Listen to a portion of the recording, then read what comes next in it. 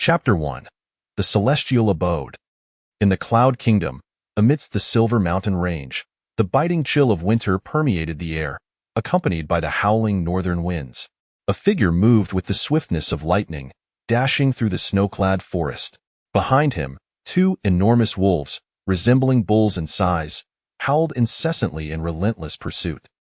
In the next moment, one of the colossal wolves gauged the distance and leapt forward, toppling the figure to reveal a handsome face, youthful and perhaps just over 20 years of age.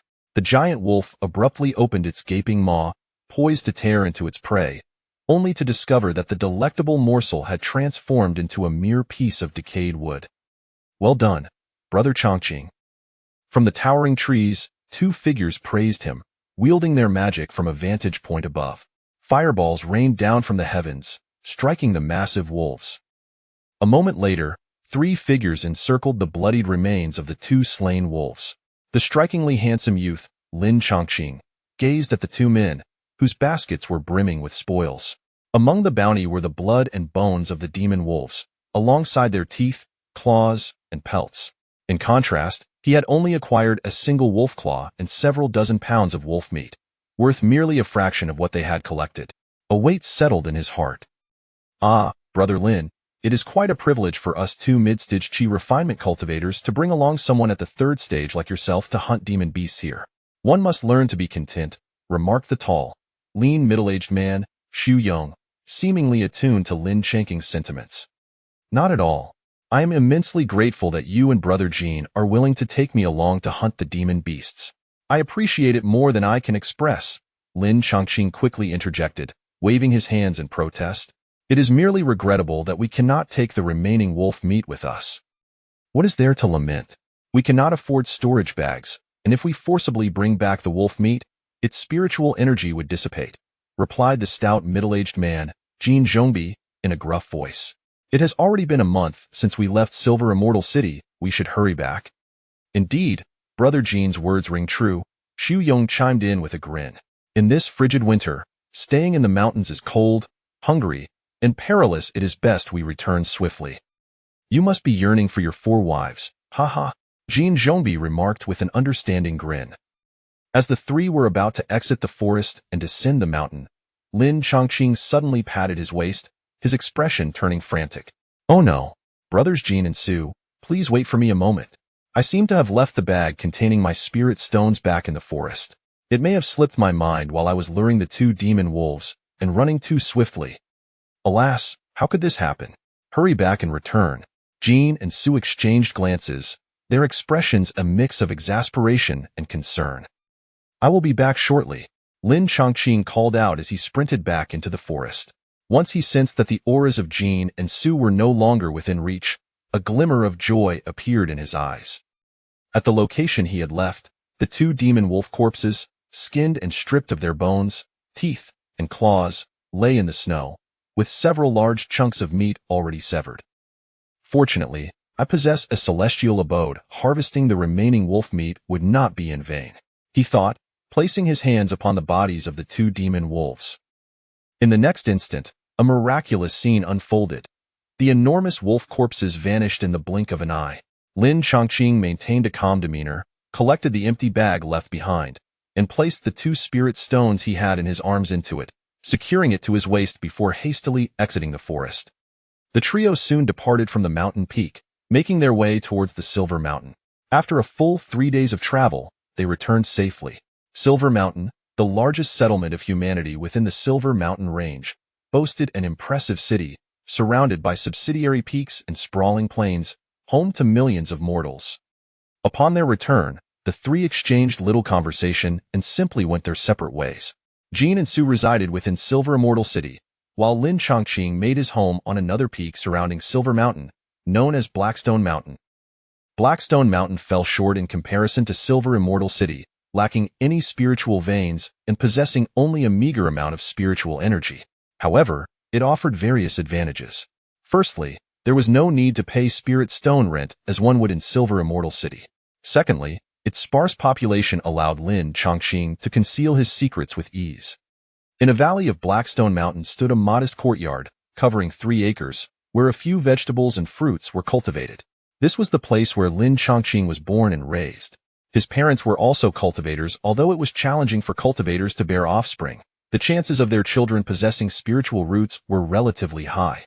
Thus, Lin Chongqing inherited a spiritual root, albeit the lowest grade of wood spiritual root, which nonetheless enabled him to embark upon the path of cultivation.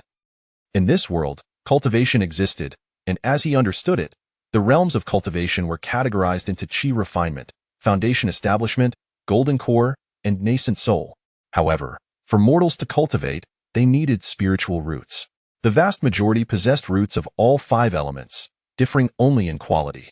The higher the quality of the spiritual root, the faster one could absorb and refine spiritual energy. The categories ranged from subpar to top tier, with subpar roots being incapable of pursuing the path of immortality and limited to mundane martial arts. Cultivation methods also varied according to elemental attributes. For instance, those with top-tier water spiritual roots were best suited for pure water-based techniques, while those with upper-tier roots of all 5 elements could cultivate methods encompassing all 5 elements. As a cultivator with a subpar wood spiritual root, Lin Chongqing practiced a technique known as the evergreen skill. His parents were overjoyed at their son's potential as a cultivator and paid little heed to the quality of his spiritual root. However, when he turned 16, his parents, both wandering cultivators, went out exploring and subsequently vanished without a trace. Now, he was left alone, save for.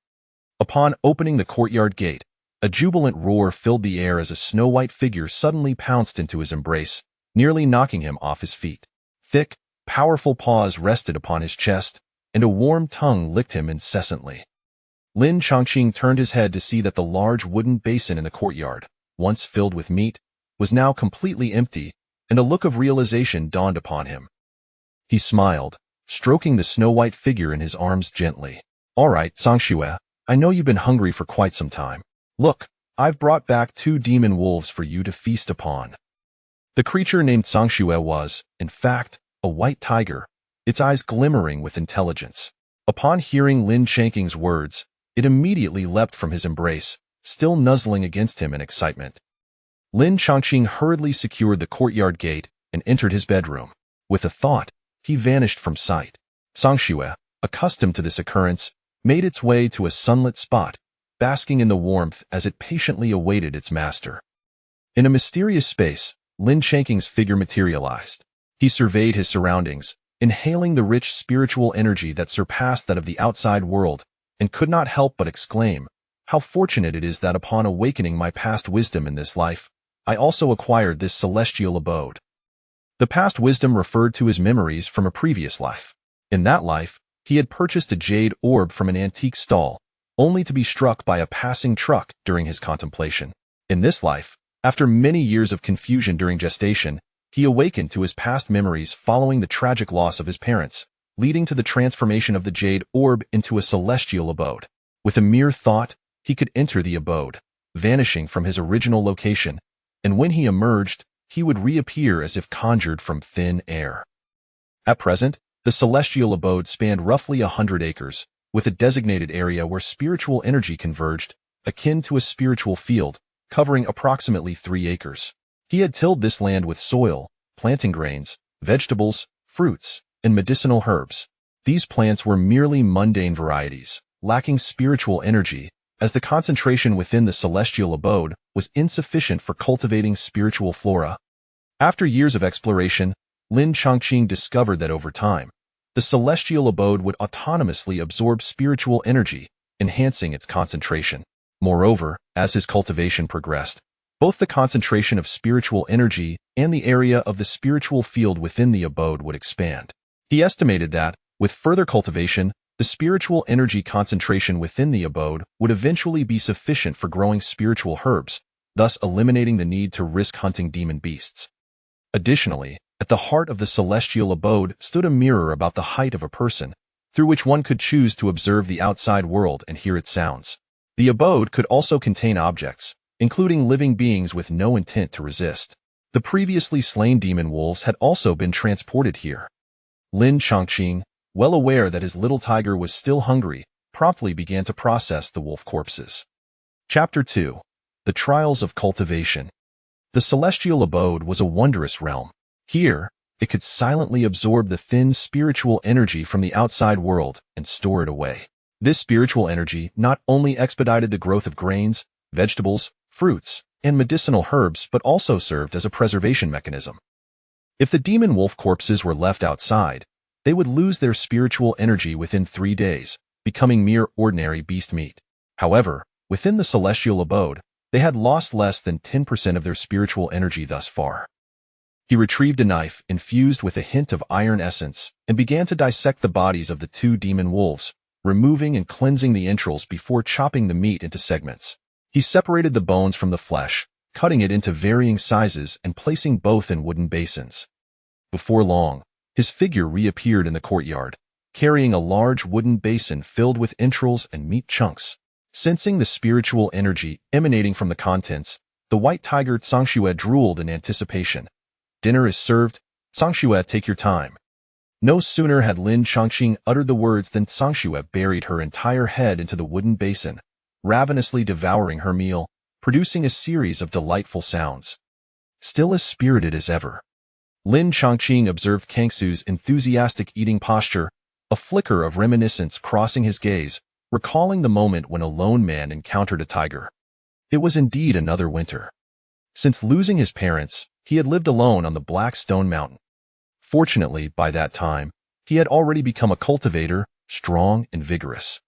With the spells left by his parents, he could hunt small wild beasts and cultivate the land with ease. Yet, he felt a profound sense of solitude and disorientation. One fateful winter, he came across Tsangxue. At that time, she was merely a tiny tiger cub, struggling to survive alone in the snow. In no time, she was on the brink of death. Regardless of his past or present, Lin Chongqing was not a particularly warm-hearted or kind individual.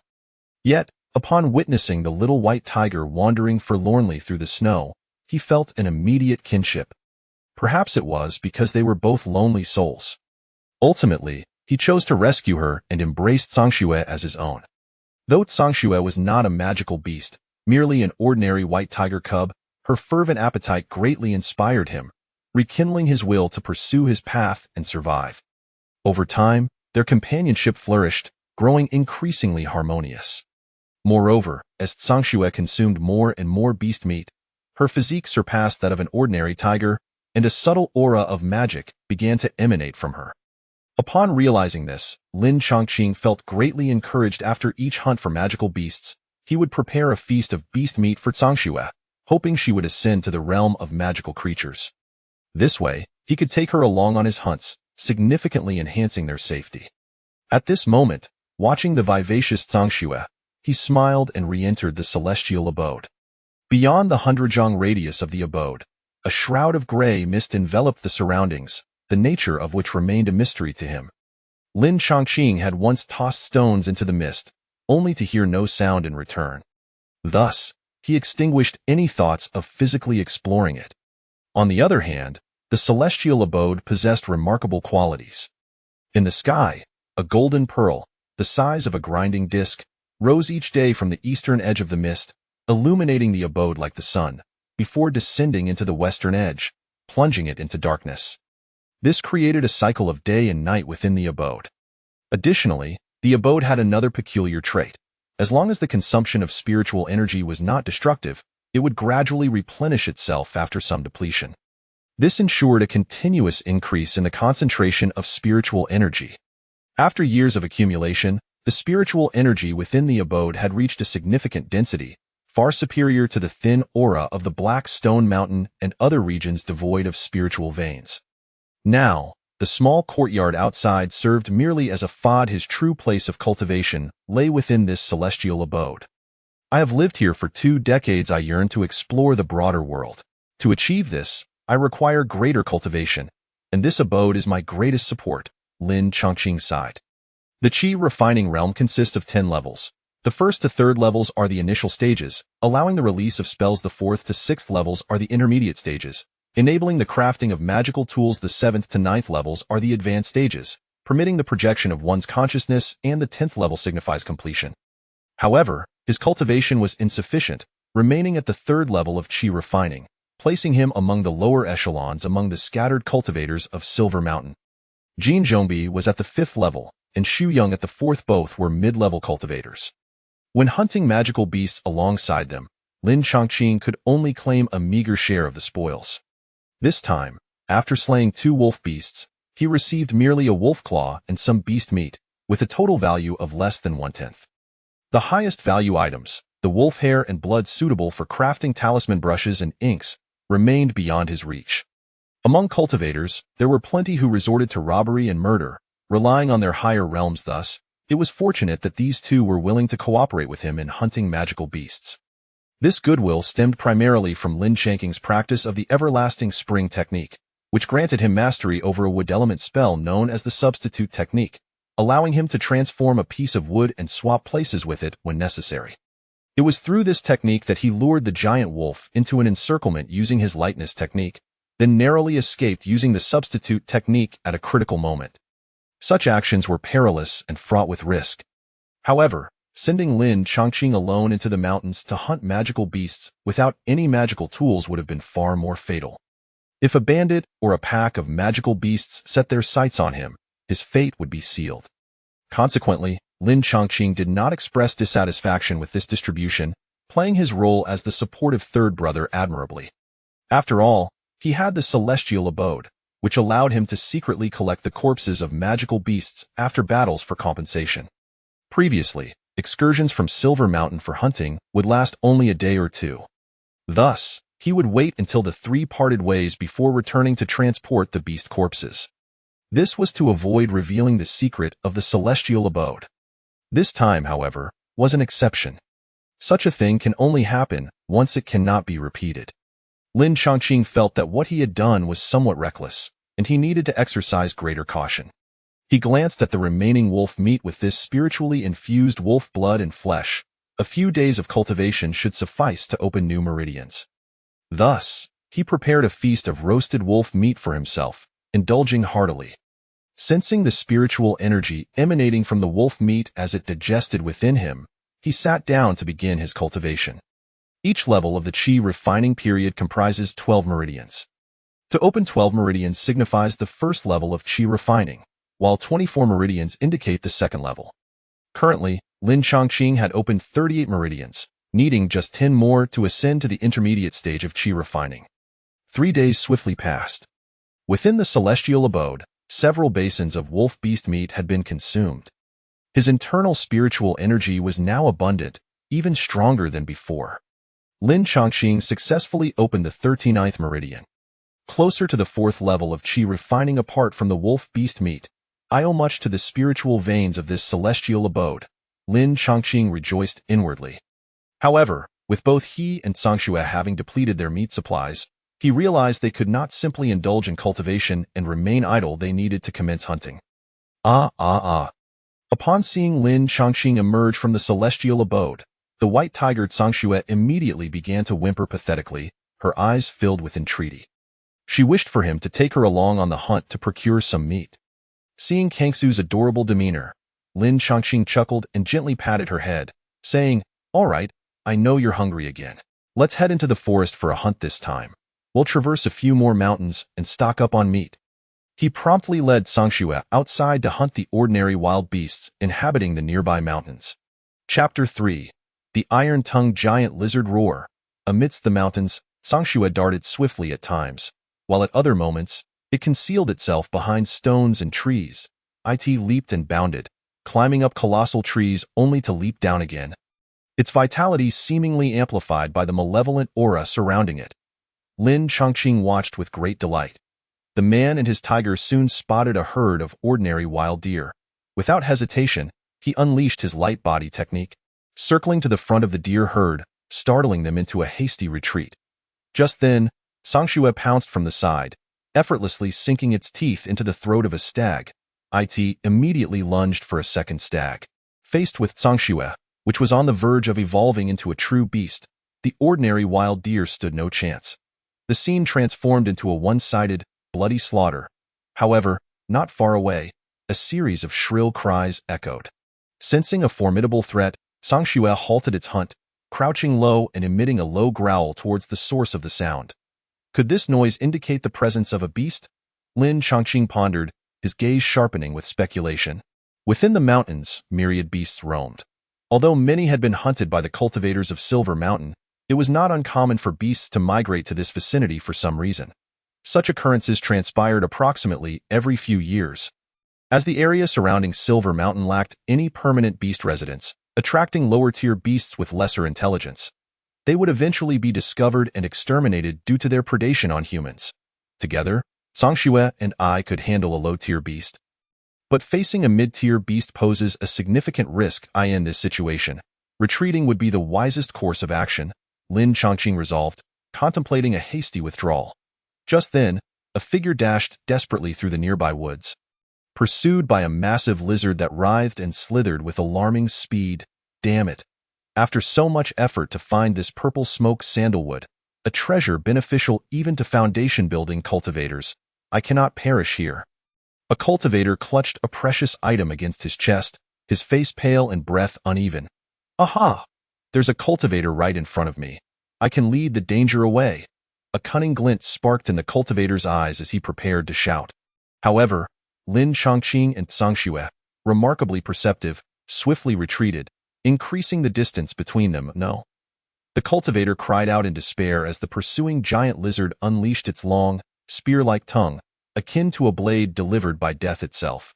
Lin Chongqing cast a sidelong glance, noting the lizard's tongue was exceedingly long, capable of extending 3 yards beyond its mouth, sharp and sturdy, with barbed protrusions. The unfortunate cultivator, pierced by the tongue, attempted to flee, but the barbs ensnared his wound, dragging him inexorably back into the gaping maw of the giant lizard.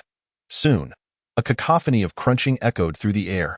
Indeed, a mid-tier beast, the iron-tongued giant lizard, Lin Chongqing thought. A chill running through him as he urged Zhangxue to retreat. That moment, the iron-tongued giant lizard, having consumed the cultivator, caught sight of Zhangxue, its eyes glinting with avarice. The creature perceived its potential meal as delectable and a lesser threat. In an instant, the giant lizard surged forward with incredible speed, crushing boulders in its path. This will not do. I cannot allow myself to be caught. We must fight, Lin Chongqing declared, his brow furrowing as he turned to Zhangxue. The beast growled, its fur bristling, yet its eyes sparkled with excitement.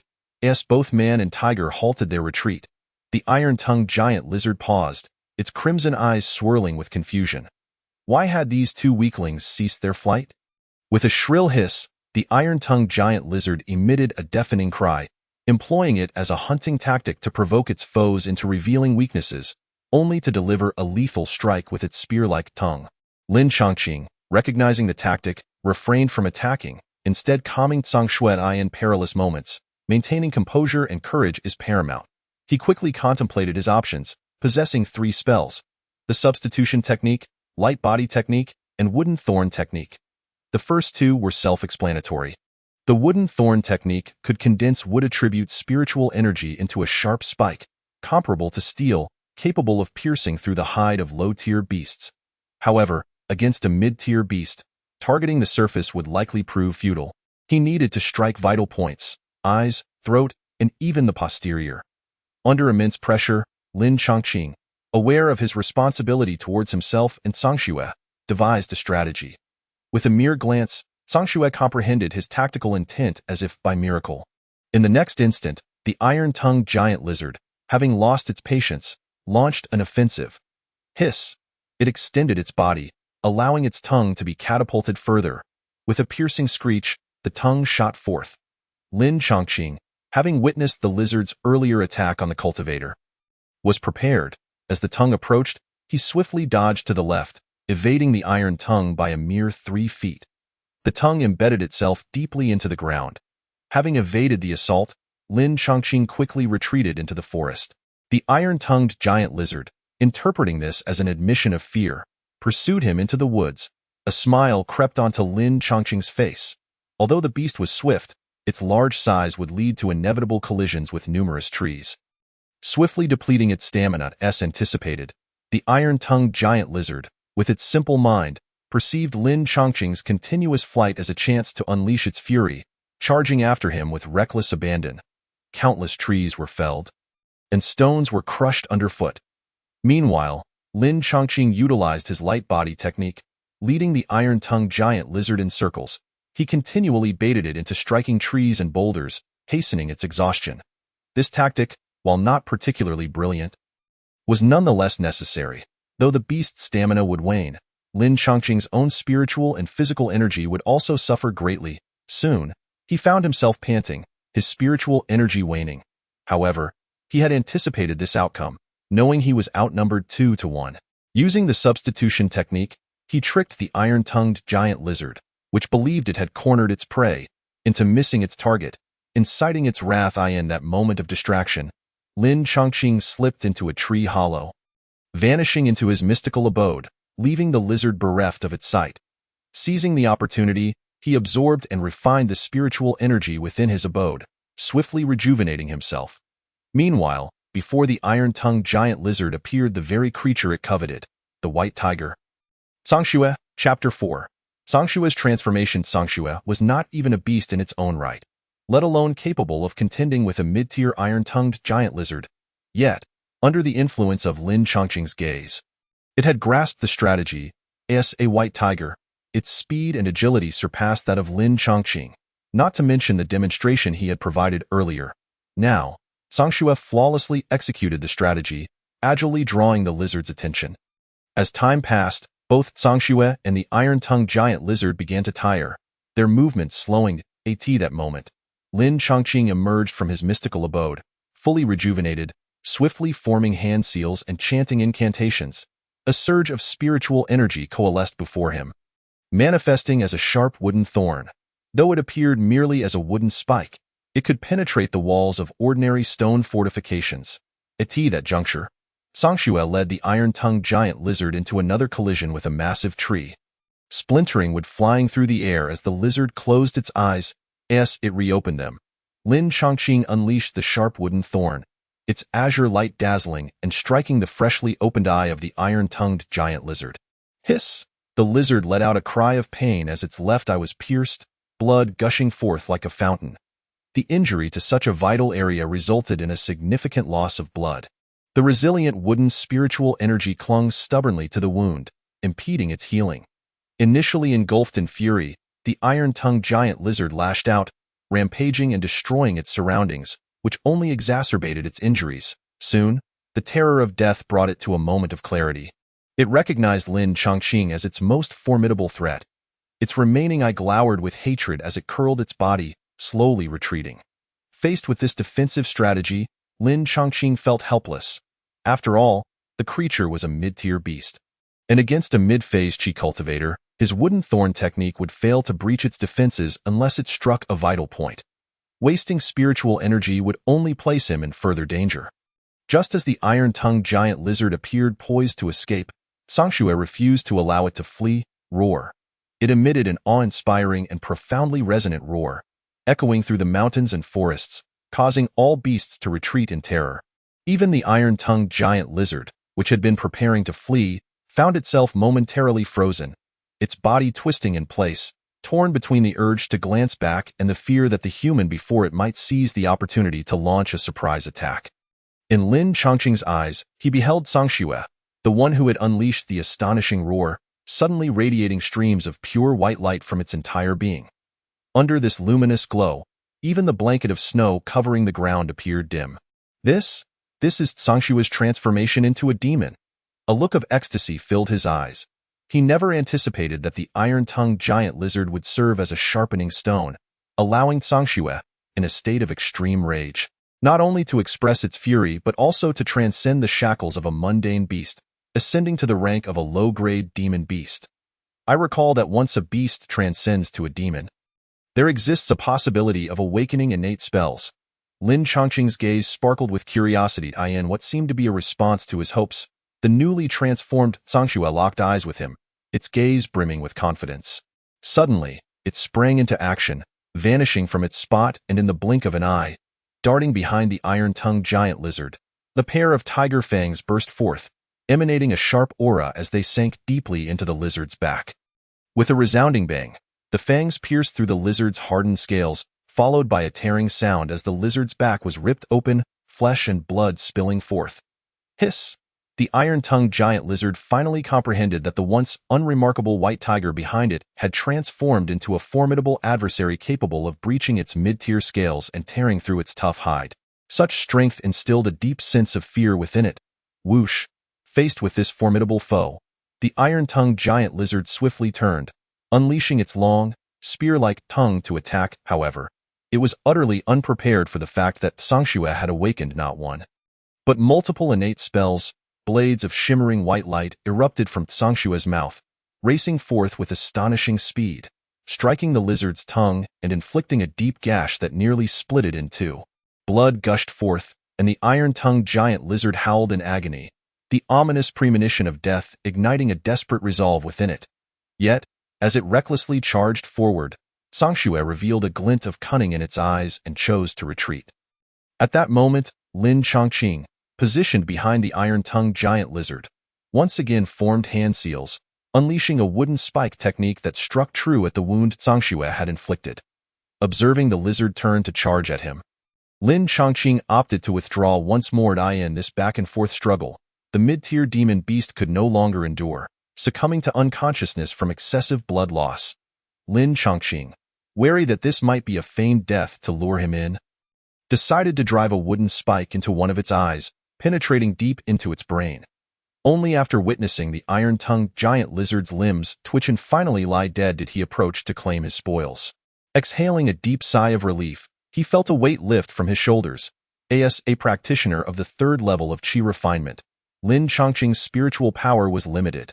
After the exhausting struggle and repeated use of the wooden spike technique, even with a surge of replenished power from his celestial abode, he was nearly at his wits' end.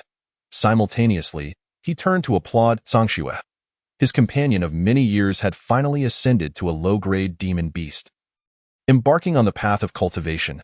Moreover, judging by its awakening of 2 innate spells, its potential seemed quite promising. In this moment, Lin Chongqing was not only filled with joy but also struggled to contain his exhilaration. Roar! Sangshue, equally elated, sprinted towards him, and the two embraced. Wonderful, truly wonderful, Sangshue, you have finally become a low-grade demon beast. All those years of consuming demon beast flesh were not in vain. Ha ha! Lin Chongqing's hands gently caressed Sangshue's head, running through its soft fur, his tone filled with pride, much like a father witnessing his son achieve great success. Years of nurturing had finally borne fruit. Sangshue's successful advancement to a demon beast mirrored Lin Chongqing's own elation, as it nuzzled against him repeatedly. After a moment, Lin Chongqing began to dissect the iron-tongued giant lizard. He recalled the beast dissection techniques he had previously studied, which detailed how to identify valuable parts of a demon beast's body for preservation. Lin Chongqing had long since resolved that once Sangshue ascended to a low-grade demon beast, they would hunt together, yielding far greater rewards than collaborating with Jin Laoda and Xu Yang, all while avoiding exposure of his celestial abode. Thus, he was well prepared with the necessary knowledge. He first severed the iron-tongued giant lizard's tongue, a mid-tier material. Next was its scales. Though one large hole marred it, it could still suffice as a low-grade material. Then came the eyes, teeth, spiritual blood, and demon beast flesh, noting that the teeth needed to be uprooted entirely, as their value would otherwise plummet to less than 1/10. Lin Chongqing, mindful of these insights, worked swiftly to disassemble the beast. Just as he reached the final step of processing the demon beast flesh, he stumbled upon a corpse, a remnant of the earlier practitioner. This individual had plotted to divert misfortune, and Lin Chongqing held no affection for him, intending to use the corpse as fertilizer. However, while enduring his disgust to search the body, he discovered 2 treasures. Chapter 5. The Perils of the Celestial Path. One of these treasures was an ancient tome entitled Initial Understanding of Rune Creation. The other was a palm-sized piece of purple-green sandalwood, exuding a rich fragrance that immediately masked the stench of the demon beast's corpse. The former, as the title suggested, contained knowledge on how to draw spiritual talismans, thereby providing a means of self-protection. To be candid, while the Changchun Gong, a wood attribute technique, nourished the body and purportedly extended life, it was not particularly adept at combat. The power of the wooden spike technique was rather unimpressive. Lin Chongqing merely flipped through the pages and discovered that the tome contained records of the Earth Elemental Talisman, Fireball Talisman, and Wind Control Talisman, all of which could significantly enhance his combat prowess. As for the latter, although Lin Chongqing did not recognize it, its aromatic qualities suggested it could dispel various odors and invigorate the mind, indicating it was a treasure of considerable rank. Moreover, he sensed a substantial reserve of spiritual power emanating from the sandalwood. Naturally, demon beasts could not discern the significance of the book, and the reason this practitioner had been pursued by the iron-tongued giant lizard was likely due to this piece of sandalwood. Just as he held the sandalwood and contemplated its properties, a figure stealthily approached. "Who goes there?" Lin Chongqing's expression shifted slightly. "Ha ha, my young friend. Quite the treasure you have there." An old man with white hair and a youthful visage, clad in a black robe, approached with a grin, a massive sword strapped to his back that was wider than a door panel.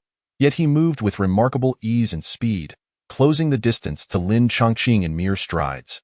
Sensing the aura emanating from him, Lin Chongqing's heart raced. He was faced with a formidable master at the early stage of foundation establishment. The other party's cultivation far surpassed his own, and now he seemed intrigued by the treasure. In this moment, Lin Chongqing could only present the sandalwood, bowing respectfully. "Junior cultivator greets the elder. It is a fortuitous encounter today.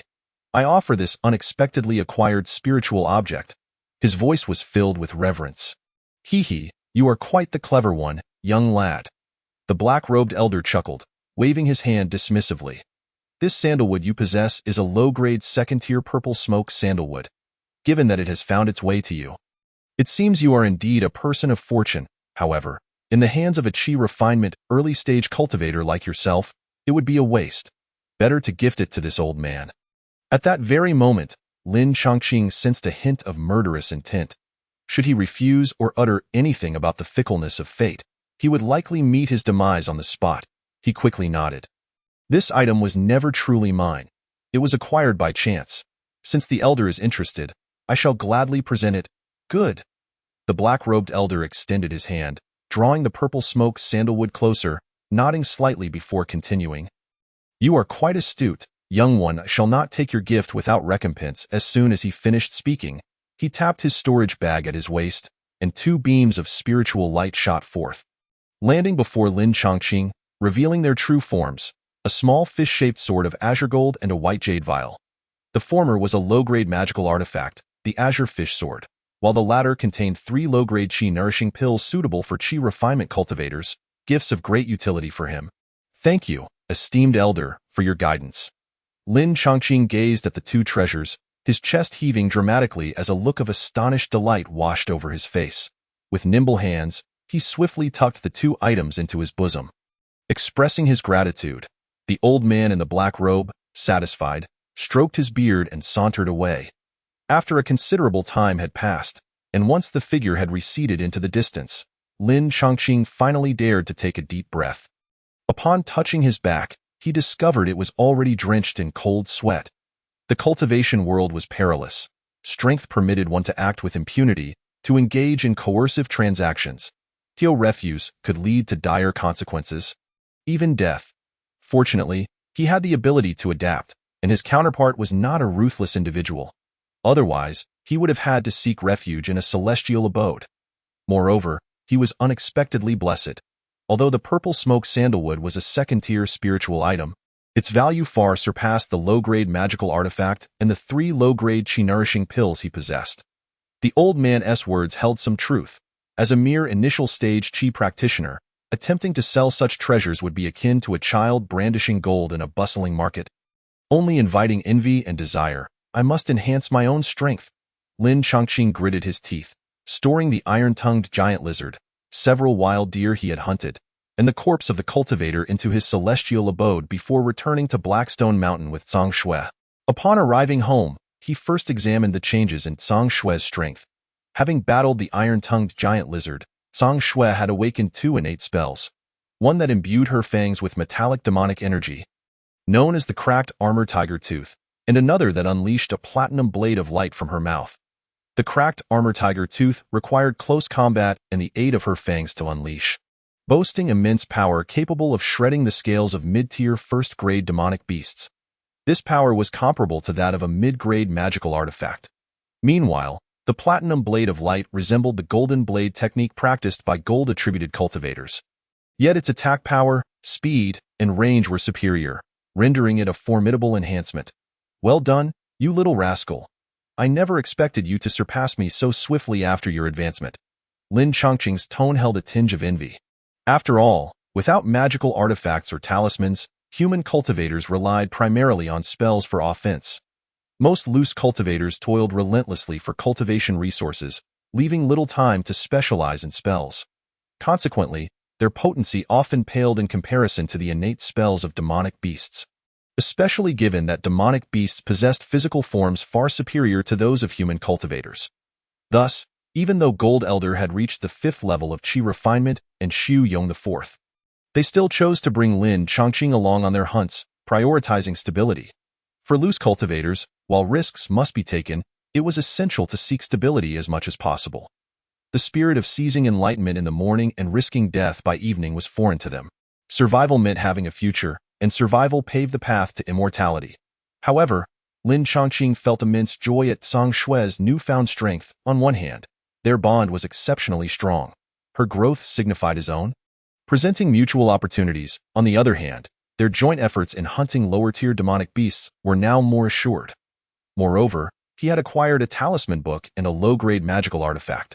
Since this outing had yielded unexpected gains, there was no rush to venture out again. Lin Chongqing decided to first consume a low-grade qi-nourishing pill for cultivation and then delve into the talisman book, striving to enhance his strength before setting out again. Thus, he indulged in a delightful meal of stewed lizard meat and vermicelli, and after a refreshing nap, he consumed his first Dan pill since beginning his cultivation journey, the low-grade qi-nourishing pill. The milky white spiritual pill was swallowed whole, and as it dissolved in his stomach, its spiritual energy began to diffuse. Lin Chongqing sensed a wave of energy spreading within him, bringing forth a sensation of comfort and nourishment.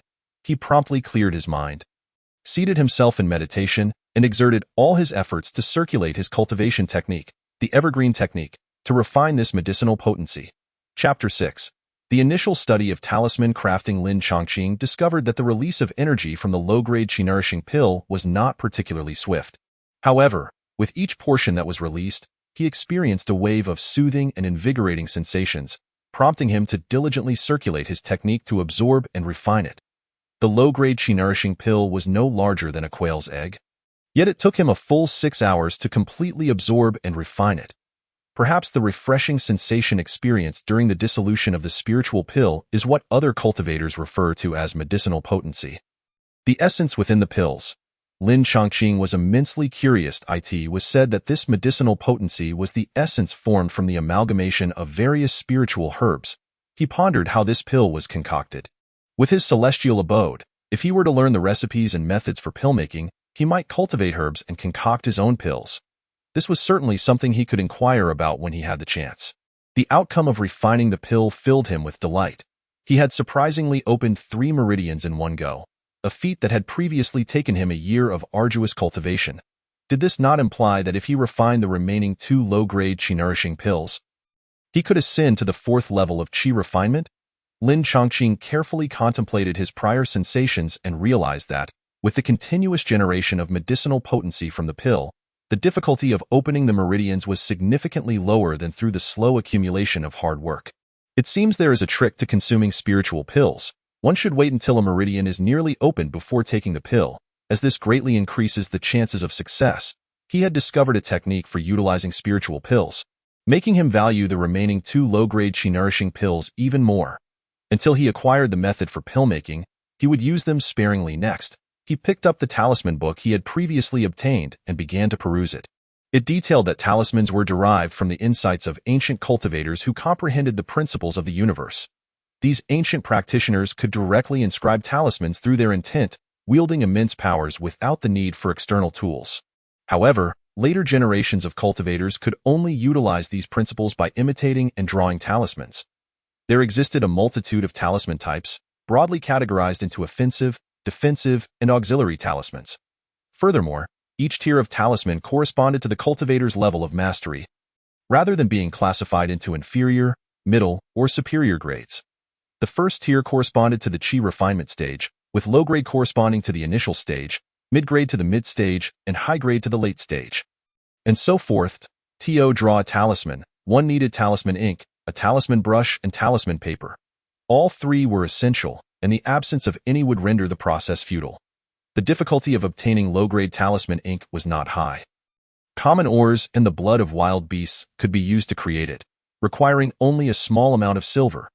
He had acquired a considerable amount of this mundane currency through hunting and the herbs he cultivated, leaving him untroubled in that regard. Next was the talisman brush, typically crafted from the fur of spiritual beasts. However, for drawing a first-tier talisman, a regular brush would suffice. Naturally, if the materials were of inferior quality, the potency of the talisman would diminish significantly. Lin Chongqing felt somewhat troubled upon realizing that he only possessed 2 low-grade spirit stones. Considering the materials from the demonic beasts, he was unsure if he could exchange them for a talisman brush. Moreover, talisman brushes wear out with use. Rather than depleting his resources during practice, it would be wiser to use a regular brush for the time being. Once he mastered talisman crafting, he could gradually upgrade his tools. Having addressed these matters, he encountered a challenge with talisman paper. With this in mind, Lin Chongqing left the celestial abode and took Zhang Shui to the forest surrounding Blackstone Mountain. He instructed her to hunt wild beasts while he searched for materials. After an hour of searching, he discovered 3 frail seedlings beneath a canopy of trees. The dark leaves were adorned with several star-like spots, making them quite striking. Could this be the seedlings of talisman grass? Lin Chongqing carefully examined them, comparing them against the illustrations in the talisman book, confirming that these 3 seedlings were indeed the talisman grass he sought. In the cultivation world, there were numerous carriers for talismans, including talisman paper made from various high-grade spiritual woods and bamboos, as well as talisman skins made from demonic beast hides. However, the costs of these materials were exorbitant. Although Lin Chongqing possessed mid-grade first-tier iron snake lizard skin, he was unfamiliar with the process of crafting talisman skins and was reluctant to use such precious materials for practicing talisman drawing. The most economical and readily available material for talisman paper was, indeed, talisman grass. Before him lay the star-speckled talisman grass. According to the talisman book, talisman grass could be processed into the lowest-grade talisman paper, and the crafting process was relatively simple. However, to produce first-tier low-grade talisman paper from talisman grass would require at least 5 years of growth. The seedlings before him were clearly insufficient, and given that Blackstone Mountain was not a place rich in spiritual energy, there was no guarantee that these 3 seedlings would thrive in the wild. At this moment, I am not far from reaching the 4th level of chi refinement. I should plant these 3 seedlings, and see if they can grow it. If not, I can wait a few months until I reach the 4th level and try again. Lin Chongqing smiled faintly, transplanting the 3 seedlings into his celestial abode. As soon as the seedlings were nestled into the soil, they began to grow at a visibly rapid pace. This brought him immense joy. It seemed that his celestial abode was indeed capable of cultivating spiritual herbs, and at a commendable speed, they could mature within 2 months. After years of cultivation, he discovered that this seemed to require nothing more than planting the flora. Without concern for other conditions such as soil fertility, rainfall, or sunlight in today's light, this extraordinary ability proves beneficial not only for the mundane grains and vegetables, but also for spiritual plants. The growth rate of the before him is remarkable, akin to a month's growth occurring within a single day. Over 5 years, equating to 60 months, that translates to a mere 60 days. Thus, Lin Chongqing first ventured to the mortal town at the foot of the mountain to procure the required for crafting, while also replenishing his supply of brushes and white paper. Upon his return, he summoned the still-eager Zhang Shui, collected the spoils, and returned to the quaint courtyard. During the wait for the to mature, he did not remain idle. Rather, he commenced practicing the art of drawing on white paper. Before making his strokes, he recalled the contents of the creation of demands the full concentration of the free from distractions and emotional turmoil.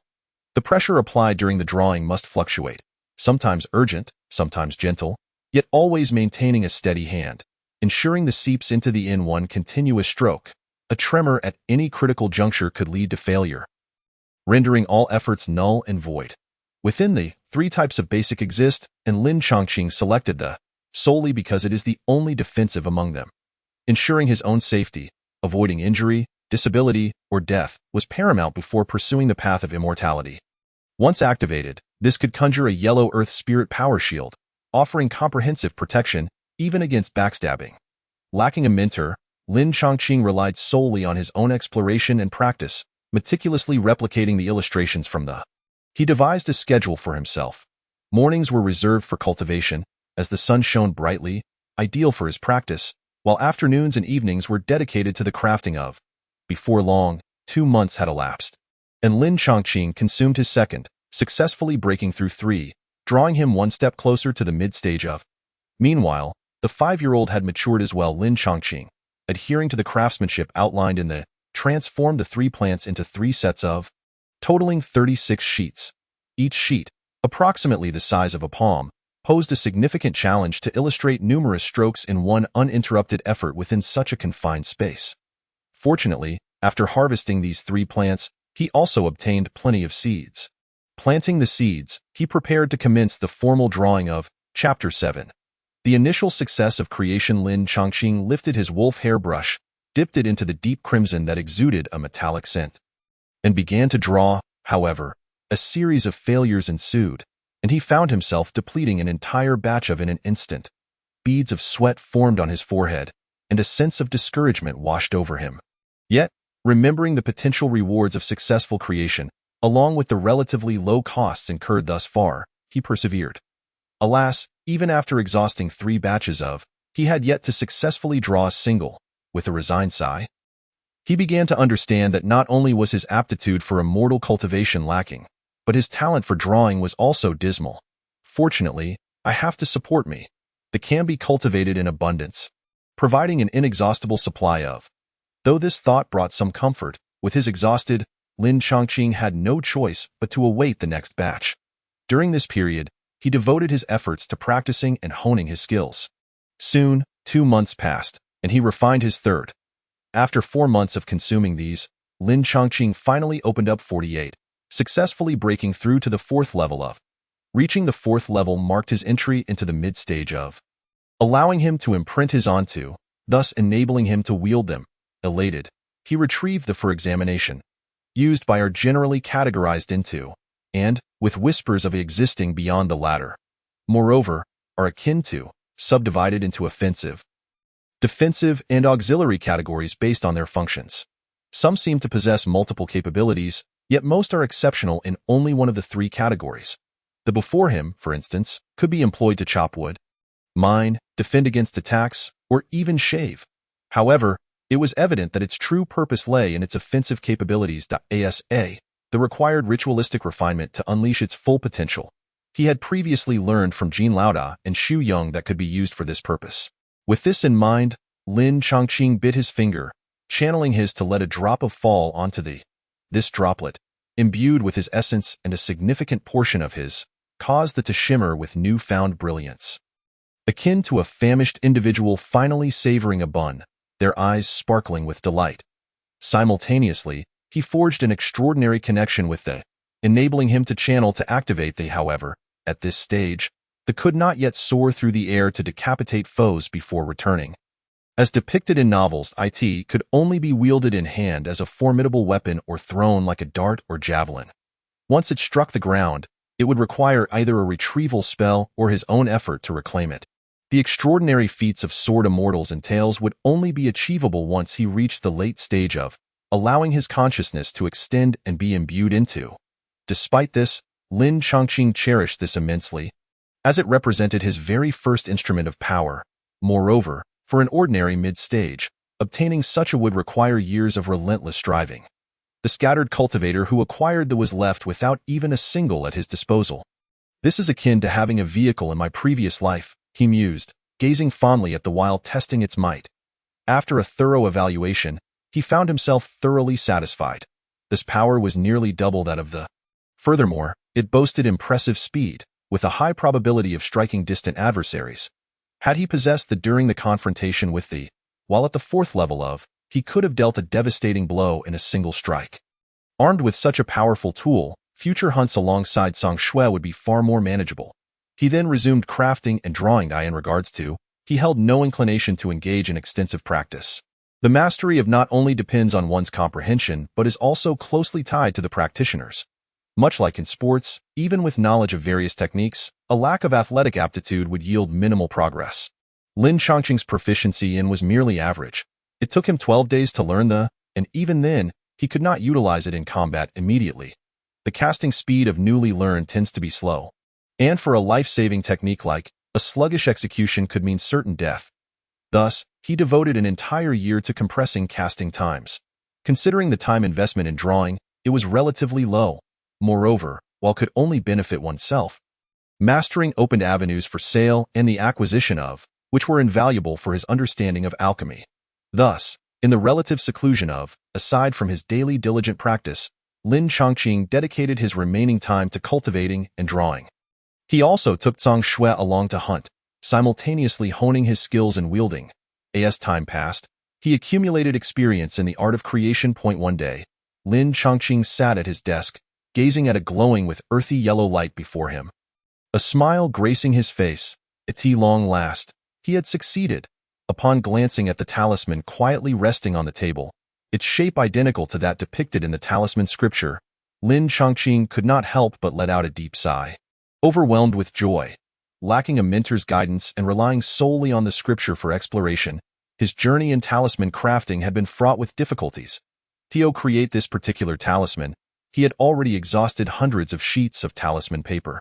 Were it not for the resources from the celestial abode, where the talisman herbs multiplied abundantly, the cost would be insurmountable for an ordinary cultivator.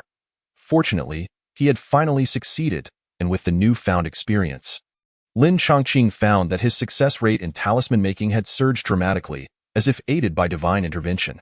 Within a single day, he managed to craft 7 earth element talismans. These talismans could withstand the assaults of low-tier demonic beasts, and when stacked, they rendered the opponent's attacks utterly futile, greatly enhancing his sense of security. Before long, a year had passed since Lin Chongqing acquired the talisman scripture. Thanks to the nearly limitless supply of talisman herbs, he successfully crafted earth element talismans, fireball talismans, and wind control talismans, amassing a considerable reserve of each. A set of wind control talismans, 5 sets of earth element talismans, and 5 sets of fireball talismans were prepared. The power of the fireball talismans surpassed that of his wooden spike technique. Although they did not match the prowess of the Qingyu sword and had inferior armor-piercing capabilities, their sheer quantity was formidable. The wind control talismans enhanced mobility and agility, allowing the user to move as gracefully as a swallow. With these 3 types of talismans, he was now capable of enduring, striking, and fleeing, providing him with a measure of self-preservation in the wilderness. Since I have acquired some means of self-defense, and with the celestial abode capable of nurturing spiritual plants, it would be wise to venture into the wild in search of spiritual herbs to cultivate myself. Many spiritual herbs could enhance cultivation even when consumed raw. Furthermore, the seeds harvested after maturation could yield more spiritual herbs, which could be sold for spirit stones that could, in turn, be exchanged for medicinal pills. A perfect plan indeed. Lin Chongqing clapped his hands in delight and stepped out. Chapter 8. Seeking herbs and hunting demons amidst the mountains, Lin Chongqing carried a basket of herbs and wielded a herb-collecting hoe, keenly observing his surroundings and listening intently as he searched for traces of spiritual herbs. Beside him, the white tiger Zhangxue stood guard, with the Qingyu sword sheathed at his waist. Additionally, several talismans were kept close at hand. To avoid a repeat of previous encounters with high-ranking cultivators who might forcibly buy his wares, he refrained from delving deep into the Silver Mountain range. As long as he stayed away from the depths, the likelihood of encountering high-tier cultivators and demonic beasts was relatively low. After all, foundation-building cultivators were not as common as cabbages, and those in the Silver Mountain range were renowned for their strength. Even accounting for the dominant Sima family, one could count the powerful figures on one hand. His requirements were modest. Any spiritual herb beneficial for enhancing cultivation would suffice, regardless of its age. Even herbs of lesser age could thrive within the celestial abode. Growing a month in a single day and achieving 100 years of age in 3 years, ample for concocting high-grade medicinal pills. As a mid-stage, qi refining cultivator, Lin Chongqing's physique had been nurtured by spiritual energy, setting him apart from ordinary individuals. Thus, his pace was swift, and he soon covered a significant distance. Before him stood a towering tree, thick enough to require the embrace of 7 or 8 people. The sounds of chirping insects and the roars of tigers and leopards echoed around him. Zhangxue, in midair, caught a whiff of something unusual and growled a warning. "What's that?" Lin Chongqing followed Songshue's gaze and spotted a small mound of demonic beast droppings. The shape and scent indicated that a root-eating mouse had met its misfortune. He grimaced slightly. The root-eating mouse was considered a pest by cultivators, as it devoured spiritual plants, often uprooting them in the process. Wherever they roamed, devastation ensued, making it difficult for cultivators to locate spiritual herbs.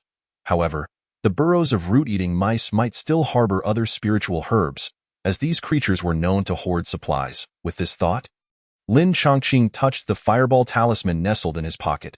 While others hoarded food, he hoarded weapons. His arsenal was his larder. He decided to follow the trail, reasoning that a place marked by droppings was likely near their nest. Utilizing Songshue's keen sense of smell, they scoured the forest together, eventually arriving at a rocky outcrop. Just as he intended to step forward, Songshue's warning made him halt. He pried open a fragment of rock and immediately spotted a well-dug burrow within, from which the enticing aroma of spiritual herbs wafted. This scent seems to indicate a considerable age. Lin Chongqing squinted, a smile creeping onto his lips, yet he remained vigilant. As anticipated, a figure darted out from the side, swiftly snatching the spiritual herb from within the burrow, intending to relocate this prized find. Without hesitation, Lin Chongqing summoned the Qingyu sword. With a swift motion, the Qingyu sword traced a graceful arc through the air, severing the mouse's neck in one decisive strike. Retrieving the sword, he inspected the spiritual herb the mouse had clutched, a 50-year-old white meat mushroom, a remarkable healing herb for cultivators, although it offered little benefit for enhancing cultivation. Lin Chongqing felt a twinge of regret. The variety of spiritual herbs was vast, each possessing unique properties. Some were used for healing, while others served to advance one's cultivation. Healing herbs, even when nurtured for a millennium, offered minimal assistance in improving cultivation. At that moment, Songshue nudged him with her head and licked the white meat mushroom, expressing a desire for the herb. Does this hold any significance for demonic beasts? Lin Chongqing inquired, and Songshue eagerly nodded, nearly drooling. To his surprise, it seemed the herb had its unique value. However, if that were the case, he could not simply allow Songshue to consume it directly by cultivating it. He could produce a substantial yield of high-age white meat mushrooms. He gently patted Songshue's head and shared his thoughts before placing the mushroom into the celestial abode, tossing the root-eating mouse's corpse to her. Let us indulge in this mouse for now. Songshue appeared somewhat aggrieved, but, thinking of the plentiful white meat mushrooms to come, she merely let out a soft whine and obediently feasted on the mouse's remains. The body of the demonic beast was rich in spiritual energy. Although the meat was limited, it proved quite filling. After consuming the root-eating mouse, Songshue regained her vigor. All right, let us continue our search for more spiritual herbs, hoping to find something that can also enhance my cultivation. Lin Chongqing stroked the tiger's head, and the duo pressed onward. Within his celestial abode were numerous dried meats. When hunger struck, he paired them with edible wild fruits, and quenched his thirst with stream water. 3 days later, a wild boar demon stood in their path. Songshue, be cautious. This is a mid-tier demonic beast. Lin Chongqing sensed the creature's aura and issued a warning. Songshue, equally perceptive, recognized that this beast was slightly stronger than herself. Through her keen sense of smell, she detected a spiritual herb hidden within a hollow behind the wild boar demon. So this wild boar demon is guarding the herb as a treasure, viewing us as intruders. However, given our current strength, we can confidently secure a victory. Most wild demonic beasts either hoarded spiritual herbs or lingered nearby, waiting for them to mature before consuming them to enhance their cultivation and break through their realms. Many ferocious beasts also sought to lure cultivators with the promise of herbs, aiming to satiate their hunger. Thus, to acquire spiritual herbs, cultivators often had to wrest them from the jaws of these beasts. Before them stood a formidable wild boar demon, its bristling fur hard and gleaming, sharp tusks glinting menacingly as it snorted impatiently, as the saying goes. 1 pig, 2 bears, 3 tigers. In these woods, wild boars posed a greater threat than bears or tigers, especially one of mid-tier strength. Faced with such an adversary, Lin Chongqing did not dare to underestimate it. He first applied a wind control talisman and an earth element talisman to himself and Songshue, enhancing their speed and defensive capabilities. Seeing that they were not retreating but rather preparing for battle, the wild boar demon became enraged. its blood-red eyes brimming with ferocity, its intimidating demeanor instilling fear in onlookers. With a thunderous roar, it charged at Lin Chongqing, its legs carving deep furrows into the earth. Lin Chongqing, sensing the wild boar demon's rapid straight-line speed but its lack of agility, swiftly sidestepped with a crash. The sturdy rocks behind him shattered upon impact from the boar demon, which continued its relentless assault. Lin Chongqing exchanged a glance with Zhangxue, deciding to employ the strategy they had used against the iron-tongued lizard. One would draw the beast's attention while the other dealt damage. Positioning himself behind a solid rock, he unleashed a fireball talisman, which exploded upon striking the wild boar demon, singeing a considerable patch of its fur. The wild boar demon, further provoked, charged heedlessly forward. At that moment, Lin Chongqing evaded once more, allowing the beast to collide with the sturdy rock.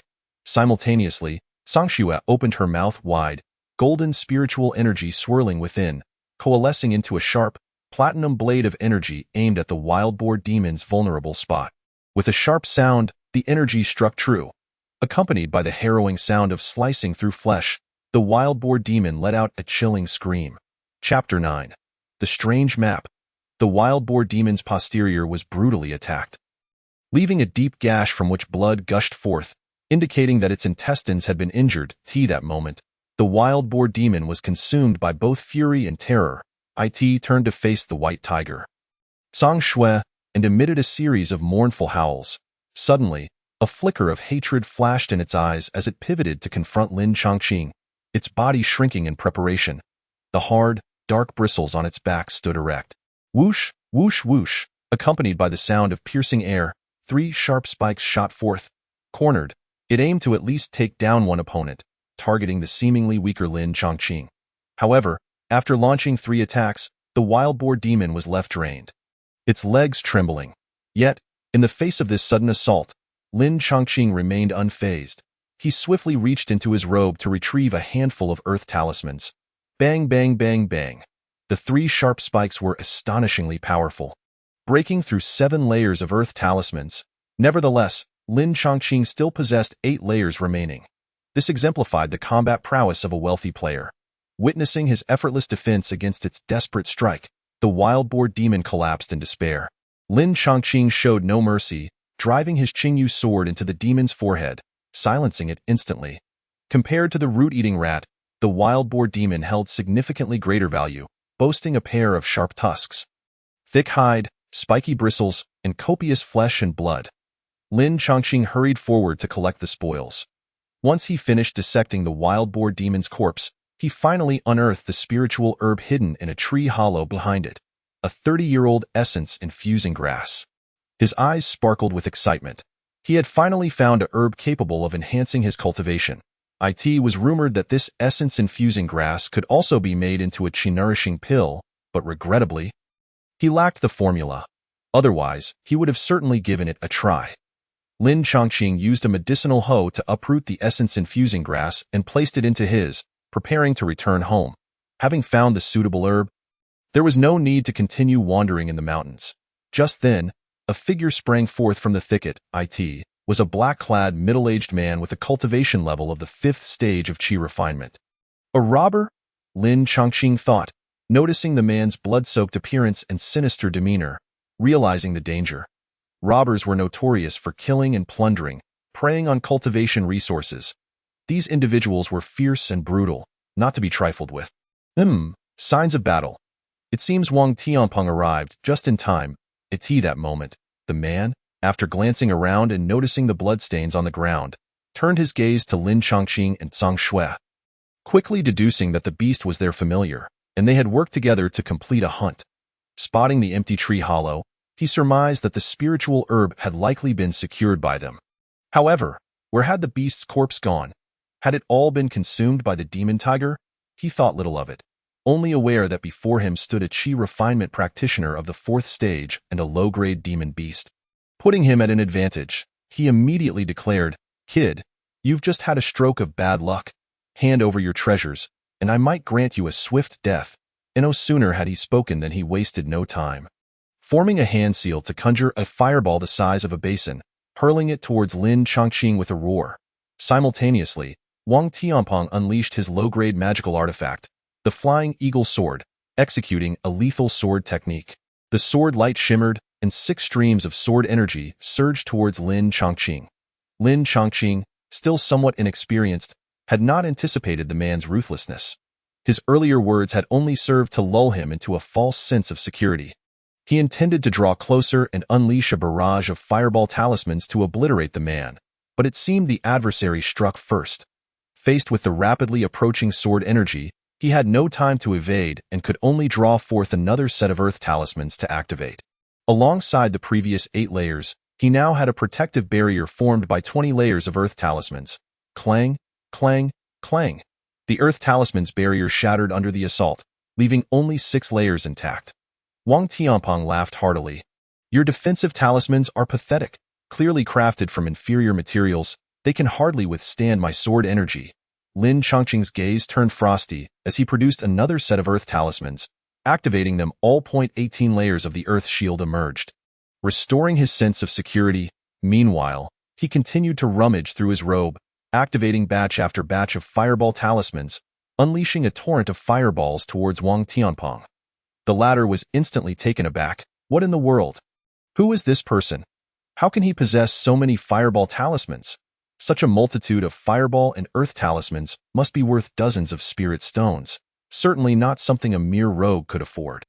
Yet, if he were a scion of a prestigious family, he would not be using such low-grade talismans. In his confusion, he found it incomprehensible, at that moment, confronted by the barrage of fireballs resembling a rain of flames. Wang Tianpeng utilized his years of refined movement techniques to narrowly evade. However, human limitations are ever present. The deluge of fireballs was too dense, cornering him into a trap that it was over. He could only activate several authentic earth talismans, which, though of decent quality, could only counter 2 fireball attacks each. This, however, was still far from sufficient. Seeing Lin Chongqing continue to unleash talismans, Wang Tianpeng's expression turned ashen, filled with regret for having exposed himself when he could have stayed hidden in the bushes. "Spare me my life, fellow cultivator," he cried out. But as soon as the words left his lips, he was engulfed by the sea of fireballs. When the flames subsided, Wang Tianpeng was nowhere to be found. Lin Chongqing let out a sigh of relief. His opponent was indeed a formidable adversary, yet he had managed to outmaneuver him, mastering the art of decisive action. Regrettably, the man's magical sword had been reduced to shards, rendered unusable. The talismans have been depleted excessively. We should leave quickly, he called out to Zhang Shui as they prepared to depart. However, Lin Chongqing noticed that in the place where Wang Tianpeng had been standing, aside from the shattered remnants of the sword, there lay a charred cloth bag. This must be something exceptional to have survived the fireball talismans, he thought. Could this bag possibly be a storage pouch? Without further ado, Lin Chongqing hastily tossed the bag into his and quickly left the scene. Within half an hour, other cultivators, drawn by the commotion, arrived at the site, astonished by the remnants of the fierce battle.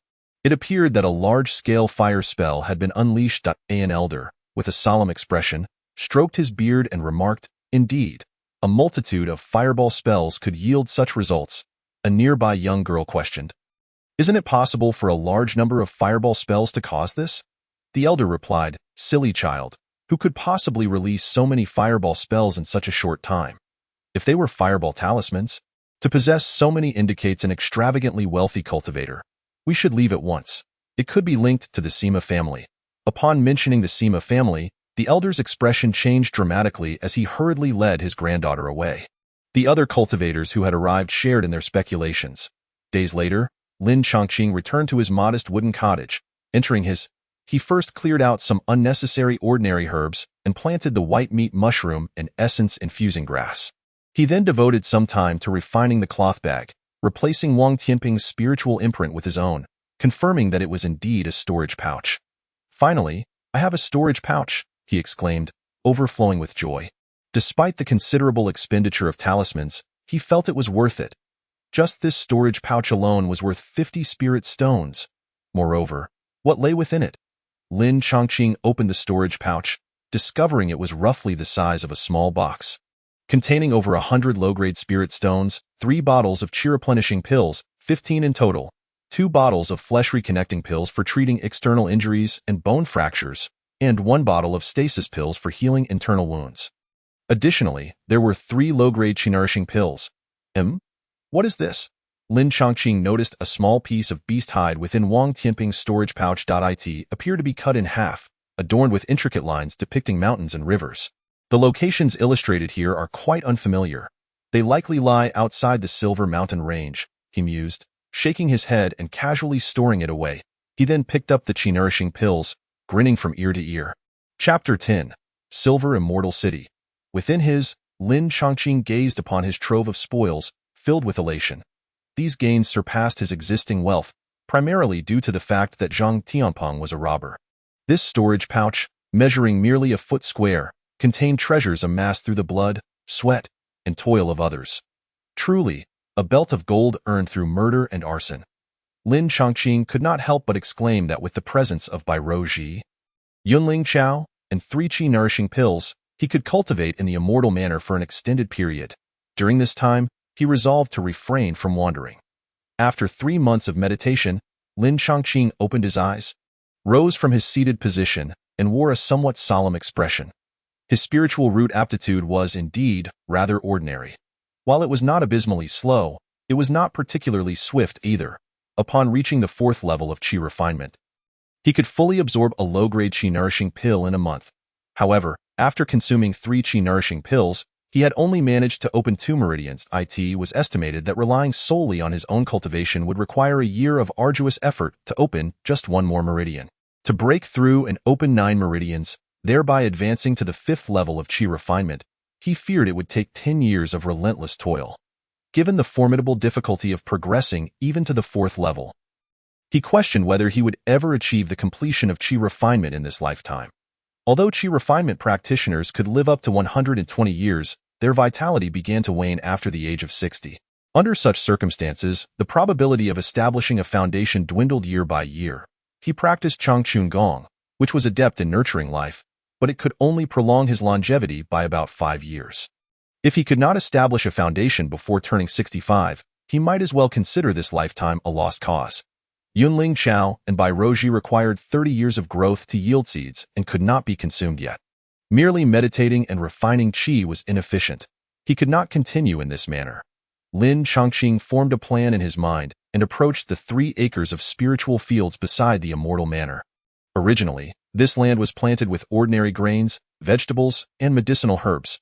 Now, with the growth of his own strength and increase in wealth, he could contemplate purchasing spiritual rice seeds and some economically viable crops that could be sold for higher spiritual stones.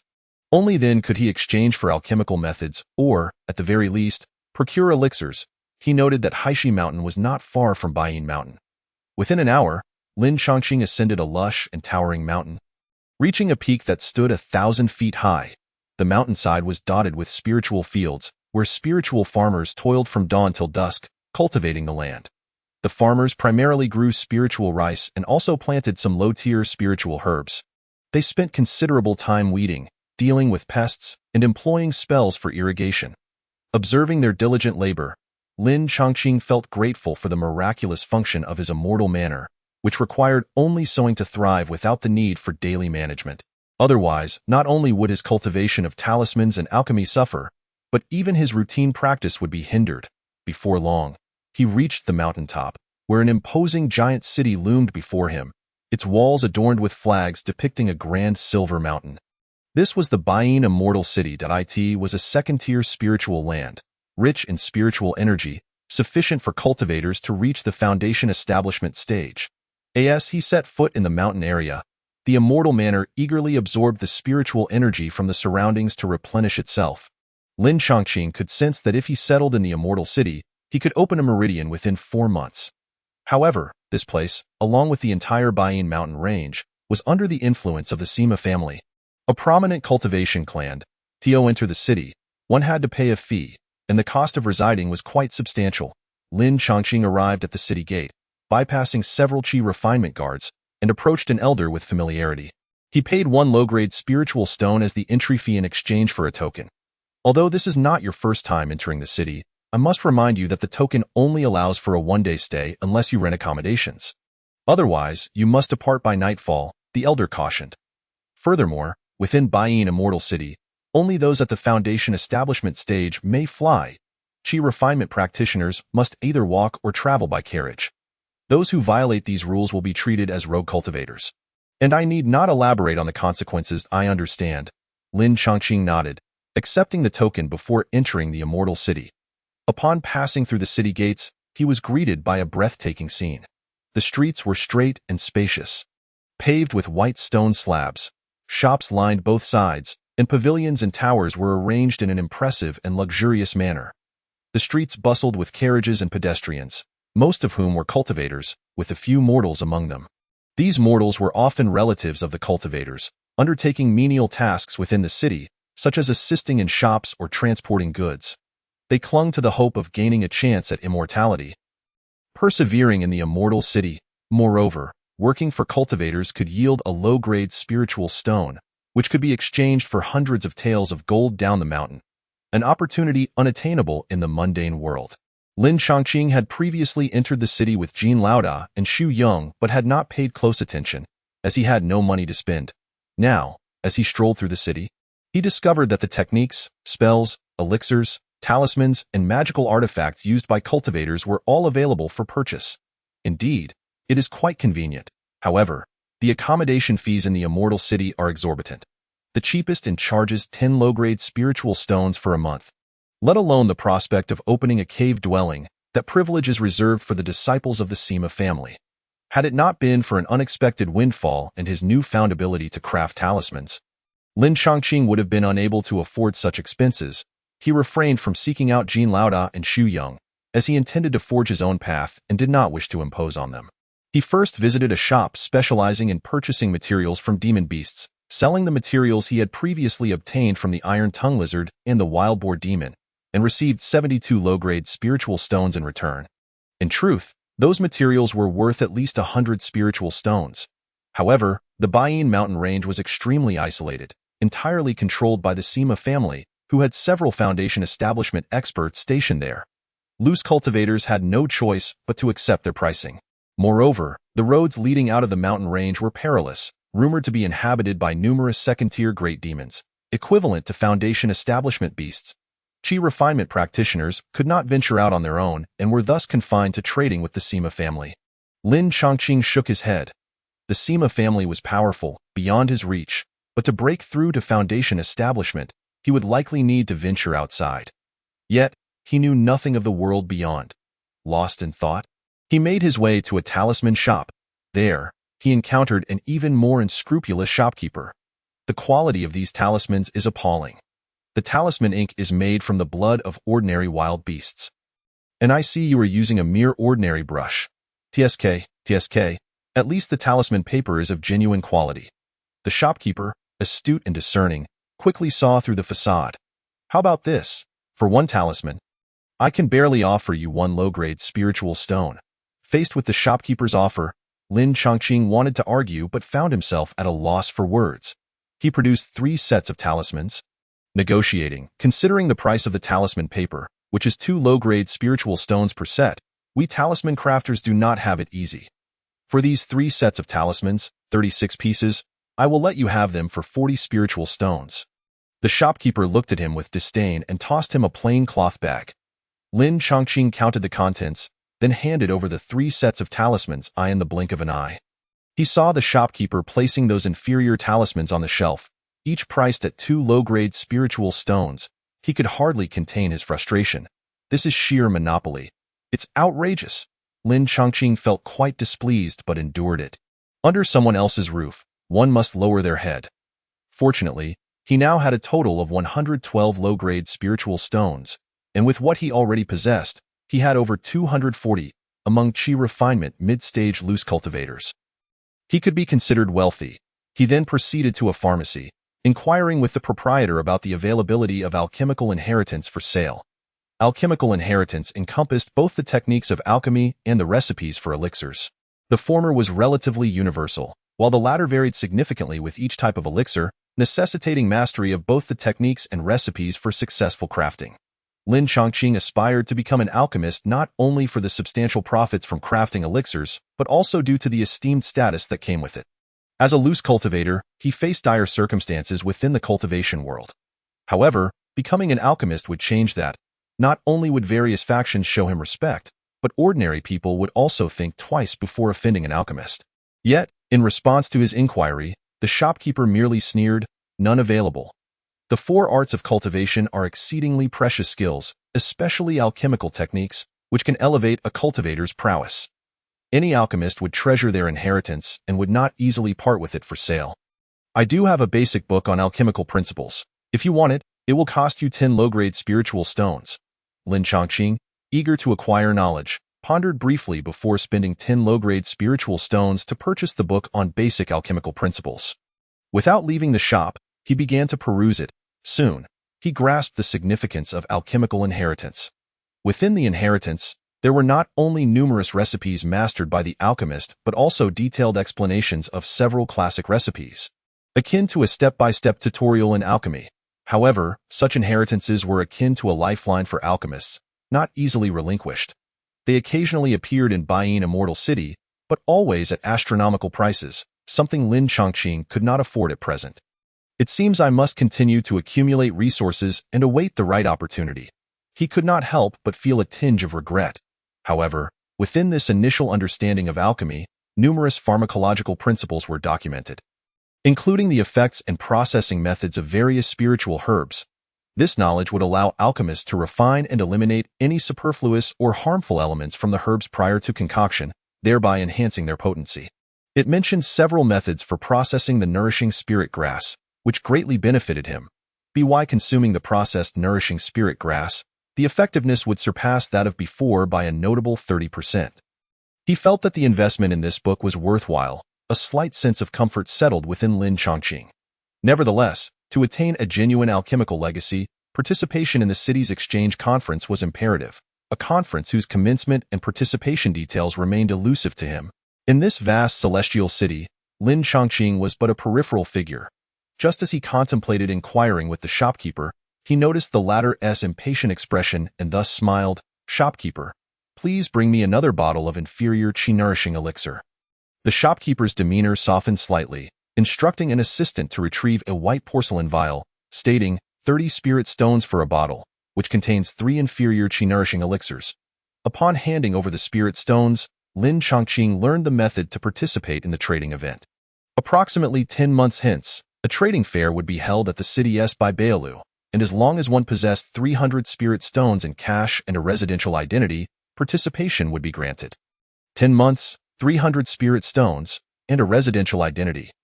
The residential identity signified that a cultivator had a long-term residence within the celestial city, typically a lease agreement for at least 1 year at a cultivator's inn. Individuals like him, possessing only a traveler's identity token, were ineligible to partake in the trading event. Lin Chongqing stroked his chin, recognizing the formidable conditions for participation in the trading fair, which were contingent upon practical circumstances. 10 months could allow spiritual plants to mature to 25 years of age. He needed those that would fetch a good price at just over 20 years of age. After perusing the initial understanding of alchemy, he had gained insights into such mature spiritual plants. Thus, he proceeded directly to the spiritual herb pavilion. Upon his entrance, a young attendant in a green shirt promptly approached him, inquiring, "Esteemed cultivator, do you seek seeds?" "Indeed, I have come in search of seeds. Do you possess first-tier spiritual herb seeds that mature within 20 years and are priced reasonably?" Lin Chongqing stated his request plainly.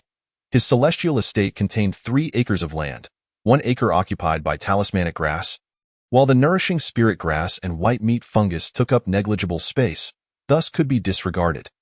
Practically, he had nearly 2 acres available for use. However, both acres were of first-tier quality, suitable for growing first-tier spiritual herbs. Though they might not provide ample spiritual energy for herbs beneficial to foundational cultivators. The young attendant pondered briefly before responding, "We have 2 varieties of spiritual herb seeds that may meet your needs. One is called sun-replenishing grass, which matures in 18 years, nourishing the body and revitalizing male cultivators, making it quite popular among them. The buyback price is 5 inferior spirit stones per plant. The other is named beauty flower. a primary ingredient in crafting inferior beauty elixirs, maturing in 22 years. As for the buyback price, the attendant's face bore a knowing smile. In this era, male cultivators purchasing power pales in comparison to that of their female counterparts. However, female cultivators are different. They are willing to spend lavishly for beauty, as the inferior beauty elixir can maintain one's appearance for 5 years. The demand for beauty elixirs far exceeds supply, and their production is challenging. Thus, beauty flowers are exceedingly sought after, priced at 10 spirit stones each. Moreover, should the beauty flower reach 100 years of age, it can not only be used to concoct premium beauty elixirs, but also possesses slight rejuvenating effects when consumed raw, making it even more desirable for cultivation. What are the respective prices for these two varieties of spiritual herb seeds? Lin Chongqing inquired. Sun-replenishing grass is priced at 1 spirit stone for 10 seeds, while beauty flower is 3 seeds for 1 spirit stone. The attendant beamed. Upon hearing this, Lin Chongqing smiled faintly. The price disparity between these two spiritual herbs suggests there may be additional factors at play. What are their cultivation requirements? The attendant hesitated, initially thinking that the young man before him would not be aware of such intricacies. However, he knew that the growing conditions for the beauty flower were significantly more demanding than for the sun-replenishing grass. Factors such as sunlight, rainfall, and soil fertility all influence growth rates. Failure to meet the minimum conditions could result in the wilting or death of the beauty flower. Thus, the elevated price was justified. You, my good fellow, are attempting to sell the seeds of the beauty flower while concealing critical information about its cultivation requirements.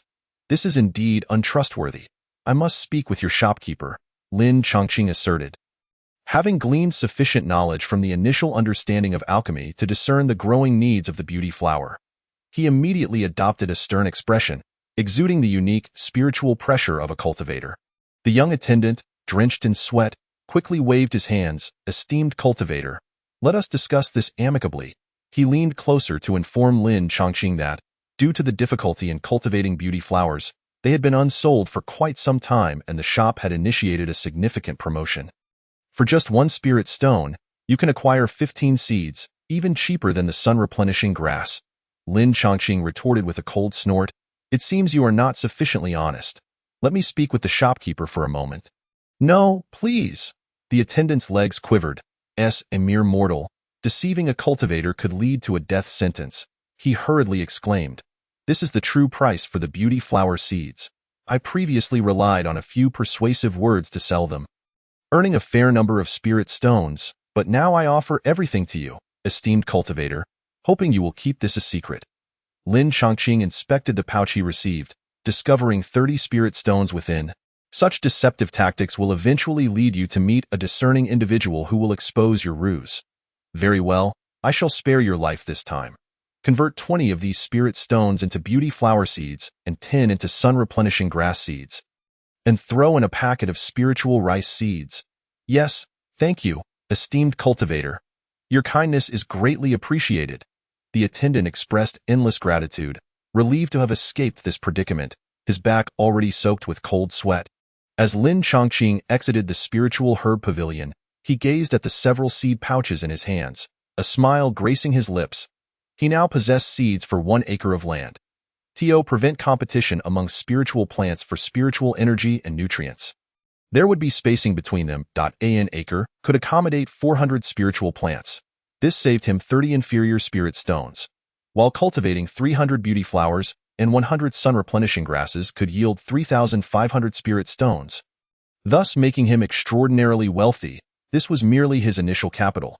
It was prudent to economize. However, at that moment, he sensed someone trailing him from behind. Chapter 12. Disguise Techniques Within the Silver Moon Celestial City. Lin Chongqing realized that someone was attempting to follow him, causing his heart to race. He quickened his pace, swiftly merging into the bustling crowd, and upon reaching a deserted alley, he immediately entered his celestial estate. Inside, he gazed into the central water mirror and observed a middle-aged cultivator in white attire, a long knife at his waist, entering the very alley he had just vacated. 6th level of Qi refinement. Lin Chongqing noted gravely, from this individual, he sensed a similar aura to that of Wang Tianpeng, bloodthirst. This man had undoubtedly slain numerous cultivators. Given his current strength, facing this individual would yield low odds of victory. The disparity in spiritual power between each level of qi refinement was approximately 30%. Yet, combat did not solely hinge on spiritual power. The swordsmanship of Wang Tianpeng had been exceptionally sharp, and his combat experience extensive. He could easily assess the quality of Lin Chongqing's talismans and evaded them with an ease that suggested familiarity. Lin Chongqing introspected. Had he not possessed so many talismans? A confrontation with Wang Tianpeng, who was at the 4th level of qi refinement, would surely result in his defeat. Of course, this was merely theoretical. It was impossible to avoid using talismans when one could strike decisively. At that moment, the white-clad swordsman, upon realizing he had lost his target, scratched his head and turned to leave. Lin Chongqing remained inside his celestial estate. Moments later, the swordsman returned, and upon seeing that Lin Chongqing was absent, he departed once again. Lin Chongqing still did not exit his celestial estate. He meticulously cleared the land designated for growing common seeds, planting the beauty flower first, as anticipated. The celestial estate could fulfill all cultivation requirements for spiritual plants. As the beauty flower began to grow at an accelerated pace, a smile of delight emerged on his face. It appeared that aside from the concentration of spiritual energy, the celestial estate posed no other limitations on cultivating spiritual plants. Any first-tier spiritual plant could be successfully planted and would thrive. He proceeded to sow the sun-replenishing grass and spiritual rice as well. The spiritual rice grew much more rapidly, yielding 2 harvests per year, sufficient to sustain both him and Zhang Shui. Having resolved the issue of generating income, he recalled the white-clad swordsman outside. It is likely that my frequent purchases while using the same face in the celestial city have drawn his attention. I must find a means to acquire a disguise technique. Lin Chongqing reflected on how he had no prior acquaintance or grievance with the white-clad swordsman, concluding that vengeance was improbable. It was more likely motivated by greed. At that moment, noticing the swordsman had yet to reappear, he finally exited his celestial estate. I must secure a residence. If I am not present by nightfall, my identity token will emit a warning light. Should it be discarded, anyone without an identity token would be immediately subdued by the city's protective array. Lin Chongqing glanced at the sky, noting that dusk was approaching. He hastened towards a Dragon Gate Inn. Upon entering the establishment, he surveyed the interior, which was filled with various provisions for cultivators, demon beast meat, spiritual fruits, and spirit wine. Among others, he approached the proprietor and secured a long-term lease for a courtyard at a favorable rate of 100 low-grade spirit stones per year. Thus, he retained over 100 spirit stones in his possession. The following day, Lin Chongqing resolved to venture out in search of a disguise technique.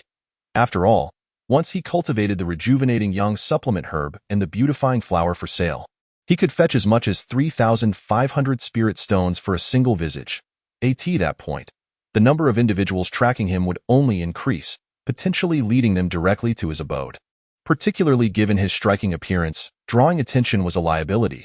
Hiding within the confines of a celestial abode would expose his secrets. The main issue was the lack of a disguised talisman, making it impossible to save any substantial amount of money. Lin Chongqing arrived at the Tianfa Pavilion, where he was greeted by a maid clad in red, whose beauty and figure far surpassed that of the attendant in blue. "Esteemed cultivator, may I assist you in acquiring any techniques?" She inquired. "To be forthright, I have caught the attention of a rogue cultivator. Do you possess any methods for disguise?" Lin Chongqing whispered into the ear of the red-clad maid. Her cheeks flushed slightly, and she replied with a smile, "You jest, esteemed cultivator. The order in the celestial city is well maintained. Even if a rogue cultivator were intent on mischief, they would not dare to act recklessly here. As for the disguise technique, we offer a bone transformation disguise art, capable of altering both appearance and physique, though it cannot withstand the scrutiny of foundational cultivators' divine senses. It is priced at 50 low-grade spirit stones."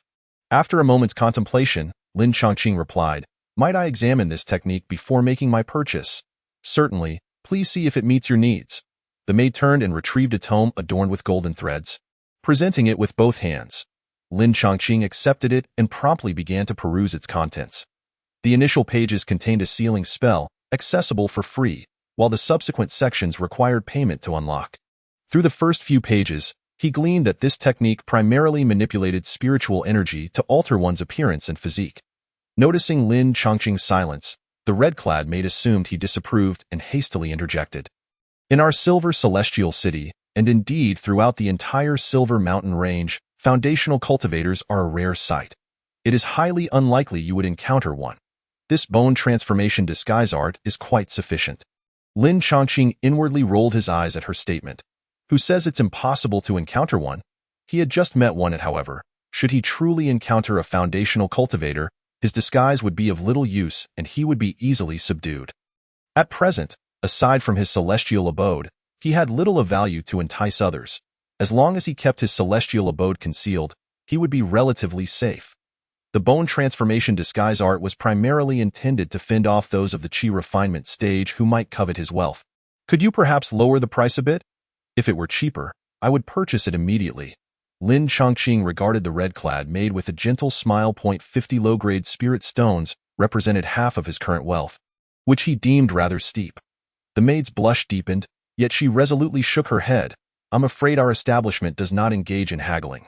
I hope you can understand, esteemed cultivator. In the end, Lin Chongqing purchased it at the original price.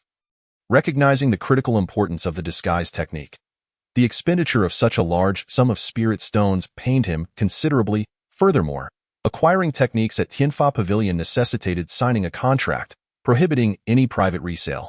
Breaching this contract would result in a backlash, potentially leading to the severing of meridians for a chi refinement cultivator, thus eliminating any possibility of reselling the bone transformation disguise art. After obtaining the bone transformation disguise art, Lin Chongqing chose not to linger outside any longer, returning to his courtyard to study it in detail. The key points of the technique were not overly complex, and he mastered the methods for altering his appearance and physique within 3 days. Let us give it a try. Lin Chongqing stood before the water mirror within his celestial abode.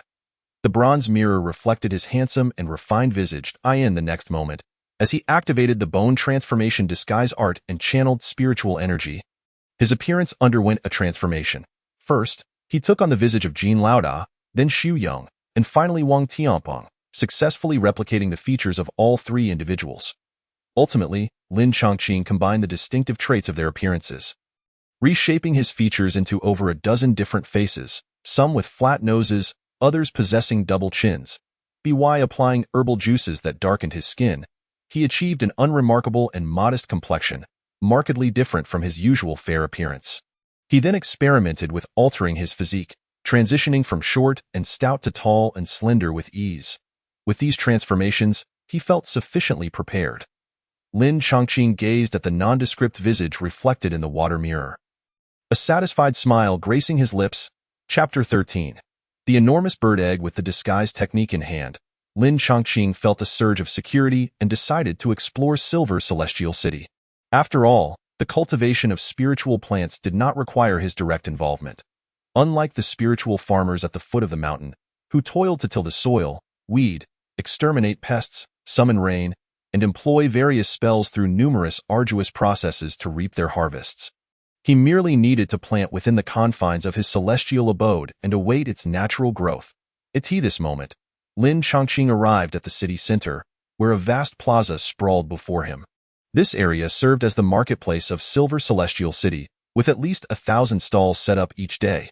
Compared to the spiritual medicine pavilion, this place is bustling with people and offers a plethora of stalls, an excellent location for selling matured spiritual medicine. Purchasing spiritual plant seeds from the spiritual medicine pavilion and then quickly selling them after 10 months was likely to raise suspicions. Lin Chongqing had no illusions about the Sima clan being benevolent. Should they sense something amiss, they might take action. Here, however, he could utilize various faces and physiques to discreetly peddle spiritual medicine among the stalls. On the eastern side of the plaza stood a grand arena, covering a vast area of over 80 zhang, with a banner hanging high above proclaiming Blood Fight Arena. At that moment, 2 cultivators were engaged in combat. It was said that those who performed exceptionally might be noticed by the Sima clan and offered positions as guardians or even city sentinels. The chi refinement guards outside the city walls were not solely from the Sima clan. Many were hired rogue cultivators. After observing for a brief moment, Lin Chongqing moved on to browse the various stalls. Come and take a look. The giant sword technique, unmatched in combat, affordable and effective, only 15 spirit stones. The life-saving spell, Golden Bell Shield, just 20 spirit stones. Recovery pills, 5 per bottle for only 25 spirit stones. Buy 3 bottles and get 1 free. Low-grade magical artifact, red fire blade, 80 spirit stones. The air was filled with the enthusiastic cries of vendors, creating a lively atmosphere. The array of treasures was dazzling, showcasing not only spells, pills, and magical artifacts, but also materials from demon beasts, fragments of broken magical artifacts, and other mysterious items of uncertain origin. Many cultivators yearned to discover their fortunes among these enigmatic goods, occasionally spending money to procure them. Most of these mysterious items were mundane objects, merely fabricated through special counterfeit methods, imbued with a hint of spiritual energy to mislead less knowledgeable cultivators. Thus, after perusing the stalls, Lin Chongqing chose not to make any purchases. He had no desire to be a fool, as he was merely there to discern the utility of the items through the vendors' calls and haggling with other buyers. As he approached one particular stall, his curiosity was piqued by an item displayed there. A giant egg, roughly the size of a human head. Could it be a demon beast egg? If he could acquire another demon beast to assist him, his combat strength would surely increase. Lin Chongqing could not help but halt in his steps. Noticing his intrigue, the gray-clad vendor began to speak, but another vendor in a blue robe interjected with scorn. "Dear friend, do not be deceived by this individual. That egg contains no spiritual energy whatsoever. It's merely an egg of a mundane bird species. This vendor has displayed it for several days, and no one has shown interest, which has negatively impacted my sales as well, you?" The gray-clad vendor's face flushed with frustration as he quickly retorted, "Friend, this giant egg was obtained from the nest of a fire feather chicken. It is certainly a demon beast that I suspected to be a mutated fire feather chicken. Quite impressive. It's only 10 spirit stones. Just a suspicion? Do you have any proof?" Lin Chongqing queried, his expression skeptical. The gray-clad vendor found himself momentarily speechless, and after a pause, he stammered, "But look at how enormous this egg is. If it hatches, it will surely become a giant bird capable of carrying a cultivator over mountains."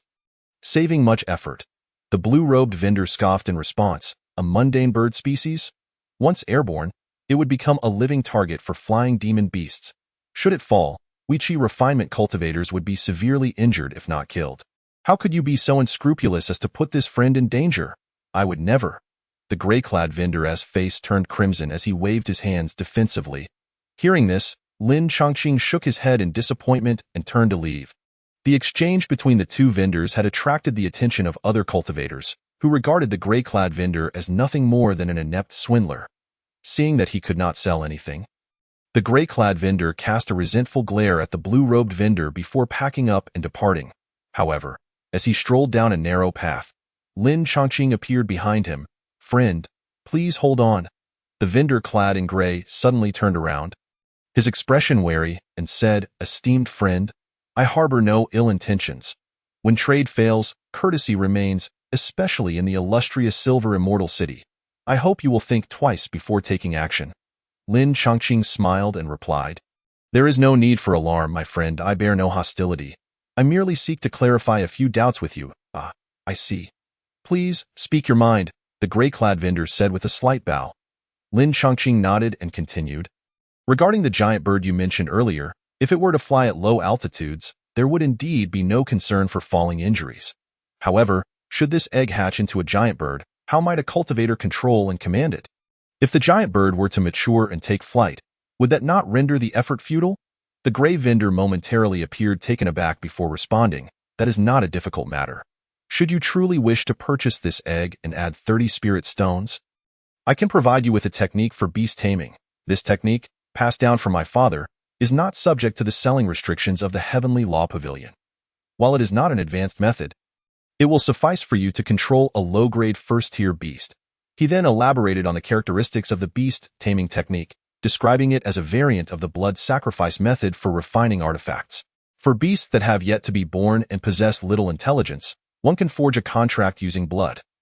This contract strengthens the bond between the cultivator and the beast, ensuring that as long as the beast's cultivation is not superior to that of the cultivator, there will be no backlash. As Lin Chongqing was already at the mid-stage of qi refining, he faced no risk of backlash in controlling a low-grade first-tier beast.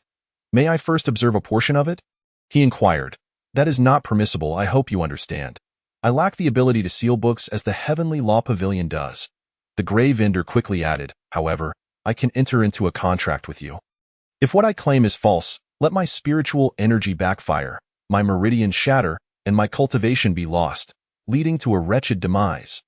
Very well, Lin Chongqing thought to himself. 40 low-grade spirit stones would not compel this individual to risk such severe consequences for deceit. Moreover, he had prior experience in nurturing Baihu Tsangxue into a beast. Even if it were a mundane avian species, if it could be nurtured into a beast, it could potentially carry a person aloft, proving advantageous for travel, escape, or pursuit. Thus, he produced 40 spirit stones and exchanged them for a tome of beast taming techniques and the giant egg. With that, Lin Chongqing was left with only 10 spirit stones. He returned to the inn, preparing to wait until he consumed the low-grade qi-nourishing pills and accumulated some talismans before venturing out again. Chapter 14. The blood contract. Upon returning to the inn, Lin Chongqing entered the celestial abode and first checked on the condition of the giant egg. Noticing that its aura was gradually growing stronger, hinting at a developmental state, he felt reassured and began to peruse the beast taming tome. This book not only detailed the techniques but also included fundamental knowledge regarding the path of beast taming, greatly enlightening him. Much like the four arts of the cultivation world, array formation, alchemy, artifact crafting, and talisman making, beast taming was also a vital skill. Many cultivators, upon acquiring beast eggs, would hatch and rear them as trusted allies. However, merely nurturing them would only inspire loyalty through affection. Once the beasts matured and their intellect developed, they could easily betray their masters. The Tome of Beast Taming detailed a method of blood contracts, allowing cultivators to control beasts through the infusion of blood. Once established, the life and death of the beast would be at the cultivator's command. And instinctively, the beast would not dare to resist. Moreover, the bond would enable direct communication of thoughts and emotions between the two, enhancing their cooperation significantly. Yet, despite its formidable nature, the beast taming technique could only be applied to beasts devoid of rebellious intent. If a beast developed any inclination to resist, the spell would fail. Thus, this technique was generally reserved for contracting beast eggs or newly born, naive beasts.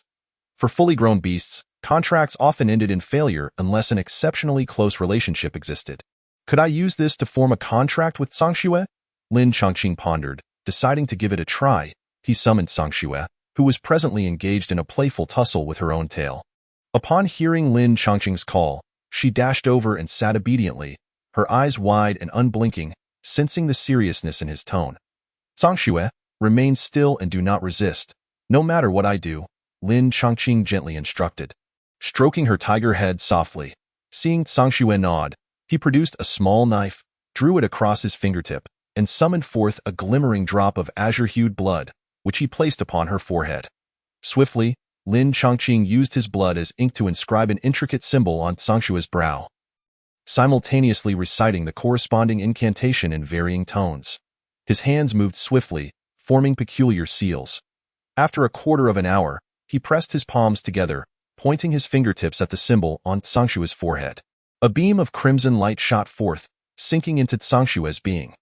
The docile white tiger, who had remained calm, began to shake her head, a look of confusion flickering in her eyes. Will it succeed? Lin Chongqing thought, filled with anticipation yet tinged with apprehension. After all, Tsangxue was a fully grown beast, imbued with strong self-awareness and not as naive as an unborn creature. Yet, to his relief, the crimson light flooded into Tsangxue's mind without encountering any resistance. The once shaking white tiger resumed her usual demeanor, rubbing against Lin Chongqing's leg and emitting affectionate sounds. "It worked?" Lin Chongqing exclaimed, feeling an overwhelming sense of relief, especially as Tsangxue did not resist the blood contract, which moved him deeply. Now bonded, Lin Chongqing sensed a bridge of communication had formed between him and Tsangxue, allowing him to convey clear and coherent thoughts directly to her, guiding her actions as he wished. Simultaneously, he could also perceive Tsangxue's thoughts and even subtle emotional fluctuations. This profound connection initially left both human and beast feeling somewhat disoriented. For instance, Lin Chongqing found himself inexplicably averse to vegetables and fruits, while his craving for beast meat intensified. Tsangxue, too, was affected, beginning to entertain the notion that she could survive on grass if necessary. Fortunately, after half a month of adjustment, both returned to their original preferences and adapted to this new mode of communication. With their mind link established, Lin Chongqing no longer needed to waste words or perform overt gestures. Nor did Sangxue have to expend her limited mental energy to memorize commands and their meanings. Their communication efficiency significantly improved.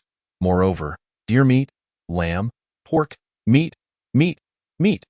Sangxue continually urged for food through this connection, with deer meat being her favorite. I will buy some when I go out to sell talismans later.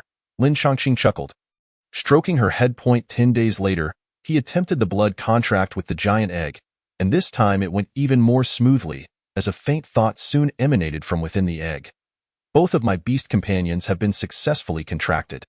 Lin Chongqing's complexion appeared somewhat pallid. Within the span of less than a month, the consecutive release of his essence had taken quite a toll on him. Fortunately, his cultivation method, the Chongqing Gong, was adept at nurturing vitality, allowing for a relatively swift recovery. After another month of recuperation, his condition finally returned to normal. Simultaneously, the enormous egg had successfully hatched, revealing a plump little bird adorned with pale red down. Having seen Lin Chongqing immediately upon its birth, and due to the essence bond between them, the fledgling exhibited a remarkable affinity for him from the very outset. When Lin Chongqing ventured out to sell talismans, aside from purchasing the deer meat that Sangxue favored, he also procured fresh river fish and shellfish caught from the mountain stream to feed this little red bird. After another month of feeding, the once 1.5-pound hatchling quickly grew to over 6 pounds. Transforming into a rather rotund bird, by this time, Lin Chongqing had resided in the Silver Immortal City for several months. During this period, he gradually familiarized himself with the entirety of the Immortal City and mastered a small trick for selling goods. He discovered that every 3 months, coinciding with the change of seasons, cultivators from the Silver Mountain would gather in the city, akin to a bustling market, exchanging resources. Concurrently, the Sima family would prepare spirit stones to purchase the materials and treasures obtained by wandering cultivators from their explorations. At this moment, the circulation of spirit stones in the market increased, and the wandering cultivators were eager to exchange their spirit stones for magical tools, talismans, and elixirs. Consequently, his talismans fetched the highest prices during this period, reaching up to 90% of the retail price. This pricing made him exceedingly content, allowing him to save some spirit stones while purchasing elixirs. With these spirit stones, he upgraded his talisman brush to a genuine magical tool brush and utilized talisman ink crafted from the blood of magical beasts. Rich in spiritual energy. As a result, the quality and price of his talismans surged. He had even managed to draw first-grade intermediate talismans with power comparable to a strike from a 5th-stage Qi refinement cultivator, such as the explosive flame talisman, along with the corresponding first-grade intermediate defensive talisman, the golden light talisman. Naturally, he kept these first-grade intermediate talismans as a safeguard for himself. Moreover, during this time, Lin Chongqing made another significant discovery. He realized that while cultivating in the Silver Immortal City, the spirit energy absorbed by his immortal mansion was considerably more abundant than when he was in the Blackstone Mountain, leading to an increase in the diameter of its internal space by over 3 zhong. It seems that besides the enhancement of my cultivation realm, as long as I remain in areas rich in spiritual energy, the growth rate of the immortal mansion will also accelerate. Perhaps one day, it could surpass even this Silver Immortal City, Lin Chongqing mused, filled with joy and beautiful aspirations. The growth of the immortal mansion implied that the quality of the spiritual fields would subsequently improve, enabling the cultivation of more valuable spiritual herbs. Additionally, as the area's rich in spiritual energy expanded, he could open more spiritual fields for the cultivation of rare spiritual woods, or even excavate fish ponds to raise spiritual fish, and establish pastures to domesticate numerous spiritual beasts. Chapter 15. The 5-colored spiritual fish. On another bright morning, Lin Chongqing rose to prepare for the market. It was now September, with the autumn air crisp and invigorating, and only a month remained until the trading fair. The beautifying flower and yang-enhancing grass within his immortal mansion had matured, all harvested to be replanted with the white meat mushroom, which enhances the cultivation of magical beasts, and the spirit-nourishing grass, which boosts cultivators' realms. Subsequently, he sold the beautifying flowers and yang-enhancing grass at various shops under different appearances, successfully earning 3,500 spirit stones. Seeing such a wealth of spirit stones, Lin Chongqing could hardly contain his joy. For several days, he had been sleeping on a bed of spirit stones. However, trouble soon followed. Even though he only sold 100 or 200 spirit stones at a time to avoid drawing attention, rumors still circulated in the market about a mysterious spiritual herb merchant selling vast quantities of beautifying flowers and yang-enhancing grass under various identities. This caused Lin Chongqing some concern. If he were to be targeted because of this, the consequences could be dire. Thus, he refrained from spending extravagantly, continuing to play the role of a talisman maker. Today, to prevent someone from seizing his stall, he arrived early to secure a prime location. Fortunately, his early arrival allowed him to occupy a spot with considerable foot traffic. Just as he set up his stall, customers began to approach. Over the past 9 months, he had become quite a notable low-tier talisman maker in the Silver Immortal City. Many were drawn in by his handsome visage. Simultaneously, Lin Chongqing's pricing strategy resonated well with most cultivators. He marked his prices clearly without resorting to the deceitful tactics employed by other merchants, thus enjoying a high transaction rate. After all, those coming to purchase talismans were generally agreeable to the displayed prices, saving him a great deal of time. Moreover, he was selling the most popular first-grade inferior talismans. As the majority of wandering cultivators in the Silver Immortal City were at the initial stage of qi refinement, accounting for a substantial 65% of the market, the mid-stage qi refinement cultivators made up about 30%, while those at the late stage were exceedingly rare. As for the foundation establishment stage, they were virtually non-existent. The resources for the foundation establishment stage were monopolized by the Sima family, leaving none to circulate in the city's market.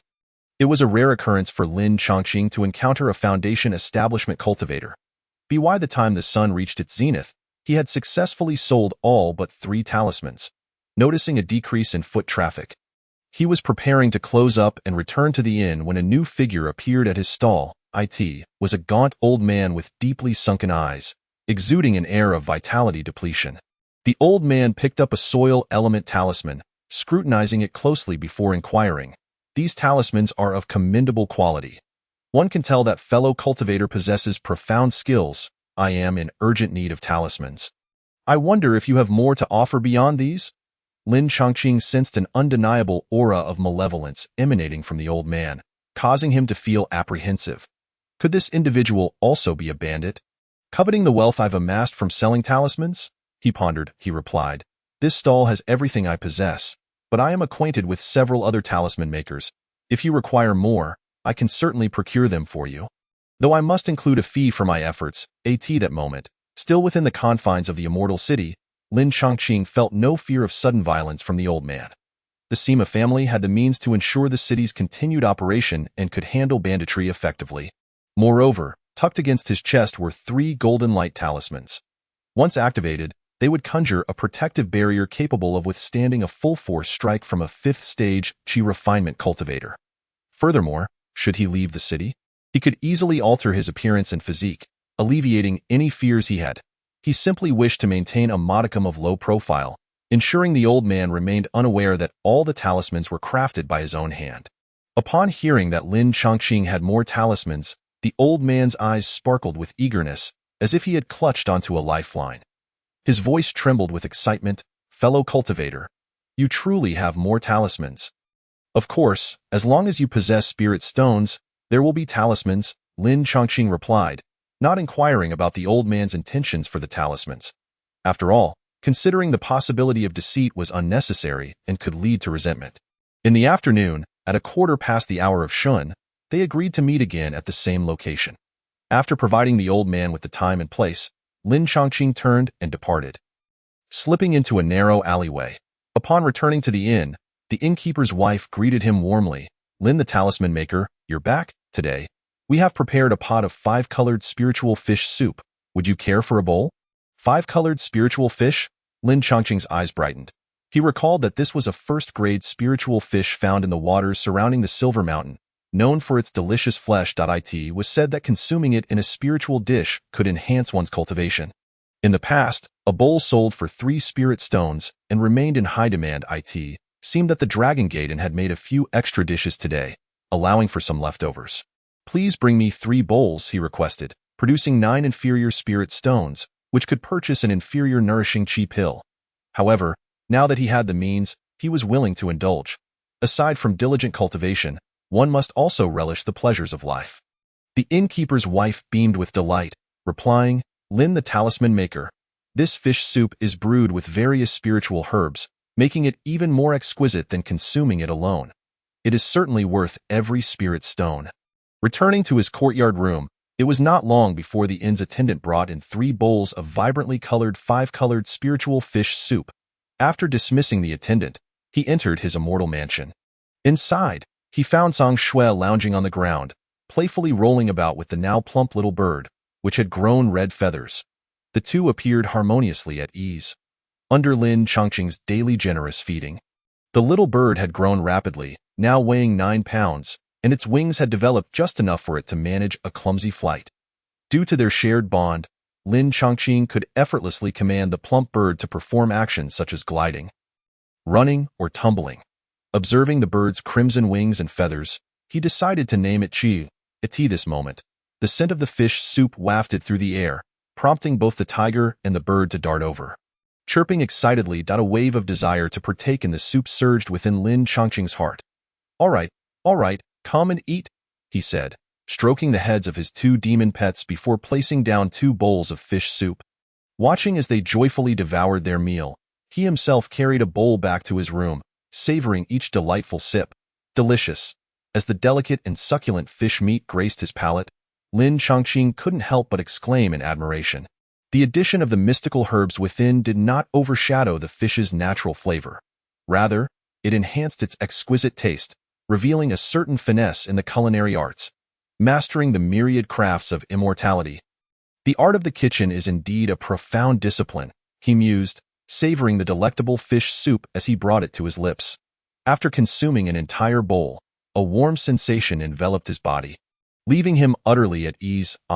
Indeed, there is a considerable amount of spiritual energy within this dish. Abruptly roused from his reverie, he promptly settled into a meditative posture to refine his qi, fearing the loss of such precious energy. After circulating his qi through 5 cycles, he finally absorbed the spiritual essence contained within the 5-colored spirit fish soup, bringing him one step closer to the 5th level of qi refinement. Chapter 16. 2 Secret Techniques. Once he had relished the fish soup, Lin Chongqing glanced at the time. It was already the hour of the monkey. Satisfied, he patted his full belly and exited the inn. Returning to his previous location, he found the surroundings sparsely populated, and the elderly man awaited him with sincere demeanor. Observing this, Lin Chongqing generously tapped his storage bag, revealing 20 fireball talismans, 15 earth element talismans, and 10 wind control talismans on the stall, totaling 541st-tier low-grade talismans. Gulp! The old man swallowed hard, the desire in his eyes becoming increasingly evident. 500 low-grade talismans were sufficient to rescue his family from the clutches of the bandits. He promptly offered 550 low-grade spirit stones. However, the old man's expression shifted slightly as he recollected the reason for purchasing such a quantity of talismans. It turned out that he was the ancestor of a small cultivation family near the Silver Mountain Range. Despite being called an ancestor, his cultivation level was merely at the 5th stage of qi refinement, the highest within his clan, where most members were only at the initial stage. Recently, they had been besieged by a group of ruthless bandits who had abducted many of their kin and showed no signs of relenting, having pillaged their village multiple times. This dire situation compelled the old man to seek a large quantity of talismans to save his family from peril. Yet, upon hearing this, Lin Chongqing's gaze remained clear and unwavering. In matters of trade, he was not swayed by sympathy or moral coercion. Thus, he firmly stated, "My friend, I empathize with your plight, but these talismans were acquired through my connections, and I still owe debts.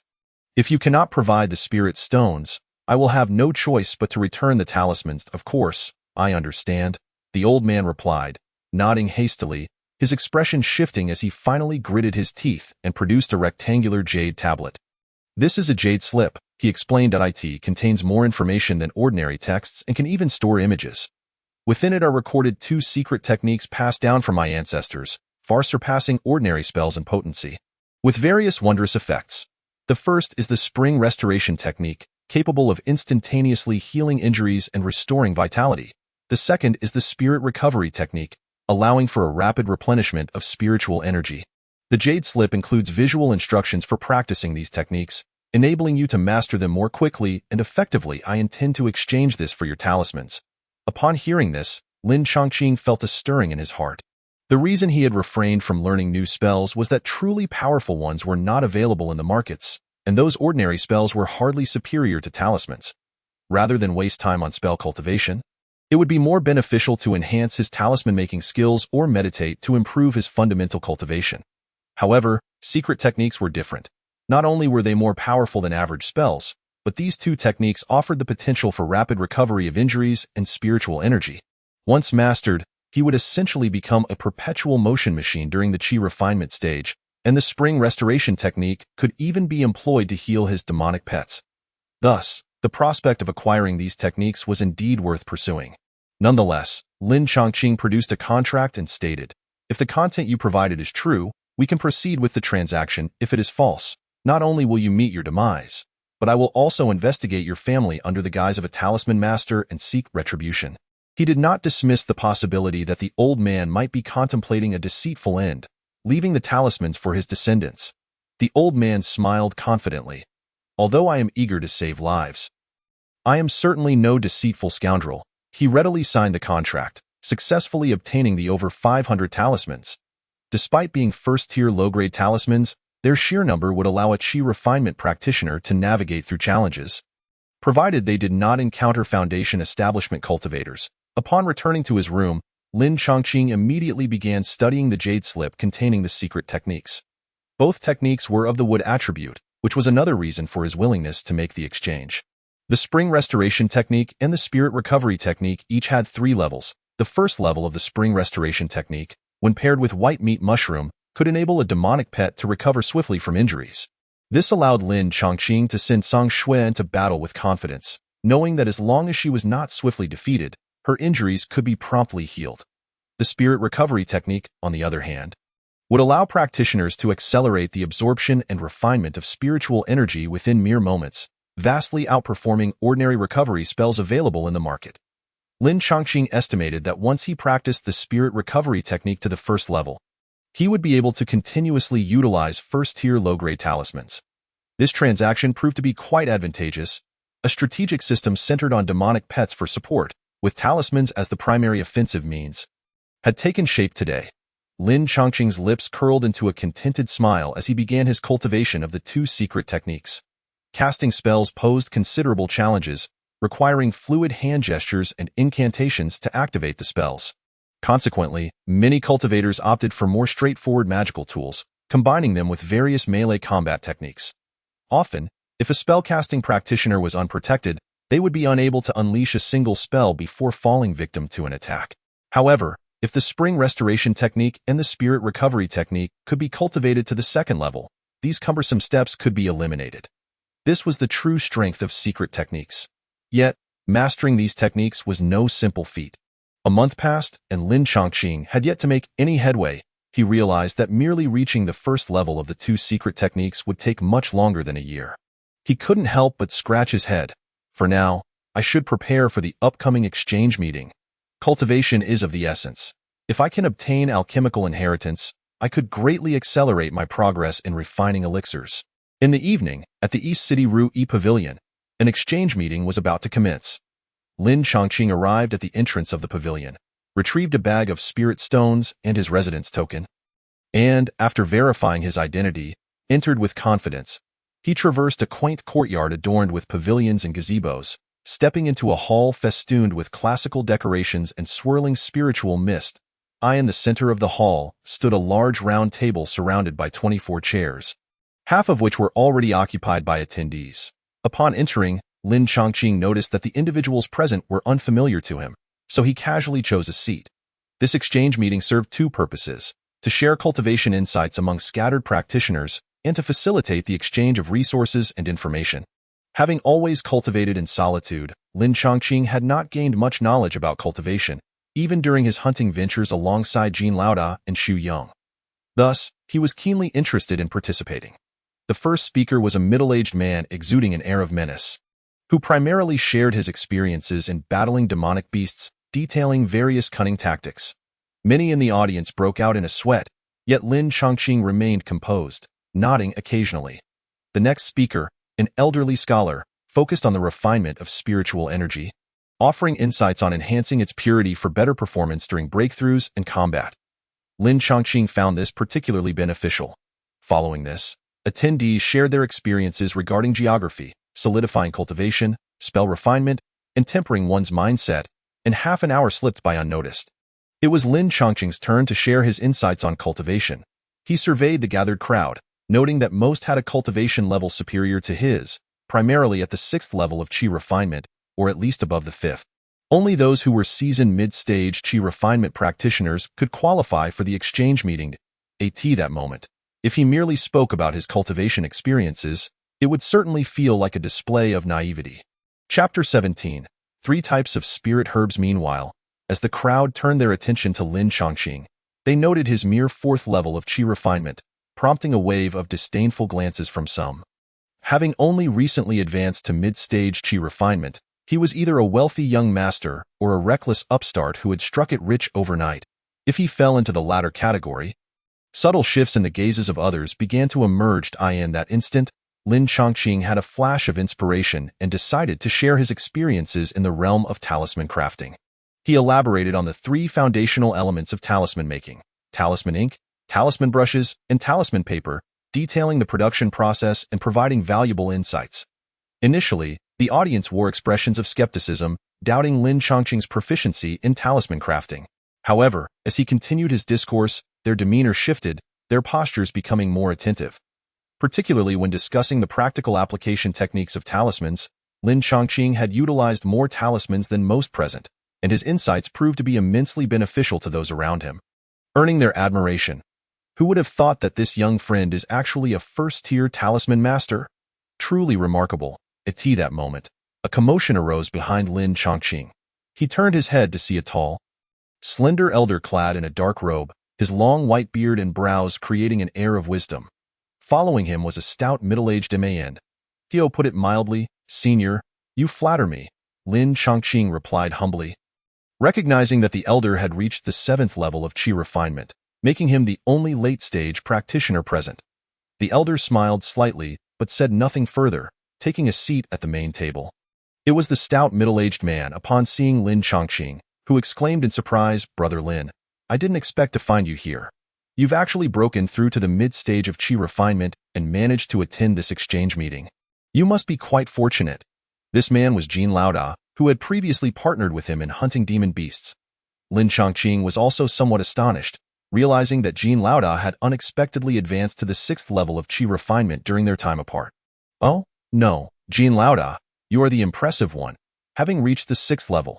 In a few years, when you break through to the late stage, you will undoubtedly become a formidable master in the vicinity of the Silver Mountain Range." "Haha, you exaggerate, my brother. I've only been cultivating for a few years.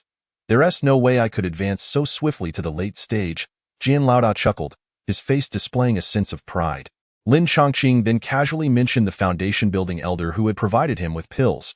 "However, it is indeed a fact that I managed to break through to the 4th level of qi refinement after consuming a pill given to me by that foundation-building elder." "Oh?" Upon hearing Lin Chongqing describe the foundation-building practitioner clad in black and carrying a massive sword, the long-bearded elder chuckled and remarked, "So it is Xianjian Taoist. Young friend, you are truly fortunate." With the elder's words, the crowd began to believe Lin Chongqing's account, for foundation-building practitioners were elusive, and few had even glimpsed their appearances. Jin Laoda, upon hearing this, was naturally envious, and he introduced Lin Chongqing to the long-bearded elder. "This esteemed individual is Meishinjusher, a highly respected late-stage practitioner in the Silver Mountain Range. He is known for his fairness and willingness to mentor younger generations, and he is the host of this exchange meeting. He arrived a bit late due to a significant opportunity." As Jin Laoda spoke, the elder smiled and stood up, proclaiming, "Esteemed guests, I am Meishinjusher, and I hereby declare the exchange meeting officially commenced. If anyone wishes to trade elixirs, spiritual materials, magical artifacts, or even information, please feel free to propose your offerings." The first to rise was a beautiful woman at the 6th level of qi refinement. "I possess a piece of first-grade mid-quality cold jade that can dispel fire and clear the mind, which is highly beneficial for practitioners of Confucian and demonic arts. I seek to exchange it for a pulse-opening pill." As soon as she spoke, whispers filled the room. She expects to exchange a piece of mid-quality cold jade for a pulse-opening pill. That pill is a precious breakthrough elixir for late-stage chi refinement practitioners. Indeed, she is beautiful, so her aspirations are lofty. Yet, the efficacy of the cold jade is genuine. However, the number of practitioners in Confucianism was scant, and those in the demonic arts would be even less likely to reveal themselves. Lin Chongqing gazed at the cold jade with curiosity. Your cold jade is not worth a pulse-opening pill. I have a bottle of mid-quality nourishing chi pills containing 3 elixirs. If you are willing to trade, we can proceed. If not, then that is that. At this moment, the elderly scholar interjected. This requires some additional spiritual stones. The beautiful woman hesitated. This was quite a discrepancy from her ideal valuation. Yet, as the crowd pointed out, practitioners of Confucian and demonic arts were indeed few. Very well. The elderly scholar spent a few spiritual stones, and with the addition of a bottle of mid-quality nourishing chi pills, he exchanged for the cold jade.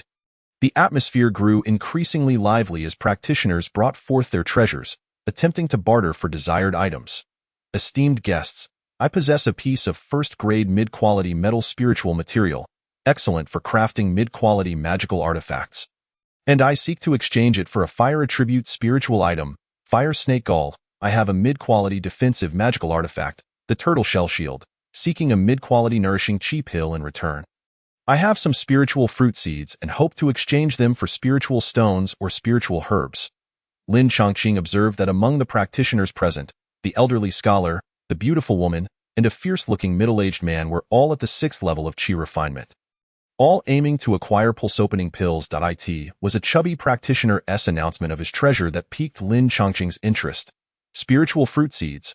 Since learning that the celestial manor was gradually expanding, he had been contemplating cultivating a greater variety of spiritual plants, preferably spiritual fruits.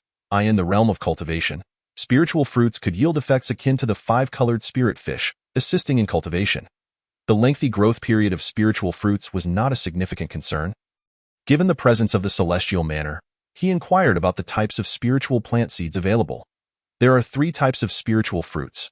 One is the wood spirit melon, which contains wood spirit energy and grows rapidly, maturing every year. However, it has a slight toxicity. Consuming it once or twice may satisfy a craving, but long-term consumption can accumulate toxins, despite enhancing cultivation. Upon hearing the description of the first type, Lin Chongqing dismissed the idea of planting it. He sought spiritual fruits without the risk of elixir toxins, and the potential for toxic accumulation rendered it meaningless unless he practiced a toxic cultivation technique to utilize the toxins, which would pose a hidden danger otherwise. The second is the wine pulp berry, which has a wine flavor and is primarily used for brewing spiritual wine. Consuming it directly can also enhance cultivation, but excessive intake may lead to a state of intoxication, complicating one's practice. Additionally, this spiritual fruit bears fruit once every 15 years, which is relatively slow for us chi refinement practitioners. 15 years for a harvest is merely half a year within the celestial manor. Thus, it is not too slow, Lin Chongqing mused, considering it favorable. Next, the seller introduced the final type of spiritual fruit. The last is the Chongchun peach, which grows exceedingly slowly, taking 100 years to flower, 100 years to bear fruit, and another 100 years to mature. Takes a full 300 years to yield edible peaches, but these peaches are exceptionally effective, comparable to high-grade nourishing chi pills, without any elixir toxins. Hearing this, the seller's face flushed slightly. Chi refinement practitioners typically lived up to 120 years, while foundation building practitioners lived only 220 to 240 years. 300 years was beyond the lifespan of a foundation building practitioner. However, for Lin Chongqing, 300 years was not a significant issue. In the celestial manor, it would take merely 10 years. Alright, that is indeed a long time. But considering the immense benefits after maturity, it is well worth the wait. Chapter 18. The ancient cultivation cave. How many spiritual stones are required for the wine pulp berry and the Chongchun peach seeds? Lin Chongqing inquired after deciding to make a purchase. For the wine pulp berry, each seed costs 5 low-grade spiritual stones. As for the Chongchun peach, each seed costs 20 low-grade spiritual stones. Although the cultivation time is lengthy, these are exceedingly rare seeds found in the wild, and even the spiritual herb pavilion does not sell them. The seller explained earnestly, I would like 30 seeds of the wine pulp berry and 5 seeds of the Chongchun peach. Totaling 200 spiritual stones, with a bit of a discount, Lin Chongqing proposed, aiming to negotiate. Though he was currently quite affluent, he wondered how many spiritual stones would be needed for alchemical inheritance in the future. Not a problem. The chubby seller beamed, thrilled to sell at such a price. The two quickly completed the transaction with spiritual stones. Following this, Lin Chongqing approached another practitioner and spent 300 spiritual stones to acquire a mid-quality defensive magical artifact. This artifact was a shield known as the Armadillo Shield, crafted from the armor of a creature akin to an armadillo. It bore 3 inscribed formations. The first was a toughness restriction, significantly enhancing the shield's defensive capabilities. The second controlled the artifact's spiritual energy flow, and the last was a miniature gathering formation, allowing the artifact to passively absorb spiritual energy, ensuring its spiritual essence remained intact. During the exchange meeting, he also expressed his desire to acquire alchemical inheritance, which made him the focal point of attention. Alchemical inheritance? The price is not cheap, some remarked, and it is not guaranteed that someone will be willing to sell. The Sima family, aiming to monopolize the elixir trade in the Immortal City, suppresses scattered alchemists and hoards alchemical inheritance, wishing to prevent its dissemination. It is said that beyond the mountains, in the broader cultivation world, alchemical techniques at the chi refinement level can be exchanged for spiritual stones, but unfortunately, we do not know how to leave, someone lamented. Lin Chongqing sighed inwardly at the words of the crowd, realizing that he still could not obtain alchemical inheritance at the exchange meeting. Not long after he returned to his seat, Jian Laoda leaned in and whispered, "Brother, it was that Xinjian Taoist who sent you to seek alchemical inheritance. Right? I understand that I happen to have a lead. After the trading meeting, stay behind, and you will find out, Dado?" Lin Chongqing felt a surge of curiosity within him and waited for a while until the trading event concluded. At this moment, several cultivators remained on the scene, including the host, Master Mei Shan, a beautiful woman at the 6th level of Qi refinement, a fierce-looking middle-aged man, and an elderly scholar. Additionally, there were Jian Zhongbi and 2 other 5th-level Qi refinement cultivators. One named Wang Jing and the other Zhou Chong. Since everyone chose to stay, it was evident they intended to partake in this exploration of the cave dwelling. I kindly request everyone to sign this legal contract to ensure the confidentiality of this operation. Master Mei Shan stated after surveying the group, "I have an objection." At that moment, the fierce-looking middle-aged man pointed at Lin Chongqing and spoke, "Our purpose is to explore a cave, not to indulge in leisure. Although this person is a talisman master, his cultivation is merely at the 4th level of Qi refinement. Allowing him to join us would only complicate matters. Lu Chong, do not underestimate my younger brother Lin. Not only is he a talisman master, but he also possesses a technique of substitution that could prove invaluable," Jian Zhongbi interjected, explaining to Lin Chongqing that after he broke through to the 6th level of Qi refinement, he had not acted alongside Xu Yong but had instead caught the attention of Master Mei Shan and joined a larger demon hunting group, venturing deep into the Silver Mountain range for hunting. One aspect involved hunting high-tier demon beasts comparable to the late stages of Qi refinement, yielding greater rewards. The other was to explore routes leading out of the Silver Mountain range to broader realms. 3 months prior, their team had once again ventured deep into the mountains, reaching an unknown peak 1,000 miles away, only to unexpectedly discover an ancient cultivation cave protected by demon beasts and array formations. The demon beasts guarding the cave were elusive and difficult to deal with due to the concealment provided by the formations. At that time, a 6th-level Qi refinement cultivator had been ambushed and killed by these beasts. Ultimately, they realized that luring the beasts out first would make dealing with them more manageable.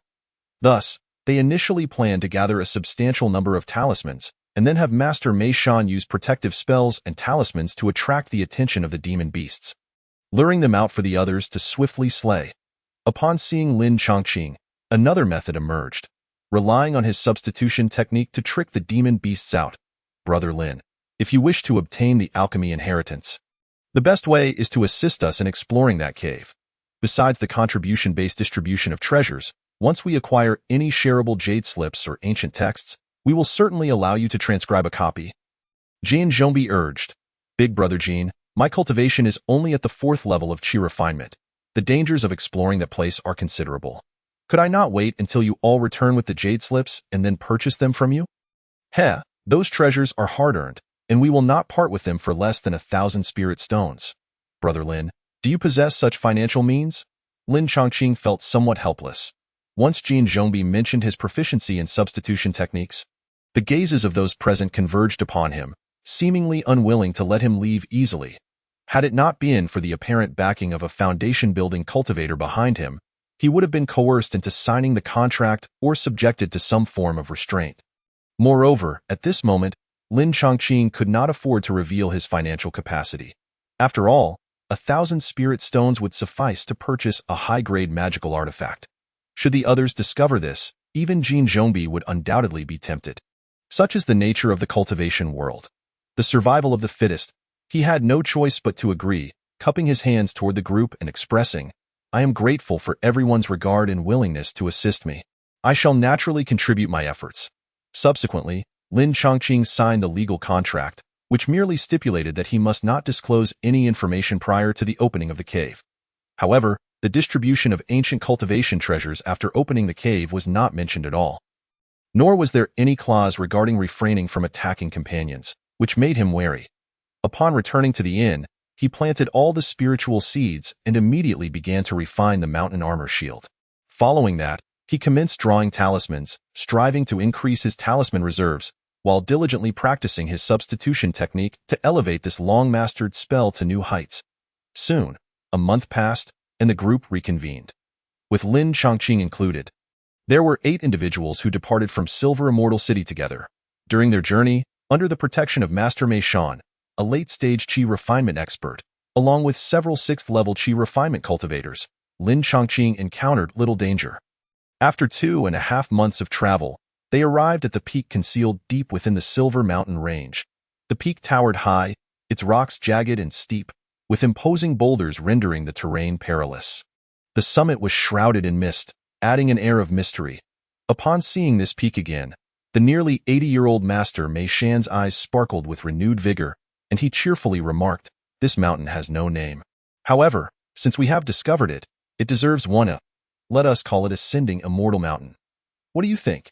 As the only late-stage Qi refinement cultivator in the group, it was indeed fitting for him to name the mountain. The beautiful woman, recognizing the authoritative tone in Master Mei Shan's voice, immediately chimed in with a smile, "Ascending Immortal Mountain. What a splendid name. If we can obtain the treasures within the cave, we shall surely have hopes of ascension." The fierce-looking middle-aged man also came to his senses, eagerly praising, "Indeed. Master is truly an extraordinary individual to come up with such a name." Jan Zhongbi was not to be outdone, applauding in agreement. The trio's enthusiastic flattery brought a satisfied smile to Master Mei Shan's face, and laughter erupted as he declared, "Ha ha ha, since my friends all approve, let us adopt this name and hasten our ascent to seize our immortal fortunes." Chapter 19. Mist Shadow Demon Leopard. As the group ascended the mountain, they reached a point midway where the upper section was completely engulfed in mist. Master Mei Shan pointed toward the fog and addressed Lin Chongqing and the others. "As you can see, this mist is actually a formation created by the ancient cultivation cave. If we can break through it, we will enter the cave. However, should we recklessly charge in, we will alert the 6 mist shadow leopards that inhabit the fog. These demon beasts are adept at ambushes, and their innate technique, Stealth Claw, is exceedingly sharp. If we do not deal with these 6 mist shadow leopards first and attempt to breach the formation, we would undoubtedly meet our demise. Thus, we must first move around the perimeter of the formation to lure the leopards into attacking, allowing us to slay them." Among the 6 mist shadow leopards, 2 were of the high-tier first level, corresponding to late-stage Qi refinement cultivators, while the other 4 were of the mid-tier first level. "Now, I will assign roles," Master Mei Shan said, pointing to Lin Chongqing and himself, designating them to lure the mist shadow leopards out. The remaining 6 individuals were divided into teams of 3 for the assault. Jan Zhongbi, the fierce-looking man, and the elderly scholar formed one group with Lin Chongqing, while the beautiful woman and the other 2 5th-level Qi refinement cultivators teamed up with Master Mei Shan. Upon hearing this arrangement, Zhou Chong, who appeared somewhat simple-minded and awkward, cheered along with Wang Jing, expressing their eagerness to follow Master Mei Shan's commands. "Master Mei, we will certainly heed your instructions. Indeed, we hope you will look after us, Master." Lin Chongqing also indicated his readiness to comply with the arrangement. After some exchanges, he noted that among the 8, the 5th-level Qi refinement cultivators Wang Jing and Zhou Chong, along with himself at the 4th level, were all recruited by Master Mei Shan later on. The original 5 individuals who discovered the cave were all at least 6th-level Qi refinement. This realization heightened his wariness. Without further ado, they stepped into the mist. Within the fog, low growls echoed around them, emanating from an unknown direction, instilling a sense of dread. Lin Chongqing furrowed his brow, concentrating intensely, having already activated several golden light talismans and 2 wind talismans, creating a robust golden shield around himself. Simultaneously, a swirling gust enveloped him, significantly boosting his speed. In the next moment, he suddenly felt a powerful wind rush toward him, and swiftly activated his substitution technique. He vanished from his original position, reappearing where he had been, just in time to see a long, fierce-looking white leopard with menacing fangs slash a tree trunk in half. 3 zhang away. Lin Chongqing revealed himself. A gust of wind surged. He quickly dropped to the ground, crawling into a nearby thicket to evade another mist shadow leopard that pounced from above. Simultaneously, a resounding roar echoed from the opposite side. Another high-tier first-level mist shadow leopard has appeared, Lin Chongqing realized. Promptly turning and sprinting out of the fog.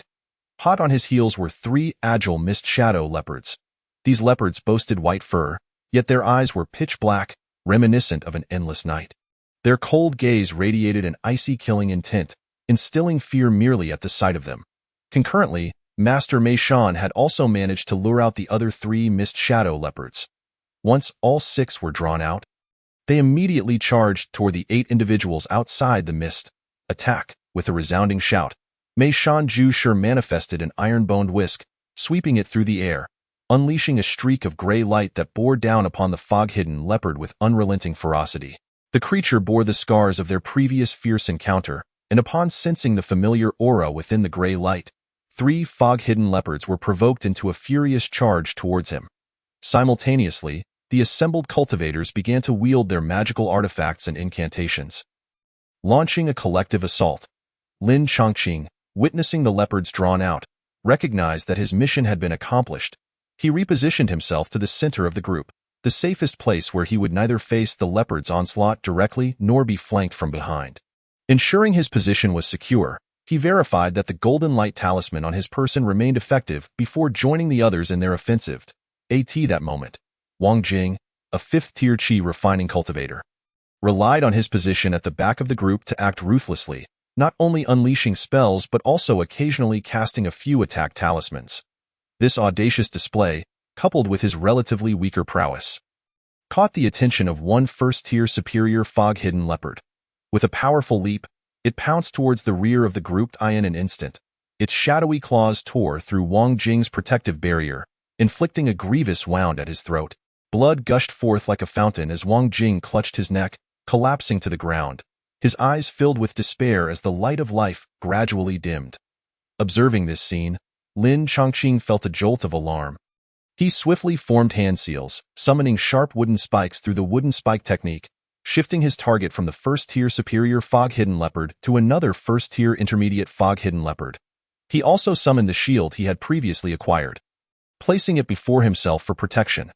This style of combat rendered him rather unremarkable amidst the fierce onslaught of the other cultivators, sparing him from the ire of the leopards.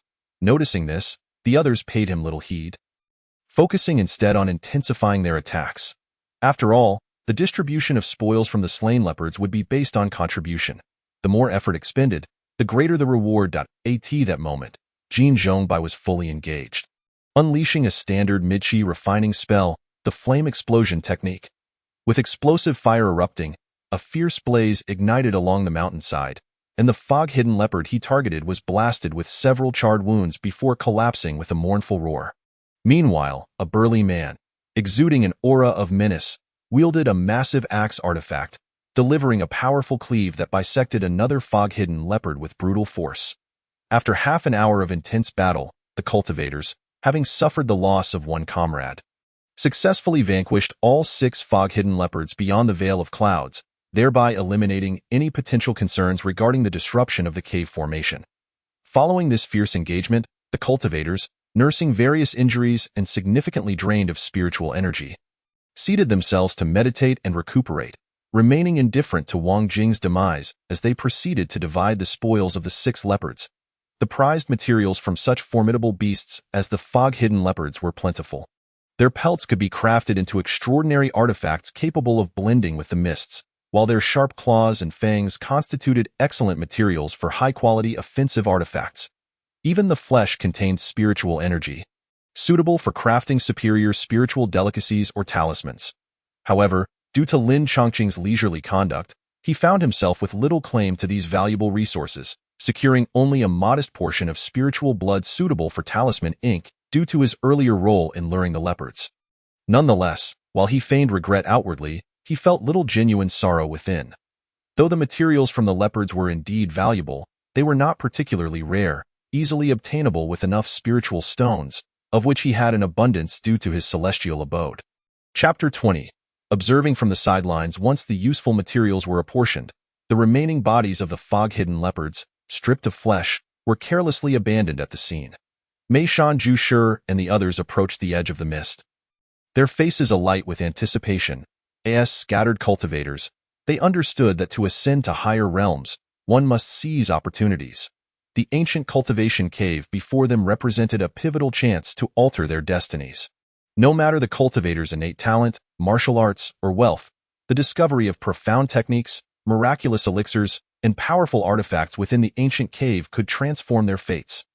From Mei Shanju Shi's discerning perspective, while this ancient cave did not appear to belong to a golden core cultivator, the fact that it housed 6 fog-hidden leopards suggested that its owner must have possessed at least a perfected qi refining level, if not a foundational stage cultivator.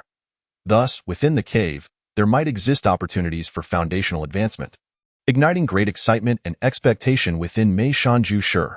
For Jin Zhongbai and the others, the prospect of obtaining a breakthrough elixir for mid-qi refinement could propel them significantly further along the path of immortality. Other treasures, such as legacies and artifacts, promised to enrich the cultivators substantially. Consequently, the group eagerly pressed forward, soon delving into the dense fog.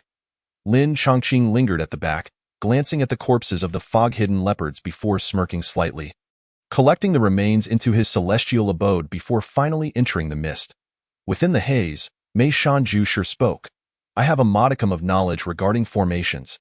If a single late qi refining cultivator enters this array, survival will likely prove difficult. However, if we enter together, the array will lack a master, and its attacks will be distributed among us, significantly lessening the threat. Upon hearing his words, the group felt a chill of fear regarding the formation capable of exterminating late qi refining cultivators. Yet, now that they had arrived, retreat was not an option. Thus, they all boldly ventured into the formation. Before doing so, however, they turned their gazes toward Lin Chongqing, for among the 7 present, he was the weakest. A mere 4th-tier qi refining cultivator. Should anyone falter, it would surely be him. Nevertheless, the entry of each additional person would help to share the burden of the formation's power. For their own safety and the successful breach of the array, all eyes were fixated on Lin Chongqing, urging him to step forward. Even Jin Zhongbai adopted a fervent demeanor, persuading Lin Chongqing to enter. This left Lin Chongqing feeling quite disheartened. In the face of such immense benefits, former companions proved unreliable. In response to the situation, Lin Chongqing stated, "Since I have already pledged my commitment to you, I shall advance and retreat together with you all. However, my cultivation is rather feeble. Should I be the first to enter, I fear the array may extinguish me in an instant, rendering me unable to assist." Mei Shanju Shi chuckled. "This is of no consequence. I shall enter the array first with my 2 fellow cultivators of the 6th tier. And then you may follow, young friend." With that, he exchanged glances with Jin Zhongbai and the burly man, and the 3 of them stepped into the array. Meanwhile, the beautiful woman and the elderly scholar outside fixed their gazes upon Lin Chongqing, as if ready to strike at the slightest sign of his retreat. In their eyes, the combined strength and combat experience of the 2 6th-tier cultivators would easily dispatch a 4th-tier cultivator with mediocre fighting skills in mere moments.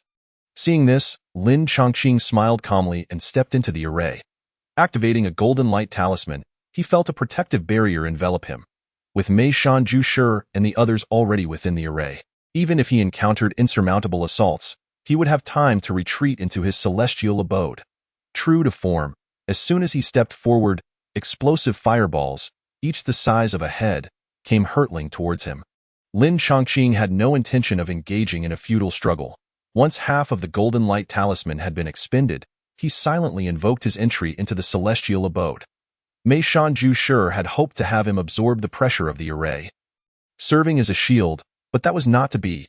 Inside the celestial abode, he reclined in a rocking chair, stroking the snowy fur of Tsang Shui with his left hand while caressing Qiyu with his right, indulging in pre-prepared pastries as he leisurely observed the situation outside through the water mirror.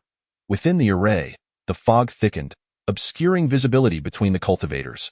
Sporadic explosions from spells and the shouts of cultivators echoed from afar, indicating that the remaining 6 were encountering considerable difficulties. Lin Chongqing felt a surge of delight. After a quarter of an hour, he noticed that the mist outside the celestial abode began to thin. This should be a sign of the array's instability. I shall wait a bit longer, he remained patient.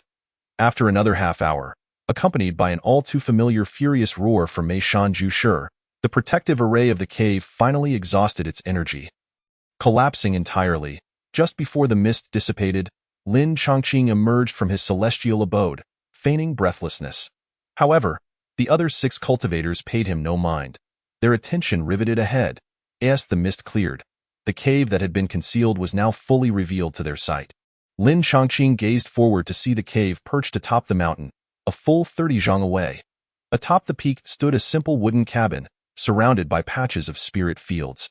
Having been neglected for an extended period, the fields were overgrown with rampant weeds, leaving one uncertain whether any spiritual herbs remained. As this truly the ancient cultivation cave?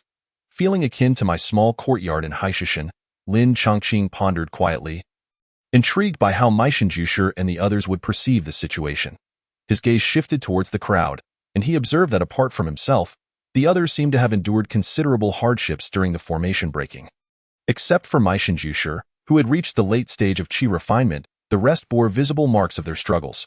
Among them, Jin Zhongbi and a middle-aged man exuding a sinister aura were the most severely injured. The former's robe was soaked in deep crimson, his complexion pale, indicating a significant depletion of vital energy, while the latter had a deep gash across his chest, blood oozing profusely, his right arm also stained red. Lacking any healing elixirs, both could only resort to inexpensive ointments for their wounds. More tragically, Zhou Chong, at the 5th level of qi refinement, lay in a pool of blood, his head missing and his body charred in several places. The previous formation, even when shared among them, remained exceedingly perilous for those at the mid-level of qi refinement, far from the benign portrayal by Mei Shanju Shi. Observing the ghastly state of these individuals, Lin Chongqing felt a twinge of satisfaction, grateful for having taken refuge in the immortal abode moments ago. Otherwise, he would have undoubtedly exhausted numerous talismans or even sustained injuries. Chapter 21. Internal strife and conflict at that moment. Mei Shanju Shi noticed the plight of Jin Zhongbi and the middle-aged man, a flicker of delight crossing his features. However, he quickly composed himself, adopting a concerned demeanor as he spoke. Brother Jin, Brother Liu, why not take a moment to recuperate here? I, along with Madame Zhao and the scholarly Wang, shall ascend to scout the path and assist in clearing any dangers for you. Upon hearing this, the elderly scholar and the beautiful woman, both only lightly wounded, nodded in agreement, stating, Jusher speaks with great wisdom.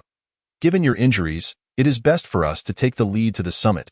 As soon as the words left their lips, Lu Chong, the middle-aged man, flushed crimson and hastily interjected, the goodwill of my 3 esteemed friends is greatly appreciated, but these mere flesh wounds are inconsequential.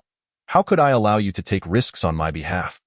Jin Zhongbi stood resolutely, his expression unwavering, firmly refusing to retreat. Both understood the unspoken truth.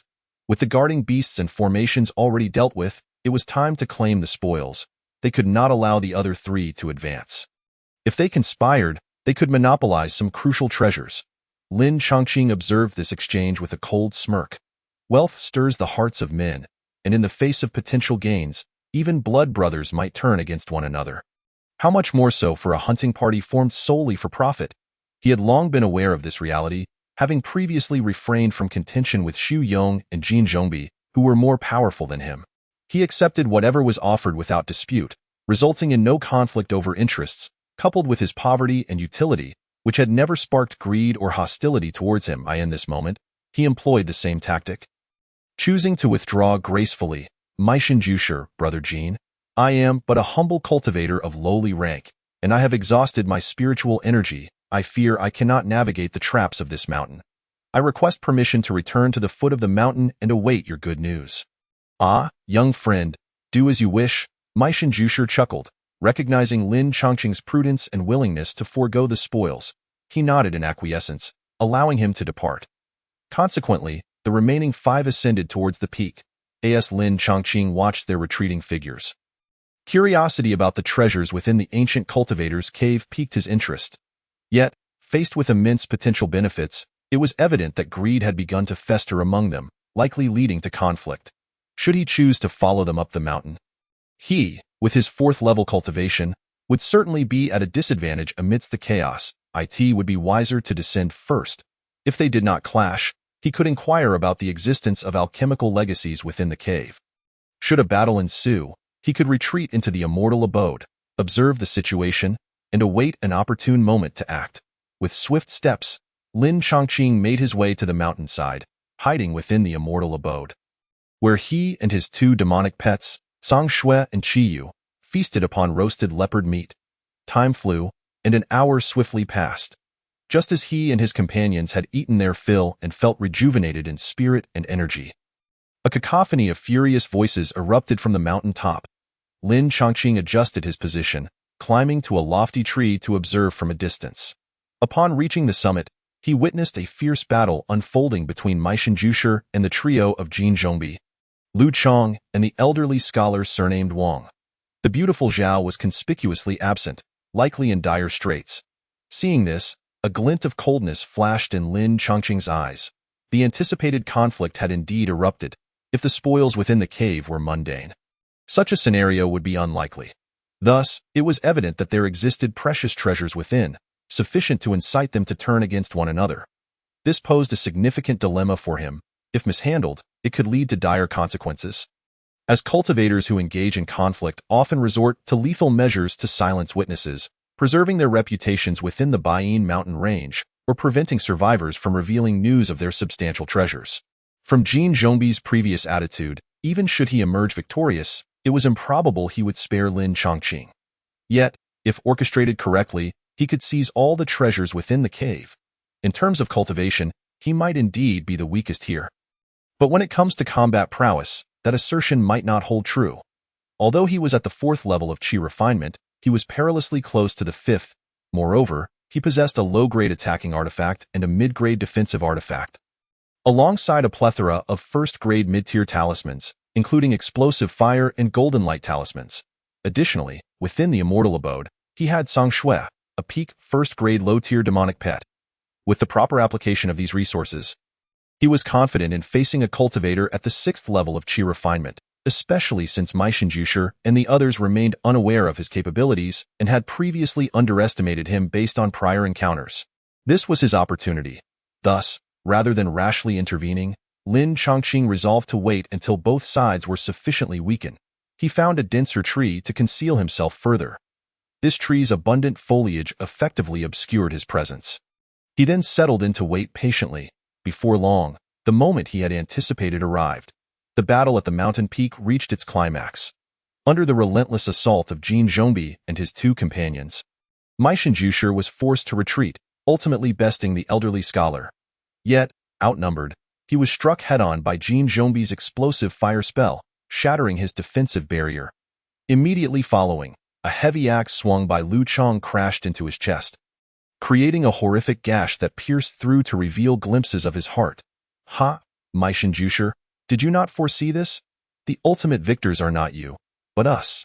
After a bloody battle, Lu Chong leaned against a tree, blood dribbling from his lips as he gazed at the mortally wounded Mai Shinjusher, a sinister grin spreading across his face. "Ha ha ha, Mai Shinjusher, you prided yourself on your profound cultivation, and the previous allocations of spoils. You hoarded the benefits for yourself. Did you ever imagine this day would come?" On the other hand, Jin Zhongbi, though suffering from a severed left arm, still relished the moment as he taunted, "As a late-stage Qi refinement cultivator, I am entitled to a larger share of the spoils." In his dying moments, Mai Shinjusher, filled with rage, exclaimed, "I treated you as brothers through life and death, and today you dare to conspire against me. I curse you both to an untimely demise." With that, he spat a mouthful of blood, his eyes wide in horror, as he breathed his last. "You old fool, dying with your eyes wide open is a mercy." Lu Chang stood, spitting a bloody phlegm onto Mei Shanjushi's corpse. Ha! This old fellow didn't include a clause against harming allies in the contract, thinking he could manipulate us, only to end up dead. Truly, he reaped what he sowed. Jin Zhongbi chuckled heartily. At that moment, Lu Chang's eyes suddenly widened in terror. "Brother Jin, look!" Jin Zhongbi glanced back without suspicion, only to have his head severed cleanly, blood splattering everywhere. Chapter 22. The final victor. Ha ha ha. They are dead, all of them. The treasures within this ancient cultivator's cave are all mine. Upon witnessing Jin Zhongbi's demise, Lu Chang erupted in wild, unrestrained laughter. Wait, there's still one person. He immediately thought of Lin Chongqing. This individual had shown a keen awareness of his own limits, understanding when to advance and when to retreat. However, given today's events, if he allowed Lin Chongqing to escape and divulge this information to the Sima family, his own life would be forfeit. Lu Chang's vigilance heightened as he quickly retrieved a spiritual pill from his storage pouch and swallowed it. Simultaneously, he brandished his enormous axe, searching the mountainside for Lin Chongqing's whereabouts. We are deep within the Baiyin mountain range, where first-grade superior demonic beasts abound. That kid wouldn't dare stray far. With this thought, a glimmer of cold light flickered in his eyes as he scoured for Lin Chongqing's trail. At that moment, Lu Chang happened to fly past the very tree where Lin Chongqing was concealed. Seizing the opportunity, Lin Chongqing summoned Song Shui from the Immortal abode and leapt down, launching a surprise attack on Lu Chang. A Qingyu sword shot forth like a meteor. Bang! Lu Chang, a seasoned cultivator at the 6th level of Qi refinement, reacted with remarkable swiftness, wielding his massive axe to deflect the strike in a flash. The axe, a mid-grade offensive artifact, was powered by his Qi refinement prowess, and this blow not only sent the Qingyu sword flying but also cleaved a significant gash into it. Simultaneously, a golden blade burst forth from Song Shui's mouth, striking his right leg, causing blood to spurt forth, revealing the stark whiteness of bone beneath. Lin, my brother, do not strike. Let us converse amicably. I can share a portion of the treasures atop the mountain. Lu Chang exclaimed in pain, choosing to plead for mercy. However, Lin Chongqing was not swayed by such deceitful words. He had witnessed Lu Chang's treachery when he and Jin Zhongbi had teamed up to slay Mei Shanjushi, only for Lu Chang to turn on Jin Zhongbi in a backhanded betrayal. Such a ruthless individual was akin to courting danger by allying with him. Fool! Killing you means all the spoils are mine. In that moment, to preempt any prolonged conflict, Lin Chongqing swiftly produced 3 explosive fire symbols and unleashed them in the next instant. An array of fireballs, each the size of a head, hurtled towards Lu Chang. Each possessing the power of a mid-stage Qi refinement cultivator's spell Dai was akin to a miniature rain of fire descending upon him. Having never witnessed such a simultaneous activation of numerous first-tier mid-grade talismans, Lu Chang was left utterly dumbfounded, rooted in place. In reality, the sheer volume of fireballs had already established a complete barrage of firepower. Even if he wished to flee, he had no time and no means to escape. Damn it, I'll fight you to the death, Lu Chang growled fiercely, hefting his axe and hurling it with great force. Lin Chongqing hastily summoned his shield, the mountain armor. Intense sparks erupted as the 2 mid-grade artifacts collided. And feeling an overwhelming force, he was forced to retreat several steps. Nevertheless, he successfully defended against Lu Chang's desperate strike. As the heat dissipated, he surveyed the area, only to find the charred remains of a corpse. Eyes eternally wide in death, Lin Chongqing let out a sigh of relief, advancing to retrieve the storage pouch from Lu Chang's waist. He then returned to the previous battleground, collecting the storage pouches of Jin Zhongbi and Mei Shanjushi, before making his way back to the mountaintop. Along the journey, he also scavenged the bodies of Wang Jing, Zhou Chong, and Madame Zhao, watching as he buried the 7 corpses within his immortal abode to enrich his resources. His face was etched with emotion. These individuals were ruthless, bloodthirsty beings who succumbed to greed and slaughtered one another. Now, their treasures had fortuitously fallen into his hands, including the relics from the ancient cultivator's cave. This haul was nothing short of a bountiful harvest. Upon entering the wooden cabin, Lin Chongqing discovered a dust-covered skeleton lying quietly upon the wooden bed. On the opposite side of the bed lay a dark golden storage pouch. Seemingly the possessions of the ancient cultivator. During the earlier skirmishes, the pouch had been fiercely contested, but never fully claimed by anyone. Lin Chongqing picked it up, easily infusing it with his mana. As the original owner's mark had long since faded, to his astonishment, the storage pouch contained a volume equivalent to 3 cubic units, significantly larger than those he had previously acquired from Mei Shanjushi. He meticulously examined and counted the items within. Over 3,800 spirit stones, 5 tomes, one of which was the diary of the cave's master. Who writes a diary in earnest? Lin Chongqing quipped before engrossing himself in the reading.it. Turned out that the owner of the skeleton, Yi Huahua, hailed from outside the Silver Mountain Range and was a foundation establishment cultivator of the Yaohua sect. He had slain a true disciple of the 10,000 Beasts sect but had sustained grievous injuries in the process, losing his spiritual artifact and attracting the pursuit of a gold core cultivator from the same sect. Consequently, he was forced to seek refuge in the Silver Mountain Range. Yi Huahua practiced fire attribute cultivation and was a dual cultivator of both law and body. During his recuperation, he discovered a blazing sunstone vein, and the diary contained a detailed map of the vein's location. The blazing sunstones within could aid him in cultivating the burning flame battle body technique. However, he had not the chance to rejoice before succumbing to his injuries. Lin Chongqing, after perusing the diary, felt a mix of emotions. I never imagined that this esteemed Yi was a foundation establishment cultivator. Yet even he shook his head and retrieved the other 5 tomes for further inspection. One was Yi Huahua's primary cultivation method, the fiery flame technique. Another was the burning flame battle body, which comprised 3 stages: skin training, muscle training, and bone training. Each stage required the absorption of vast amounts of fire attribute essence to break through. Upon mastery, one's physical form would rival that of a demon beast of the same tier, and a unique physique known as the burning flame body would manifest. By harnessing spiritual fire, one could gradually nurture it to enhance its potency, even extracting its power to create fire orbs capable of inflicting harm when necessary. After thorough contemplation, Lin Chongqing resolved to practice this technique, believing that possessing diverse skills was advantageous, in the realm of cultivation. No singular method remained perpetually favored. Only by preparing for various circumstances could one ultimately triumph. Should he perfect this technique, it might one day save his life when defensive talismans proved futile.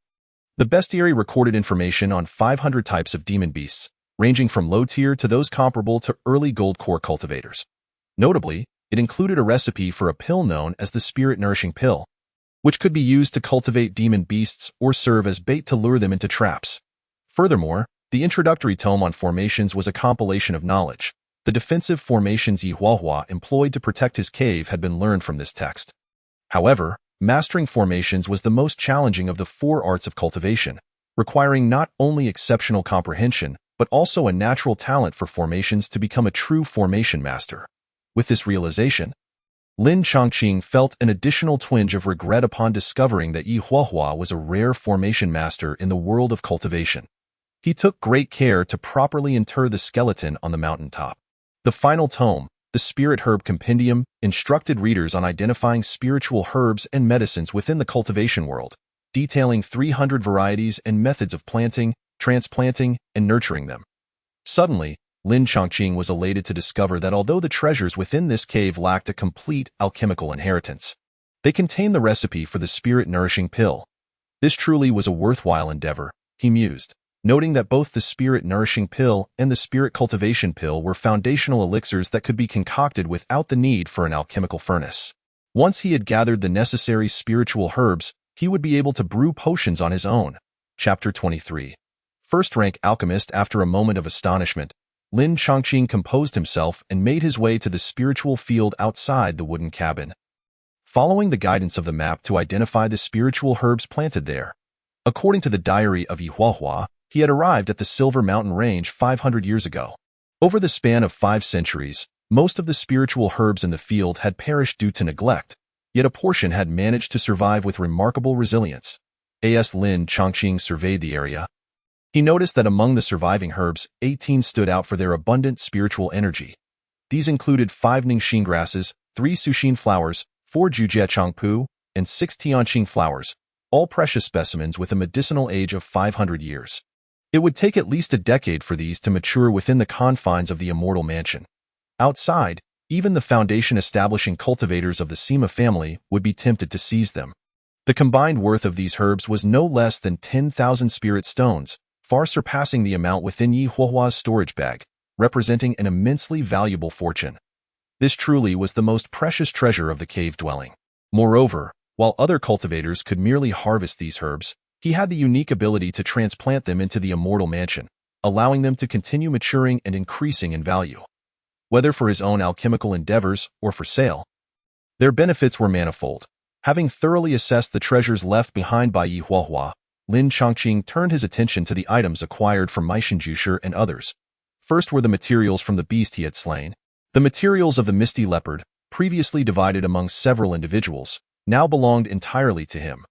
Additionally, the materials from the more than 10 first-rank low-grade beasts he had dispatched on his journey to this ascension mountain were also his to claim.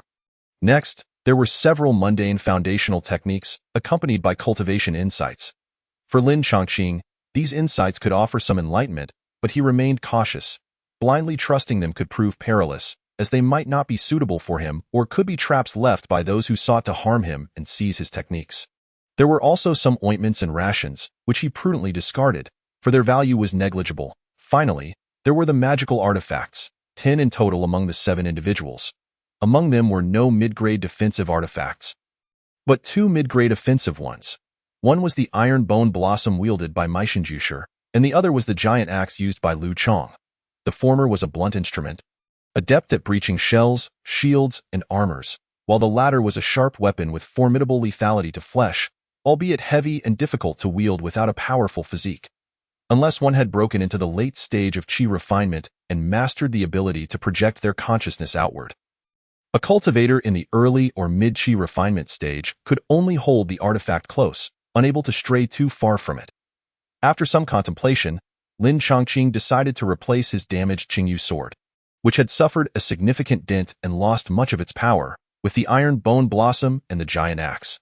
Following a round of ritual refinement, he chose not to descend the mountain immediately, but to remain on the Ascension Mountain for a while longer. This peak, rich in spiritual veins, was conducive to cultivation and located deep within the Silver Mountain range. Returning to Silver Immortal City would likely mean traversing the territories of numerous first-rank mid-grade and even high-grade beasts. Meishenjusher and the others had been quite clever, not preserving the route map in a tangible form but committing it all to memory, making a safe departure impossible. Currently, Lin Chongqing was only at the 4th level of Qi refinement, and with many talismans already expended, navigating through the mountains alone would be fraught with peril. Rather than risking such a journey, he resolved to enter seclusion for a period, aiming to elevate his cultivation to the 5th level of Qi refinement, and ideally, nurtured Sangshui and Qiyu in the process, ensuring a safer return. After all, his immortal mansion was planted with spiritual grains, and the mountain provided a water source, so sustenance was not a concern. With this in mind, Lin Chongqing released Sangshui and Qiyu, and together they tidied the wooden cabin and its surroundings, creating a clean and orderly living space before commencing their secluded cultivation. In the days that followed, he lived a fulfilling life. Beyond his daily cultivation, Lin Chongqing acquired seeds of Suxin flowers and Jujie Changpu for planting. The former could be combined with Yunsol grass to formulate low-grade qi-nourishing pills, while the latter could be paired with by Roji to concoct low-grade spirit-nourishing pills. Once matured, he would be able to begin crafting medicines and alchemical concoctions. Additionally, he delved into the spiritual herb atlas, occasionally grasping the fundamentals of array formations. Simultaneously, he practiced utilizing magical artifacts, training Sangshui and Qiyu, and also scheduled time for the revival technique and spirit recovery technique. His days were filled with no idle moments, and time swiftly passed. 3 months flew by. Within the Immortal Mansion, the wineberry fruits had ripened. Lin Chongqing had originally planted 25 wineberry trees, each bearing 6 to 10 fruits, yielding a total of 215 wineberries. Selling these would suffice to recoup his investment and even yield surplus. However, being deep in the mountains, finding a buyer was impossible, and even if he could, he would not. The cultivation of his abilities was paramount. He had planted these spiritual fruits primarily for personal consumption to aid in his cultivation. That moment, He began to harvest the plump, juicy wineberries, filling a bamboo basket. Without hesitation, he took one and popped it into his mouth. As he bit into the fruit, a burst of juice flowed forth, and the taste was delightful. The flavor was a harmonious blend of sweet and sour, with a subtle hint of fruit wine. The abundant spiritual energy contained within the berries provided Lin Chongqing with an unexpected surprise. He devoured 5 in rapid succession, stopping only when his body was saturated with spiritual energy. Afterward, Lin Chongqing began to circulate his Chongqing technique, rapidly refining the spiritual energy within him until he had absorbed every last bit. Feeling the progress in his cultivation, he was overwhelmed with joy. 5 wineberries were equivalent to a tenth of a low-grade qi-nourishing pill. Elated, Lin Chongqing consumed another 5 wineberries, continuing to refine the spiritual energy through his technique until he felt his meridians ache and his face flush with a slight intoxication.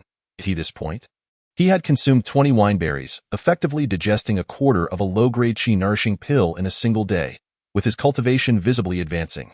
Before long, another 6 months had passed, and Lin Chongqing successfully broke through to the 5th level of qi refinement. Simultaneously, he had thoroughly absorbed the knowledge from the Spiritual Herb Atlas and the 100 Beast Compendium. The Suxin flowers and Jujia Changpu had both matured, boasting over a decade's worth of medicinal age. Suitable for crafting low-grade qi-nourishing pills, he began to utilize these herbs, following the formulas recorded in the 2 books to produce pills. Throughout this process, he faced countless failures, each one causing him great distress. If these were to be sold in Silver Immortal City, they would fetch a substantial amount of spirit stones. Yet he could only comfort himself with the knowledge that as long as he had seeds, the Immortal Mansion could continuously produce more. Moreover, with each attempt at pill-making, his proficiency increased, and the likelihood of failure diminished. 3 months later, 5 bottles of low-grade spirit-nourishing pills and 5 bottles of low-grade qi-nourishing pills lay neatly before him. The sight of these vials filled Lin Chongqing with immense joy, for they signified that he had truly become a first-rank low-grade alchemist. This was a remarkable progression from nothing to something, a significant milestone in his cultivation journey. Furthermore, the 5 bottles of qi-nourishing pills and 5 bottles of spirit-nourishing pills would sustain him, Zhang Shui, and Qiyu for a considerable time, allowing their cultivation to accelerate. The prospect of reaching the late stage of qi refinement, or even the foundation establishment stage, was now within reach. Lin Chongqing couldn't help but marvel, his face aglow with delight. Chapter 24. The demon luring plan in the blink of an eye. Another year had passed. Zhang Shui had fulfilled expectations, breaking through to the first-rank mid-grade beast level, her strength comparable to a mid-qi refinement cultivator. Qiyu had also fully matured, exuding a majestic presence reminiscent of a fiery eagle. With wings spread wide, spanning an impressive 5 zhong, he was capable of soaring through the mountains. He had mastered 2 innate spells, one allowing him to expel fireballs from his mouth, and the other enabling him to create gusts of hot wind with a flap of his wings. With his breakthrough and the absorption of abundant spiritual energy, the area of the spiritual field within the Immortal Mansion was further expanding. Filled with joy, Lin Chongqing commenced the next phase of his plan, the demon luring strategy.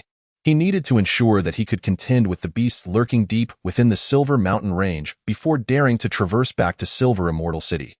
Luring these beasts with spirit-nourishing pills for ambushes became an excellent method to test his own strength. Moreover, the beasts he captured would provide sustenance for Qiyu, hastening his growth into a first-rank mid-grade beast, thereby serving as a formidable ally in battle. Lin Chongqing made his way to a dense forest at the foot of the mountain, where silence reigned. No bird's song pierced the stillness. He dropped his first spirit-nourishing pill. Then, alongside Zhang Shui, concealed themselves within a nearby thicket, patiently awaiting their target. Due to the Ascension Mountain being untouched by cultivators for centuries, the surrounding area was abundant with beasts. Within a mere quarter of an hour, a beast caught wind of the enticing aroma and approached. It was a massive black tiger, measuring 18 feet in length and standing 3 feet high. Its body covered in black scales, with glowing green eyes scanning the surroundings. Black scale tiger? Lin Chongqing recognized the beast immediately from his extensive study of the 100 Beast Compendium. This creature was a first-rank mid-grade beast, renowned for its formidable defensive capabilities and sharp claws and fangs. A single ordinary mid-qi refinement cultivator would find it challenging to hunt such a beast. Typically, Three would need to work together to avoid sustaining serious injuries while bringing it down. At the sight of the black scale tiger, Song Shue's eyes shone with battle intent, conveying her eagerness to engage. All right, let us strike together. As the black-scaled tiger prepared to devour the spirit-feeding pill, Lin Chongqing and Song Shui, concealed within the thickets, surged forth with remarkable speed. Lin Chongqing immediately summoned the mid-grade magical artifact, Iron Bone Blossom, and struck it forcefully against the black-scaled tiger, shattering its scales with a single blow. Understanding the cue, Song Shui opened her mouth wide, unleashing an even more solid and sharper golden blade of energy, which cleaved deeply into the wounded area of the tiger's body. Roaring in agony, the black-scaled tiger attempted to flee, but Lin Chongqing would not let it escape easily. He affixed a wind talisman to himself and Song Shui, propelling them into pursuit, steadfastly adhering to the black-scaled tiger. The duo employed their previous strategy once more. Lin Chongqing focused on breaching the tiger's scales, while Song Shui aimed to deliver lethal strikes. With a resounding thud, the Iron Bone Blossom struck the tiger's neck, bursting forth a spray of blood. Song Shui dashed forward, her sharp fangs sinking into the beast's eye in an instant. Blood flowed profusely. Inflicted with a fatal wound, the black-scaled tiger let out a final wail before collapsing lifelessly to the ground, becoming Lin Chongqing's trophy. Observing that he had slain a mid-grade first-tier demon beast without relying on talismans for primary attacks, he felt a swell of joy and a sense of accomplishment. He affectionately patted Song Shue's tiger head. It is highly likely that he was directly killed. On the surface, he appeared submissive and compliant, yet within, he harbored an immense aversion toward the Sima family. Upon returning to the mine, he conversed with several fellow workers and learned that the Sima family had been aware of the existence of this blazing sunstone vein for several years. To avoid detection by the powerful forces beyond the mountains, they had constrained the freedom of the cultivators, secretly extracting the ore due to the exceedingly high temperatures within the blazing sunstone vein. Ordinary individuals could not endure more than 7 days of mining before succumbing to death. Thus, they employed cultivators as mining slaves. Lin Chongqing unexpectedly discovered Xu Yong among the group of cultivators, disheveled and appearing utterly exhausted, alongside an elderly man who had previously claimed that his family had been attacked by bandits, forcing him to relinquish the two secret techniques of rejuvenation and spirit recovery. The condition of both individuals was appallingly poor, seemingly having endured numerous beatings. After some conversation, he learned that in their pursuit of capturing cultivators, the Sima family had dispatched cultivators disguised as bandits to kidnap and plunder. Xu Yong and the elderly man had fallen victim to this scheme. Furthermore, from their accounts, he understood that the Sima family had stationed foundation-building cultivators at the mine, ensuring that even if the chi-refining cultivators attempted to resist, they would be ruthlessly suppressed. At this moment, within the dimly lit cavern, Lin Chongqing conformed to local customs, silently mining alongside Xu Yong and the others. Accompanied by the clang of picks, he felt waves of toxic fire spiritual energy attempting to invade his body, threatening to damage his flesh and leave hidden dangers. This insidious fire energy posed a dreadful poison to other cultivators. Over time, it would likely erode their meridians, leaving them riddled with wounds and utterly destroying their foundations. However, upon operating the burning flame battle body, Lin Chongqing felt a sense of secret joy. The reason was that the burning flame battle body could refine this toxic fire energy to strengthen his physique, albeit less effectively than directly absorbing the blazing sunstone. Moreover, this fire energy would also be absorbed by his celestial abode, serving as nourishment for its continued growth. After an hour, Lin Chongqing unearthed a fist-sized crimson stone. The entire stone radiated an astonishing heat, and upon holding it, he immediately felt a strong burning sensation. This was indeed the blazing sunstone. After examining it, he promptly stored the red stone within his celestial abode to prevent other miners from coveting it and sparking a conflict. Should such a situation arise, even if he could eliminate his adversaries, it might still attract the attention of the Sima family. Additionally, these captured mining slaves had their storage bags confiscated, leaving them thoroughly stripped of possessions. Killing them would yield no profit. His current objective was to gather as much blazing sunstone as possible without being discovered by the Sima family, thereby enhancing his physique cultivation. Thus, he delved deeper into the mine. The blazing sunstone possessed wondrous properties. When embedded in the rock, It easily blended in and was difficult to detect with divine sense. Consequently, the difficulty of extraction was immense. Fortunately, due to his training in the burning flame battle body, Lin Chongqing found himself particularly sensitive to fire's spiritual energy. The further he advanced into areas rich with fire energy, the greater the likelihood of unearthing blazing sunstone. In the span of a day, he managed to extract 7 pounds of blazing sunstone. A month later, Lin Chongqing had accumulated 210 pounds of the precious ore. He carefully packed 103 pounds of blazing sunstone into a specially crafted bag and brought it to the mine. Wu Tao, 103 pounds of blazing sunstone, Lin Chongqing declared as he presented the stone, receiving his provisions of food and water for the upcoming month before stepping aside. At this moment, he noticed Xu Yong had sustained an injury to his leg, likely inflicted by other mining slaves who sought to rob him of his blazing sunstone. Because of this, Xu Yong had been unable to meet the quota of 100 pounds. The elderly man, who had sold him the 2 secret techniques, observed the situation with a cold smile. Immediately, 2 young members of the Sima family bound Xu Yong's hands and hoisted him up. A long whip adorned with iron spikes struck Xu Yong fiercely. Accompanied by piercing cries, Xu Yong was mercilessly whipped 100 times, his front and back marred with wounds, blood pouring forth. The elderly man, who had been unable to deliver the required amount of blazing sunstone for 3 consecutive months, met a grimmer fate. In full view of the crowd, a Sima cultivator pierced his heart with a searing red iron sword, leaving the old man to die in agony. Though Lin Chongqing had a means of retreat, witnessing this atrocity rendered his expression exceedingly grim. The Sima family was truly malevolent. Chapter 26. The Zhongshuan continent in the blink of an eye. 3 months had elapsed. Aside from the monthly quota of blazing sunstone, Lin Chongqing had amassed a total of over 380 pounds of the ore, sufficient for him to successfully cultivate the first level of the burning flame battle body. Refining skin.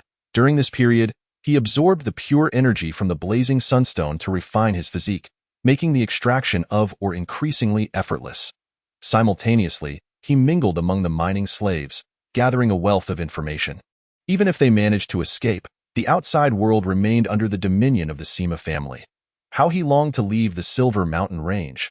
Countless mining slaves had expressed such sentiments. Yet most spent their entire lives within this confinement.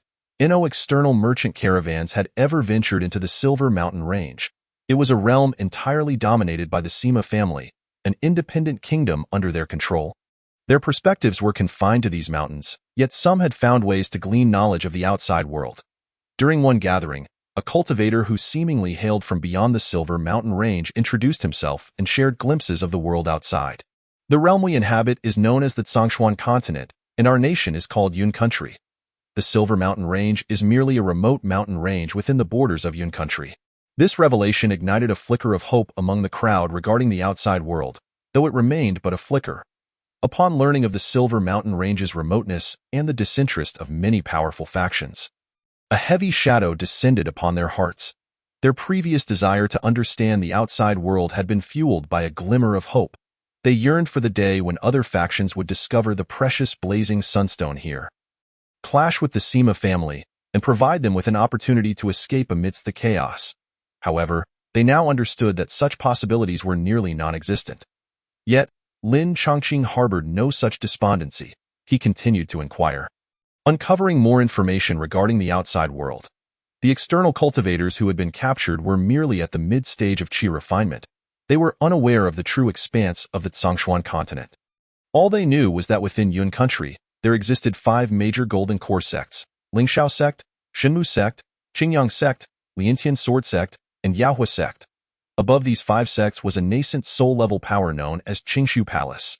All these factions were righteous sects. In contrast, there were also demonic cultivators who viewed cultivators as resources for their sinister practices. The strength of these demonic cultivators was formidable enough to contend with the righteous sections. In the face of these great powers, the Sima family of the Silver Mountain Range was but a trivial force, scarcely known to many. The cultivator from the outside world seemed to have not spoken to anyone in a long while. Rather than addressing Lin Chongqing, it felt like he was venting his thoughts aloud. This, in turn, invigorated Lin Chongqing, who listened with rapt attention. The outside world is truly extraordinary. I must escape this mountain and venture into a broader realm. Lin Chongqing resolved internally. Another month passed. Within his celestial abode, Lin Chongqing sat cross-legged amidst a pile of blazing sunstone, akin to an ascetic enduring the flames. He bore the intense heat, ravenously absorbing the energy within. As his skin radiated a fiery glow, he successfully broke through to the refining skin stage. His physique became comparable to that of a low-grade first-tier demon beast, far surpassing that of a mid-stage chi-refining cultivator. Specifically, he found his physique becoming more balanced and graceful, with muscles in his arms, waist, and abdomen beginning to bulge. His vitality surged, and upon introspecting, he could see his blood flowing like a torrent, his heart robust and powerful. A newfound confidence enveloped him, and an extraordinary air emanated from his being. Wonderful! I feel my body brimming with strength, Lin Chongqing exclaimed inwardly, exhilarated.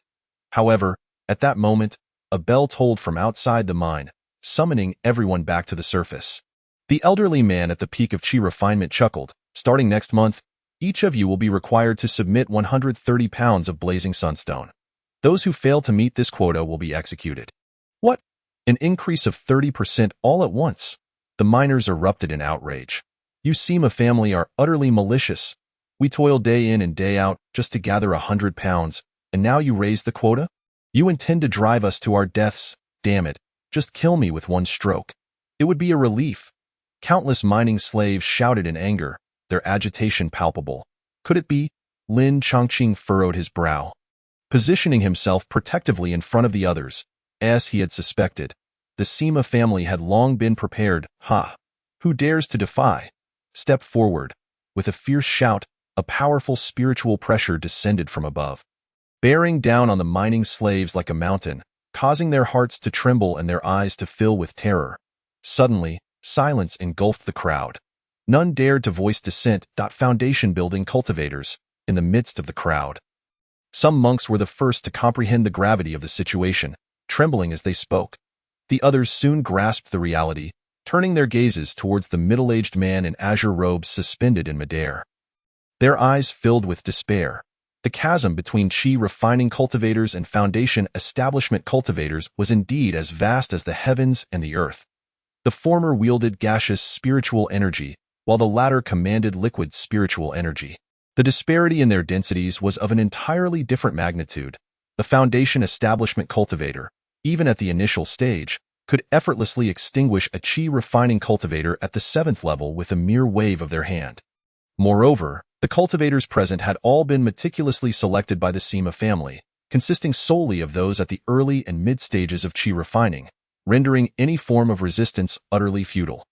Even if they banded together, they would be easily annihilated. The world of cultivation operates on the principle of the survival of the fittest. Under such overwhelming oppression, none dared to defy 130 pounds each month. Alas, Lin Chongqing sighed. While he could harvest over 200 pounds of blazing sunstone each month, the threshold for breaking through from muscle refinement to bone refinement required at least 1,000 pounds of blazing sunstone. To achieve full mastery in bone refinement, he would need no less than 3,000 pounds. How long would that take to excavate? 2.5 years. Furthermore, more than half of the painstakingly mined stones were seized by the Sima family. Leaving him deeply dissatisfied, it was not he who was pilfering the Sima family's mine, but rather the Sima family that was exploiting his labor. The most egregious part was that this time, the Sima family had increased their share by 30% through sheer force. What would happen next? Would they raise it again, demanding 150 pounds, 180 pounds, or even 200 pounds each month? What then would be the point of mining at all? It was too arduous. Lin Chongqing had contemplated fleeing, but over the past 3 months, certain changes had occurred. Firstly, the passage he had previously used had been discovered and sealed off by the Sima family as cultivators. During this time, he had been digging deeper, planning to alter his course and reconnect to another exit after reaching a certain depth. Secondly, if he were to abandon this mine, he had no idea where to find such a quantity of blazing sunstone to continue cultivating the burning flame battle body. It was best to gather enough resources for muscle refinement before leaving. Thus, he chose to endure in order to expedite his mining efforts for a potential swift escape. Lin Chongqing retrieved several low-grade magical tools from his celestial abode, including his azure fish sword. The rocks containing blazing sunstone were exceedingly hard, and utilizing these low-grade magical tools for excavation was significantly more efficient than employing ordinary iron picks. Additionally, after breaking through to the muscle refinement stage, his physical strength had greatly increased, as had his capacity to endure and sense fiery spiritual energy. Both mining and locating stones had become considerably easier. He was able to extract nearly 300 pounds in a month. During a subsequent gathering, an elderly cultivator proposed a strategy of nonviolent resistance. Esteemed colleagues, the Sima family requires us to mine blazing sunstone for them. Thus, as long as our share is not excessively low, they certainly will not annihilate us all. Therefore, I propose that starting this month, we continue to pay only 100 pounds of blazing sunstone as before, he passionately advocated. This incited a response from many, but some cultivators wore expressions of skepticism. They discerned that the elderly monk, due to his advanced age, was likely incapable of mining such a quantity and would probably be executed this month. Hence his proposal. He seemed intent on dragging others down with him. If the law did not punish the many, he might survive, but should the Sima family decide to take matters seriously, all involved would meet their demise. Consequently, those who recognized this truth refrained from joining him. Lin Chongqing naturally did not support the elderly monk. In his view, the scattered cultivators were akin to loose sand, easily splintered by the lure of fleeting interests. The Sima family could easily sow discord among these scattered cultivators. In his 2 lifetimes, he had never been an impetuous youth. Rather, he held his own insights regarding human nature. In the days that followed, everyone toiled relentlessly in mining. For the sake of his own cultivation and escape plan, Lin Chongqing spared no effort in delving deeper, utilizing magical tools. Unlike the other miners, he had initially disguised his appearance and physique to infiltrate. Once he altered his appearance upon escaping, the Sima family would have no inkling that he had once been a miner. However, merely escaping the mine was not a permanent solution. The other miners were originally free individuals, merely captured indiscriminately by the Sima family. To ensure his safety, his immediate priorities were to cultivate to the late stage of qi refining, where the Sima family would not capture cultivators of such strength due to their formidable power, and to leave the Silver Mountain Range for a new realm of freedom. He was already quite close to the 6th level of qi refining, but he still had a ways to go before reaching the 7th, meaning he would have to remain hidden for the time being. As for the latter, he had no leads whatsoever. Thus, a month passed, during which Lin Chongqing excavated 305 pounds of blazing sunstone. He submitted 130 pounds and retained the remaining 175 pounds within his celestial abode. Unfortunately, the others were not so fortunate. Following the elderly man's rallying cry, more than half of the cultivators chose to conceal their excess blazing sunstone, submitting only 100 pounds. However, the next day, when the miners submitted their stones, the elderly man discovered that a staggering 90% of the cultivators had devised methods to submit 130 pounds of blazing sunstone. Lin Chongqing had previously heard that these cultivators retrieved their previously hidden stones for submission or exchanged their bodies for blazing sunstone from certain needy male cultivators. A few miners had even approached a fully realized qi refining cultivator from the Sima family, mockingly observing the elderly man who had called for the 100-pound submission. The latter's face turned ashen, filled with resentment. "You dare to turn traitors? My apologies, old man.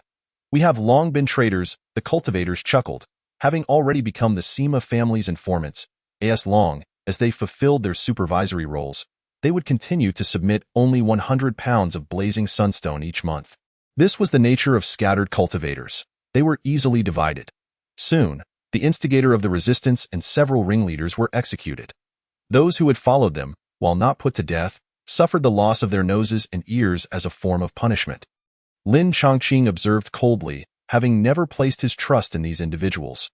Even if he possessed excess blazing sunstone, he would not offer it to alleviate the plight of others. On one hand, he needed it for himself. On the other, offering assistance once would obligate him to continue doing so, as he would become their lifeline, akin to a drowning person clinging desperately to anything that could save them, potentially endangering the rescuer instead. Others would speculate about how he acquired the surplus blazing sunstone and would seek to uncover his secrets, even resorting to violence or betrayal. Upon returning to the mine, those miners who had survived the punishment bore hollow gazes, struggling to comprehend the betrayal they had faced. Some exhibited openly hostile eyes, harboring unrestrained hatred for the traitors, while others remained as they always had. Yet, Lin Chongqing knew these individuals would never simply act as if nothing had occurred. They were merely concealing their true feelings. The mine would likely descend into chaos, whether through vendettas or the pillaging of blazing sunstone. It would not remain tranquil as before. Lin Chongqing entered the tunnel he had previously excavated. Moving a massive boulder to seal the entrance, he then affixed a warning talisman he had learned on Ascension Mountain. Should anyone disturb the boulder, the talisman would emit an alarm, that moment. Regardless of who it was or whether they sought to uncover his secrets, Lin Chongqing would not let them go. Many miners observed his actions and began to imitate him. Those without warning talismans resorted to using objects that could produce sharp sounds. They may not have secrets, but to avoid being ambushed while mining or resting, such precautions were necessary. A chain of suspicion had already formed. 3 months later, Lin Chongqing had spent half a year masquerading as a miner. 2 months prior, 3 miners had been ambushed and their blazing sunstone pilfered. A month ago, the number of slain miners had risen to 15. In the face of such a stifling atmosphere, the Sima family turned a blind eye. Each miner descending into the pit could only remain on high alert, and Lin Chongqing was no exception, bolstering his defenses. Yesterday, he had slain 2 Qi refining 5th-level cultivators who had pushed aside the boulder to enter the tunnel. They had calculated a 2-on-1 strategy, yet they were unprepared for Lin Chongqing, who not only possessed offensive and defensive magical tools and a plethora of talismans, but was also accompanied by 2 first-tier mid-grade spirit beasts. Plunging them into despair, the 2 cultivators could not fathom how he managed to carry such an array of items, given that their storage bags had been confiscated. Lin Chongqing offered no explanations. After dispatching them, he smeared their blood onto the obstructing boulder as a warning and disposed of the corpses in the fertile fields. After 3 months of intensive excavation, he was mere moments away from connecting to the previous exit. However, Lin Chongqing hoped to extract 1,000 pounds of blazing sunstone before departing, ensuring he could complete his muscle refinement and break through to bone refinement. Thus, he continued to dig deeper into the mine. At that moment, 5 uninvited guests appeared before the boulder blocking his path. "Are we certain we want to go down?" a short-statured cultivator inquired. The chilling memory of Lin Chongqing effortlessly slaying 2 individuals and covering the boulder in their blood lingered in his mind. "There's no choice. This is for survival. Each of us still needs 20 pounds of blazing sunstone. Indeed, only upon his demise can we secure our own survival. Furthermore, should we descend and eliminate this individual, we would also seize the rich vein of blazing sunstone. Rest assured, he may contend with 2, but he shall never withstand the combined strength of our 5. The remaining 4, amid a flurry of voices, ultimately reached a unanimous decision to take action against Lin Chongqing. However, at that very moment, an unforeseen tremor shook the entire mine. Chapter 28. The emergence of the extraordinary treasure as the 5 mining slaves attempted to encircle and slay Lin Chongqing. He discovered something amiss beneath the earth. From the thick stone walls, a powerful surge of fire elemental energy resonated. "There must be an abundance of blazing sunstone within," Lin Chongqing exclaimed with elation. Once he excavated 1,000 pounds of blazing sunstone, he could make his escape without hesitation. Without a second thought, he grasped a long blade artifact and commenced his digging. 1 pound, 2 pounds, 3 pounds. Pounds of blazing sunstone were unearthed. Remarkably, in the span of merely 1 hour, he had uncovered 20 pounds of the precious stone. Yet, just as he struck the rock wall once more, the layers before him suddenly collapsed, revealing a cavern. A formidable torrent of fire elemental energy erupted forth like a volcanic explosion, sending him reeling in all directions. The intense fire energy even melted the stone walls, widening the originally narrow mining tunnel. Had he not mastered the burning flame battle body's skin refining stage, the surging fire energy would have likely scorched his skin to oblivion. Even so, Lin Chongqing felt as if he were engulfed in flames and hurriedly slapped several golden talismans onto himself, which provided a measure of relief from the searing heat. Yet, before he could fully recover, the fire energy surged outward, bursting forth to the surface. The ground trembled violently. Unbeknownst to Lin Chongqing, countless fire attribute beasts surged forth from the mining tunnels. "What is happening? So many beasts! Help! Save me!" These creatures, once dwelling in the magma layers beneath the blazing sunstone vein, seemed to have been provoked by some unseen force, now erupting in chaos as they surged toward the surface. The tumult was so overwhelming that the mining slaves were caught off guard, suffering heavy casualties in the initial onslaught. The commotion quickly reached the surface, leaving even the cultivators of the Sima family stationed there in a state of bewilderment. Uncertain of the unfolding events, suddenly awakening from his meditation, a middle-aged male cultivator of the Sima family sensed the tempestuous fire energy erupting from the earth, his expression shifting dramatically as he shrieked in alarm. "This is bad. The essence of blazing sunstone has emerged, inciting a riot among the subterranean fire beasts." "Ancestor, what is the essence of blazing sunstone?" asked an elder at the peak of chi refinement, his face a mask of confusion. "In this world, various heavenly materials and earth treasures are born. Spiritual veins bear spiritual flowers and trees. Areas suffused with what elemental energy may harbor the heart of the divine tree. Likewise, blazing sunstone veins can give rise to the essence of blazing sunstone. Typically, these treasures mature over a prolonged period in a stable environment until they develop intelligence and become sentient, departing on their own accord. However, should a fortunate cultivator discover and disrupt the nurturing environment prematurely, these treasures may emerge into the world ahead of time. Though this was merely a second-tier vein, the essence of blazing sunstone produced therein could elevate a foundation-building cultivator by a small tier, greatly enhancing the cultivation of fire attribute techniques. The same held true for fire attribute beasts, which would experience astonishing effects as well. The Sima family's foundation-building elder elucidated. In other words, a mining slave must have stumbled upon such a rare treasure. "You lot, swiftly guard the passage and search for those mining slaves attempting to ascend to the surface. And you, follow me down," the elder at the peak of chi refinement commanded, his eyes glinting with avarice. As a practitioner of fire techniques, acquiring this item could potentially remedy his waning vitality due to age, paving the way for his foundation establishment. Such a disturbance would likely attract formidable second-tier fire beasts comparable to foundation-building cultivators. He quickly initiated the formation and sought assistance from his clan. The cautious foundation-building elder of the Sima family promptly ordered the assembled Sima cultivators to activate the Great Formation while blocking key routes, instructing the mining slaves to buy them some time. Meanwhile, the elder at the peak of chi refinement, disregarding all else, arranged for his family disciples to secure the area before charging into the mine alongside two late-stage chi refinement cultivators. Inside, chaos reigned. The mining slaves were under relentless assault from the emerging fire attribute beasts, suffering grievous losses, with most fighting a desperate retreat toward the surface.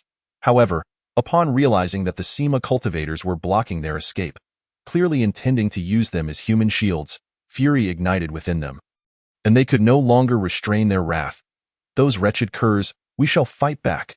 All the mining slaves understood that if they cowered now, they would meet their demise at the hands of the pursuing beasts.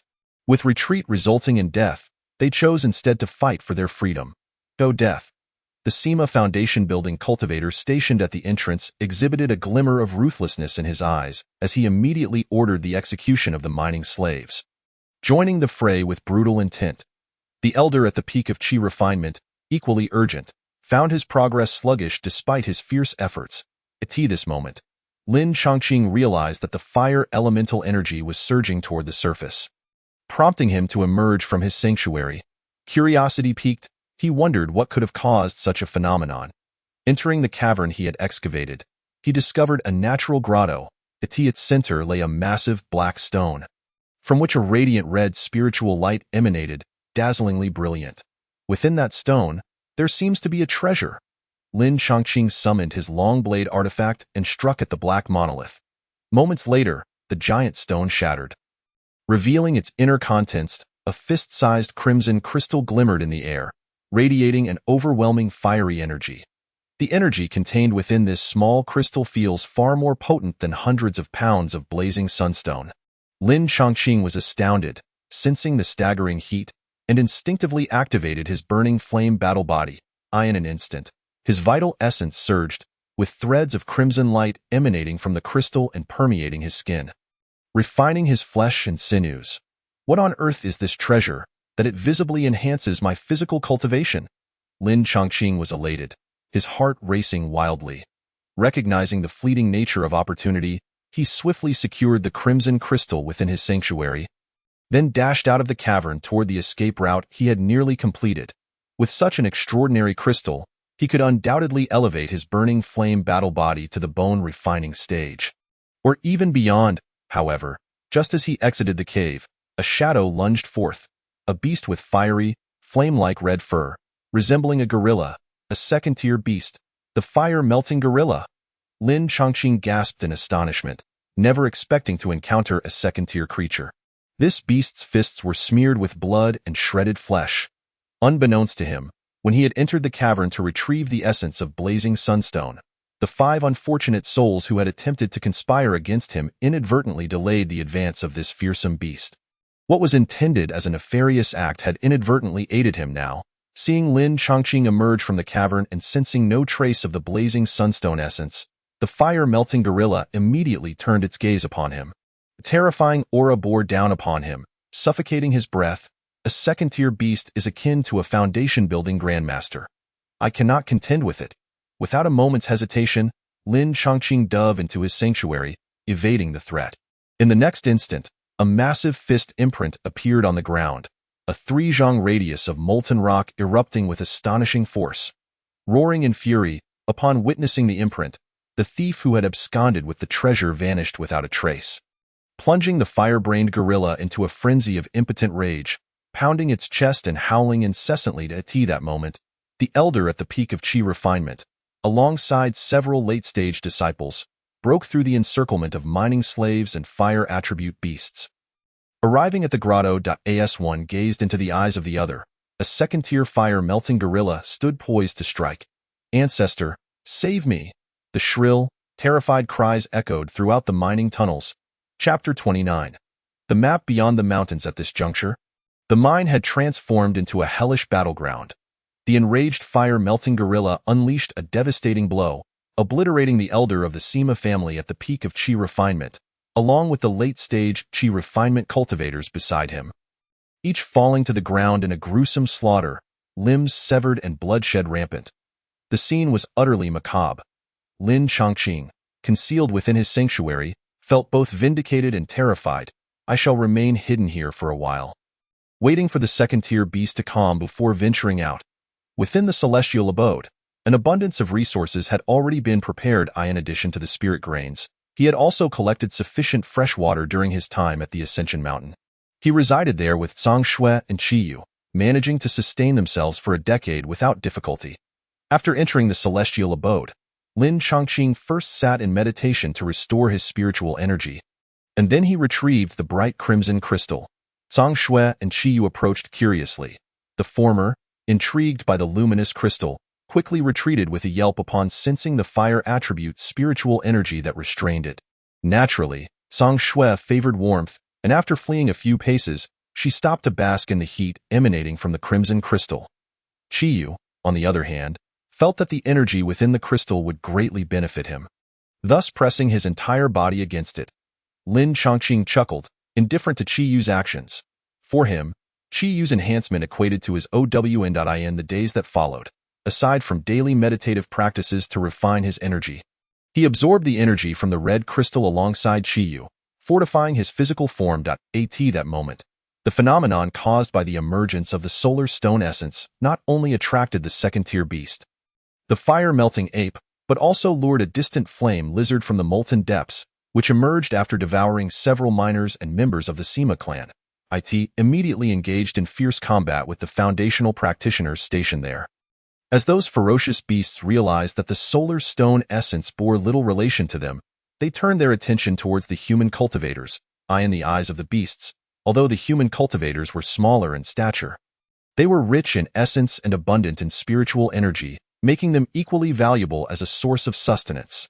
After 3 days of defending against 2 foundational second-tier beasts and a tide of feral creatures, the formation ultimately failed. A brutal massacre ensued, with the Sima clan suffering heavy losses, forcing them to retreat into the Silver Mountain range. The beasts relentlessly pursued them until, days later, the Sima clan received assistance from other foundational practitioners within their ranks. However, only a fortunate few of the miners managed to escape.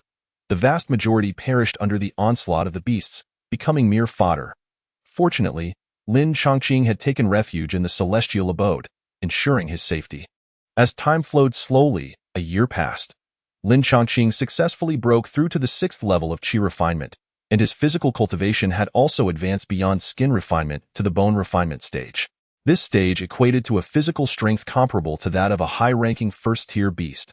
Achieving such rapid progress in physical cultivation after just a year and a half was a feat that even those with superior spiritual roots could scarcely rival.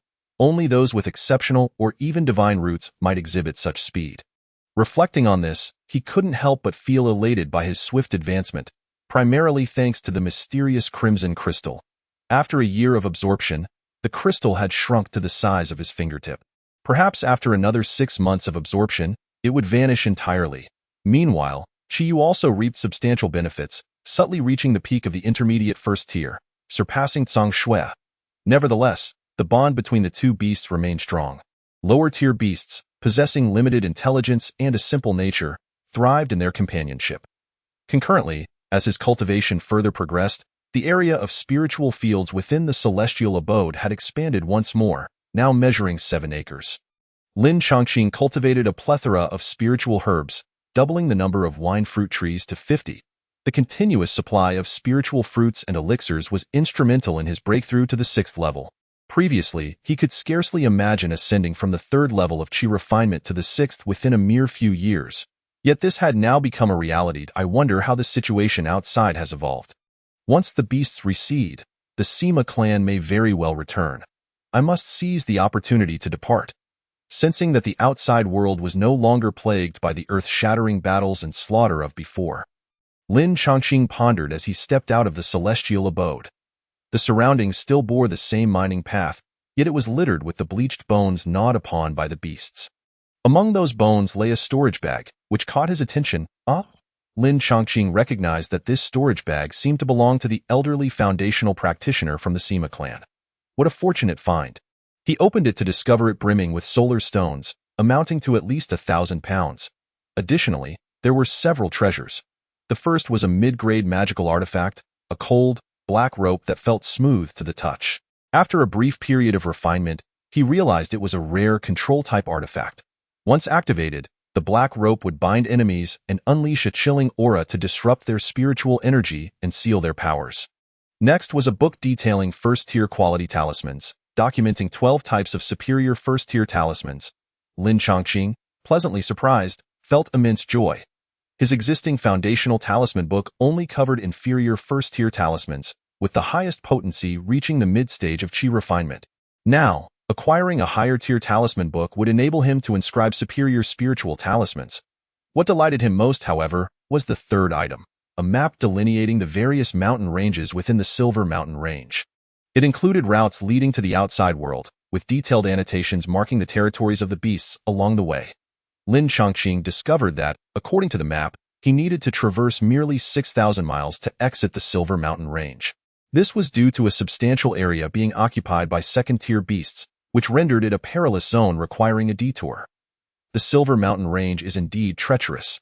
Without this map, even if one knew the direction to the outside world, it would be all too easy to stumble into the lair of second-tier beasts and meet a grim fate. He propped his chin on his hand, suspecting that there might be some intentionality on the part of the Sima clan in leaving a single passageway open while allowing the beasts to occupy the rest.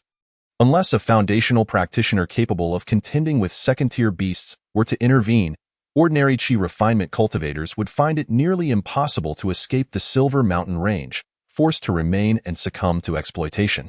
Yet now, with the map in hand, he harbored hopes of leaving the Silver Mountain Range and venturing into broader realms.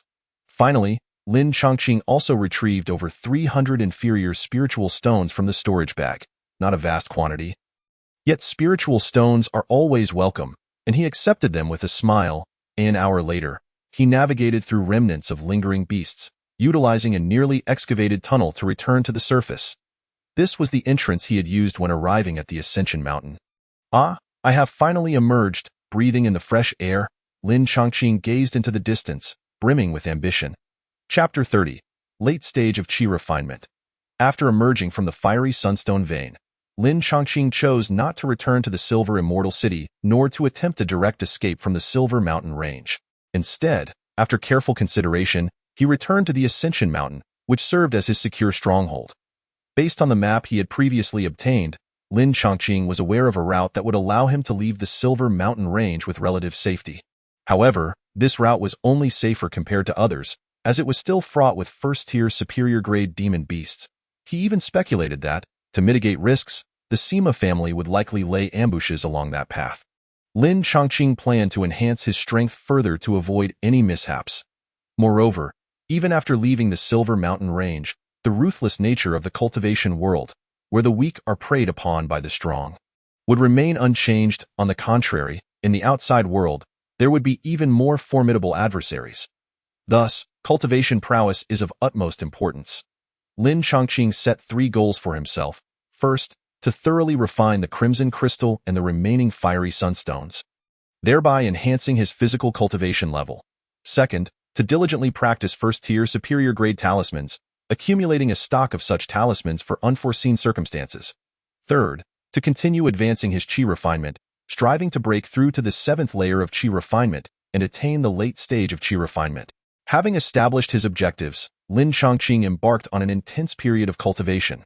In addition to his 3 primary goals, he also studied the arts of rejuvenation and spirit return, honing his ability to wield the mid-tier magical artifacts, the Iron Bone Blossom and the Giant Axe, with his formidable physique. While practicing coordinated attacks with Zhang Shui and Qi Yu to test the results of his training, he would venture into the territory of first-tier superior-grade demon beasts with Zhang Shui and Qi Yu, adapting in advance to the intensity of their opponents. With the nurturing of 2 demon pets, his days were filled with purpose, and the superior-grade demon meat they acquired greatly improved their meals. As the sun rose and set, 5 cycles of spring and autumn passed by unnoticed, equating to 2 full Kuan years. It had been a decade since Lin Chongqing had planted the Changchun peach. At this moment, the peaches on the tree had fully ripened, their skin pale and tender, laden with an abundance of fruit, appearing irresistibly tempting. Observing these bountiful fruits, he felt a surge of emotion, realizing it was worthwhile to have reserved a plot of spiritual land for them in the Immortal estate. After 10 years of waiting, today finally bore fruit. Over the past 5 years, the Crimson Crystal and Fiery Sunstones had been completely absorbed, elevating his physical cultivation to the pinnacle of bone refinement. His rejuvenation and spirit return techniques had reached the 2nd tier, allowing him to release them immediately without incantations or gestures. His proficiency in talisman crafting had reached the 1st tier superior grade, successfully creating 1st tier superior grade attack talismans such as the Fire Eagle Talisman and the Swift Movement Talisman, accumulating a considerable number of them. The ability to produce these superior grade talismans was largely thanks to the exquisite talisman paper made from a plethora of high-quality star-pattern talisman grasses. On the demon pet front, Zhang Shui had achieved the pinnacle of 1st tier mid-grade, while Qi Yu had successfully broken through to 1st tier superior grade. The 2 demon beasts, when combined, were capable of defeating ordinary cultivators at the late stage of Qi refinement. Even in terms of formations, Lin Chongqing had barely grasped the basics, able to set up the most fundamental 1st tier gathering spirit array using spirit stones. As for his foundational Qi refinement, Lin Chongqing had also progressed to the pinnacle of the 6th layer, his spiritual power now more robust than ever. However, upon reaching the 6th layer of Qi refinement, the effects of the wineberry and inferior-grade Qi-nourishing pills had become rather mediocre, even with an unlimited supply. Their efficacy was significantly limited. Thus, he eagerly anticipated the effects of the Changchun peach. Lin Chongqing plucked the ripe peaches from the tree, filling a bamboo basket to the brim. The white skin of these Changchun peaches was laced with intricate azure patterns, exquisite and beautiful, giving the spiritual peaches an impressive appearance.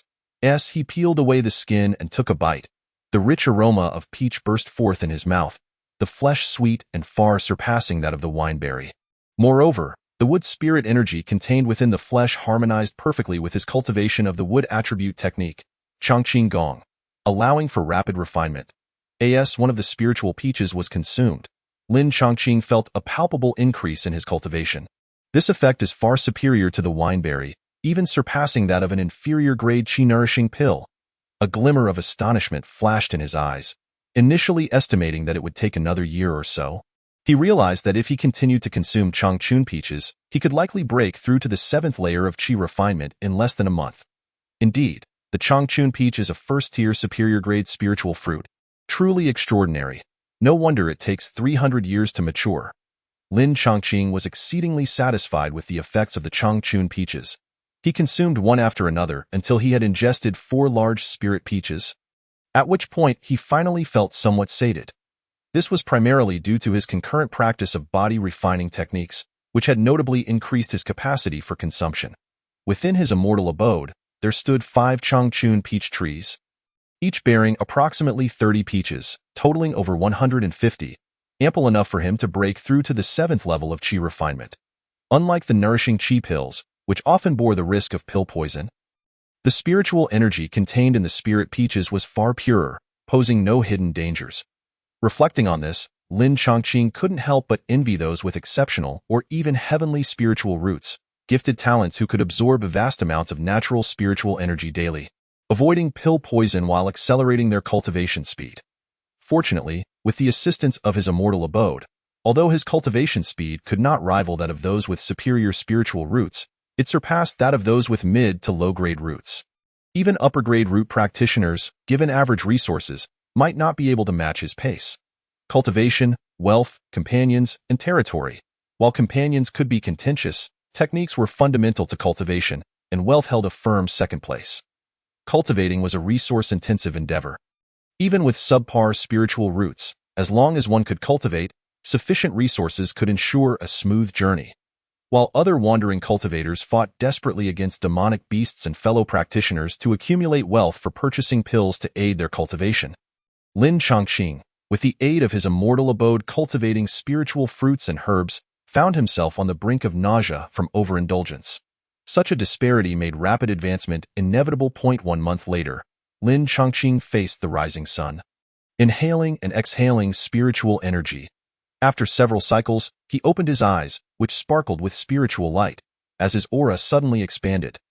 This signified that he had successfully broken through to the 7th level of qi refinement, becoming a late-stage qi refinement practitioner.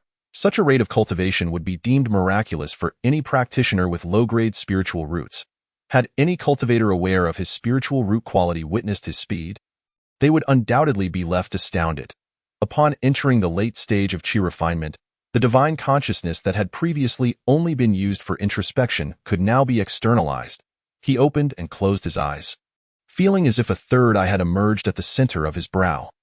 Under this eye, known as divine consciousness, everything within a radius of 3 zhang became crystal clear, allowing him to switch perspectives at will and observe with remarkable detail. Insects concealed within the grass and leaves were rendered completely visible under the sweep of his divine consciousness. Simultaneously, Lin Chongqing could now directly manipulate magical artifacts with his consciousness. He devoted 3 hours to imprinting his divine consciousness onto 3 magical artifacts: the pitch-black rope, the iron bone blossom, and the giant axe. Consequently, within a 3 zhang radius, he could effortlessly recall these artifacts and maneuver them with precision for long-range attacks. Were he to employ a flying sword as a magical artifact, he would truly embody the legendary sword-wielding immortal from earthly tales. Chapter 31.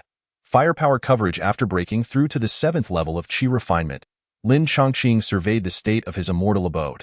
The concentration of spiritual energy within had now reached the level of a high-grade spiritual vein, allowing late-stage qi refinement practitioners to cultivate comfortably within its bounds. Moreover, the non-misty areas had expanded to a diameter of 650 zhang.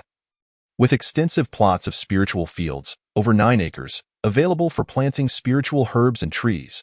Observing the excellent results of the Changchun peaches, Lin Chongqing immediately planted all the peach pits he had acquired into these newly cultivated fields.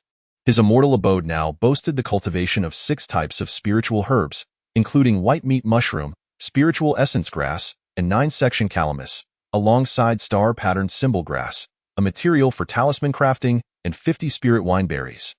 The remaining space was entirely dedicated to the cultivation of Changchun peaches, which had become his top priority, exceeding 100 in number and continuing to increase. Lin Chongqing planned to raise the quantity of Changchun peaches to a threshold that would allow for daily consumption, ensuring he would not lack for them until the next harvest. This strategy would enable him to achieve the pinnacle of qi refinement with the utmost speed. Having completed his planning for the immortal abode, He departed from Shangxian Mountain in a bid for revenge against the Sima family and to exploit this opportunity to divert their manpower. Lin Chongqing took care to disguise himself before venturing into the mortal villages surrounding the Silver Immortal City. He distributed numerous maps depicting the routes out of the Silver Mountain range among the villagers, who were known to be frequented by wandering cultivators. Once discovered by practitioners, these maps would spread rapidly. Moreover, the back of each map detailed the misdeeds of the Sima family, maximizing the potential to incite their wrath and compel them to mobilize forces for a search. After completing these tasks, Lin Chongqing traversed mountains and rivers, arriving at the periphery of the Silver Mountain Range as recorded in the maps. This area was a dense forest adjacent to the territory of several second-tier demonic beasts. Thus, he proceeded cautiously, adhering strictly to the markings on the map, wary of crossing any boundaries. However, upon reaching this location, he fell into an ambush. Two spells struck the ground where he stood, sending debris flying and dust swirling. Relying on his formidable physique and the golden light talismans, Lin Chongqing easily withstood the attack, swiftly darting out of the cloud of dust. Before him stood two unfamiliar faces, both late-stage Qi refinement practitioners. "You unlucky brat, since you've chosen to pass through here, hand over your storage bag, and I might spare your life," one of them sneered, his tone arrogant as he gestured mockingly. Presumably, these are ambushers sent by the Sima family. Lin Chongqing thought, a sense of caution creeping into his mind as he extended his divine consciousness outward. The moment the golden light talismans were activated, layered shields of light enveloped him in the next instant. A black projectile shot out from the forest, aiming for his neck. Just as he suspected, this was a deliberate distraction meant to enrage him, facilitating a sneak attack from another hidden accomplice. Fortunately, he was prepared. Having activated the 12th layer of the golden light talismans, the black projectile pierced through the 4 layers of talismans before expending its power, becoming lodged in the 5th layer. Lin Chongqing discerned that the black projectile was a sharp cone and immediately drew forth the iron bone blossom. Delivering a powerful blow to the projectile, this single strike caused the cone to crack and lose its spiritual light. "Why spirit-piercing cone?" The hidden Sima family practitioner shrieked in terror, the sound revealing his position. "Go!" Lin Chongqing commanded, and not far behind him, concealed within the dense forest, Qi Yu and Zhangxue sprang into action. In the next moment, roaring flames engulfed the area where the practitioner had been hiding. A figure fled, their defensive talismans and spells shattered, appearing utterly disheveled in a state of panic. The practitioner could hardly fathom that his adversary had 2 demonic pets, one of which was even a high-grade spirit beast. Just as he contemplated rejoining his ally, a flash of golden light struck him, halting him mid-flight and severing his body into 2. His lower half continued to run due to inertia, while his upper half fell to the ground. His throat torn open by a white tiger, dying with unclosed eyes. 14th brother. One of the Sima family practitioners, witnessing this grim scene, roared in anger. This effectively confirmed their identities. "Altogether now, we cannot let this scoundrel escape." Another practitioner echoed, equally furious. Lin Chongqing merely chuckled at the sight. "What's wrong? Is it only permissible for you to ambush others? You cannot accept being ambushed in return? Enough talk, prepare to die." As the 2 enraged Sima family practitioners charged at him, Lin Chongqing quickly slapped 2 golden light talismans onto himself while summoning the turtle shield, which began to rotate around him in a flash. He charged forward, wielding the giant axe and iron bone blossom to confront them head-on. Boom! The 2 mid-grade magical artifacts crashed against Lin Chongqing, one deflected by the turtle shield while the other shattered 4 layers of golden light talismans. The impact had no effect on his robust physique, but instead sent the magical artifact flying back. This spectacle left the 2 Sima family practitioners dumbfounded. What is happening? Where did all these golden light talismans come from? They can't even break through our defenses. How are we supposed to fight? In the next instant, Lin Chongqing closed in on them, his hand striking down. Boom! The Sima family practitioner had his own golden light talismans, but only a meager 3. Under the force of the iron bone blossom strike, they exploded, sending him reeling and causing him to spit blood. The other practitioner, too, felt the pressure, but Lin Chongqing's giant axe was not aimed at him. Instead, it targeted the practitioner whose defensive talismans had been shattered by the iron bone blossom. Wounding 10 fingers is not as effective as severing one. The giant axe fell, and this practitioner met the same fate as his brother, bisected. What kind of joke is this? The last remaining Sima family practitioner, gripped by fear, prepared to flee. However, his escape route was already blocked by Qiyu and Sangxue. With one person and two beasts surrounding him, they swiftly ended his life. After dispatching the three Sima family practitioners, Lin Chongqing cast a recovery spell on himself, rapidly replenishing his spiritual energy. The commotion had already attracted other practitioners from the Sima family. A whole squad of over 10 late-stage Qi refinement practitioners surrounded him, led by one of the Sima family's three prodigies, Sima Lan. Wandering cultivator, how dare you kill members of the Sima family? Upon seeing the chaotic scene filled with blood, Sima Lan quickly grasped the situation and bellowed. Why wouldn't I dare? Your Sima family is merely a foundation-building clan, having committed numerous heinous acts. Yet you still believe yourselves to be untouchable like immortals descending to the mortal realm. Lin Chongqing let out a cold smile, which unexpectedly sent a shiver down Sima Lan's spine. How much did he truly know? His arrival here seemed far from coincidental. He could not be allowed to escape. Immediately, he made a resolute decision and declared loudly, "Activate the Great Formation."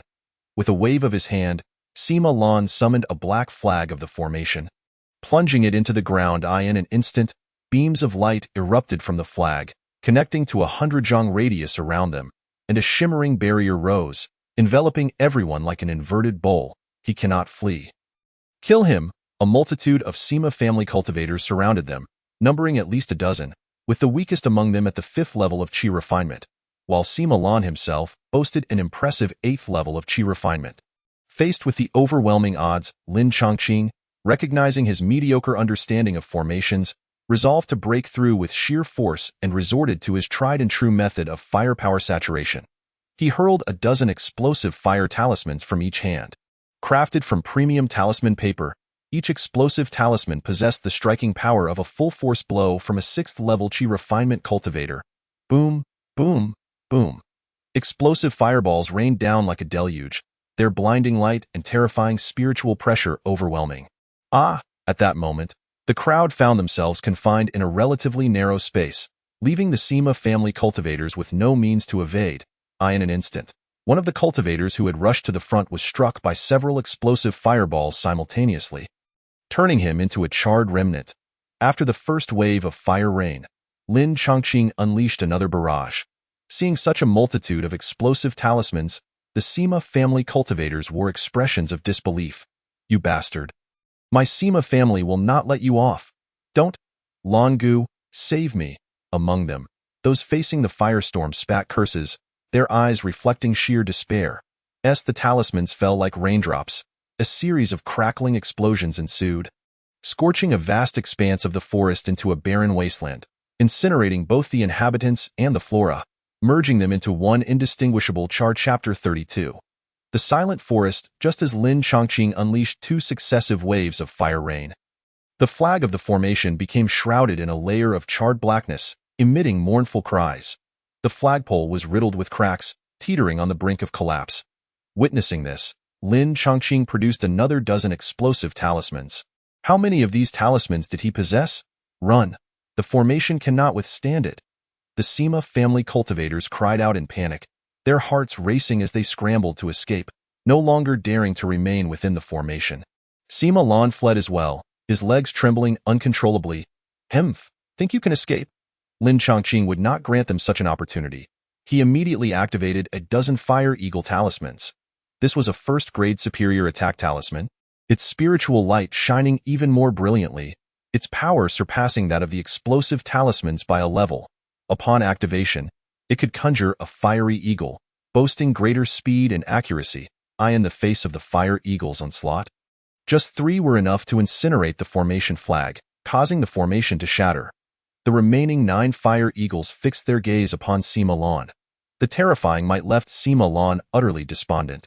Having already expended his spiritual talismans to withstand 2 waves of fire rain, his spiritual energy was severely depleted. Now, facing 9 Fire Eagles, he realized he could not possibly withstand them. Just a day prior, he would have never believed that he and his fellow Sima family disciples could be vanquished by talismans. For the Sima family, a dominant force with substantial wealth, this was a tremendous humiliation. Regret washed over him for having volunteered to guard this place. Who would have imagined that their adversary possessed such a wealth of superior talismans, capable of dismantling his seemingly impenetrable formation? Ha ha ha, do not revel in your triumph. When my family's foundational elders arrive, you shall undoubtedly meet your demise. Facing imminent death, Sima Lan laughed maniacally, uttering his final curse. With a thunderous roar, the world was rid of him. After collecting the spoils of battle, Lin Chongqing quickly affixed a swift movement talisman to himself, propelling his legs as he fled beyond the Silver Mountain range. At that moment, his mind was remarkably clear. He had no intention of pursuing the fleeing Sima family disciples, as foundation-level cultivators might come after him. First-grade superior talismans could suffice against Qi refinement cultivators by sheer numbers, but against foes with numerical or cultivation advantages, he felt less assured. However, facing foundation-level cultivators was a different matter altogether. Not only did they possess significantly stronger spiritual energy, but their speed also exceeded his, and their spiritual awareness extended far beyond his reach. Thus, foundation-level cultivators could launch attacks from positions beyond his reach.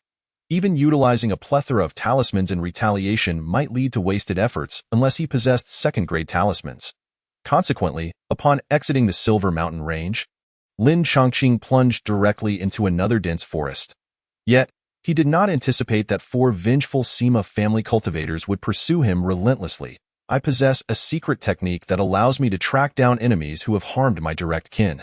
We must follow this person closely, and when the foundation elders of our clan arrive, we shall extinguish him. A resentful elder's eyes gleamed with hatred.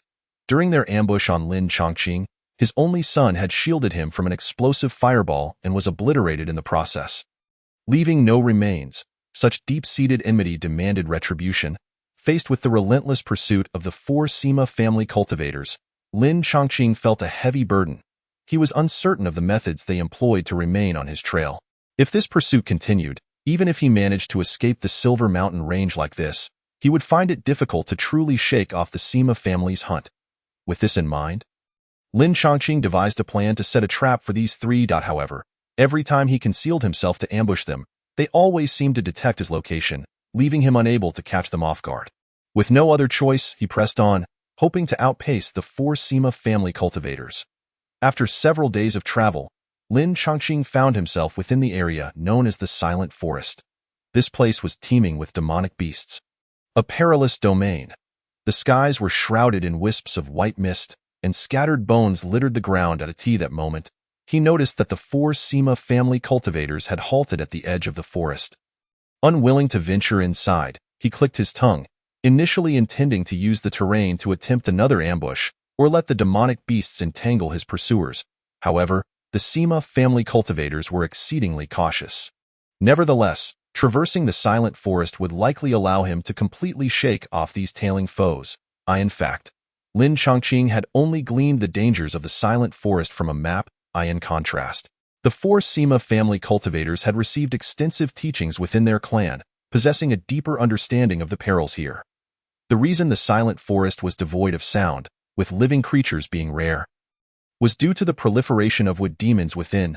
These wood demons typically disguised themselves as trees, remaining motionless, but upon detecting prey, they would strike with their razor-sharp vines. These vines could drain blood and release paralyzing toxins. Ordinary Qi refinement cultivators and demonic beasts, once ambushed by the wood demons, had almost no chance of survival. Even more terrifying, wood demons existed in communities. Many would choose to dwell together, meaning that one could easily find themselves surrounded by wood demons in certain parts of the forest. Contemplating this, the 4 Sima family cultivators outside felt an icy dread wash over them. Their hearts gripped with terror. They lacked sufficient protective talismans and could not afford to enter and meet their demise. Third uncle, what now? Are we to let that brat escape? One of the younger members inquired of the elder. The elder chuckled darkly, do not fret. This individual wishes to traverse the silent forest. It will not be so easy. Even if he were to get lucky, by the time Elder Qi arrives, with his early foundation-level cultivation, should he enter the forest personally, that little thief will undoubtedly find himself trapped. After their defeat, he had directly sent a message to the clan. Due to Sima Lan's death and the knowledge this individual had of the route out of the Silver Mountain range, the clan had grown exceedingly vigilant. The early Foundation-level Elder Chi was already hastening to their location. The elderly man, having lost his only son, observed Lin Chongqing venture deep into the silent forest, convinced that no matter the circumstances, the young man would surely perish. A sinister smile crept across his lips, radiating a sense of malicious satisfaction. Unbeknownst to Lin Chongqing, he had already traversed deep into the heart of the silent forest. Where the white mist thickened, obscuring the sky above, a bird alighted on a treetop, preening its feathers, only to be ensnared by branches that morphed into vines, pulling it into a gaping hole in a tree, an entrance to the maw of a wood demon. Witnessing the feathers scatter, Lin Chongqing realized he was not hallucinating. The wood demons were indeed hunting. Simultaneously, numerous wood demons closed in around him. Initially, they were feeble creatures, possessing only the strength of early Qi refinement stage cultivators. Such beings posed no threat to the protective barrier of golden light talismans, easily falling to his massive axe. Amidst the swarm of wood demons, Lin Chongqing, encased in his golden shield and wielding his axe, resembled a deity of war, murmuring incantations of lumberjacks, vowing to show no mercy to cowardice. However, as he delved deeper, the strength of the wood demons escalated, progressing from early Qi refinement to mid-stage, and then to the late stage. Faced with the assault of late-stage wood demons, even without magical artifacts or spells, their vine whips could still shatter mountains and split stones. The barrier formed by the golden light talismans began to falter. Fortunately, Lin Chongqing's formidable physique and the accumulation of numerous talismans allowed him to endure for a time. In Chapter 33, The Fire Sea Prison Dragon. Within the silent forest, Lin Chongqing suspected that his adversaries had sought assistance from the Sima family, dispatching reinforcements to eliminate him. Yet, he had no time to dwell on that. His entire focus was consumed by the battle against the wood demons. Confronted by a horde of mixed mid and late-stage wood demons, he had no choice but to employ the Shield of Armadillo to withstand the frontal assault, while relying on the golden light talismans and his physical prowess to fend off attacks from the sides and rear. Thus, he carved a bloody path into a desolate expanse. This area was rumored to have been the battleground of two nascent soul cultivators, leaving it barren of any vegetation and suffused with an aura that deterred the wood demons from encroaching. Lin Chongqing sought a refuge to restore his spiritual energy. After a quarter of an hour, he arrived at his destination, exhaling a sigh of relief as he watched the wood demons retreat. However, he did not allow himself to relax. He promptly set about replenishing his energy. The fact that his foes lingered outside the forest did not necessarily indicate they had abandoned their pursuit. Rather, they might be waiting for reinforcements to ambush him with the aid of wood demons. The wood demons within the forest were only of the Qi refinement stage, the strongest among them being late stage, a fact that his adversaries surely recognized. Hence, the reinforcements that would arrive were likely to be at the Foundation establishment stage. Drawing upon his rudimentary knowledge of formations and warning talismans, Lin Chongqing devised some defensive measures. He then began to circulate his spiritual energy, simultaneously consuming a Chongchun peach to aid in his cultivation. The spiritual energy flowed through his meridians once more. The fatigue accumulated from continuous travel over the past few days gradually dissipated. Just as he was in the midst of recovery, the sky darkened ominously. The silent forest grew increasingly silent. Where once birds had flitted about, now not a single sound of life remained. A profound stillness enveloped the area. Within the forest, myriad eerie green lights flickered. Those were the eyes of the wood demons, abandoning their disguises and beginning to stir. At that moment, the silent forest became perilously treacherous. Once Lin Chongqing's spiritual energy was fully restored and he returned to peak condition, he ceased his cultivation and shifted his gaze to his surroundings. There are far too many wood demons within this silent forest, he mused, observing the trees beyond the desolation rising from the ground. Now animated, the chill ran down his spine. He had intended to charge forth under the cover of darkness after restoring his energy, but he had not anticipated that the wood demons would be nocturnal creatures. Moreover, amidst the moving trees, he could sense the presence of beings at the Foundation establishment level. Should they fixate on him, it would spell certain doom. Yet to squander a night here would only serve to tilt the odds further against me once their reinforcements arrive. A single night would yield scant talismans to draw, let alone enhance his strength. In the midst of his anxiety, the weather suddenly shifted. Dark clouds obscured the moon, and thunder rumbled ominously. A torrential downpour ensued. Suddenly, a brilliant blade of light sliced through the sky, illuminating the night. The wood demons that obstructed its path were cleaved asunder. Lin Chongqing sensed an overwhelming power emanating from that radiant blade. This is bad. A Foundation Establishment cultivator has arrived. He saw that a Foundation Establishment elder from the Sima family had entered the silent forest, engaging with the second-tier wood demons. Lin Chongqing's heart raced with trepidation. Drawing a deep breath, he exhaled slowly, rallying his inner resolve. Crisis can also be an opportunity. This Sima family's Foundation Establishment elder is eager to eliminate me. Thus he will face the very wood demons that roam the night in droves. This presents an excellent chance for my escape. With this thought, clarity returned to his eyes. He immediately activated a swift travel talisman and fled in a direction away from the Sima family's Foundation Establishment elder. At that moment, Sima Tianhua, the seventh elder of the Sima family, was locked in combat with a second-tier wood demon at the Foundation Establishment level. At over 210 years of age. He was a seasoned Foundation Establishment cultivator, yet his opportunities and talents had been limited, leaving him still at the initial stage of Foundation Establishment. Sima Lan, his great-grandson, held the potential to become the next Foundation Establishment cultivator of their lineage, but had been slain by Lin Chongqing. The loss of Sima Lan threatened to plunge their line into obscurity after his passing. Infuriated upon receiving news of his great-grandson's death, Sima Tianhua set out to pursue Lin Chongqing.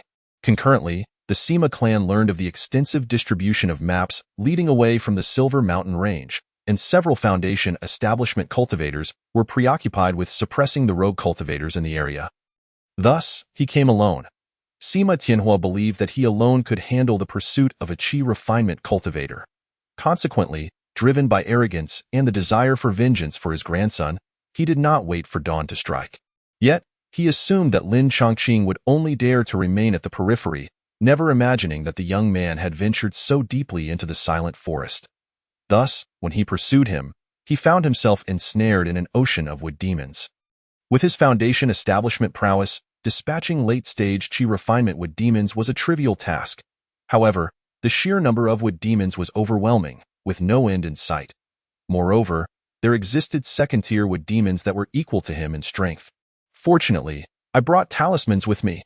Sima Tianhua grinned fiercely, activating a silver flying knife talisman. Talismans are magical tools imbued with a portion of a golden core cultivator's power, though their might is not as great as that of the original artifact. They surpass even high-grade spiritual tools. Spiritual tools are more powerful artifacts, and talismans are mightier than most spiritual tools.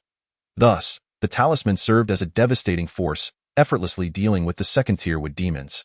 However, such treasures are exceedingly rare, and Sima Tianhua had expended considerable resources to obtain this talisman from his clan. He had expected to carve a path through the wood demon horde. Yet, the outcome was far from what he anticipated.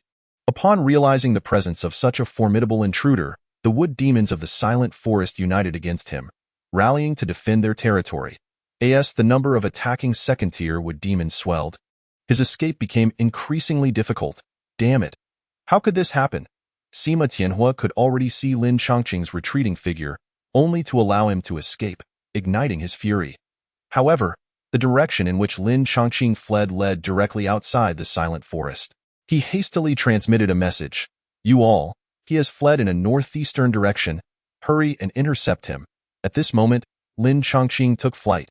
Thanks to Sima Tianhua's actions, countless wood demons, indeed, the entirety of the silent forest wood demons, were drawn away, allowing him to escape with minimal confrontation. However, shortly after exiting the silent forest, he encountered 4 Sima family cultivators who were tracking him. How amusing! Previously, you toyed with me, and now you finally dare to confront me head-on? Lin Chongqing scoffed. You little thief, return my son's life. The elderly man, accompanied by the other 3, approached with malicious grins, gathering their spiritual energy to summon a colossal seal. Fire Sea Prison Dragon Formation, activate. 4 towering pillars of fire ascended into the sky, interconnected by a thick wall of flames, trapping Lin Chongqing within. This formation was bestowed by Sima Tianhua, renowned for its prowess and confinement, distinctly different from the array employed previously by Sima Lan.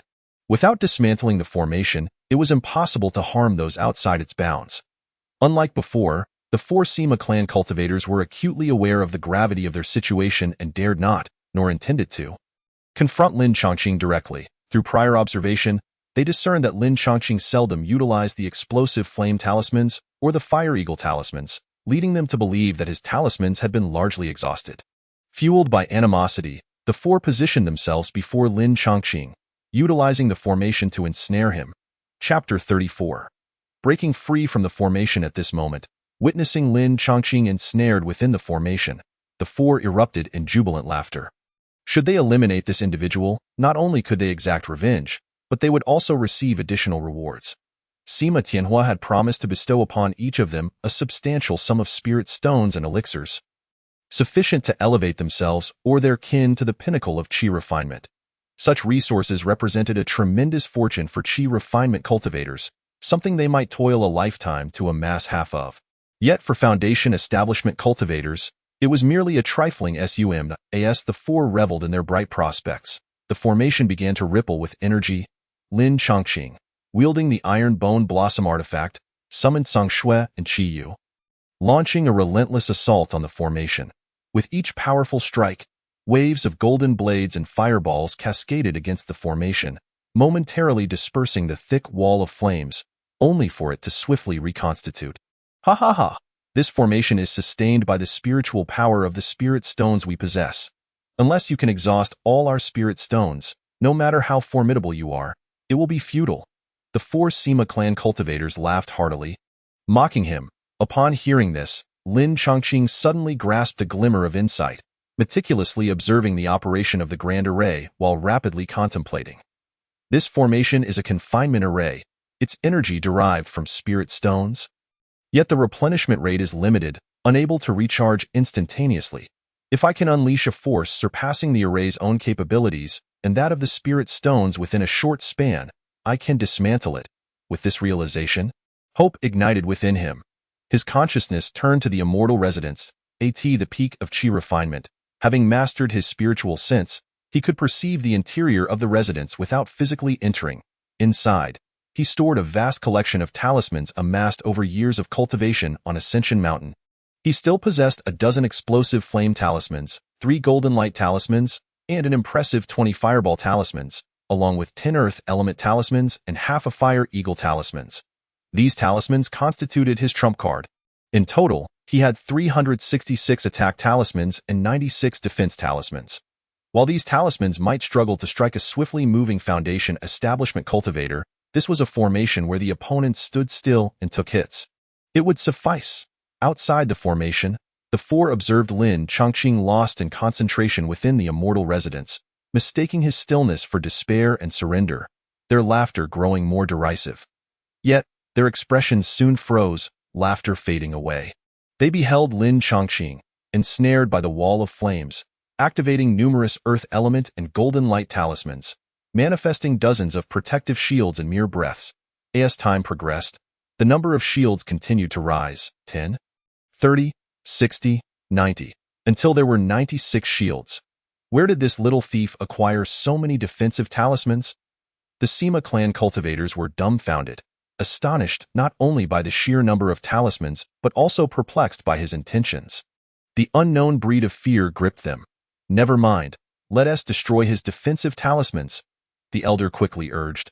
However, their attempts to breach the wall of flames were thwarted by Song Shui and Qi Yu, who intercepted with their innate abilities, even using their bodies to shield Lin Chongqing.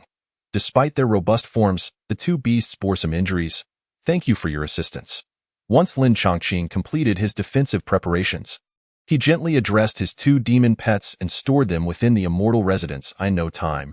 He grasped a staggering number of attack talismans, nearly 4 times the number of defensive ones, while those too unwieldy to hold were manipulated by his spiritual sense. Floating in midair, so many attack talismans? This maneuver left the 4 Sima clan cultivators in shock. One elder seemed to realize something, his expression turning ghastly as he blurted, "No." In the next instant, fireball talismans, explosive flame talismans, and fire eagle talismans erupted. The formation, shatter it for me. In an instant, hundreds of attack talismans simultaneously activated and detonated. Were it just a single fireball, it would soon be consumed by the thick wall of flames. Yet, with hundreds of fireballs exploding in unison, coupled with the charge of 6 fire eagles, it was akin to the detonation of a miniature sun, illuminating the night entirely. The dragon confinement array collapsed in an instant, unleashing formidable might. The 4 Sima clan members, stationed outside, barely had time to call for help before being engulfed by the raging inferno. By the time Sima Tianhua managed to carve a bloody path through the wood demon and arrive on the scene, he found only a vast scorched pit left in the aftermath. With the elder who could track Lin Chongqing now deceased, Sima Tianhua was left clueless as to his whereabouts. That tracking secret technique only worked on immediate blood relatives. Damn it, he seethed, having paid a hefty price in talismans and formations, only to let their quarry escape. Standing at the edge of the pit, Sima Tianhua's expression twisted in frustration, gritting his teeth. 3 days later, the rain continued to pour incessantly. In the southeastern region of the Cloud Kingdom, on the outskirts of the Silver Mountain Range, a man and a woman rode a wind-crossing steed, fleeing for their lives through the downpour. As a first-tier demon steed, the wind-crossing steed was exceptionally swift, with great endurance and strength, capable of scaling cliffs, smashing through thickets, and leaping over ravines and rivers, an excellent companion for cultivators on the run. However, after days of relentless pursuit by the Sima clan, the steed was utterly exhausted, its speed significantly diminished. Suddenly, the wind-crossing steed coughed up blood and collapsed, throwing its riders to the ground in a state of disarray. Current Go, the female cultivator, quickly rose to help her fallen brother. The 2 siblings, supporting each other, fled into the dense forest. The elder brother, Zhao Kuan, was a bandit cultivator. Had Lin Chongqing been present, he would have recognized Zhao Kuan as the individual who had previously trailed him in Silver Immortal City. His sister, Zhao Yuanji, was a mid-tier first-grade alchemist, originally affiliated with the Sima clan. These 2 were heirs to a family legacy of alchemy, reputed to even reach the 2nd tier, with records of numerous elixirs useful to Foundation establishment cultivators. The Sima clan had intended to absorb this alchemical legacy through marriage, gaining a skilled alchemist in the process. However, following Lin Chongqing's dissemination of the route out of Silver Mountain, many cultivators planned to escape, unwilling to remain subjugated by the Sima clan. Among them were Zhao Kuan and Zhao Yuanji. Naturally, the Sima clan was unwilling to let them go. In addition to confiscating maps, they dispatched elite clan members to pursue those deemed highly valuable targets. Meanwhile, Sima Qingyun, one of the Sima clan's 3 prodigies, along with several other clan members, also arrived at the forest's outskirts. Observing the fleeing footprints of the man and woman, a cruel smile crept across his lips. "Imph! You seek to evade punishment. Let us see where you can escape to." Sima Qingyun, endowed with superior spiritual roots, had cultivated to the 9th level of qi refinement at a young age, marking him as a candidate for Foundation establishment. Especially after his rival, Sima Lan, had shamefully perished at the hands of a rogue escaping Silver Mountain, and another, Sima Xianfeng, planned to seek refuge among one of the 5 major sects for the clan's protection. He had become the clan's sole candidate for Foundation establishment. Having already obtained a Foundation establishment pill prior to the chase, should he also secure the alchemical legacy, he would achieve great merit, making him the next heir to the clan headship. With these thoughts, Sima Qingyun could no longer suppress his pride, swiftly signaling his clan members to pursue. Chapter 35.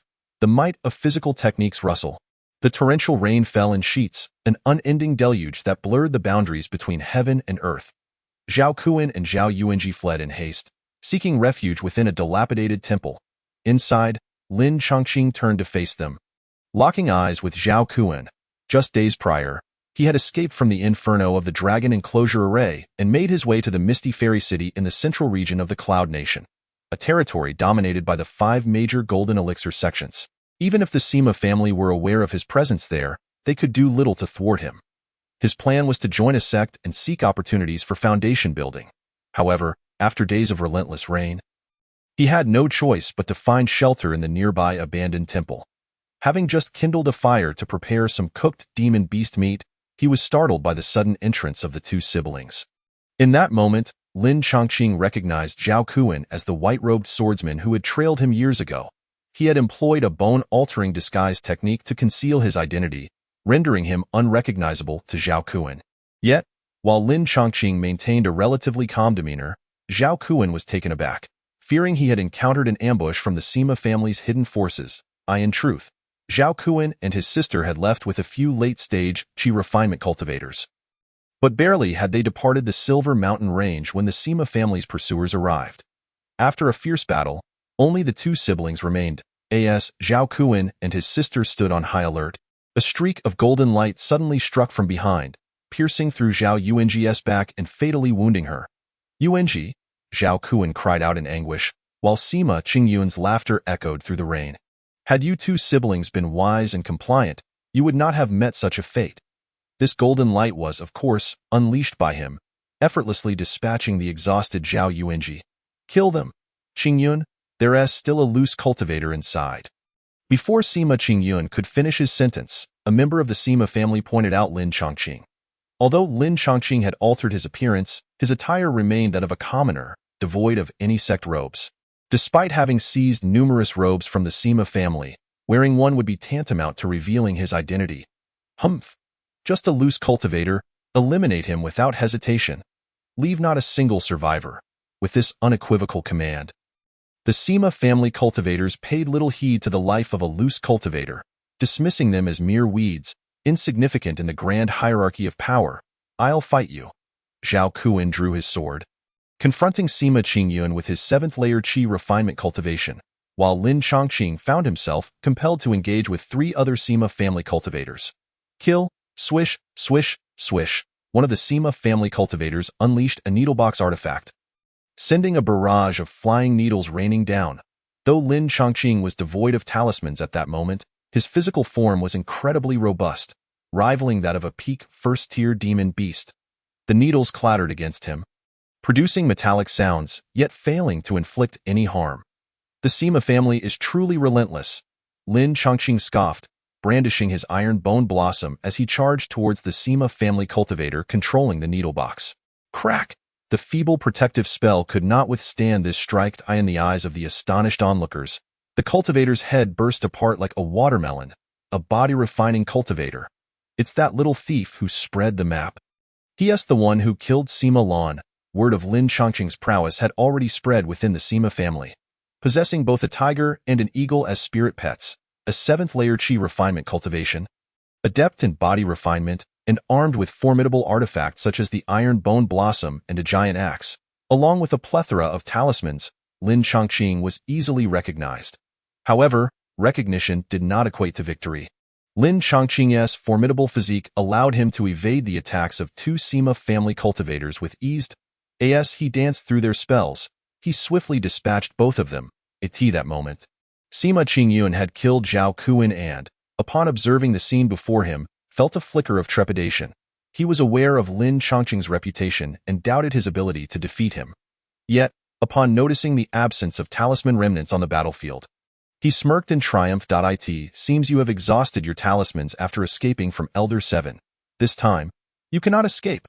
Sima Qingyun immediately unleashed a golden knife spell, striking Lin Chongqing and sending him hurtling backward. What immense power!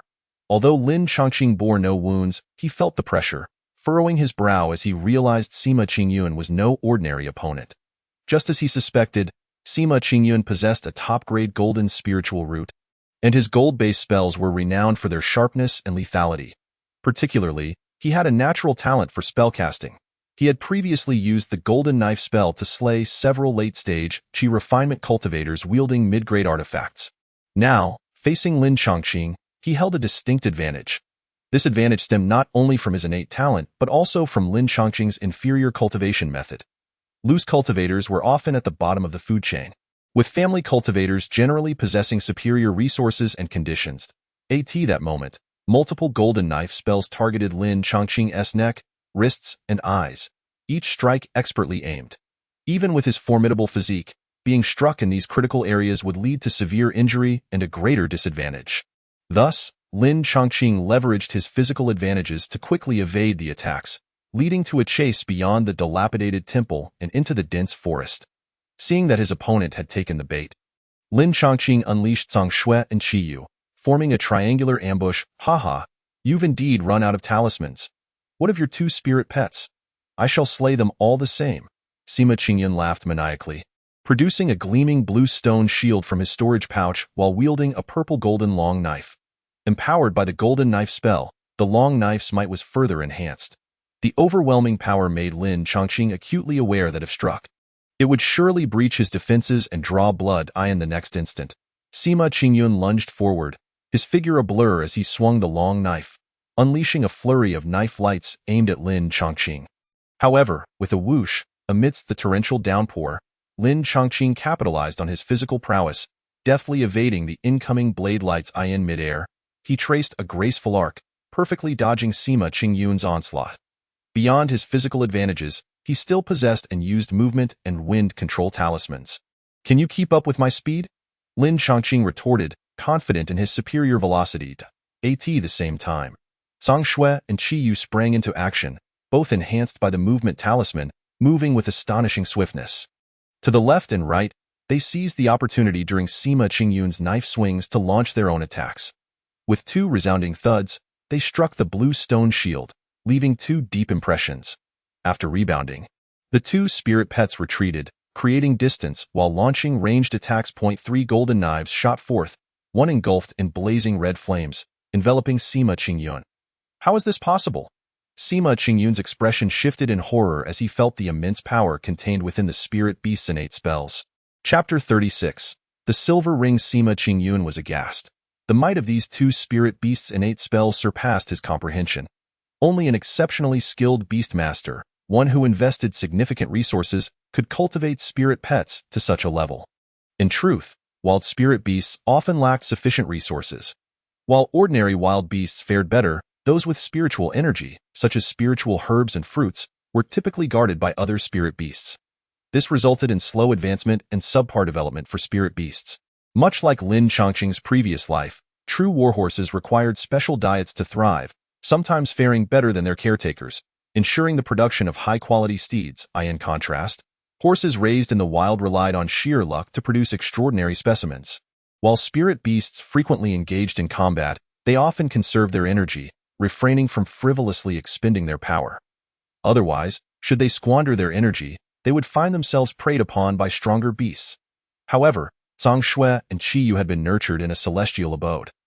Receiving ample training and hunting opportunities, they enjoyed abundant resources like spirit-nourishing pills, and with a secure habitat, they could recuperate even after exhausting their energy.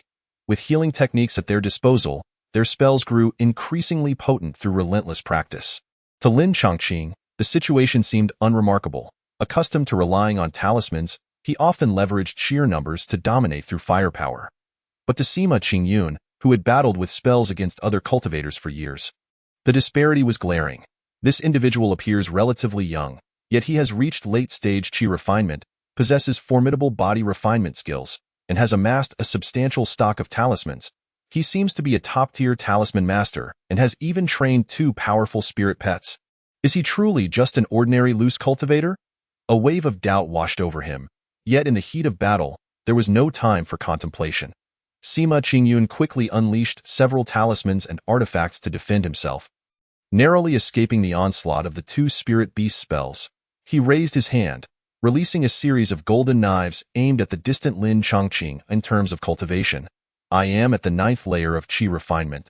With an advantage in spiritual awareness, he identified his strengths and strategized around them. Yet, this modest advantage was, in reality, insignificant. The greater the distance between them, the more time Lin Chongqing had to react, with a sudden shift in speed. He darted away, executing a swift turn as several golden blades whizzed past him. Almost immediately, Zhang Shui and Qi Yu launched their attacks once more. Observing that Sima Qingyun dared not engage in close combat, Lin Chongqing similarly opted to cast spells from a distance. A barrage of wooden spikes shot toward him. Isn't this merely a contest of spells? I possess the restoration technique, my brother. The secret art mastered by Lin Chongqing allowed for the continuous recovery of spiritual energy. Should the battle devolve into a war of attrition, the scales of victory would imperceptibly tip in his favor. However, Sima Qingyun remained blissfully unaware of this. His expression was triumphant as he produced a jade tablet, a gift from the ancestral patriarch of the Sima family. Capable of withstanding the attacks of early-stage foundation-building cultivators for 30 breaths, in a battle of attrition, I can exhaust all three of you, he smirked, maintaining the war of attrition. Gradually, however, Sima Qingyun began to sense something amiss. His opponent was not only holding his ground but was also countering his assaults, dodging with talismans, and launching increasingly powerful attacks with no sign of dwindling spiritual energy. This was entirely contrary to his expectations. As the battle raged on, cracks began to form on the jade tablet. Repeated impacts even penetrated the protective shield, causing Sima Qingyun's body to tremble intermittently. Though these tremors were merely vibrations, their cumulative effect inflicted significant damage. How could this be? Sima Qingyun's heart raced like a tempest, impossible to contain. Why is your magical power so enduring, inexhaustible? He fixed his gaze on Lin Chongqing, striving to unveil his secrets. Secret arts? You have mastered 2 types of secret arts, and judging by your proficiency, you are certainly not a novice. This revelation only deepened his astonishment. Initially, based on the prowess of the wooden spikes technique, he believed Lin Chongqing possessed ample skills, merely average in spellcasting. Thus, he had felt no fear in engaging in a contest of spells with him. Yet now, it was evident that not only was Lin Chongqing adept in spellcasting, but he had also mastered a particularly difficult secret art with commendable skill. What manner of monster is this? As the jade tablet neared its breaking point, Sima Qingyun's mind screamed that the war of attrition could not continue. Die! He roared, summoning another trump card. It was a pair of circular rings, bristling with blades, a premium magical artifact that swiftly absorbed 60% of his spiritual energy. In mere moments, it expanded several-fold and spiraled toward Lin Chongqing. Cutting through the air, guided by his spiritual sense, the rings seemed to possess eyes, relentlessly pursuing Lin Chongqing regardless of how he dodged or maneuvered, clinging to him like a persistent parasite. His spiritual sense exceeds mine. Once I enter his range, I will be ensnared by the rings. This moment, my physical form is my only advantage. Lin Chongqing's thoughts raced like lightning, a glimmer of insight flashing in his eyes. He immediately dashed backward. Sima Qingyun, seeing this, gleefully urged the rings to pursue him. Soon, the rings surpassed the range of his spiritual sense and could not be recalled. Observing this, Lin Chongqing summoned the shield of the mountain armor, infusing it with a substantial amount of spiritual energy. The shield erupted with a robust, earthy glow, exuding a weighty presence akin to a mountain. Clang. A resounding impact echoed as the shield successfully blocked the strike from the rings. Yet its surface became riddled with cracks, and Lin Chongqing was forced to stumble back 3 paces. In that moment, he seized the momentum to retreat further, propelling himself off a nearby tree with a powerful kick. Launching himself forward. That instant, his form transformed into a streak of wild momentum, shooting like a straight line across dozens of yards, arriving before Sima Qingyun in the blink of an eye. With a swift motion, he struck down hard. Simultaneously, sensing his intent, Zhang Shui and Qiyu, his 2 beast companions, unleashed a ferocious assault, encircling Sima Qingyun with relentless attacks. Bang, bang, bang. The tremendous force battered Sima Qingyun like a ball, sending him flying. As he landed, he was immediately besieged again by the 3 onrushing figures. Ugh! The force pierced through his shield, causing him to spew a mouthful of blood, his face paling in sheer terror. His teeth chattering uncontrollably, for cracks had spread across the entire jade tablet. In the next moment, the jade tablet shattered, and Sima Qingyun met his demise. Upon witnessing his head explode, Lin Chongqing finally breathed a sigh of relief and began to survey the battlefield, gathering the spoils. Why is there no storage bag on Sima Qingyun's waist? After retrieving the storage bags from the other 3 disciples of the Sima family and the Zhao siblings, he discovered that Sima Qingyun had no storage bag at all. After spending some time observing closely, he discerned something peculiar. It turned out that on Sima Qingyun's index finger rested a silver ring. Chapter 37. A tremendous bounty. Lin Chongqing removed the ring and, upon inspection, his heart surged with elation. This is actually a storage ring. He recalled the contents of Yi Huahua's diary, realizing that it was indeed a storage ring. This treasure was crafted from shumi stone, with a space far larger than that of a storage bag, measuring a staggering 30 cubic feet, and remarkably durable. At this moment, the storage ring, having lost its previous owner, was easily filled with Lin Chongqing's spiritual energy and consciousness, conforming to his shape. As soon as he probed inside, he discovered a pile of shimmering spiritual stones, their brilliance nearly blinding him. A rough count revealed at least 5,000 spiritual stones, far surpassing the profits he had made from selling spiritual herbs in bulk at the Immortal mansion. No wonder he belonged to a wealthy family. His performance indicated he held a significant position within the clan. Lin Chongqing was unaware that he had already eliminated 2 of the famed Sima Sanjia. However, even if he had known, he would have felt an overwhelming sense of pride. Besides the spiritual stones, the storage ring also contained a plethora of spiritual herbs, the youngest of which were at least 80 years old, with the oldest reaching 150 years. Such age was suitable for refining pills that could enhance the cultivation of late-stage qi refining cultivators. Additionally, the storage ring held ready-made pills, including 9 top-grade qi-nourishing pills. Furthermore, there were 2 mysterious jade boxes, 1 green and 1 purple. Lin Chongqing had some knowledge of these jade boxes, rumored to be used for sealing high-value treasures to prevent the loss of spiritual energy. With great anticipation, he opened the green jade box, only to find a fingertip-sized insect egg within. He could sense the spiritual energy contained within but was unaware of the species of spirit insect it belonged to. However, seeing Sima Qingyun meticulously place it in the jade box, he carefully stored it away. Next, he opened the purple jade box, and his heart raced uncontrollably at the sight of the treasure inside. It was a foundation establishment pill. Lin Chongqing was utterly astonished, never expecting that by slaying a Sima family cultivator, he would also acquire a foundation establishment pill in ancient times. There were no foundation establishment pills in the cultivation world. Cultivators with top-tier and superior spiritual roots could easily establish their foundations on their own. Those with upper-grade roots had a certain success rate, approximately 60%. Cultivators with mid-grade roots had only about a 30% chance, while those with lower-grade roots had even less than 10%, sometimes not even reaching 1%. Thus, in ancient times, middle and lower-grade cultivators were largely excluded from the path of immortality, akin to those with inferior spiritual roots. However, not every cultivator who established their foundation independently was an orphan. They had siblings, parents, children, or beloved partners. What if these close relatives and loved ones were unfortunate enough to possess poor innate qualities and could not establish their foundations? Thus, cultivators who had reached the foundation establishment and even golden core stages developed a type of pill that could assist others in establishing their foundations, naming it the foundation establishment pill.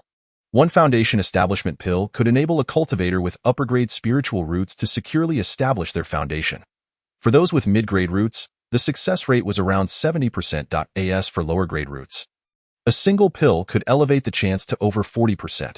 Although for Lin Chongqing, one foundation establishment pill was not sufficient, the fact that he had obtained one from nothing was already immensely encouraging. Invigorating his spirit, this foundation establishment pill, in the eyes of the Sima family, is undoubtedly extremely precious. Now that it has fallen into my hands, they will surely go mad with desire. Lin Chongqing felt as though the foundation establishment pill in his hand was exceedingly hot. Moreover, he also thought that the spirit insect contained within the egg must be extraordinary, given its association with the foundation establishment pill. What species could it possibly be? The most prudent course of action now is to hasten to Yunwu Xianqing. Previously, in the blazing sun of the stone mine, Lin Chongqing had heard of the external circumstances. Yunwu Xianqing is situated in the heart of the Cloud Nation, and every few years, the 5 great golden core sects come to recruit disciples. Once one joins a golden core sect, even if the Sima clan is aware that he has acquired a foundation establishment pill, there is no need for concern. Contemplating this, Lin Chongqing lost his desire to seek shelter from the rain. After retrieving some rain gear from the storage bag of the Sima clan's cultivator, he departed without hesitation. 3 months later, he arrived at the outskirts of Yunwu Xianqing, known as Moonlight Forest. After an arduous journey of 3 months, he was indeed quite weary. Here, he finally encountered human presence, a group of demon-hunting cultivators, consisting of 3 men and 2 women, who were also heading towards Yunwu Xianqing. The leader, a bearded male cultivator named Lu Hong, possessed an 8th level of qi refinement.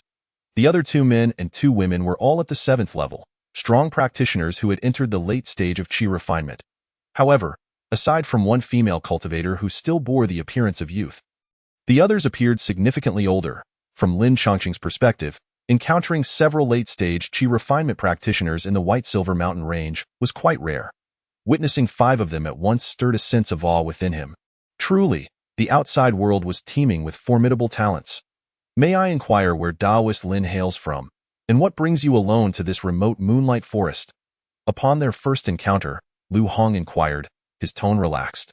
As they held a distinct advantage in strength, I come from Liashaking, and my purpose here is to seek admission into one of the 5 great sections. Alas, the journey has been quite long.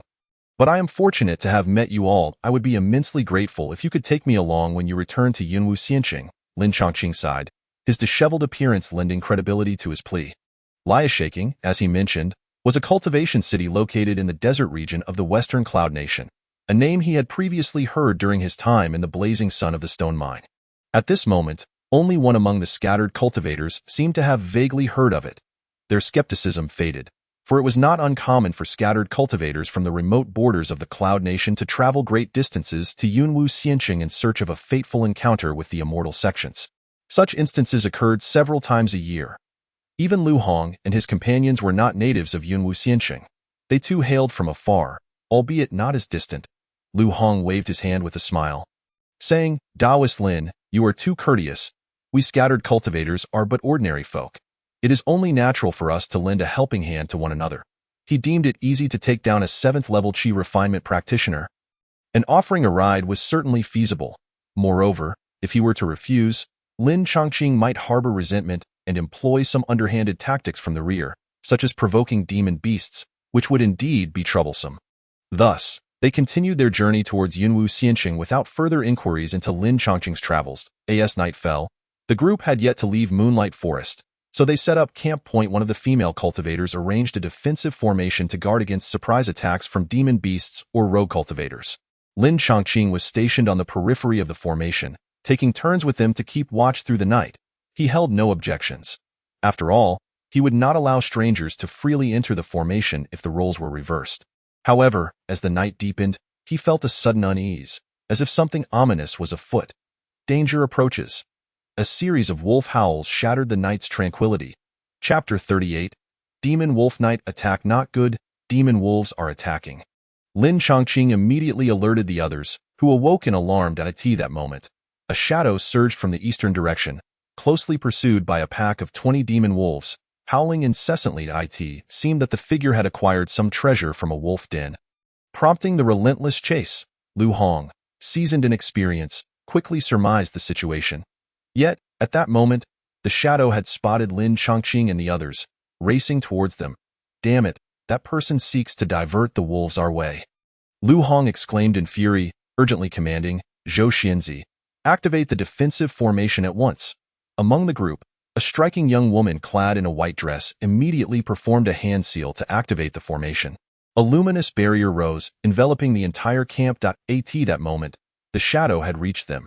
You, Sima Xianfeng. Lu Hong recognized the individual and called out his name. Another Sima? Why are they always around? Lin Chongqing thought, feeling exasperated, believing he was being pursued. However, upon seeing the other party disregard him entirely and smirk mockingly at Lu Hong, he realized this matter did not concern him. Nevertheless, as Sima Xianfeng approached, Lin Chongqing drew a massive axe, swiftly advancing to strike. Infused with spiritual energy, the axe gleamed with golden light and was swung down with ferocity. This unexpected attack caught Sima Xianfeng off guard. You lowly scattered cultivator, dare you raise a hand against me? He bellowed in outrage, brandishing his weapon. The clash of sword and axe reverberated through the air, both combatants retreating a step, eyes wide with surprise. Sima Xianfeng was astonished that even after a series of fierce battles and a long escape, he, a 9th-level Qi refinement cultivator, was forced to yield to such strength from Lin Chongqing. Conversely, Lin Chongqing was taken aback to find that Sima Xianfeng wielded a top-notch magical weapon that not only repelled him but also left a gash on his axe.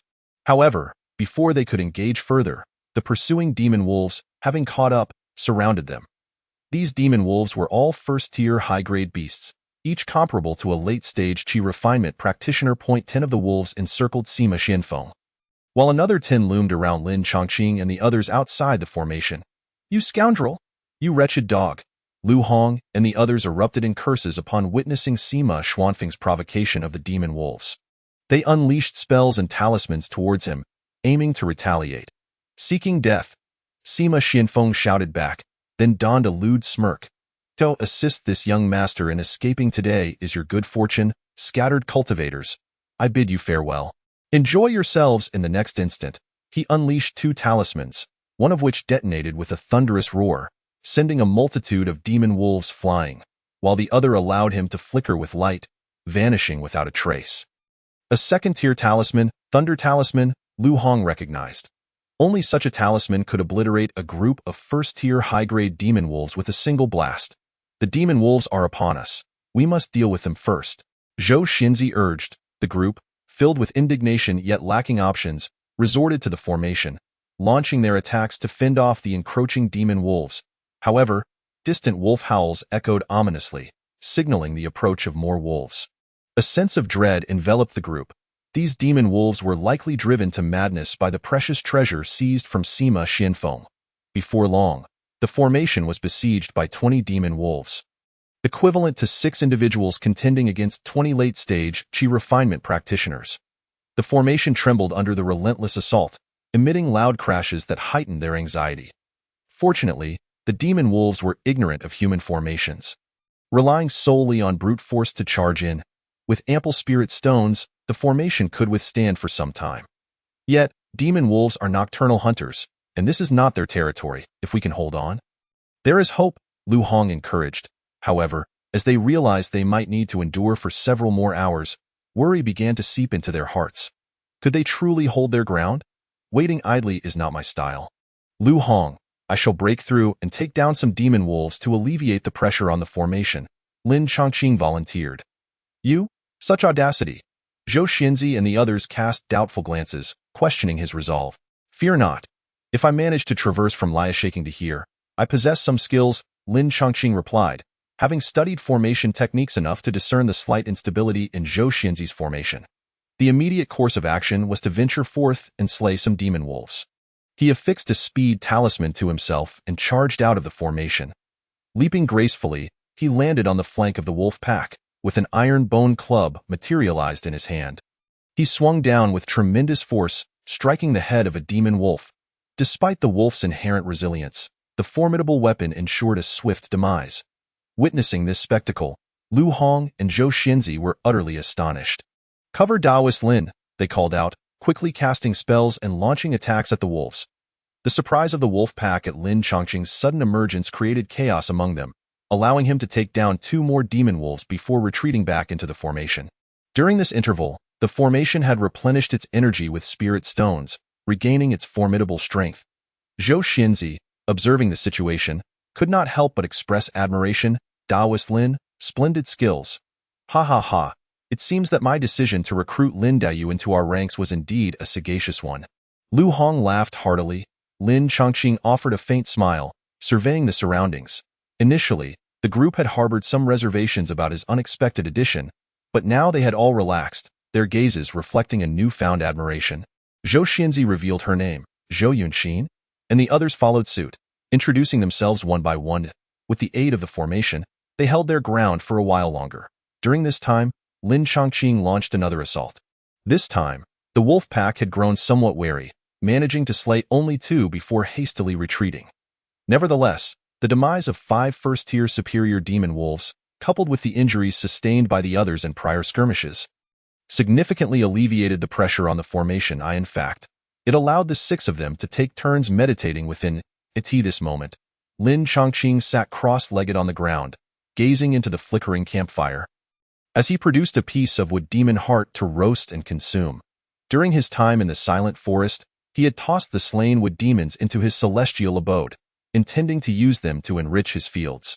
However, he later discovered that these verdant hearts were not only non-toxic but also exceedingly delectable, imbued with the essence of wood spirit, making them remarkably easy to absorb, akin to a different flavor of the Changchun peach.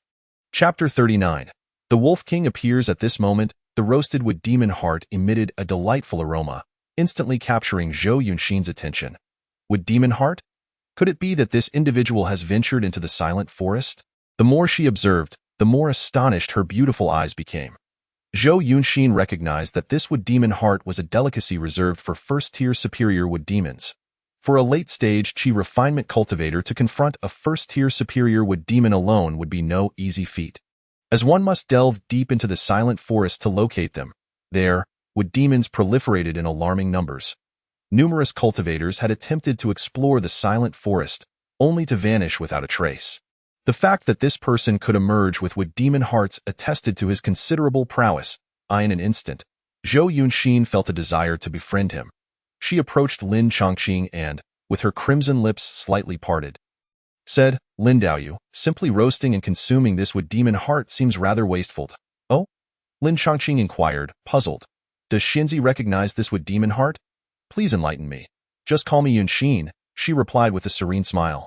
"This wood demon heart is one of the main ingredients for the soul-nourishing pill, equivalent to a century-old snake scale fruit and ghost mist grass." "Ah, I see," Lin Chongqing responded, showing little reaction as he swiftly consumed the wood demon heart. He realized that he had ingested over 10 of these hearts in recent days, and his consciousness seemed to have experienced a slight enhancement. However, he could cultivate snake scale fruit and ghost mist grass as long as he had the seeds, so they were not particularly rare. Yet, given Zhou Yunxin's remarks, he felt it inappropriate to continue indulging, lest he appear excessively extravagant. Sensing Lin Chongqing's nonchalance, Zhou Yunxin paused, about to say something when suddenly, Zhou Xinzi quickly reinforced the formation. "More demon wolves are approaching." Lu Hong's anxious voice pierced through the At this point, the night had nearly passed, and there was less than an hour until dawn. Yet, the group discovered, to their dismay, that over 30 demon wolves had encircled the formation, a number greater than before. This was dire. With so many demon wolves, holding their ground would prove exceedingly difficult. The situation took a rapid turn, leaving everyone feeling cold with dread. "Everyone, hold on a little longer. When we encountered the wolf demons earlier, I had already requested assistance from my family. My brother should arrive shortly." Zhou Yunxin's words acted as a stabilizing anchor, reassuring the group. Only then did Lin Chongqing learn from Lu Hong that Zhou Yunxin was the daughter of the head of the Zhou family, a foundational lineage. Her brother, Zhou Changge, had joined the Qingyang sect and was already a true disciple at the 9th level of Qi refinement. Just then, the 30-plus demon wolves howled at the moon in unison. Their cries echoed throughout the night, and with the sound of their howling, another demon wolf emerged from the forest. This particular wolf was extraordinarily massive, 3 times the size of other first-tier demon wolves. Its back was adorned with azure bristles, standing upright like steel needles, faintly shimmering with golden light. Its blood-red eyes radiated a murderous intent, and each step it took felt as though it were trampling on the hearts of those present, instilling a deep sense of terror. A second-tier wolf king, a demon beast of the foundational level. "It's over." At this moment, even Lu Hong's complexions turned pale. The others trembled uncontrollably. Lin Chongqing's heart raced with anxiety. In the next moment, amidst the wolf king's howling, over 30 demon wolves lunged toward the formation. Zhou Yunxin remained calm and composed, raising her hand to insert 8 spirit stones into the 8 slots of the formation's array. The formation immediately became as solid as a fortress. Lin Chongqing's eyes brightened. The spirit stones glimmered brilliantly, brimming with spiritual energy, unlike the inferior spirit stones they typically used. These are medium-grade spirit stones. 1 medium-grade spirit stone equated to 100 inferior spirit stones. Truly, the daughter of a cultivation family in Yunwu Xianqing was quite generous. Even Sima Qingyun's storage ring contained only inferior spirit stones. This was akin to the difference between the second generation of a first-tier city and that of a second-tier city. I only have these 8 medium-grade spirit stones on hand. Had it not been for Lin Daoyu stabilizing the formation, we would have consumed them all by now, Zhou Yunxin explained at that moment. Her aura shifted, ascending from the 7th to the 8th level of Qi refinement. It seemed she was previously using a breath-concealing technique. Lin Chongqing deduced. He now understood why Lu Hong had felt so confident. It appeared he was aware that 2 individuals in their group were at the 8th level of Qi refinement, which is why he had not feared the inclusion of a stranger at the 7th level. However, in the face of a second-tier wolf, an 8th level Qi refinement cultivator was but an ant. Could they withstand this onslaught? Before the second-tier wolf king makes its move, we must take the initiative and strike to diminish the ferocity of these first-tier superior demon wolves, thereby prolonging the consumption of the medium-grade spirit stones until reinforcements arrive. Lin Chongqing declared resolutely, activating a speed talisman. Relying on his bone refinement cultivation, he was the first to charge out of the formation, transforming into a gust of wind as he plunged into the midst of the wolf pack. After slaying 2 of the demon wolves, he swiftly returned to the formation. Encouraged by his actions, Lu Hong and the others also drew their magical tools, and while the wolf pack pursued Lin Chongqing, they surged from the opposite side. Amidst the flashing blades and gleaming swords, yet another demon wolf fell, while several others were wounded. After several exchanges, the group managed to reduce the number of demon wolves by a few more, causing their assault to wane. Seeing this, the Wolf King could no longer contain itself. It gathered a beam of golden light in its mouth and unleashed it like a pillar of light upon the formation. The formation burst forth with a dazzling brilliance, and cracks spread across the protective barrier. Zhou Yunxin, who was maintaining the formation, felt the backlash hit her like a sledgehammer to the chest, and she suddenly spat out a mouthful of fresh blood. The others, who were bolstering the formation, also felt their internal energies surge chaotically. Having already expended a significant amount of spiritual power from the previous battles, their faces turned as pale as paper. Only Lin Chongqing appeared somewhat better off, yet he too felt the immense pressure. He had not anticipated that a second-tier demon beast would be so formidable. From the looks of the wolf's strength, it seemed only to be a second-tier inferior variant at the early stage of foundational cultivation. Yet, to the group, it loomed like an insurmountable mountain, just as the formation was on the verge of collapse. And the group wore expressions of despair, contemplating either a desperate fight or an escape. A beam of light descended from the sky, a blade of light measuring 10 zhang in length. The blade was engulfed in blazing azure flames, exuding an overwhelming might. "Vile beast, hasten to your demise." The shout accompanied the blade of light, and the azure flames instantly ignited the surrounding demon wolves. 10 first-tier superior demon wolves were immediately reduced to ashes by the azure flames, along with the forested ground in front of the formation, which was turned to scorched earth. Then, the blade of light descended, striking the second-tier Wolf King. Sizzle, sizzle, sizzle. Countless light blades carved wounds into its body. The Wolf King howled in pain, hurriedly tucking its tail between its legs and fleeing, entirely devoid of its previous ferocity. All of this transpired with but a single blade of light. Lin Chongqing and the others gazed in astonishment at the source of the blade. They beheld a massive flying vessel soaring from the horizon. On the vessel stood 2 figures clad in azure robes. The elder at the forefront wore a robe adorned with 6 great suns, while the tall, slender youth beside him wore a robe with 3 great suns, corresponding to the foundational and qi refinement levels, respectively. Chapter 40. Yunwu Xianqing, it must be my brother arriving. Zhou Yunxin exclaimed with joy, waving her hand toward the sky. Yunxin, why are you not staying in the Xianqing and instead running about? You've drawn the attention of a second-tier Wolf King. Fortunately, I managed to call upon my master for assistance. Otherwise, the consequences would have been dire. The tall youth, Zhou Changge, scolded her with a hint of exasperation, yet his tone was filled with concern. Not at all. It was Sima family's Sima Xianfeng. It seems he obtained some benefit deep within the Moonlight Forest, which is why he was pursued by the Wolf King. Zhou Yunxin quickly clarified, "Oh, is that so? How dare he attack the family of our Qingyang sect disciples? I shall seek justice from the Sima family." At this moment, the elder on the flying vessel revealed an amused expression and spoke. "Thanks to my master's intervention, we were able to repel that Wolf King.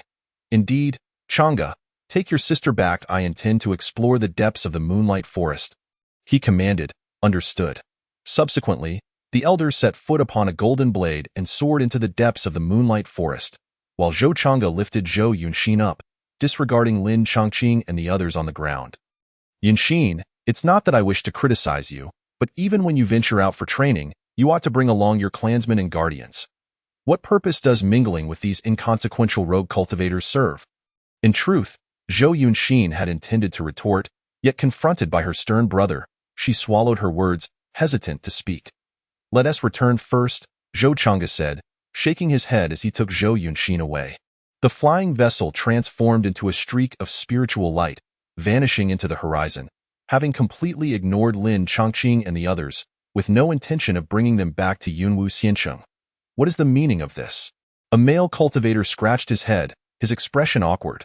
Indeed, We have risked our lives together, yet they simply abandon us. Another female cultivator complained, "These family cultivators are always so disdainful, especially since Zhou Chang'e has joined the Qingyang sect. He looks down on us rogue cultivators even more. We were saved by them this time, so let us not dwell on it. Let us head back to Yunwu Xianqing together," Lu Hong said with resignation. Lin Chongqing nodded, dividing the corpse of the demon wolf among the other four, and they all set off back. 3 days later, they finally returned to Yunwu Xianqing. This celestial city, coiled like a dragon upon the mountains, remained shrouded in mist throughout the year, hence its name. Coupled with the concealment of formations, the mortals at the foot of the mountain labored year-round without ever glimpsing the true visage of the celestial city. Once inside the city, the 5 of them breathed a sigh of relief, never expecting to encounter a second-tier demon beast, considering themselves fortunate to have escaped with their lives. Lin Chongqing acquired several sound transmission talismans, which served as a means of communication among rogue cultivators in Yunwu Xianqing. Each talisman contained the spiritual aura of its bearer, allowing for sound transmission within a certain range once activated. Should the spiritual energy within the talisman be depleted, one merely needed to transfer the aura of the contact to another talisman. After bidding farewell to one another, Lin Chongqing began to explore Yunwu Xianqing. This city was even grander than Baiyin Xianqing. At this moment, night had fallen, and the streets were lined with identical massive bronze lanterns, each cradling a night pearl the size of a fist, emitting a soft glow that illuminated the thoroughfare. Even at this hour, the streets were bustling with cultivators of various accents, hailing from all corners of the Cloud Nation. Judging by this alone, Yunwu Xianqing surpassed Baiyin Xianqing in terms of prosperity. Most importantly, the shops were no longer solely owned by the Sima family. Various major factions had established their own businesses here, in addition to the commercial associations founded by the 5 major golden core sects of the Cloud Nation. There were also establishments from the neighboring Mist Nation, such as Shueihua sect and Jinggang Temple, and even a trading house established by the Yuan Ing behemoth, Qingshu Palace, which spanned multiple nations. Not only were there abundant resources for cultivation, but cultivators could also compare prices and negotiate when purchasing or selling these resources. Walking along the Bluestone Street, Lin Chongqing entered several shops in succession, and the information he gathered filled him with excitement. The prices of goods here are far more reasonable than in Baiyin Xianqing. Elated, he felt a surge of anger towards the Sima family. There's no rush to sell the resources at hand. I'll first gather information on the reputation and market conditions to avoid being deceived. Moreover, Lin Chongqing thought of his own situation. His talismans had been exhausted, necessitating their recreation. As for his magical tools, he could currently only use the circular artifact and the iron bone blossom. The shield of the mountain armor and the giant axe artifact were both severely damaged. However, he still possessed many magical tools obtained from the Sima family cultivators. Among these, the exceptionally rare top-grade circular artifact he acquired from Sima Qingyun was intended to be kept for himself as a trump card. Additionally, he planned to secretly sell the rest and purchase a new set of magical tools to serve as his public means. Furthermore, on his way to Yunwu Xianqing, he had acquired an alchemical inheritance from the Zhao Kuan sibling storage bags, which included formulas and methods for crafting second-tier low-grade elixirs. This was a delightful surprise, as it would enable him to concoct mid-tier qi-nourishing pills and spirit-feeding pills, as well as soul-nourishing pills that enhance spiritual awareness. Now, he was merely one alchemical furnace away from breaking through to become a true alchemist at the first-tier mid-grade level. Selecting an alchemical furnace was naturally a significant matter. All these considerations, including inquiries about the 5 major Golden Core sects' recruitment of disciples, would require time. Thus, he decided to find a place to stay temporarily and walked into an inn. This inn was similar to those in Baiyin Xianqing, albeit with exorbitant prices, charging 20 low-grade spiritual stones for a month. Having navigated these matters with ease, he secured a courtyard and began gathering information. Through the influx of patrons at the inn, the serving boy, and various brokers, he quickly learned about the general situation in Yunwu Xianqing and the intelligence he sought.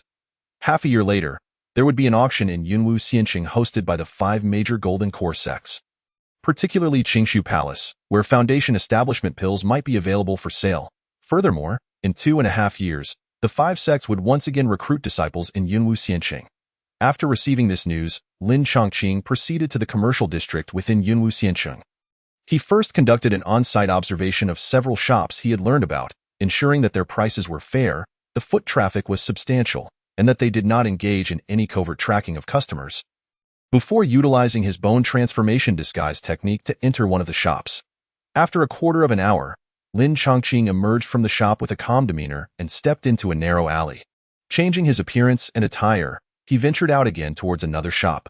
Afterward, he swiftly sold off several severely undervalued materials at a stall. After a week of such endeavors, Lin Chongqing not only sold off the materials from the demon wolf, but also disposed of some stolen goods from the Sima family disciples. With a substantial influx of spiritual stones, his savings surged beyond 10,000 stones, approximately totaling over 15,000. With such a considerable sum, even purchasing foundation establishment pills would be quite competitive. However, Lin Chongqing still intended to prioritize the acquisition of a set of magical tools. As survival was paramount for cultivation, he still had stolen goods yet to be sold. The auction. Spiritual herbs grown in the celestial manner could also be pawned. A century-old herb was valued at around 180 spiritual stones. He had inquired and learned that a top-grade magical tool would cost approximately 1,000 spiritual stones. With this substantial fortune at hand, purchasing would not pose a challenge. Chapter 41. The Dilemma of Techniques. Lin Chongqing directly entered the Qingshu Commercial Association, a branch established by the Yuan-Ing level sect, Qingshu sect.in. The Cloud Nation, Mist Nation, Moon Nation, Desert Nation, and Burning Nation. Numerous celestial cities house their branches. As a major commercial association with a robust background, it provided resources essential for cultivators, such as formations, elixirs, magical tools, and talismans, all available at reasonable prices and guaranteed quality. Welcome, esteemed guest. A charming young female attendant approached with a smile. This attendant appeared to be under 20. Possessing cultivation at the third level of qi refinement, she gracefully approached Lin Chongqing, bowing respectfully to I am Qinglan, and it is my honor to serve you at the Qingshu Commercial Association. This Qingshu Commercial Association truly lives up to its reputation as a major sect. The attendants here lack any air of pettiness and are very courteous, Lin Chongqing thought with satisfaction. Nodding slightly, I wish to purchase 2 top-grade magical tools, one for offense and one for defense, along with some additional items. Upon hearing of such a significant order, the attendant was taken aback, her eyes brightening with excitement. Esteemed guest, you are indeed generous. However, I lack the authority to handle such a large order. Please allow me a moment to fetch the manager. Seeing Lin Chongqing nod in agreement, she led him into a tea room at the back of the hall. Shortly thereafter, a middle-aged man with a round face and white beard entered. His cultivation evidently at the 9th level of qi refinement. Upon entering the tea room and learning of Lin Chongqing's intended purchases, the round-faced middle-aged man clasped his hands in greeting. I am Lu Fu, the manager of this floor, responsible for transactions at the qi refinement level. I understand you wish to purchase top-grade offensive and defensive magical tools. Lin Chongqing returned the greeting with a bow.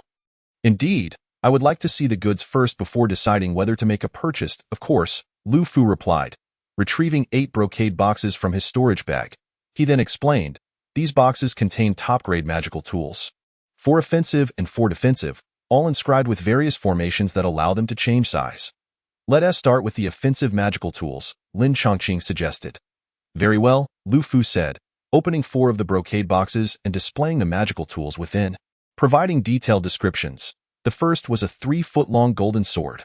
This is the Golden Dragon Sword, primarily crafted from fine gold and tempered in ground fire for 7 days and nights, extraordinarily sharp and adept at slicing through other magical tools. No other top-grade magical tool can withstand its strike, priced at 1,150 spiritual stones. Next was another item. This is the Fire Mirror, made from fire essence copper, crafted by a master artifact maker. Taking 10 full days to complete. It can unleash 3 fire eagles, each possessing the strength of mid-stage qi refinement. These 3 fire eagles can merge to unleash the power of late-stage qi refinement. Priced at 1,000 spiritual stones. Lin Chongqing listened attentively to the introduction, treating it as an opportunity to broaden his understanding of magical artifacts. He marveled at the exquisite quality of these superior artifacts, noting that their distinctions lay solely in their functions and their suitability for individual cultivators. For instance, a practitioner of fire-based techniques wielding the Golden Dragon Sword might find its potency diminished due to conflicting spiritual energies. Conversely, a cultivator adept in both water and metal attributes could harness its full potential, enhancing its efficacy significantly. After the presentation of the 4 artifacts concluded, he finally selected an exquisite seal-like artifact known as the Qingmu seal. Crafted from a millennium-old spiritual wood and infused with other precious spiritual materials. This artifact could unleash the ethereal light of the Qingmu, serving both offensive and defensive purposes, embodying a harmonious blend of attack and defense. It was primarily activated through wood-based techniques, granting it a superiority over other artifacts. Subsequently, he chose a molten fire shield from the 4 superior defensive artifacts. This shield, forged from fire crystal, was remarkably resilient, capable of withstanding direct assaults while forming a molten fire barrier when imbued with spiritual energy. Should an enemy draw near, they would be scorched by this protective shield. Furthermore, compared to defensive artifacts of metal and earth attributes, the wood attribute could ignite fire, making the molten fire shield even more formidable when activated with the Changchun technique. The acquisition of these 2 superior artifacts cost him a substantial sum of 2,300 spirit stones, a price he deemed entirely justifiable, as it would significantly elevate his defensive capabilities in conjunction with his formidable physique. In terms of offense, paired with talismans and his 2 demonic companions, he felt adequately equipped.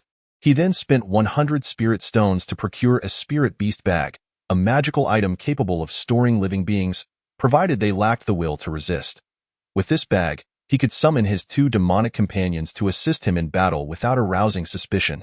As others might question how Lin Chongqing managed to carry 2 companions without a spirit beast bag. After completing these purchases, Lin Chongqing initially intended to acquire additional items, such as cultivation texts or alchemical furnaces. However, as a 7th-tier Qi refinement cultivator without a background, he recognized he had reached the limits of his purchasing power. Acquiring more could potentially draw unnecessary attention. Thus, Lin Chongqing departed from the Qingshu Chamber of Commerce, disguising himself and remaining in seclusion for half a month before reappearing at the Yunwu Chamber of Commerce. This establishment, native to Yunwu Immortal City, was backed by the City Lord, a formidable golden core cultivator. Lin Chongqing's primary purpose for visiting was to acquire some texts. The quality of the techniques he practiced was rather mediocre, and his understanding of the cultivation world was limited, necessitating a thorough study. Upon entering the Yunwu Chamber of Commerce, Lin Chongqing expressed his intent and purchased a mid-grade alchemical furnace, the Qi Copper Ding. This furnace, crafted from premium Qi copper, was capable of withstanding high temperatures and featured a fire control formation. The furnace's crimson body was adorned with intricate patterns, costing him 500 lower-grade spirit stones. He then wandered through the literature section, akin to browsing in a bookstore. However, the offerings were limited to exceptionally basic techniques, comparable in quality to his Changchun technique, rendering any revisions unnecessary. He inquired with the chamber's steward, a portly elder, who chuckled in response. Higher-tier techniques are monopolized by families and sects, which is one of their fundamental advantages over rogue cultivators. And they certainly won't be made available for sale. Just as Lin Chongqing felt a twinge of disappointment, the elder continued, however, in a few months, there will be an auction in Yunwu Immortal City, where superior techniques will be up for bid. But what? Lin Chongqing, perceptively, offered 10 lower-grade spirit stones. The elder then elaborated, but those techniques not only come with a hefty price, but also have special conditions. They require the technique to select its practitioner. Only those chosen may purchase them. This is a method employed by Golden Core sects to scout for talent among rogue cultivators. If you're interested, you could give it a try. Lin Chongqing pondered this notion, wondering how a technique could select a suitable practitioner. He recognized his own limitations as a lower grade with spiritual root, but considered it worth attempting.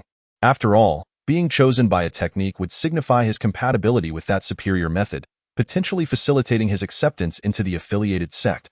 If it proved unsuccessful, he could always wait until he entered one of the 5 major sects to revise his technique. Due to the differences in bloodlines, it was exceedingly challenging to integrate into a cultivation family, often leading to distrust. Joining a sect was the most advantageous choice, while being part of a sect offered less freedom than being a rogue cultivator. It promised more substantial long-term development. Chapter 42. The Inheritance of Alchemy. Lin Chongqing thanked the portly elder and returned to the literature section to continue browsing. Aside from the basic techniques, there were also knowledge-based texts such as the Spirit Herb Atlas and the 100 Demons Compendium, as well as travelogues penned by foundation-level cultivators like Yihuahua. These texts were reasonably priced, each ranging from 20 to 30 lower-grade spirit stones. After a careful selection, he found 4 volumes he required: the Geography Atlas of the Zhangxian continent, the Spirit Insect Compendium, the Record of Celestial Materials and Earthly Treasures, and Insights on Auctions. After some haggling, he spent 100 spirit stones. He then visited other chambers to replenish his supply of talisman-making materials, acquiring several hundred more. Upon returning to the inn, Lin Chongqing began to restock his talismans while perusing the texts he had purchased. In books lie treasures, he mused with a smile, quickly discovering the answers he sought within the Spirit Insect Compendium and the Record of Celestial Materials and Earthly Treasures. The insect egg he had obtained from Sima Qingyun, nestled within a green jade box, contained a spirit insect ranked 25th on the Celestial Wonders list, the green silk puppeteer. Unlike other spirit insects that relied on mass reproduction for dominance, this puppeteer possessed a fragile physical form but a potent consciousness. It could implant mycelium into other spirit insects, controlling them like puppets. Moreover, it was said that the green silk puppeteer could command these puppets in battle. Although its original form was weak, skillful utilization would allow the cultivator to manage multiple assistants with only a fraction of their consciousness. Lin Chongqing felt a surge of excitement. He had stumbled upon a treasure. He immediately established a blood contract with the green silk puppeteer and, following the cultivation method detailed in the compendium, ventured out to procure the necessary elixirs, hoping to hatch it soon. He also identified the crimson crystal that had aided his rapid development of the burning flame battle body in the Record of Celestial Materials and Earthly Treasures. This crystal, known as the Sunfire Stone Essence, was a rare treasure capable of evolving into a spiritual vein core. Unfortunately, his inadvertent intrusion into a cave had disrupted its development. The spiritual vein core inherently possessed the ability to gather the world's spiritual energy and contained a rich reservoir of pure spiritual energy. If buried deep underground, it could eventually form a spiritual vein after a certain period. If integrated into an existing vein, it could enhance the concentration of spiritual energy and accelerate the vein's evolution. Spiritual veins were foundational to families and sects, making the value of a mature Sunfire Stone essence immeasurable. Upon discovering this information about the 2 treasures, Lin Chongqing immersed himself in his studies with renewed fervor. Aiming to avoid future encounters with celestial materials and treasures whose origins he did not recognize, which could lead to either hasty sales or regrettable missed opportunities. A month later, having thoroughly read several texts, Lin Chongqing began to delve into the inheritance of alchemy. He retrieved the alchemical inheritance book obtained from the Zhao Kuan siblings. Upon opening it, the first line cautioned against the pursuit of alchemy. The path of alchemy is fraught with challenges. Successors should not embark lightly. Unless one has a substantial foundation and ample financial resources, as well as innate talent for alchemy, both are indispensable. Otherwise, one may squander both wealth and time, hindering their cultivation. Remember, think thrice before proceeding. Zhao Wu. Lin Chongqing directly bypassed the fact that he possessed with rapidly growing spiritual herbs, ensuring an ample supply of alchemical materials. Naturally, his alchemical prowess was formidable. He then delved into the main text, meticulously explaining the processes of material selection, fire control, and pill condensation. Additionally, he provided a first-tier recipe suitable for qi refinement practitioners, and even included 3 second-tier recipes appropriate for foundation establishment cultivators. He began to ponder deeply over these teachings. Regarding the principles, he had already mastered them through the texts acquired during his previous sojourn in the Silver Immortal City. Reflecting upon these lessons, he sought to fill in the gaps in his understanding, particularly in the area of material selection, which involved teaching how to choose spiritual herbs and eliminate the impurities and toxins present in them. This knowledge proved immensely beneficial to Lin Chongqing, who had previously used entire spiritual herbs for concoction, resulting in a high failure rate and significant impurities. His approach relied heavily on sheer quantity.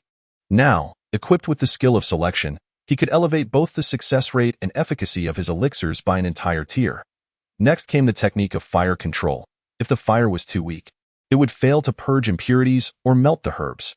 If too strong, it could scorch the medicinal properties or even cause an explosion. This depended on the practitioner's proficiency, the strength of their spiritual energy, and their ability to manipulate their consciousness. Throughout the entire process, one's consciousness played a crucial role in meticulous observation. The temperature, humidity, and balance of air within the alchemical furnace all required keen awareness. Allowing for timely adjustments, Lin Chongqing had yet to ignite fire for alchemy. his experience in this domain was still non-existent. However, he was pleasantly surprised to find annotations and insights left by generations of alchemists from the Zhao family within this inheritance, which significantly aided his understanding of alchemical arts. During this period, he filled his days to the brim, dedicating his time not only to studying the alchemical heritage and crafting talismans, but also to refining the Qingmu seal, molten fire shield, and red copper alchemical cauldron that he had acquired.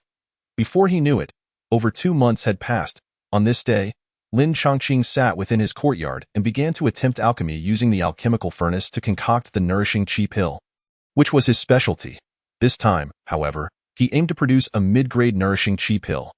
The materials for the mid-grade version were the same as those for the low-grade one, but the facilities and technical requirements for alchemy were significantly higher.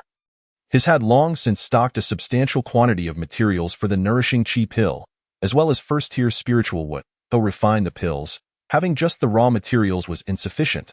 He needed fire. At present, Lin Chongqing had only reached the 7th level of qi refinement and lacked the true fire of a foundation establishment master, let alone the alchemical fire of a golden core master. Thus, he required external flames for his concoction. At this moment, he faced 2 options. One was to rent a ground fire chamber, typically reserved for crafting high-tier pills, which came at a steep price. He opted for the second choice, using spiritual wood to generate fire.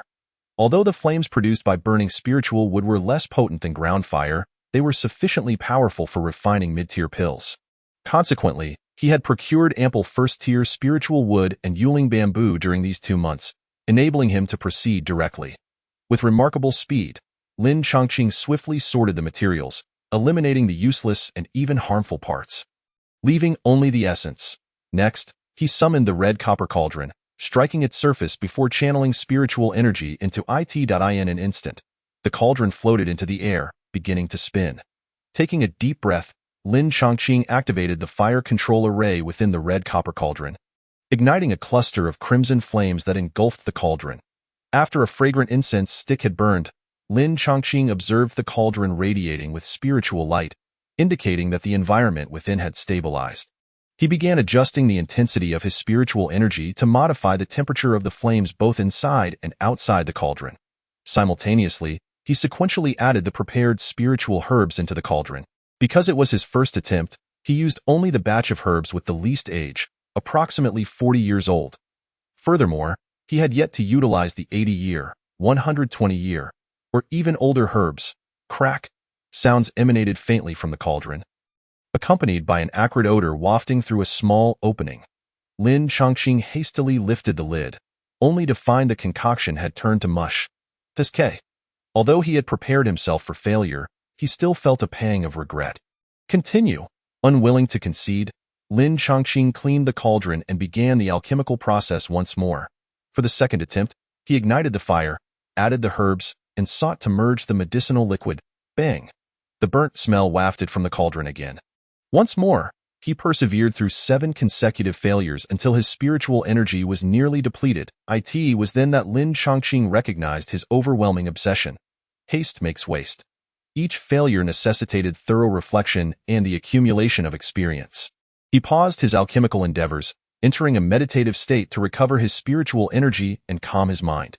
After a considerable time, he reflected on the errors made during the alchemical process, scrutinizing his technique and timing. He simultaneously reviewed the insights of the Zhao family's alchemists from the inherited texts. His alchemical skills gradually improved through this relentless cycle of trial, failure, and reflection. 3 days later, after enduring numerous setbacks, Lin Chongqing's mindset remained remarkably composed. He prepared the furnace, ignited the flames, and added the spiritual herbs. At this moment, his alchemical operations had become remarkably adept and instinctive. His consciousness detected the gradual melting of the herbs within the cauldron. With a calm heart, he assessed the appropriate level of heat and maintained the current intensity of his spiritual energy. A quarter of an hour passed before he abruptly opened his eyes. Condense, with a thought. A crisp sound resonated from within the cauldron, releasing an aroma distinct from before. Lin Chongqing lifted the cauldron's lid to reveal 5 pills nestled within. 3 of them were pitch black, while the other 2 gleamed white like pearls. Indeed, they were mid-grade nourishing qi pills. He felt a surge of joy. He had not expected a success rate exceeding 40%. a commendable achievement for a novice alchemist. Should the success rate surpass 50%, he would truly ascend to the ranks of a first-tier mid-grade alchemist. While Lin Chongqing felt elated, he did not allow himself to become overly exhilarated. The past 3 days of alchemical practice had not only enhanced his skills but also tempered his mindset, which was a significant gain in itself. The methods and processes for refining first-tier mid-grade elixirs were largely analogous, with only slight variations in the herbs used. This implied that with diligent practice, he could continuously improve his success rate and produce other types of first-tier mid-grade elixirs, in the ensuing days. Apart from his routine cultivation and talisman crafting, Lin Chongqing devoted his remaining time to alchemical pursuits. In terms of talismans, he successfully crafted a superior concealment talisman capable of rendering one's presence undetectable. Regarding elixirs, he proficiently concocted 4 types: the beauty pill, nourishing chi pill, spirit feeding pill, and soul nourishing pill. Among them, the beauty pill and soul nourishing pill were merely low-grade, with the former able to preserve a female cultivator's youth for 5 years. Though this duration might seem brief, it was economically viable, and many beauty-conscious cultivators would purchase it until they developed a tolerance. Thus, it enjoyed a steady demand. Conversely, both the nourishing chi pill and spirit feeding pill he produced were mid-grade, significantly outperforming their low-grade counterparts. By selling low-tier elixirs, Lin Chongqing not only recouped the costs of purchasing Yuling bamboo but also amassed a considerable sum of spiritual stones, exceeding 15,000 in total. After some time, the grand auction was held as scheduled. Much like in the Silver Immortal City, to participate in such a large-scale trading event, one needed to demonstrate a certain level of financial capability, at least 5,000 spiritual stones to qualify for a bidding token. Otherwise, one could not even enter the venue, let alone place bids. Lin Chongqing naturally met the criteria. Upon entering the auction hall, he surveyed the expansive venue, which could accommodate thousands of cultivators. The sheer number of attendees made him shake his head. The competition will undoubtedly be fierce. With this understanding, he opted for a secluded spot near the exit, to avoid attracting too much attention after acquiring valuable treasures. This moment, a tea table laden with fresh, spiritual fruits and pastries was set nearby, attended by several charming maidens who stood ready with spiritual tea to refill cups. The adjacent areas were already filled with patrons, none of whom paid him any heed, their eyes fixated on the auction stage below. With the sound of a bell ringing, the rear doors slowly closed, marking the official commencement of the auction. At this juncture, a figure quietly entered the hall, surveying the surroundings. Upon spotting Lin Chongqing, a glimmer of surprise flickered in her eyes as she approached and took a seat beside him. "Lin Daoyu, it has been a while," greeted Zhou Yunxin with a radiant smile. Lin Chongqing nodded in acknowledgement and returned the greeting but refrained from further conversation. To him, Zhou Yunxin was from a cultivation family. While he was a solitary cultivator, given Zhou Chang's attitude that day, it seemed their paths were destined to remain largely unconnected. However, while he maintained his silence, Zhou Yunxin appeared quite intrigued and continued. "Lin Daoyu, this must be your first time attending this auction, right?" Lin Chongqing chuckled lightly, acknowledging that since it was his first visit to Yunyun Immortal City, it was indeed his first participation. There was no need for further inquiries. Zhou Yunxin took a bite of pastry and sipped her tea before adding, "You must be here for the Foundation Establishment pill, am I right? However, that pill is not so easily obtained. How could one say that this is an auction hosted by the Qingshu Palace? Is it possible that there would be any underhanded dealings involved?" Lin Chongqing inquired, his expression reflecting his bewilderment. Naturally, such clandestine operations are out of the question. However, this auction gathers the major powers of the Yun Kingdom, alongside a multitude of ninth-layer qi refining cultivators, making the competition exceedingly fierce. With only a mere 7 Foundation Establishment pills available, the price will undoubtedly soar to astronomical heights. One cannot hope to acquire them for less than 30,000 spirit stones. At this, Zhou Yunxin's tone turned icy. After a moment's contemplation, Lin Chongqing grasped the situation. Without top-tier, heavenly-grade cultivators seeking to establish their foundations, they fundamentally require Foundation Establishment pills. Hence, these pills are extremely scarce, and once obtained, they are unlikely to be released easily. The purpose behind Qingshu Palace's release of these pills is merely to reap the spirit stones of the Foundation and Golden Core powers. Let alone a humble loose cultivator like himself. Even those of Foundation Establishment or Golden Core families would suffer significant losses. This realization weighed heavily on Lin Chongqing's heart. At that moment, a golden core cultivator from Qingshu Palace slowly ascended the stage to commence the auction. After a series of bids for various elixirs, magical instruments, and spiritual materials, the Foundation establishment pills finally took the spotlight. Lin Chongqing still held onto a glimmer of hope, not fully convinced by Zhou Yunxin's words. However, the subsequent bidding extinguished the fire in his heart. The starting bid was set at 10,000, and shortly after the auction commenced, the price skyrocketed to over 20,000. Ultimately, none of the 7 Foundation establishment pills sold for less than 30,000 low-grade spirit stones. Fortunately, I still possess 1 Foundation establishment pill. However, given my qualifications, I will need 3 pills to ensure a safe establishment of my foundation. I can only seek more in the future, Lin Chongqing lamented. Yet, he considered that at only the 7th layer of qi refining, he had accumulated a fortune of 15,000 spirit stones. With a few more years of hard work, he could certainly amass 30,000 spirit stones. Thus holding a chance to be ID.at this juncture, he began to shift his focus towards other auction items. The host, meanwhile, chuckled and said, "Esteemed friends, we now present a batch of special items for sale. Priced at 6,000. However, the ownership will not be determined through auction, but rather by your fateful connections." As he spoke, he retrieved 50 jade slips from his storage bag and continued to explain. These 50 jade slips belong to the 5 major golden core sects of the Yun Kingdom, with each sect contributing 10 slips. Those wishing to purchase a jade slip, please bring 6,000 spirit stones to the stage, and the restrictions on the slips will select suitable cultivators for the corresponding techniques. Upon hearing this, the cultivators below began to murmur with excitement. Many of those who were already aware of this segment rushed onto the stage with spirit stones in hand, primarily the scions of cultivation families. Other loose cultivators remained astonished, realizing that the method of selecting cultivators through techniques was indeed a novel approach. Zhou Yunxin explained, "The 5 major golden core sects each possess formidable techniques, but their cultivation requirements are limited, making it difficult to find suitable practitioners. Thus, they resort to this method of offering them for sale, should any loose cultivators or family scions be deemed suitable for these techniques.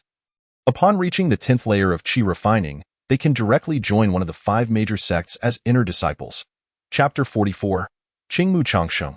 Lin Chongqing was taken aback by this revelation. Though he had learned about it from the portly manager of the Yunwu Chamber of Commerce, he was unaware that reaching the 9th layer would grant direct entry into a celestial sect. Now, at over 30 years of age, with only a low grade with spiritual root, the conditions for entering a golden core sect seemed daunting. However, if he could be selected by the technique, the resources cultivated within the heavenly abode would make it feasible to reach the 9th layer. At that point, he would have a greater platform, providing opportunities to acquire foundation establishment pills and even cultivation resources thereafter. Moreover, spending 6,000 spirit stones to purchase an exceptional technique that cannot be obtained elsewhere was undoubtedly a worthwhile investment. Regardless, he was determined to give it a try. He noticed that many cultivators were eagerly rushing onto the auction stage, calling out in hopes of being chosen by the jade slips. However, the 50 jade slips danced about like ethereal lights, evading any attempts to grasp them. Instead, those truly fated found their slips leaping into their embrace as if returning home. One such individual was a simple, honest youth, emanating a yellowish spiritual light, drawing countless envious gazes. At this moment, Lin Chongqing also approached the stage. Just as a jade slip soared past him, seemingly dismissing him, the next instant, the heavenly abode within his consciousness trembled. That jade slip appeared to sense something, abruptly turning back and landing firmly in his hand. Lin Chongqing's heart surged with joy as he recalled the previous scene. It was indeed the heavenly abode that had attracted the jade slip for him.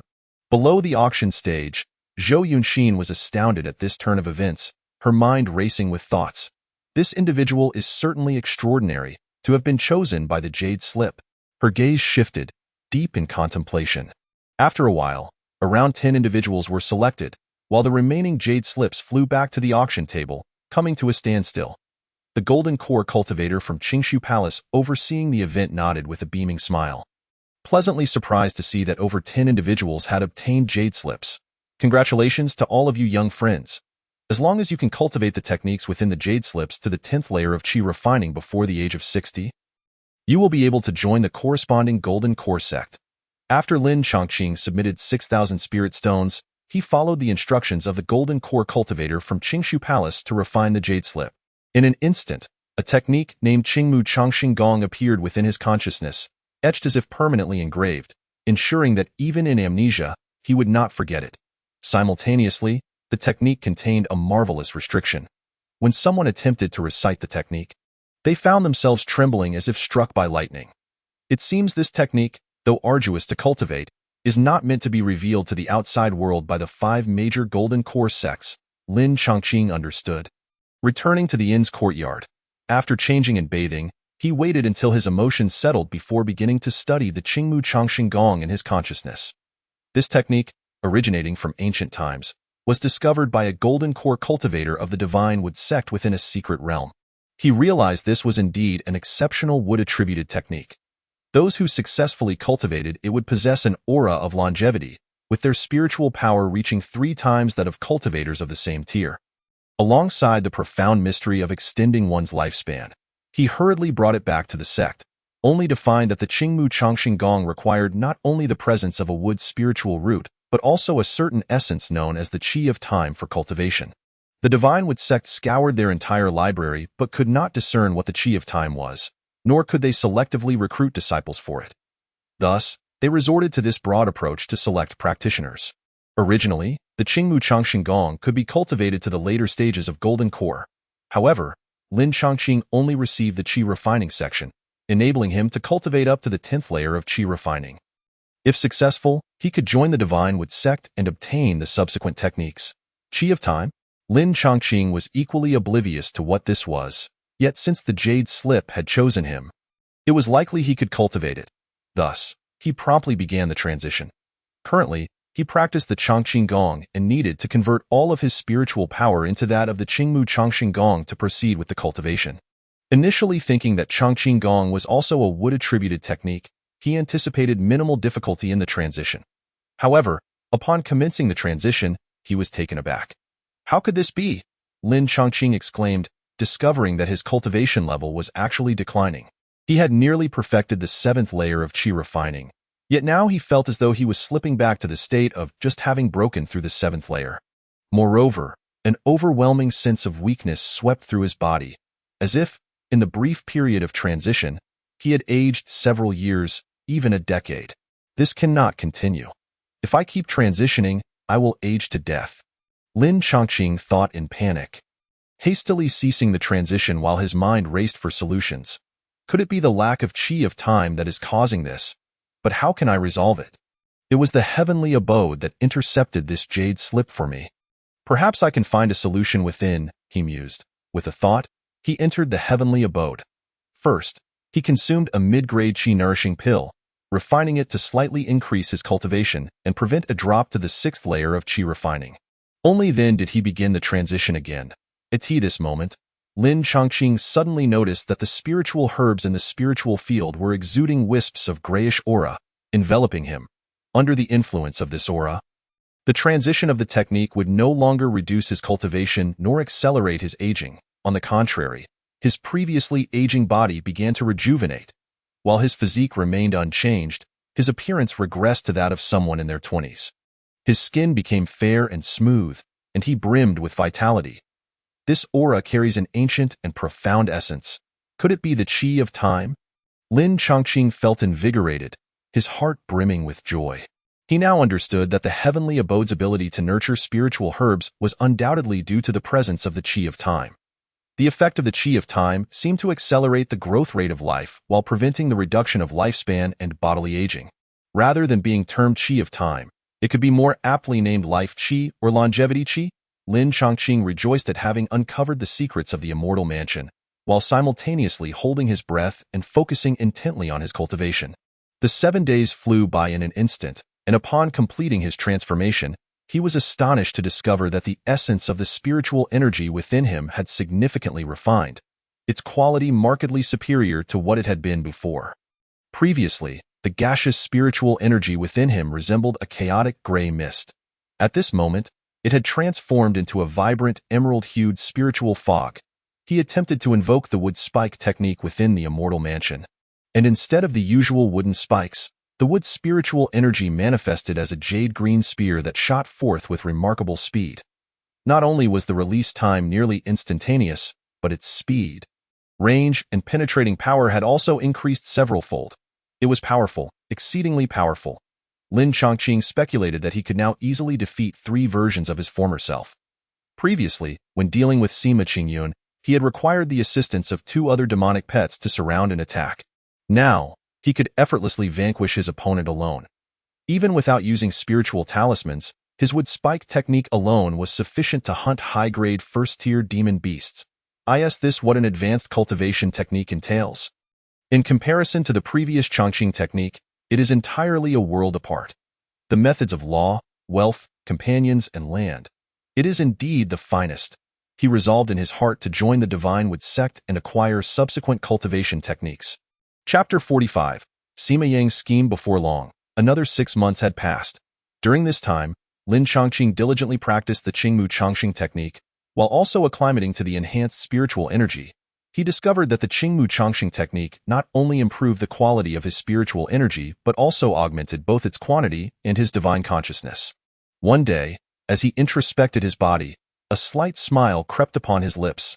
His dantian and meridians had widened significantly compared to when he practiced the Chongqun technique, resulting in a capacity for spiritual energy that had increased several times over. Far more robust than that of a typical cultivator of the same tier. In terms of divine consciousness, it had expanded to 5 zhong. Though this increase may seem modest at first glance, it was due to the small base number. In contrast, it represented more than a 60% enhancement compared to an ordinary 7th-level qi refining cultivator, surpassing even those from the Sima family. Lin Chongqing had not encountered many cultivators, but being from a foundational family, the Sima family surely practiced techniques superior to the Chongqun technique. Yet, still, they could not compare to the Qingmu Chongqing technique. This cultivation method likely belonged to a category far beyond ordinary advanced techniques, further solidifying his resolve to enter the Divine Wood sect. With a year and a half remaining until the 5 major sects officially recruit disciples, he needed to prepare diligently. Although he had already acquired the Qingmu Chongqing technique and could join directly upon reaching the 10th level of qi refining, it was still preferable to join the Divine Wood sect sooner rather than later. Additionally, he continued to refine pills and draw talismans.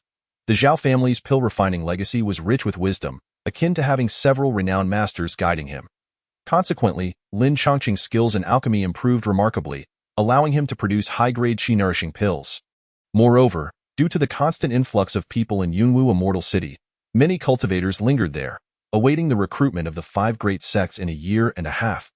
Thus, his medicinal pills had no shortage of buyers. In this Immortal City, as long as the success rate of pill production exceeded 30%, one could turn a profit. Lin Chongqing specialized in 4 types of pills: qi-nourishing pills, spirit-feeding pills, youth-preservation pills, and soul-nourishing pills, with a success rate already surpassing 40%, even using jade spirit bamboo as fuel for the refinement. He estimated that if he utilized earthfire for the process, the success rate could reach 50%. Therefore, Lin Chongqing reserved the higher-aged spiritual herbs for continued growth and directly purchased lower-aged spiritual herbs for refining, allowing him to earn several hundred spirit stones each month. One day, after selling out his medicinal pills early, he prepared to close up shop. "Lin Daoyu, please hold on." At that moment, a melodious voice called out to him. "Zhou Xianzi?" Lin Chongqing turned to see Zhou Yunxin, the same person he had encountered previously. "Please, Lin Daoyu, follow me. I have something I wish to discuss with you." Zhou Yunxin indicated a certain direction, which led to the Zhou family's shop. "Very well." Lin Chongqing nodded and followed her to the Zhou family's shop. Ascending to the tea room on the 2nd floor, the room exuded a classical elegance, with calming incense wafting from the burner. The gentle fragrance filled the room, calming the mind and sharpening the intellect. Once seated, Zhou Yunxin instructed a maid to serve spiritual tea. Lin Chongqing took a sip, savoring its rich, lingering flavor, and immediately praised, "Excellent tea." Subsequently, he inquired, "Zhou Xianzi, you did not invite me here merely to enjoy tea. Please, speak freely about your business." Zhou Yunxin smiled faintly and said, "Lin Daoyu, I presume you have successfully transitioned to the cultivation technique of the Golden Core sect, have you not?" Lin Chongqing nodded, releasing a powerful spiritual pressure in response, saying, "To be candid, Xianzi, that is indeed the case at this moment. Zhou Yunxin's expression reflected surprise, her cherry lips slightly parted. She had anticipated that Lin Chongqing would likely succeed in his transformation, but feeling the formidable spiritual pressure left her utterly astonished. Moreover, his skin was fair, and he appeared several years younger. He had surely experienced a tremendous fortuitous encounter. The technique he practices is far superior to our Zhou family's time-honored traditions. In a mere moment, Zhou Yunxin reached a conclusion, her desire to forge a connection with him growing stronger. What does Lin Daoyu think of the Zhou family? Oh, I have not been in Yunwu Immortal City for long and have had little interaction with the Zhou family. However, from what I have heard among the scattered cultivators, the Zhou family has a decent reputation. Lin Chongqing spoke candidly. As a cultivation family, the Zhou family undoubtedly had exploited scattered cultivators to some extent. However, unlike the Sima family in the Silver Mountain Range, the Zhou family operated under the scrutiny of even more formidable forces above them, thereby exhibiting comparatively greater restraint. They were wary of incurring blood feuds with scattered cultivators, fearing that one day, the latter might return to seek vengeance. In that case, Lin Daoyu, would you be inclined to become a guardian for our Zhou family? Zhou Yunxin, aware of his potential, remarked, however, you would still need to reach the 10th level of qi refining before being able to join a Golden Core sect. During this interim, you may as well lend your strength to the Zhou family. It would provide you with some resources while also offering protection against the Sima family's pursuit. Hearing this, Zhou Yunxin smiled, her eyes sparkling with insight. Lin Chongqing was slightly taken aback, realizing that Zhou Yunxin had discerned his situation. It seemed she had investigated him beforehand, including his prior attendance at the auction. It was very likely that the Zhou family had intended to recruit him as a hired hand. However, after acquiring the Qingmu Chongqing technique at the auction, he had gained a more favorable option, making their conditions appear considerably less enticing. He replied nonchalantly, it seems Xianzi is already aware of my grievances with the Sima family, but my aspirations do not lie in this. Lin Daoyu need not be so hasty in your refusal, Zhou Yunxin said earnestly. Are you aware that the Sima family has sent foundational cultivators to Yunwu Immortal City, attempting to create some trouble for you? Yunwu Immortal City cannot be entirely dominated by the Sima family, can it? Lin Chongqing chuckled. If any cultivation family could harass scattered cultivators at will, they would have long since fled. And how could this city be as prosperous as it is today? Zhou Yunxin shook her head. Although the Immortal City provides protection for scattered cultivators, if a summons is issued, you would have to leave the city. At that time, the Sima family would undoubtedly seize the opportunity to strike a summons. Lin Chongqing recalled information regarding this matter. In order to prevent an accumulation of demon beasts in the surrounding areas from triggering a beast tide, Yunwu Immortal City would periodically summon cultivators within the city to exterminate them. This extermination was something that scattered cultivators welcomed, as it allowed them to earn military merit by slaying demon beasts. And the Immortal City would offer various treasures and resources in exchange for military merit. Although foundational grade pills were not included among the treasures, high-grade qi nourishing pills were certainly available in abundance. Thus, a considerable number of cultivators participated. Teo used this summons as a pretext to lure Lin Chongqing out of the city for hunting demon beasts, only to ambush him, was indeed a clever scheme. Lin Chongqing's expression darkened instantly. He had not anticipated that the Sima family would remain so tenacious, still intent on targeting him. However, it was likely that they had learned of his acquisition of the foundational grade pill, prompting their relentless pursuit. Is there any way to hunt demon beasts without leaving the city? The summons carries significant authority. Unless one is a top-tier practitioner, they are required to leave the city. Zhou Yunxin replied after a moment's reflection, a top-tier practitioner. Then if I were to attain the status of a first-tier top-tier alchemist, I could avoid leaving the city, thus denying the Sima family the chance to ambush me. Lin Chongqing nodded. He had already reached a first-tier top-tier level in alchemy. As for why he did not choose talismans, among the 4 arts of cultivation, formation, pills, weapons, and talismans, the status of talisman makers was relatively low. Lin Chongqing was also wary of being manipulated into joining the ranks of talisman makers, which would put him at risk. Being an alchemist was much safer and held a higher status. He resolved to go to the Alchemist Alliance for an assessment to become a first-tier top-tier alchemist. Chapter 46. Alchemist Alliance Assessment. Thank you, Zhou Xianzi, for informing me of this matter. Should I have the opportunity to repay you in the future, I shall do my utmost. Lin Chongqing waved his hand and declined Zhou Yunxin's offer. Zhou Yunxin might genuinely admire him, but her status within the family was evidently not on par with Zhou Chang'e.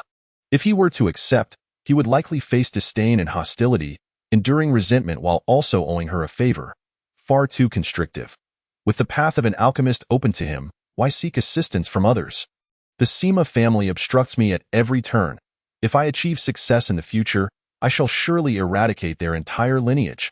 Lin Chongqing was filled with indignation, a fierce killing intent emanating from his eyes. He was no innocent rabbit. His hands had been stained with blood, and among the loose cultivators, he had quite a reputation. Instantly, he quelled Zhou Yunxin's heart with this intimidation. Such a murderous aura had never been seen even among the family's death warriors. "My apologies," Lin Chongqing said, noticing the effect of his presence, and he retracted his killing intent before taking his leave. As he walked along the path, he indeed saw numerous guards from Yunwu Xianqing posting recruitment notices. A sense of urgency gripped his heart, and he quickened his pace. The Daming was an organization akin to the Qingshu Palace, with influence spanning multiple nations. However, this organization only recruited and trained alchemists, and its members enjoyed a relatively lax structure, coming and going freely.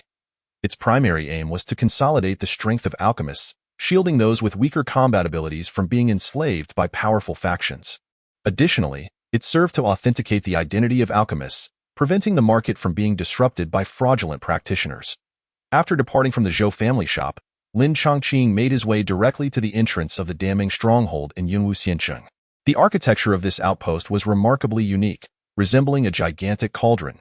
On either side of the entrance stood late-stage, Qi-refining cultivators on guard, with patrols passing by intermittently. The security was exceptionally stringent. Entry is forbidden for the uninvited. Upon seeing Lin Chongqing attempting to enter, the guards extended their hands to block his path. "Fellow cultivators, I am here to participate in the Daming's alchemist assessment," Lin Chongqing explained. A flicker of surprise crossed the eyes of the two guards.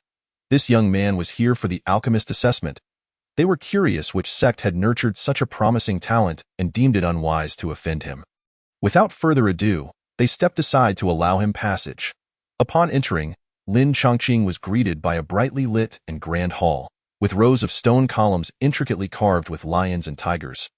Exuding an air of majesty as he stepped inside, he noticed several elegantly dressed young nobles queuing for their assessments. These individuals were likely disciples from the nearby cultivation families with talent in alchemy. Disciples from established sects Wudanti come here for assessments, as they were cultivated in secrecy within their own sections. Lin Chongqing joined the queue, only to be met with derisive laughter. Who is this bumpkin trying to assess as an alchemist apprentice? A mere loose cultivator, unable to even pay for his lodging and spirit stones. What use would it be even if he managed to become an apprentice? Lin Chongqing, hearing their jeers, remained unfazed. However, he slightly furrowed his brows upon hearing the term alchemist apprentice. Alchemist apprentice? He stepped out of the line and approached the front, realizing that the queue indeed consisted of alchemist apprentices, while the area for the alchemist assessment was adjacent and completely empty. So it was just a mix-up with the apprentices. Lin Chongqing made his way directly to the registration point for the alchemist assessment, which left the young nobles in shock. What's going on? He is not an apprentice but a formal alchemist? Absurd. Registration for an alchemist requires a payment of 300 spirit stones, and should he fail the assessment, the fee is non-refundable. This kid must be feeling humiliated after we said a few words, and is trying to save face with this stunt. Ha ha ha, unable to recognize his own abilities, he only invites disgrace upon himself. Just as they were mocking him, a commanding voice resonated through the Danming. Silence. Disruption is not permitted within the Danming. The young nobles fell silent, turning to see an elderly man in a white robe, his hair and beard white, striding toward them.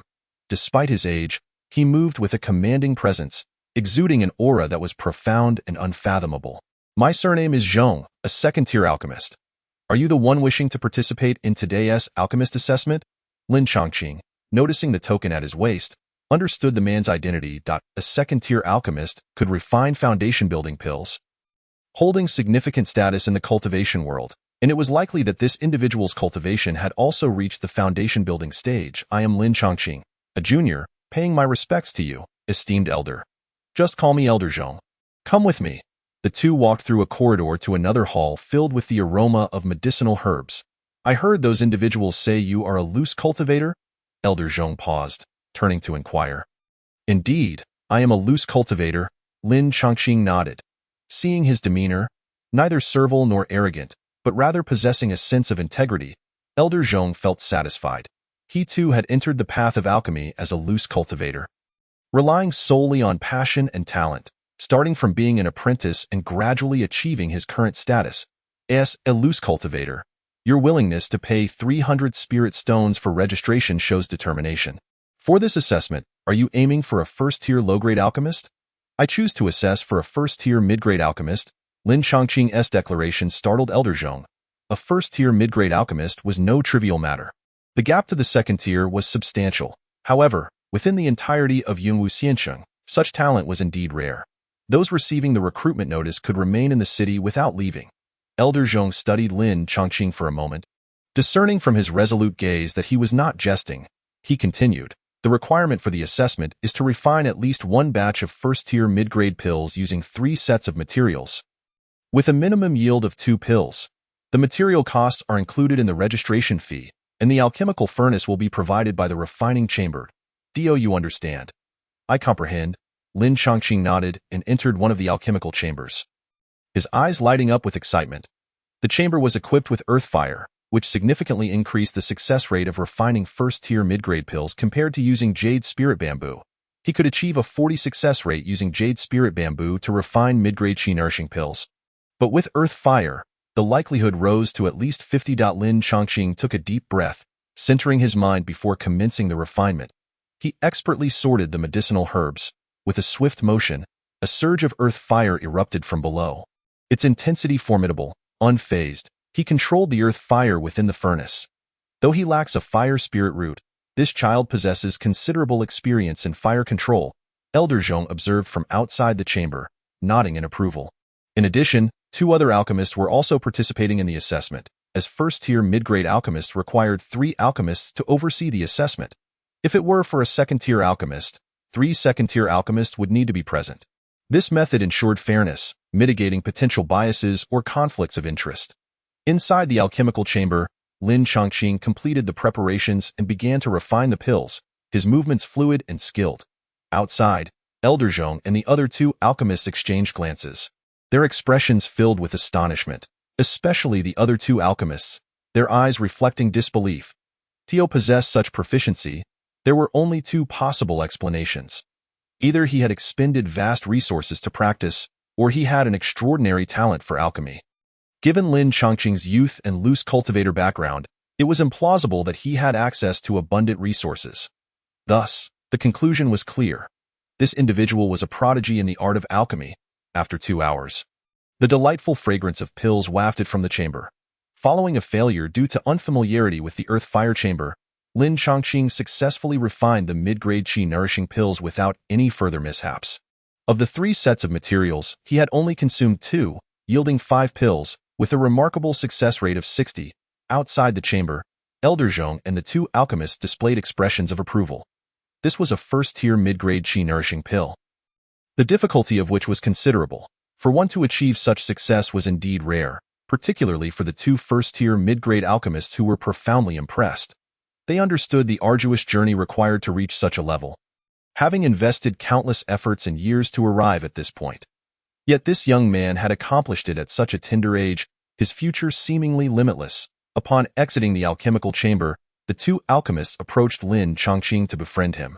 Elder Zhong also presented him with a jade token, engraved with an image of an alchemical furnace, its lid lifted to reveal 3 pills. Congratulations on passing the assessment and becoming a first-tier mid-grade alchemist. This is your identity token. Simply present this token within the Zhongshuan continent, and most factions will recognize your status. Sects, noble families, and even merchants will vie to employ you, Elder Zhong said with a pleased expression. His tone filled with encouragement, as if witnessing a vibrant new star rising. Lin Chongqing expressed his gratitude and accepted the token, then proceeded to inquire about certain unresolved questions regarding alchemical traditions. With a cheerful disposition, Elder Zhong answered each one. Just as he was about to take his leave, a commotion erupted outside. Entry is forbidden for the uninvited in the Danming. 2 guards from the Dan Alliance intercepted the incoming individual. Upon seeing Lin Yuan emerge, a sinister smile crept across their faces. The newcomer was none other than Sima Xianfeng, accompanied by a Foundation establishment cultivator, Sima Tianhua. Both fixed their steely gazes upon Lin Chongqing, their expressions as dark as water. Behind them stood a group of young scions who had just participated in the alchemy apprentice assessment, their faces displaying a mix of intrigue and amusement. Lin Chongqing, I did not expect you to hide here, coward. You believe you can evade the summons of the Immortal City by passing the alchemist assessment? Sima Xianfeng scoffed coldly. Sima Xianfeng, Sima Tianhua, what do you intend to do? This is the territory of the Dan Alliance, Lin Chongqing retorted boldly, locking eyes with the two. Indeed. You block the entrance of the Dan Alliance, but what do you wish to do to our alchemist? At that moment, Elder Zhong, along with two other assessing alchemists, stepped out upon hearing the commotion. Ah, it is you? Elder Zhong. Sima Tianhua's expression softened considerably. Elder Zhong was not only a formidable Foundation establishment cultivator, but also a second-tier alchemist, holding a status within Yunwu Immortal City that surpassed even Sima Tianhua's. It has come to my attention that this individual has sought refuge within the Dan Alliance to avoid the summons of the Immortal City.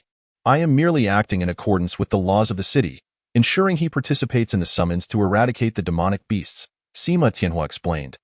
Indeed, Elder Zhong, this rascal may possess some minor skills, but he is utterly clueless when it comes to alchemy. That I dare say he must have embarrassed himself during the assessment, wasting your precious time.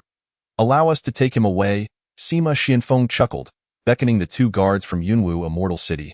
Upon noticing that Lin Chongqing's cultivation was only at the 7th level of qi refinement, the guards were reluctant to offend the Sima family, especially since forcibly summoning a cultivator evading the summons was also part of their duty. They stepped forward. Stop! Elder Zhong interjected, waving his hand. The two guards immediately halted their advance.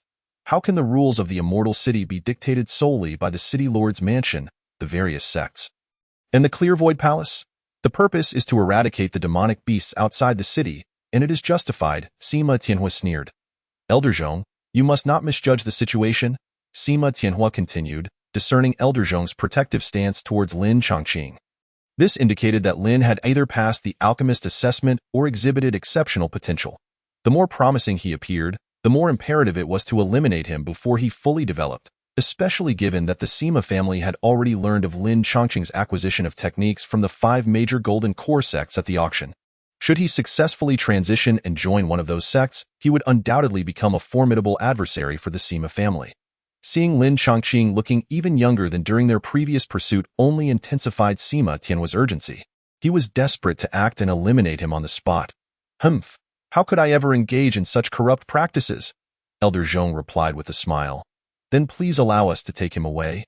Sima Xianfeng said impatiently. Not so fast, gentlemen. Elder Zhong shook his head and pointed to the jade token at Lin Chongqing's waist. Alchemist Lin is already a first-tier superior alchemist within our Dan Alliance. According to the laws of the Immortal City, he is entitled to an exemption from summons. It is impossible for you to take him away. What? A first-tier superior alchemist? Absolutely impossible. The revelation stunned not only Sima Xianfeng and Sima Tianhua, but also the onlookers among the young scions, who were filled with disbelief. Lin Chongqing appeared so youthful that one might believe he could only be a first-tier inferior alchemist, but a first-tier superior alchemist exceeded their wildest imaginations. Elder, this must be a conspiracy. There is certainly something else at play. Perhaps Lin Chongqing is the illegitimate son of someone from the Zhong family. Sima Xianfeng hastily whispered to Sima Tianhua. Sima Tianhua, equally astonished, could hardly believe it. Lin Chongqing not only excelled at beast taming and talisman crafting, but also appeared to possess skills in alchemy? Was he truly just a loose cultivator? Do you not believe us? We too participated in the assessment and can attest to his capabilities. At this moment, the other two assessing alchemists also emerged. To apprehend someone at the door of the Dan Alliance would be a slap in the face for them. If word got out, many factions would perceive the Dan Alliance as weak and vulnerable, uniting against them. Even Sima Tianhua, a formidable Foundation establishment cultivator, could not act recklessly in such a situation. We must leave. He turned on his heel without further words. Elder! Sima Xianfeng followed closely, his expression filled with dissatisfaction. Is this how it ends? Fool! How could it possibly end here? Upon returning to the luxurious residence of the Sima family in Yunwu Immortal City, Sima Tianhua scolded, We have thoroughly offended Lin Chongqing. Our next course of action must ensure his complete demise, leaving him no chance to rise again. But Sima Xianfeng faltered, pondering how to expose Lin Chongqing's flaws now that he was an alchemist of the Dan Alliance. I have a plan, Sima Tianhua mused for a moment before suddenly declaring. Chapter 48. Assessment Rewards. Upon hearing Sima Tianhua's words, Sima Xuanfeng's eyes lit up with excitement. Elder, do you have a plan? Sima Tianhua smirked ominously. After we arrived in the Immortal City, I instructed our family members stationed in the Silver Mountains to gather information on Lin Chongqing's background. They uncovered a remarkable piece of news. Do you know what it is? What news? Sima Xianfeng asked eagerly. Lin Chongqing possesses a low-grade with spirit root. A low-grade with spirit root. Sima Xianfeng was astounded, unable to believe that the Lin Chongqing with a low-grade with spirit root had managed to reach the 7th level of qi refinement in just over a decade. Surely, he must have encountered significant opportunities. However, now that he was a first-tier superior alchemist backed by the Dan Alliance, he was no easy target. His expression turned bitter as he realized something. If Lin Chongqing only had a low-grade with spirit root, then a single foundation establishment pill might not suffice for him to establish his foundation. This implied that he wasn't an overwhelmingly significant threat after all. His mood brightened. By the time I reach the foundation establishment stage with a lifespan of 240 years, he will likely still be stuck in the qi refinement stage, eventually aging and dying. Fool, do you not see? This person is already in his 30s and a first-tier superior alchemist. Who can predict if he will accumulate enough wealth to obtain a second foundation establishment pill? Sima Tianhua delivered a sharp blow to Sima Xuanfeng's head, then continued, yet precisely because of this, he must be desperately seeking a second foundation establishment pill. We can spread the word. You mean to lure him out of the city with a foundation establishment pill and then strike? Sima Xianfeng hesitated, uncertain of the plan's success. Lin Chongqing had proven to be cunning and resourceful, and he doubted their chances of success. Not quite right. While we need to draw him out of the city, the foundation establishment pill must be genuine, Sima Tianhua elaborated. I have learned that the 5 major golden core sects are recruiting disciples through assessments that involve hunting demonic beasts in places like the Moonlight Forest and the Miasma Cave. Furthermore, he paused dramatically, the first place winner will be awarded a foundation establishment pill. What? Sima Xianfeng was taken aback. He himself possessed a superior spirit root, and if he could secure first place, he could become a foundation establishment cultivator shortly after entering the Immortal sect. Elder, are you suggesting that I eliminate Lin Chongqing during the assessment? Sima Xianfeng realized the implications in the assessments conducted by the 5 major sects. Foundation establishment cultivators were naturally barred from intervening. As they were the future foundation of the sections, therefore, only he could participate. But can I do it? He asked, lacking confidence. In response, Sima Tianhua shot him a disdainful glance. How could a man of the Sima family be so timid? Here are 10 Thunderbolt talismans, second-tier inferior talismans, valued highly enough to obliterate any qi refinement cultivator at the 9th level. Moreover, before the assessment, I will spread word of Lin Chongqing's foundation establishment pill. A bounty will be issued, and many will seek to kill him. You need only seize this opportunity to ensure his demise without fail. Elder, you truly are ruthless. Sima Xianfeng drew in a sharp breath, hesitantly accepting the 10 Thunder talisman, carefully stowing them away. Before long, the two were deep in discussion about the details, occasionally sharing knowing smiles. Meanwhile, Lin Chongqing remained at the Danmeng, primarily because Sima Tianhua's departure had been so abrupt, leading Elder Zhong and the others to suspect that he might covertly take severe measures to assassinate Lin Chongqing. Staying at the Danmeng was the best protection for him, and it also allowed Elder Zhong to guide him in alchemy. As a result, he ended up staying for several months. During this time, Lin Chongqing had become capable of refining first-tier high-grade spirit-feeding pills, soul-nourishing pills, and youth-preserving pills. He had also produced a considerable number of detoxification pills, which were immensely popular in Yunwu Xiancheng. Thanks to the effects of the soul-nourishing pills and superior cultivation techniques, his spiritual awareness had surpassed that of many cultivators at the same level. This made observing and operating the alchemical processes significantly easier, thereby accelerating his progress in alchemy. On the other hand, under the nourishment of the high-grade spirit-feeding pills, Zhang Shui had also broken through to the first-tier high-grade, becoming increasingly robust and powerful, with enhanced speed and physical strength. In terms of innate abilities, His Fangjiao Tiger Fang could shatter mid-grade defensive artifacts with a single strike and posed a considerable threat to high-grade defensive artifacts. Additionally, it could unleash 7 streaks of platinum blades in a single breath. Both of these demonic pets represented significant combat strength for Lin Chongqing. At this moment, he sat cross-legged in a rear courtyard of the Daming stronghold, surrounded by a swirling emerald mist, enveloped in a haze of tranquility. After months of arduous cultivation, he had thoroughly mastered the Qingmu Chongqing Gong, reaching the pinnacle of the 7th layer of qi refinement. This was primarily due to the abundant supply of the temporal essence required for the cultivation of Qingmu Chongqing Gong, which was scarce in the outside world but unlimited within the immortal abode. Coupled with the refining of numerous high-grade qi-nourishing pills and Changchun peaches, his cultivation had advanced at an astonishing rate. Of course, the series of grueling battles he had experienced before and after fleeing the Silver Mountain Range seemed to have also contributed to his cultivation. He had inquired with Elder Zhong, who explained that after enduring such hardships, the ethereal portions of one's spiritual energy were most easily consumed, resulting in purer spiritual power and thus enhancing the efficiency of breaking through the meridians. After finishing his cultivation, Lin Chongqing suddenly sensed something and entered the immortal abode. At this moment, the Qing sea puppet silkworm had successfully hatched. This spirit insect resembled an ordinary silkworm in size. Measuring 5 inches in length, with a color akin to jade, it occasionally emitted threads resembling blue silk from its mouth. However, Lin Chongqing understood that these were not threads but rather a type of spore. Once infused into certain spirit insects, they could exert control over the target both mentally and physically. When the opportunity arises, I shall experiment with the effects of this Qing sea puppet silkworm on spirit insect puppets, he mused, exiting the immortal abode and stepping out of the courtyard. Your cultivation progress appears to be quite smooth, Elder Zhong said, approaching him and sharing recent news. Recently, as the assessment period for the 5 major Golden Core sects recruitment draws near, the methods and rewards have somehow been leaked, spreading throughout the streets. He recounted the details of the assessment methods and rewards, leaving Lin Chongqing astonished. He had not anticipated that the first-place reward for the assessment would be a foundation establishment pill. He would need at least 3 such pills to establish his foundation. Was this not a fortuitous opportunity? Could it possibly be a false message disseminated by the Sima family?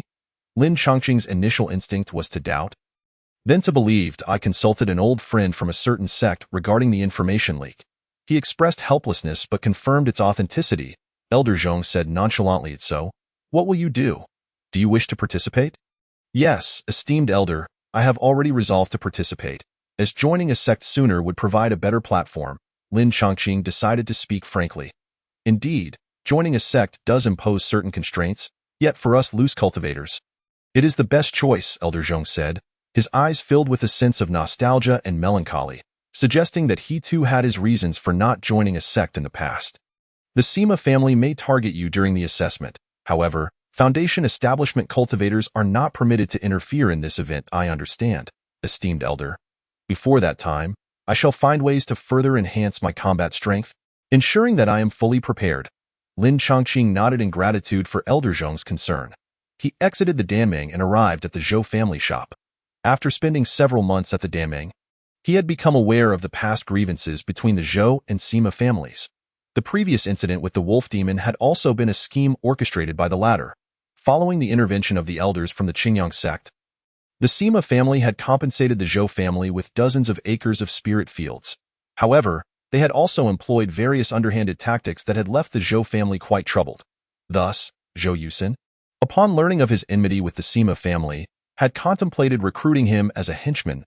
At this moment, Lin Chongqing's visit to the Zhou family shop was aimed at seeking potential sponsorship. Chapter 49. 8th Layer of Qi Refinement. To his surprise, Lin Daoyu was actually a first-tier high-grade alchemist, which truly astonished Yusin. In the tea room on the 2nd floor of the Zhou family shop, Zhou Yusin gazed at Lin Chongqing, her beautiful eyes shimmering with an unusual brilliance. Zhou Xianzi, you flatter me. I have come this time to participate in the assessment of the 5 major sects, and thus wish to negotiate a transaction with you, Lin Chongqing replied calmly. Oh? Zhou Yusin, being exceptionally perceptive, quickly grasped Lin Chongqing's intentions. It was certain that many disciples from the Sima family would attempt to eliminate Lin Chongqing during the assessment. If she could enhance his strength, it would undoubtedly force the Sima family to pay a heavy price. However, she smiled and said, Lin Daoyu has good intentions, but the family disciples participating in this assessment will likely be equipped with high-grade or even top-grade artifacts. And they will need to prepare ample talismans and pills. The Sima family would do so, and the Zhou family would too. Since you are not one of us, how could Yusen offer any particularly precious treasures to you? Zhou Yusen's words were quite explicit. High-grade and top-grade artifacts, as well as talismans and pills, would naturally be reserved for the Zhou family's own disciples. Lin Chongqing was merely an outsider. It seemed the earlier rejection of her recruitment had left her somewhat dissatisfied. With a confident smile, Lin Chongqing replied, I do not require artifacts, talismans, or pills. I only seek knowledge that a body technique and a method for concealing my presence will suffice. You are truly confident, Zhou Yusen remarked. Surprised, her heart surging with waves of emotion. She was genuinely taken aback by Lin Chongqing. Her beautiful eyes remained fixed on him, while she pondered whether his request was reasonable. Zhou Yusen was unaware that Lin Chongqing possessed only a low-grade spiritual root. So she believed he had not only cultivated the superior techniques of the Golden Core sect, but was also an alchemist, as long as he could survive and cultivate to the foundation establishment stage. There was great hope for him. If she invested in him, he would not only become an enemy of the Sima family but also a friend of the Zhou family. As for what the Zhou family would give up, it was merely a body technique and a method for concealing presence during the qi refinement stage. Knowledge, while precious, could be shared. I can agree to your terms, but Lin Daoyu must also sign a legal contract prohibiting the dissemination of this information. Naturally, Lin Chongqing readily agreed. Zhou Yusen then conveyed her thoughts through her spiritual awareness towards the staircase. Before long, an elderly servant arrived, holding 2 replicated jade slips. Zhou Yusen explained, these 2 jade slips contain a body technique called the Sun Pursuit Step, which has 2 layers. Mastering the first layer will make your form incredibly agile, allowing you to easily evade enemy attacks. Mastering the second layer grants you the ability to wield the Sun Pursuit Minor Divine ability, significantly enhancing your speed in an instant, whether in pursuit or escape, rendering it immensely effective.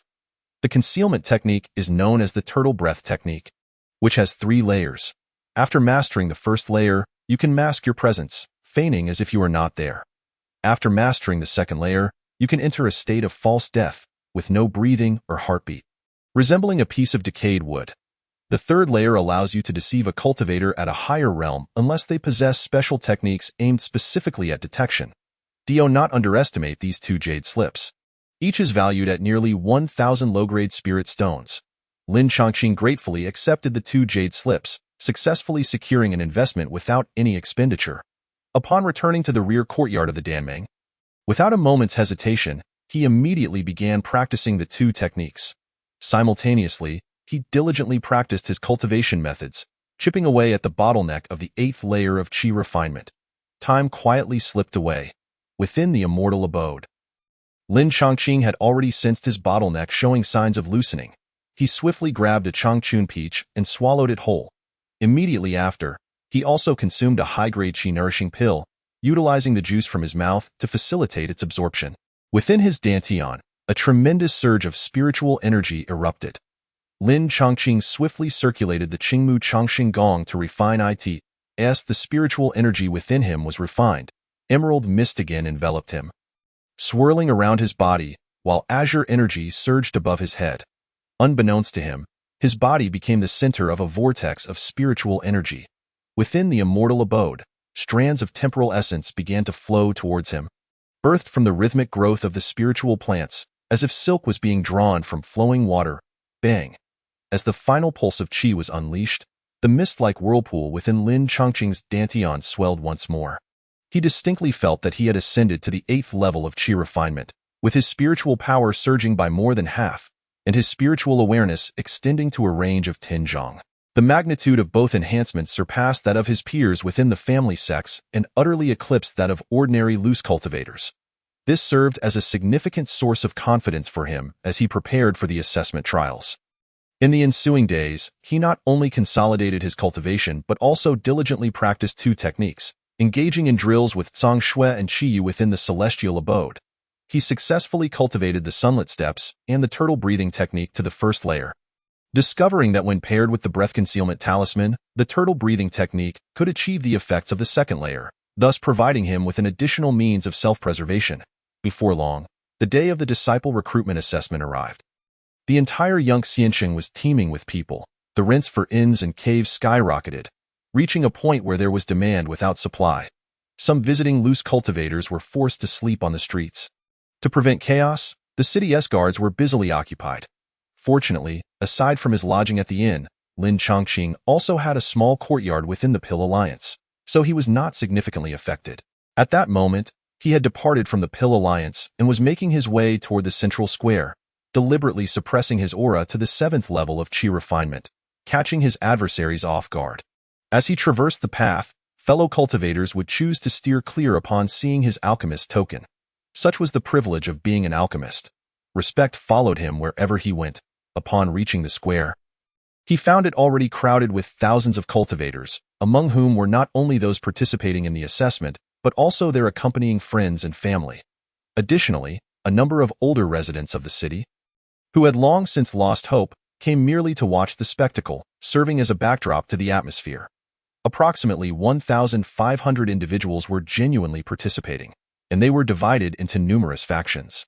Among them were the scions of various prominent families in the Yun Nation, each accompanied by a retinue. In this assessment, they not only participated themselves, but also brought along these aides to serve as enforcers and bodyguards, vying for higher rankings.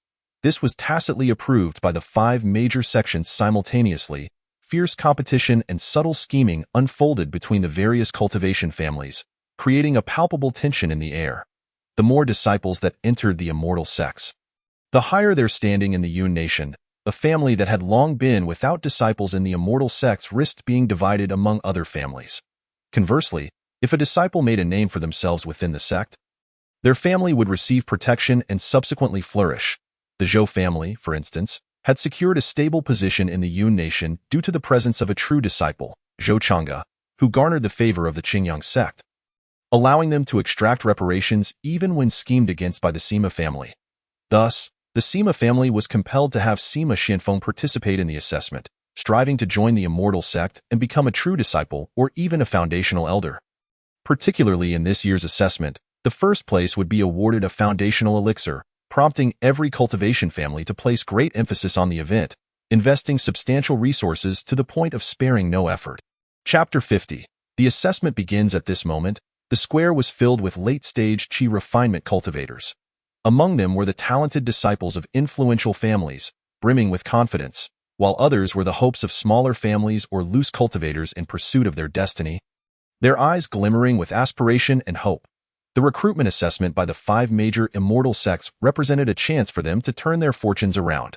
Lin Chongqing noticed Zhou Yusin from the Zhou family and Sima Xianfeng from the Sima family, both of whom were poised and ready for the challenge. Sima Xianfeng also caught sight of Lin Chongqing, revealing a fierce and menacing grin. "Look, those are Wang Teng of the Wang family, Sima Xianfeng, Zhao Peng of the Zhao family, and Yuan Fa of the Yuan family. They reached the 9th level of Qi refinement before turning 30. Are these the prodigies of the Yun Nation? It seems the first place will likely go to one of these 4, but alas, such a pity, for the foundational elixir awaits." The gathered loose cultivators marveled at the prodigies from the various cultivation families, some sighing deeply over their missed opportunity for the foundational elixir. However, the gazes from those families were rife with disdain. A bunch of lowly loose cultivators. Even if we do not participate, the foundational elixir shall not belong to them, but rather to the young talents of our esteemed families. They held the loose cultivators in utter contempt, for the disparity in cultivation methods and artifacts between them and the family cultivators was stark. Moreover, most of the loose cultivators present were at the 7th level of Qi refinement and were over 40 years of age. In contrast, the disciples of the cultivation families boasted 8th level cultivation and were relatively young, not exceeding 30 years. Sima Xianfeng and his peers had even reached the 9th level of Qi refinement in their 20s. Using the family's prodigy to deal with these loose cultivators was akin to using a sledgehammer to crack a nut. Yet, when they cast their eyes upon Lin Chongqing, a glimmer of concealed greed flickered in their expressions. They had learned that Lin Chongqing possessed a foundational elixir, although they could not ascertain its authenticity. For these 9th-level prodigies, eliminating a 7th-level loose cultivator would be a trivial task. Let us give it a try. Just then, a thunderous sound erupted from the sky, prompting the crowd of cultivators to look up. 5 colossal flying vessels soared through the air, streaking across the sky. The members of the 5 major golden core sects had arrived.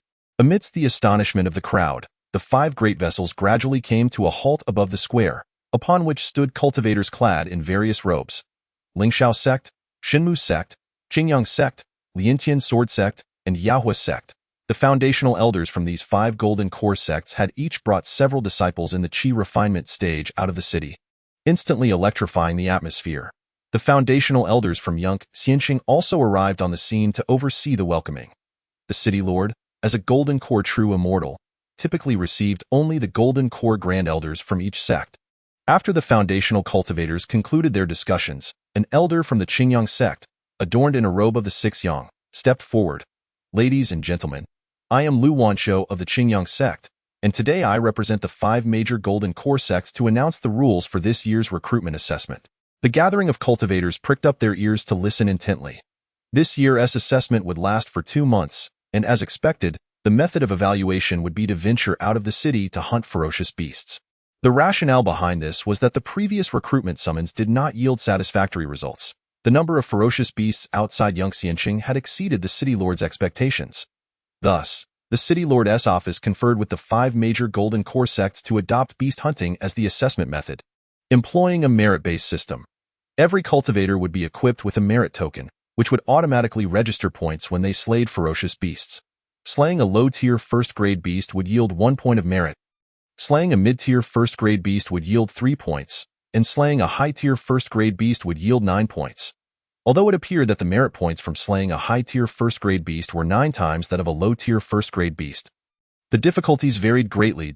A 9th-level qi refinement cultivator wielding a top-tier artifact could relatively easily dispatch a high-tier first-grade beast, but entering a swarm of low-tier beasts was akin to a tiger entering a flock of sheep.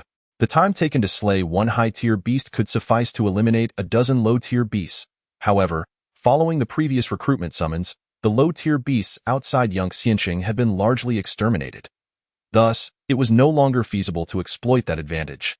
To hunt ferocious beasts, one would need to delve deep into areas such as the Moonlight Forest or the Miasma Cave, where encounters with beasts were more likely, and those would predominantly be mid to high-tier beasts. This encouraged cultivators to take risks, thereby revealing their true capabilities. This year, each of the 5 sects aimed to recruit at least 10 individuals, meaning that the top 50 would certainly gain entry into one of the 5 sects and could select their preferred sect. Those ranking beyond the 50th position would have to rely solely on their performance. Only if a particular sect elder deemed their performance satisfactory would they be allowed to enter the Immortal sect. Within the top 50, those with higher rankings would have the privilege of priority selection. Those achieving a rank within the top 10 would also receive rewards from the city lord. The individual securing first place would be granted a foundational elixir. Jointly funded by the 5 major sections. Upon hearing the rewards, the crowd held their breath, their emotions surging with excitement. Although the rumor of a foundational elixir for the first place had circulated for some time, the confirmation, coupled with the city lord's treasure rewards, elicited overwhelming joy from the crowd, particularly among those outside the 4 prodigies. If they could not contend for first place or even the top 4, they could still strive for the top 10. Their enthusiasm was suddenly invigorated. Conversely, Yu Wenfa, Wang Ting, and others wore expressions of haughty confidence, firmly believing that the first place belonged to them. They were convinced that they would seize the greatest benefits from this assessment. At this moment, Lu Wanshou added, "The merit tokens for this assessment are specially crafted. Should you acquire additional merit tokens, you may merge their merits into your own." Upon hearing this, the gathered cultivators were struck with astonishment. This meant that they would not only contend against ferocious beasts in this assessment, but also against other participating cultivators. The strong would grow stronger, while the weak would falter at this juncture. Elder Zhong approached Lin Chongqing, his tone grave. "There is something amiss with this assessment. It is far too harsh." He elucidated to Lin Chongqing that previous assessments were typically conducted through duels on the arena. But this time, they were to hunt ferocious beasts and engage in combat against each other. The stakes had escalated to a life-and-death struggle. The victors would not only be disciples of the sect but seasoned warriors as well. It appeared that, unbeknownst to them, the cultivation world of the Yun nation had undergone some transformations. Elder Zhong murmured, and Lin Chongqing nodded in agreement. However, the specifics of the changes could only be known to figures of elder status within the sect. "All right, the selection begins now. Those who wish to participate, step forward to receive your merit tokens, and then venture forth from the city. Return here in 60 days to tally your accomplishments. At that moment, the foundation-building elders from the 5 major Golden Core sects proclaimed in unison. A throng of cultivators immediately formed a line under the arrangement of the celestial city guards to receive their merit tokens. Lin Chongqing nodded toward Elder Zhong and joined the queue. Here, he noticed that Lu Hong and others had also chosen to participate. "Hey, Lin Dao friend, you've come too?" Lu Hong greeted him upon spotting him. Lin Chongqing responded with a smile. "We are all loose cultivators, vying for a sliver of celestial fortune." After the two obtained their merit tokens, they followed the other cultivators out of Yunjing Xian City and plunged into the vast wilderness. Lin Chongqing did not accompany Lu Hong. Although they had faced life and death together, such camaraderie was rather commonplace among loose cultivators. When interests were at stake, betrayal was not uncommon. Having experienced the Silver Mountain Range, he understood this well. Meanwhile, he sensed several pairs of eyes fixed on him from behind, their intentions unclear. Among those gazes, one was particularly familiar. It belonged to Sima Xianfeng. The others were also offspring of various cultivation families. Lin Chongqing surmised that Sima Xianfeng must have employed certain means to rally some cultivators to target him. He swiftly dove into the moonlight forest, venturing deeper within. Facing too many qi refining 8th and 9th level cultivators would be overwhelming, and it would deplete a significant amount of talismans. An unwise endeavor. It was better to create distance, encouraging them to disperse in search of him, allowing him to retaliate one by one. Lin Chongqing activated the sunlit steps, using a movement talisman that greatly enhanced his speed, quickly rendering Sima Xianfeng and his associates unable to catch sight of him. This little brat runs surprisingly fast, but he has no idea that all the family cultivators are now his enemies. Heh. Sima Xianfeng chuckled coldly, refraining from pursuing immediately, opting instead to move in another direction. He lacked the confidence to capture Lin Chongqing and preferred to wait until the other family cultivators had exhausted him before making a move. At that moment, Lin Chongqing, having traveled swiftly, had already penetrated deep into the moonlight forest, where towering trees obscured the sun. As night fell, only the bright moon cast its silvery light, illuminating the darkness. Here, the cultivators' visibility was limited, primarily relying on their spiritual senses. However, the spiritual sense of a typical late-stage qi refining cultivator was merely adequate, generally not extending beyond 10 zhong, approximately 30 meters. Entering this area meant that other cultivation families had to disperse in search of him. Yet, in such a place, threats did not solely arise from cultivators. Suddenly, Lin Chongqing's spiritual sense swept across a thicket, and he felt an abrupt surge of alertness. A long spear of jade green materialized before him, instantly launching forth. Simultaneously, he retreated swiftly. A shadowy beast lunged at him with a roar. Just as it neared, it was pierced through by the jade spear and sent hurtling backward. Swift Shadow Leopard. Lin Chongqing recognized it as a first-tier upper-grade demonic beast. Its claws sharp and glimmering with a cold light, eyes reflecting a cruel glint. Its streamlined body allowed it to exhibit explosive power perfectly. This type of beast moved as swiftly as the wind and could merge with darkness and shadows. Excelling at ambushes, however, at this moment, the beast was taken aback, astonished that Lin Chongqing could preemptively detect its ambush and counterattack. The swift shadow leopard's instinct was to retreat after a failed strike, but Lin Chongqing had no intention of letting it escape. "Can you get away?" he scoffed, producing a circular ring armed with steel blades. He leaped forward, moving so quickly that he left a blur in his wake and arrived before the swift shadow leopard in an instant. With a roar, the leopard, finding itself with no escape, fought back desperately. It surged forward like an arrow, its glimmering claws aimed to strike. However, Lin Chongqing was faster. As they closed in, he spun sharply, evading the leopard's claws while simultaneously slashing with the ring. The sound of flesh being shredded echoed through the air, and in mid-flight, blood sprayed forth like a rain of crimson. The entire body of the swift shadow leopard was cleaved in two by that blow, its ink-black eyes devoid of life. The severed halves crashed to the ground with a dull thud.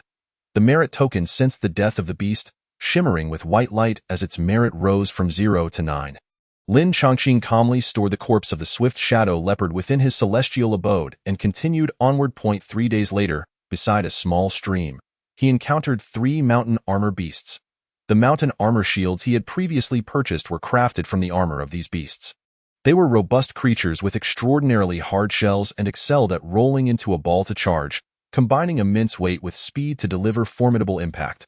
Truly a balanced offense and defense. Lin Chongqing observed carefully. The 3 mountain armor beasts by the stream appeared to be a family unit, 2 first-tier upper-grade beasts guarding a lower-grade juvenile. The young beast was slightly smaller than the adults, yet still comparable to a calf. Without a moment's hesitation, he charged forward. Tio obtained Foundation establishment pills. It was essential to slay demonic beasts for merit. That moment, the 2 upper-grade mountain armor beasts noticed Lin Chongqing's approach and were instantly filled with rage. Their eyes brimming with malice, they leaped into the air, curling into wheels as they came crashing toward him. Should both wheels strike Lin Chongqing, even with his perfected bone refinement, he would still be hard-pressed to avoid injury. However, just as the 2 wheels surged toward Lin Chongqing, about to make contact, he activated the movement talisman he had affixed earlier. Employing the sunlit steps in an instant, he vanished from his original position. The 2 mountain armor beasts collided violently, the immense force leaving them stunned, momentarily dazed in place. Simultaneously, Lin Chongqing summoned the Greenwood Seal, and beside him appeared his spirit pets, Qiyu and Songshui. Boom! Streams of greenwood spiritual light, fireballs, and golden blades rained down upon the 2 mountain armor beasts. Amidst the crackling sounds, the barrage of attacks subsided, yet the 2 beasts emerged unscathed. What formidable armor! Lin Chongqing marveled inwardly. At that moment, Songshui bravely leaped forward, pouncing onto the shell of 1 mountain armor beast. The crack armor tiger fangs plunged into the shell, shattering it in one strike. Leaving 2 gaping wounds that exposed bone, the mountain armor beast roared in pain, unable to suppress its cries. What a perfect opportunity! Seeing the armor breached, Lin Chongqing advanced with the ring artifact, aiming for the exposed wound. Without the protection of armor, the vulnerable areas of the mountain armor beast were easily pierced by the ring. Under the guidance of his spiritual sense, the ring wreaked havoc within the beast, leading to its demise. Having discovered a method to deal with the mountain armor beast's armor, he systematically dispatched the other 2 beasts in like manner. The trio of mountain armor beasts yielded a total of 19 merit points, bringing Lin Chongqing's total to 28 when combined with the previous swift shadow leopard. Well done. Rewards await. Observing the rapid ascent of the merit points on his token, he grinned, patting Qiyu and Songshui on the heads and feeding them superior spirit feed. Just as he prepared to return the 2 spirit pets to his celestial abode and depart, Lin Chongqing suddenly sensed something amiss, his expression turning grave. He promptly affixed concealment talismans to the 2 spirit pets, instructing them to hide nearby. Lin Chongqing, at last, I have found you. A cold laugh resonated from the nearby thicket moments later. A pair of young men and women clad in robes emerged, both at the 8th level of Qi refinement, followed by 2 subordinates at the 7th level. They must be offspring of a certain cultivation family. Their strength is decent, yet they do not reach the level of prodigies, Lin Chongqing swiftly assessed. Hand over the Foundation establishment pills you possess, and we shall. The leading young man beckoned toward Lin Chongqing. Just as he spoke, the girl beside him poked his shoulder, turning to see the bloodstains on the ground. A smirk curling her lips. With such a large pool of blood, it seems you've had quite the harvest. Hand over your merit token as well, and we shall spare your life.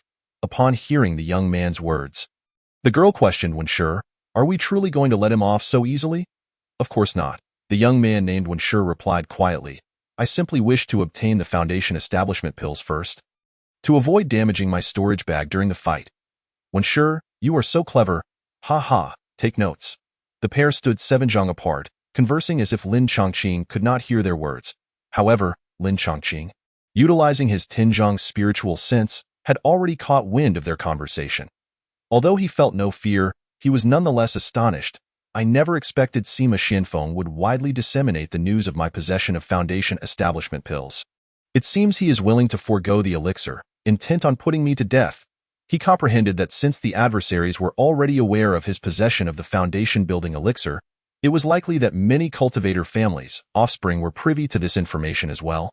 Consequently, should they cross paths, it could very well culminate in a life-or-death confrontation. Lin Chongqing, why are you not hastening to surrender? Do you wish to forsake your life? Humph. Do you truly believe that as a mere chi-refining 7th-layer rogue cultivator, having fortuitously obtained a foundation-building elixir, you can audaciously aspire to establish your foundation? That is not your destiny. In that moment, a male and female from the one family both sneered coldly.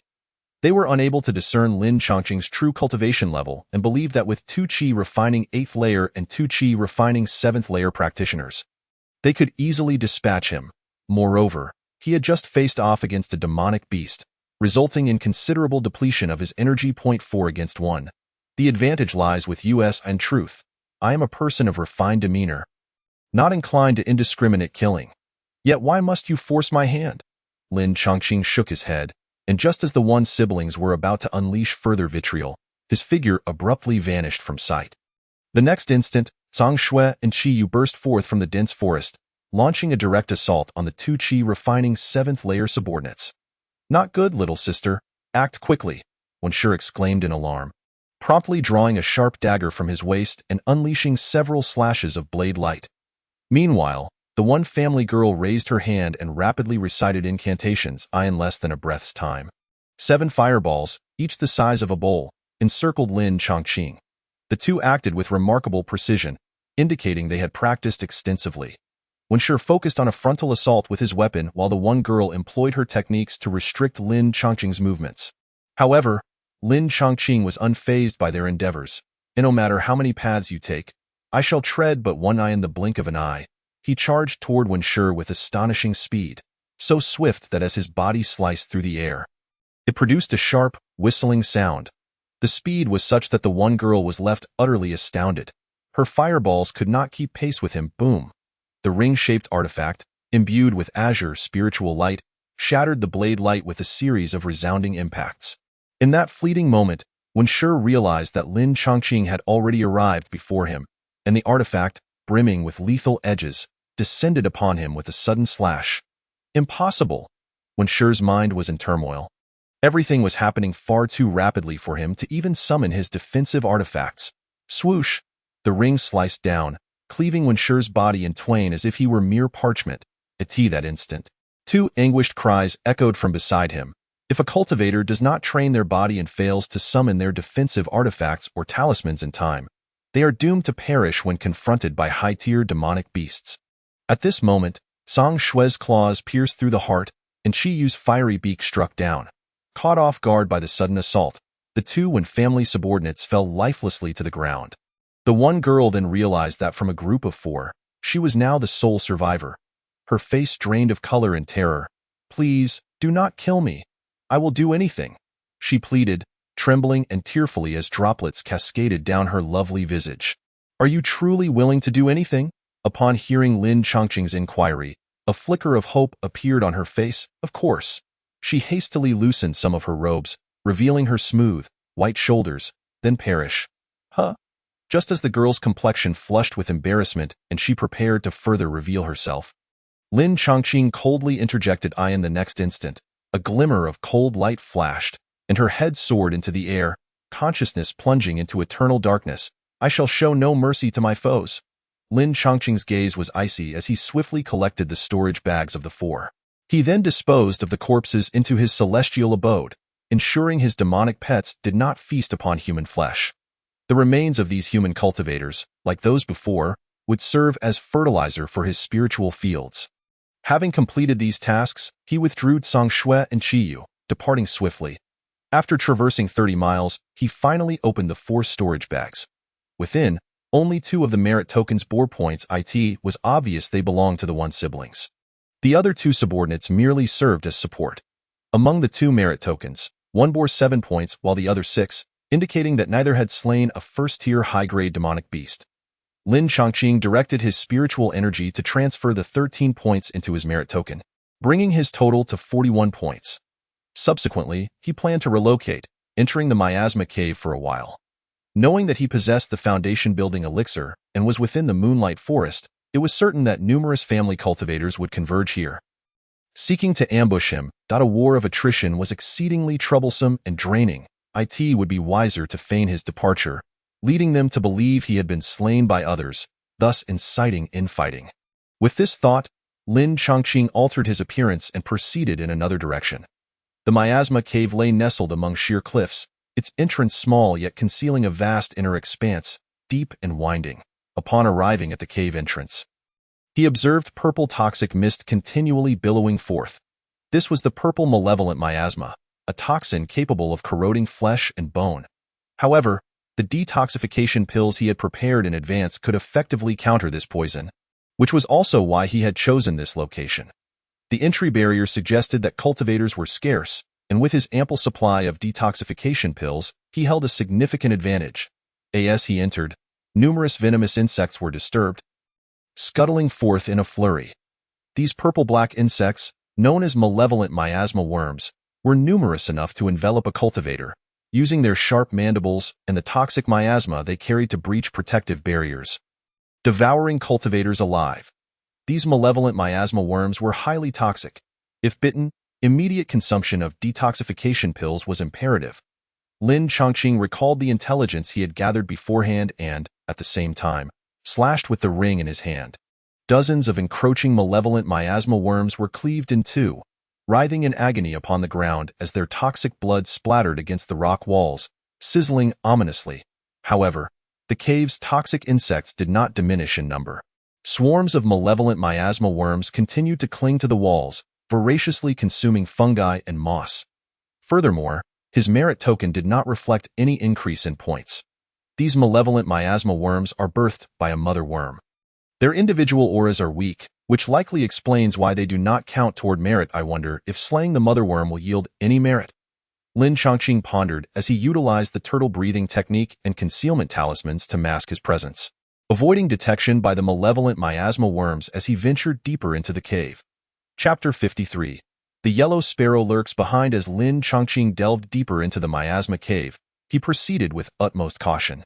At this point, he had already affixed fire eagle talismans, golden light talismans, and speed talismans to his person. Should any unforeseen events arise, he could activate them with his consciousness. Among them, he had already triggered several golden light talismans. Additionally, he held a molten fire shield in his left hand and a greenwood seal in his right. Thus fully armed. As he slaughtered the malevolent miasma worms, he advanced further into the cave.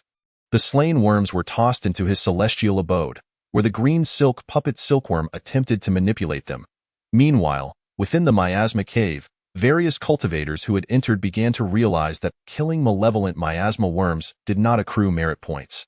Some chose to withdraw entirely, while others, like Lin Chongqing, set their sights on the mother worm and pressed deeper into the cave. However, these individuals lacked the ability to conceal their presence and were promptly discovered by swarms of toxic insects, leading to fierce battles. Many cultivators fell victim to poison, suffered injuries, or even met their demise. Among them were some with nefarious intentions, targeting other cultivators who had entered the miasma cave for ambushes. The sounds of battle echoed, drawing the malevolent miasma worms away, which ultimately saved Lin Chongqing a great deal of trouble. Soon, he located the mother worm's whereabouts, a purple-black beetle, over 10 times larger than the other malevolent miasma worms. Nearly the size of a fist, currently perched upon a peculiar vine, feasting on its sap. This vine is certainly extraordinary. The vine appeared to shimmer like red gold, glowing brilliantly in the pitch-black cave. A small portion of the sap dripped onto the ground, instantly producing a plume of azure smoke. The smaller malevolent miasma worms attempting to consume this drop of toxic fluid perished instantly. Showcasing its formidable toxicity, Lin Chongqing's eyes widened. This seemed to be a second-tier spiritual plant, the red gold vine. This vine was highly toxic, capable of killing beings of the same tier. Its leaves could be utilized as an auxiliary ingredient for second-tier detoxification pills, holding considerable value. Furthermore, second-tier spiritual plants were of a higher grade than first-tier ones, thriving in areas rich in spiritual energy. Such regions, within the realm of cultivation, at least in Yun country, were predominantly owned by sects and families, often situated in spiritual fields. Even unclaimed territories typically lay in desolate areas, guarded by powerful demonic beasts. In a sense, these territories were still owned, though their guardians were not of the human race. Consequently, second-tier spiritual plants were exceedingly rare. Lin Chongqing had previously sought to join a sect to secure a platform for acquiring second-tier spiritual plants. However, why would a second-tier spiritual plant flourish in such a location? Although the miasma cave is perilous, it is merely a first-tier spirit realm. The danger posed by the vile miasma insect mother is comparable to that of a high-grade first-tier demonic beast. This assessment accounts for its numerous spirit insects. Its intrinsic power is not as formidable as it seems. Oh my surprise, I have encountered a second-tier spirit plant here. Wait. Lin Chongqing, concealed in the shadows, relied on his spiritual awareness for a meticulous observation. He suddenly discerned that the red gold vine did not possess the brilliant hue as recorded, but rather appeared somewhat dim. Could it be that this red gold vine is merely a seedling? Or perhaps in its growth phase, yet to mature into a second-tier spirit plant? He nodded to himself. Such a robust red gold vine could hardly be deemed a mere seedling.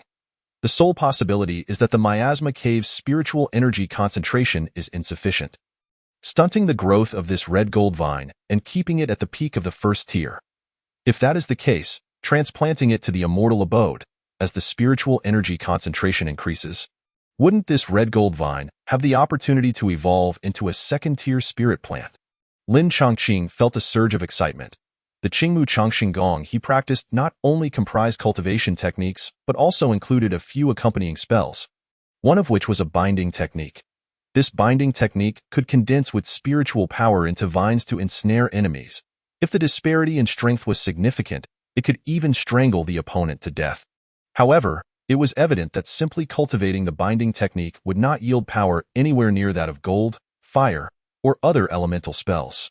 Yet, if a practitioner possessed a highly matured vine or thorn-like spirit plant, the difference in potency would be astronomical. Encountering this red gold vine with second-tier potential was indeed an unexpected windfall. Lin Chongqing was about to advance to eliminate the vile miasma insect mother and claim the red gold vine when he suddenly sensed the approach of others, quite a number of them. After a brief contemplation, he affixed a breath-concealing talisman to himself, activated the turtle breathing technique, and concealed himself behind a stalagmite within the cave. Shortly after, 3 individuals clad in green garments appeared. One of the men, upon sighting the red gold vine, was overtaken by elation. "Look, it's the red gold vine." His companions shared in his joy, their spirits lifted. Indeed, it was the red gold vine. They had ventured into this cave while pursuing Lin Chongqing, hoping for a stroke of luck, and unexpectedly stumbled upon this treasure. This second-tier spirit plant could be planted in their ancestral grounds, bolstering their lineage. They must swiftly claim it before seeking Lin Chongqing for that foundational elixir. The trio spoke with buoyant voices, and in unison, they unleashed their qi, each emanating the aura of an 8th-layer qi refining practitioner, swiftly dispatching the vile miasma insect mother, just as they intended to approach and sever the red gold vine. One of the male cultivators, trailing behind, exclaimed, "Who's there?" In the next instant, 6 hidden swords shot forth, trailing ominous sword shadows, aimed directly at him. The male cultivator hastily summoned his magical artifact to defend himself. Yet amidst the shadows, one of the hidden swords accelerated abruptly and pierced into his neck. Blood gushed forth, and the male cultivator collapsed, lifeless. The remaining male and female cultivators gazed in horror at the scene. Simultaneously, another female cultivator, seizing the distraction, surged forth.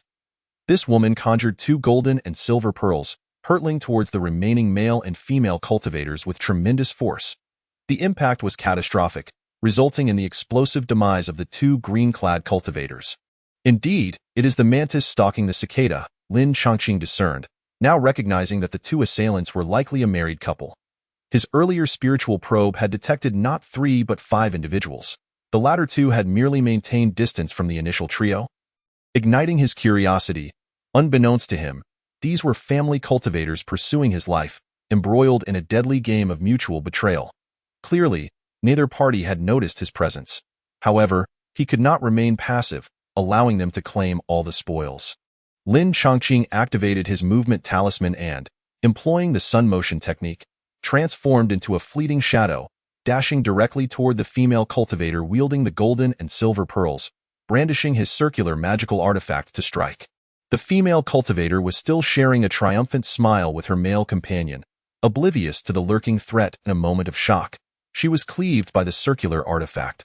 Blood sprayed forth as the artifact sliced through her from crown to dantian, her body collapsing backward, silenced forever. Chapter 54. Treasures in the Cave, my love. The other cultivator's eyes turned blood-red upon witnessing this, and he bellowed in anguish. Both he and the slain female cultivator hailed from a minor family and had long been partners in the path of cultivation. Equipped with years of ambush experience, they had initially intended to support one another in this venture, aspiring to join a certain immortal sect. However, upon hearing that a rogue named Lin Chongqing possessed a foundational elixir, they had begun searching for him.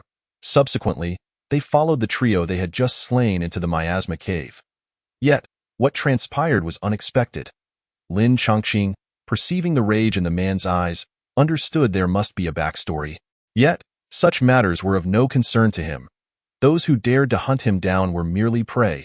He swung his circular artifact once more, aiming to exact vengeance. The male cultivator roared, unleashing a torrent of his vital blood upon his hidden swords.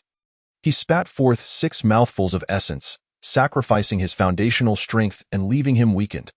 However, the 6 hidden swords glimmered with a blood-red light, their power surging tremendously. With a whoosh, the swords shot forth, their speed vastly surpassing before. Lin Chongqing's expression turned grave as he activated 3 golden light talismans while wielding his circular artifact. With a series of resounding clashes, he utilized his formidable physical strength and superior magical artifact to sever 3 of the hidden swords. However, the remaining 3 struck him with alarming velocity. The swords, now infused with vital blood, were sharp and unyielding, penetrating through 20 layers of golden light barrier. Thanks to the delay afforded by the golden light talismans, Lin Chongqing had time to shift from offense to defense, raising the molten fire shield to absorb the oncoming strikes. Yet, the resounding impact from the shield compelled him to glance over. To his astonishment, he found several indentations marred the surface of the molten fire shield. It appeared that while the hidden swords had not significantly improved in defensive capability, their offensive power had ascended to the level of superior magical artifacts. I must avoid a direct confrontation, Lin Chongqing concluded. Immediately, he activated the movement talisman once more and employed the sun motion technique, vanishing from his original position and accelerating toward his adversary. Upon witnessing this, the male cultivator's eyes widened in disbelief, desperately attempting to track Lin Chongqing's movements. Meanwhile, the 3 hidden swords shimmered ominously, seemingly poised to strike. Yet, Lin Chongqing's swiftness was beyond the capability of the naked eye to perceive. Where? The male cultivator was engulfed in panic, retreating hastily. Just as fear reached its zenith, he commanded the 3 hidden swords to thrust in 3 separate directions. At that moment, Lin Chongqing unleashed 3 fire eagle talismans, which detonated upon contact with the hidden swords, sending them hurtling away. Lin Chongqing himself then materialized behind the male cultivator. With a swift motion, the circular artifact cleaved through the air, and the male cultivator's head was severed cleanly from his body. Following the demise of the 2, Lin Chongqing promptly collected the vile miasma insect mother and the red gold vine into his immortal abode, retrieving their storage bags and the magical artifacts left behind. He then summoned the red-feathered bird, incinerating the corpses and cleansing the battlefield of any traces of the conflict. Having completed these tasks, he did not linger but swiftly advanced deeper into the miasma cave. As Lin Chongqing departed, a number of cultivators who had heard the fierce sounds of battle soon arrived at the scene. However, they found only charred earth. It must be the yin yang dual killers. They have already slain 12 family cultivators. We must remain vigilant, one anxious cultivator warned. Not necessarily, another female cultivator interjected, discerning the clues. The yin yang dual killers never clean up after their ambushes. They allow others to discover their deeds to enhance their notoriety. Yet, this area has been scorched. Could it be that other cultivators clashed here? It is more likely that the yin-yang dual killers were themselves slain. Look, the observant female cultivator, with keen insight, quickly identified traces left behind by the hasty incineration. She even found a droplet of vital blood from the male cultivator of the yin-yang dual killers, which had fallen to the ground. Piecing together the scene, it seemed one of the duo had lost combat efficacy almost immediately, while the other had expended vital blood for a desperate strike, only to be killed. The crowd gasped in astonishment, their eyes wide with disbelief.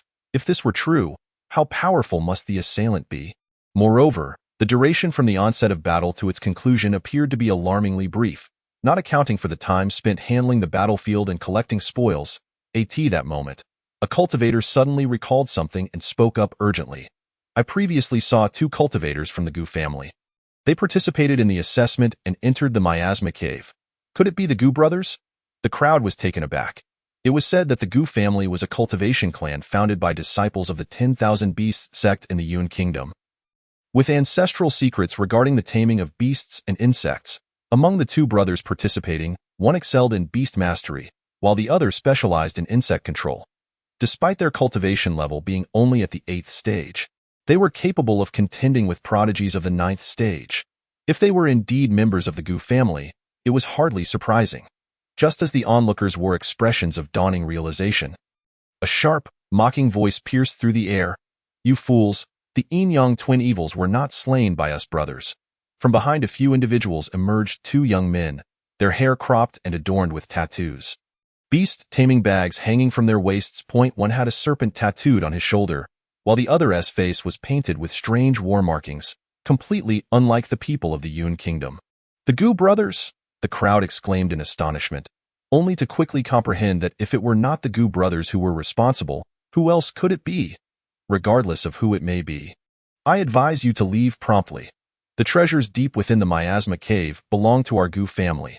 Anyone who dares to follow shall not be spared. The oldest of the Gu brothers, Gu Shi, declared coldly, striding directly into the depths of the cave. The second brother, Gu Tang, waved his hand dismissively and followed suit. "Did you hear that? There are treasures deep within the cave. Are you all willing to risk your lives? Those who perish at the hands of the Gu brothers will be devoured by the beasts and spirit insects." Those who remained in place began to waver, contemplating retreat in the miasma cave. Only the death of the mother insect counted towards merit, and it also required the consumption of detoxifying pills, making it an unwise endeavor for them. It was better to leave quickly. Moreover, the Gu brothers would not divulge such information unless they were utterly confident. Those who pursued them would undoubtedly become fodder for their insect beasts. Conversely, some bolder cultivators' eyes sparkled with ambition, ready to take a chance. After all, even those ranked outside the top 50 could still gain entry into the sect if they presented a rare treasure. There had been instances in the past where individuals were selected to become disciples by the elders of the sect. In an instant, the atmosphere buzzed with excitement.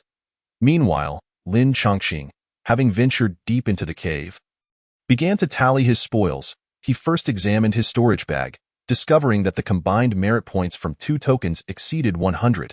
He joyfully transferred them to his own merit badge. Additionally, he found an abundance of magical tools, elixirs, and spirit stones, indicating that at least 10 cultivators had fallen to the hands of these 2. This wealth, shifting from one to another, ultimately found its way into his own pockets. After completing his inventory, Lin Chongqing wore a satisfied smile as he entered his immortal abode, harvesting a batch of spirit-infused herbs and planting the roots of the crimson gold vine. Chapter 55. The scythe-flying mantid. Once the crimson gold vine was planted, Lin Chongqing began to manipulate the blue silk puppet silkworm, controlling the evil miasma mother insect. Within the immortal abode, a blue silk thread was expelled from the silkworm's mouth, burrowing into the corpse of the evil miasma mother. Moments later, the seemingly lifeless creature began to stir, its still-functioning organs secreting pheromones. Lin Chongqing's heart soared at this sight. With this method, could he not control the evil miasma insects within the cave? He promptly brought the blue silk puppet silkworm and the evil miasma mother out of the immortal abode. The previously chaotic evil miasma insects, now under the influence of the pheromones, resumed their orderly operations. Lin Chongqing commanded the blue silk puppet silkworm to direct the evil miasma mother to gather the insect swarm, clearing a path for him. This way, he no longer needed to conceal his presence, significantly increasing his pace. However, along the way, he discovered that the swarm of evil miasma insects was not limited to a single mother insect. The entire miasma cave was divided into several zones, each governed by its own mother insect. It seems I can test the limits of the blue silk puppet silkworm's control, he mused, delving deeper with the silkworm in tow. The mother insects encountered along the way were swiftly vanquished and controlled. After 2.5 hours, he realized that the blue silk puppet silkworm could control a maximum of 3 mother insects at once. Any more would be untenable. Thus, he retained 3 evil miasma mothers while dispatching the others. The insect swarm merged under the command of these three mothers, swelling in size like a torrent. That moment, Lin Chongqing noticed the miasma thickening around him. Emanating from ahead at it appeared that he was approaching the cave's terminus, where formidable toxic entities might reside. Perhaps, if they were plants, he could cultivate them within the immortal abode, transforming them into potent weapons. He pressed onward, covering several more paces, when his extraordinary perception abruptly sensed the presence of others ahead. Those who could traverse this far were certainly not ordinary individuals. He promptly commanded the blue silk puppet silkworm to have the evil miasma insects overlap and encase themselves into a black sphere, drawing them into the immortal abode to minimize noise. Stealthily, he approached. Moments later, he beheld a black toxic pool, from which countless miasmas surged, wafting throughout the cave. On the periphery of the pool, two family cultivators were cautiously advancing. Following their gaze, Lin Chongqing observed a ring of purplish-red spirit herbs flourishing around the toxic pool. The fact that these herbs could thrive beside such a highly toxic pool spoke volumes of their extraordinary nature, either highly poisonous or remarkably potent in medicinal properties. Lin Chongqing scrutinized the circle of herbs, and suddenly, his breath hitched, his heart racing wildly. That the blood dragon grass, and by its age, it must be over 1,000 years old. The blood dragon grass was an exceedingly rare spiritual herb with dual benefits. It enhanced physical strength and increased the chances of a breakthrough in foundational cultivation, while also refining the bloodline of beasts, elevating their potential. With two beast companions and a spirit insect, either effect would be immensely advantageous for him. The entire ring of blood dragon grass was indeed of a millennium's worth. Furthermore, along the outer rock walls, younger specimens aged between 300 to 500 years were also present. This represented a windfall of immense value. Lin Chongqing continued to inch closer, but at that moment, the shorter of the two cultivators abruptly sensed something amiss. He swiftly turned, revealing a sinister grin. This individual was none other than Gu Tang, the brother of the Gu family. My dear friend, while you're hiding, do keep an eye on your surroundings. Hearing this taunting voice, Lin Chongqing realized that the area was already swarming with peculiar spirit insects. These insects bore a grotesque appearance, roughly the size of a palm. With arms resembling scythes, they were the scythe-flying mantids among spirit insects. Spirit insects, is it? I have those as well. Lin Chongqing maintained a calm demeanor, and in the next instant, countless evil miasma insects materialized beside him. Surging towards the scythe-flying mantids, foolish! You dare to collect such low-tier spirit insects like the evil miasma insects? Let me show you the disparity between them and my scythe-flying mantids, Gu Tang scoffed. As the two swarms clashed, the sharp forelegs of the scythe-flying mantids sliced through the air, effortlessly decimating the evil miasma insects, as if they were mere vegetables and the backdrop of the evil miasma insects. Each scythe-flying mantid resembled an invincible war god. Ha ha ha, brother, come look. This individual dares to collect the worthless evil miasma insects. Gu Tang laughed heartily, while Gu Shi also grinned, remarking, these wandering cultivators are always indulging in whimsical ideas. However, their expressions quickly shifted. The smiles faded as they turned to Lin Chongqing, who stood resolute, a relentless tide of evil miasma insects pouring forth like an inky wave. Though these insects were indeed fragile, unable to withstand even a single exchange against the scythe-flying mantids, they were inexhaustible, and soon overwhelmed the mantids, surrounded. The scythe-flying mantids flailed their forelegs in a desperate attempt to slay the evil miasma insects.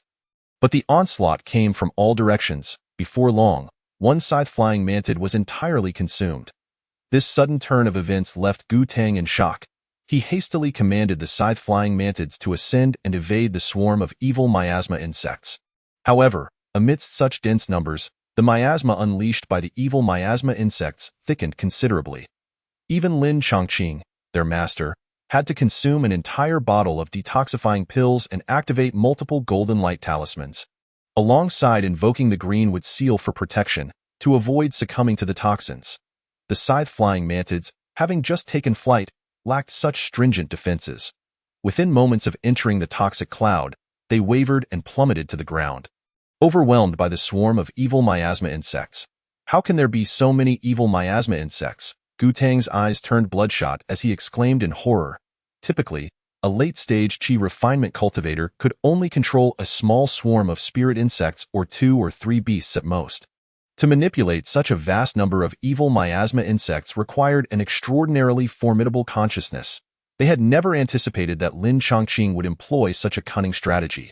He manipulated the Qing Sea puppet silkworm, which in turn controlled the evil miasma insect mother, who then commanded the swarm of evil miasma insects in this manner. He merely needed to establish a mental connection with the Qing Sea puppet silkworm to issue commands. At this moment, the swarm, leveraging its overwhelming numerical superiority, had already devoured the scythe-winged mantis and continued surging forward. Ji Yutang's face turned as pale as parchment upon witnessing this scene. He understood that if he were to fall into the tide of insects, he would undoubtedly meet the same fate as those scythe-winged mantises, reduced to nothing but remnants. "Brother, save me." Chapter 56. The four-winged flying serpent, upon hearing his brother's cries for help, Gu Shi gritted his teeth and swiftly patted his storage bag. A long, teal flying serpent with 2 pairs of fleshy wings materialized on the battlefield. This flying serpent measured approximately 7 feet in length, its body and wings adorned with fine teal scales. "What a fine creature! You even destroyed my brother's insect swarm. Now you shall experience the might of my four-winged flying serpent." In the next instant, a plume of azure flames erupted from the serpent's mouth, instantly incinerating a vast area devoid of insects. Witnessing the mass death of evil miasma insects, Lin Chongqing felt no remorse. Instead, he was intrigued by the exceedingly rare four-winged flying serpent. He pretended to reach for his storage bag. And at that moment, Qi Yu and Zhang Shui emerged from the celestial abode. 2 Upper-tier first-grade demon beasts. Gu Shi was initially taken aback upon seeing Zhang Shui and Qi Yu, but soon enough, a sinister grin spread across his face, as if he had something up his sleeve. This newfound confidence was swiftly demonstrated as the four-winged flying serpent hovered in mid-air, opened its maw, and inhaled the surrounding miasma. Almost immediately, it expelled a cacophonous shriek. This shriek, to the ears of the 3 present, seemed unremarkable, yet to Zhang Shui and Qi Yu, it was utterly terrifying, akin to a mortal hearing the wails of a vengeful spirit. The 2 demon pets trembled uncontrollably, transmitting waves of panic and dread to Lin Chongqing. It was then that he realized the four-winged flying serpent possessed a peculiar innate spell specifically targeting other demon beasts. "Zhang Shui, Qi Yu, do not fear. I am here." Lin Chongqing stepped forward, gently stroking the fur and feathers of his 2 demon companions, fostering encouraging thoughts within himself. Zhang Shui was the first to regain her composure, her gaze rekindling with fighting spirit as she emitted a low growl filled with fury. Following suit, Qi Yu also steadied himself, and together, they began to disrupt the peculiar shriek emitted by the four-winged flying serpent. "I never expected you could nurture your demon pets to such a level." Qi Yu, she observed the scene, disbelief flashing in his eyes. It was already a rarity to command 2 upper-tier first-grade demon beasts. He had assumed that the other party was merely using techniques such as the spirit slave technique with the aid of a powerful ally to subjugate the 2 demon pets.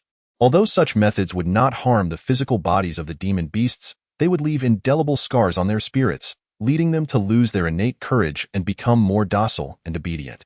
This obedience would prove even more pronounced in the face of the four-winged flying serpent's innate spell. In previous encounters with other beast-controlling cultivators, relying on this tactic had always caused the demon beasts to lose their fighting spirit. However, what unfolded before him now shattered his expectations. Could it be that these demon pets were raised by hand? Was this person perhaps also born into a family of beast tamers? Before Gu Shi could ponder further, Zhang Shui and Qi Yu had already swiftly separated, launching their assault on the four-winged flying serpent from either side. During their time in the Yunwu Immortal City, the 2 demon pets had not been idle. They had practiced and devised a set of tactics together at this moment. As they closed in on a certain distance, their speed surged by 30%. Simultaneously, the movement charm left on them by Lin Chongqing was activated. Suddenly, 2 phantoms, one red and one white, flashed past with such speed that the four-winged flying serpent barely had time to react. First, Qi Yu launched an attack, unleashing a torrent of flames that wove together into a massive net, ensnaring the four-winged flying serpent.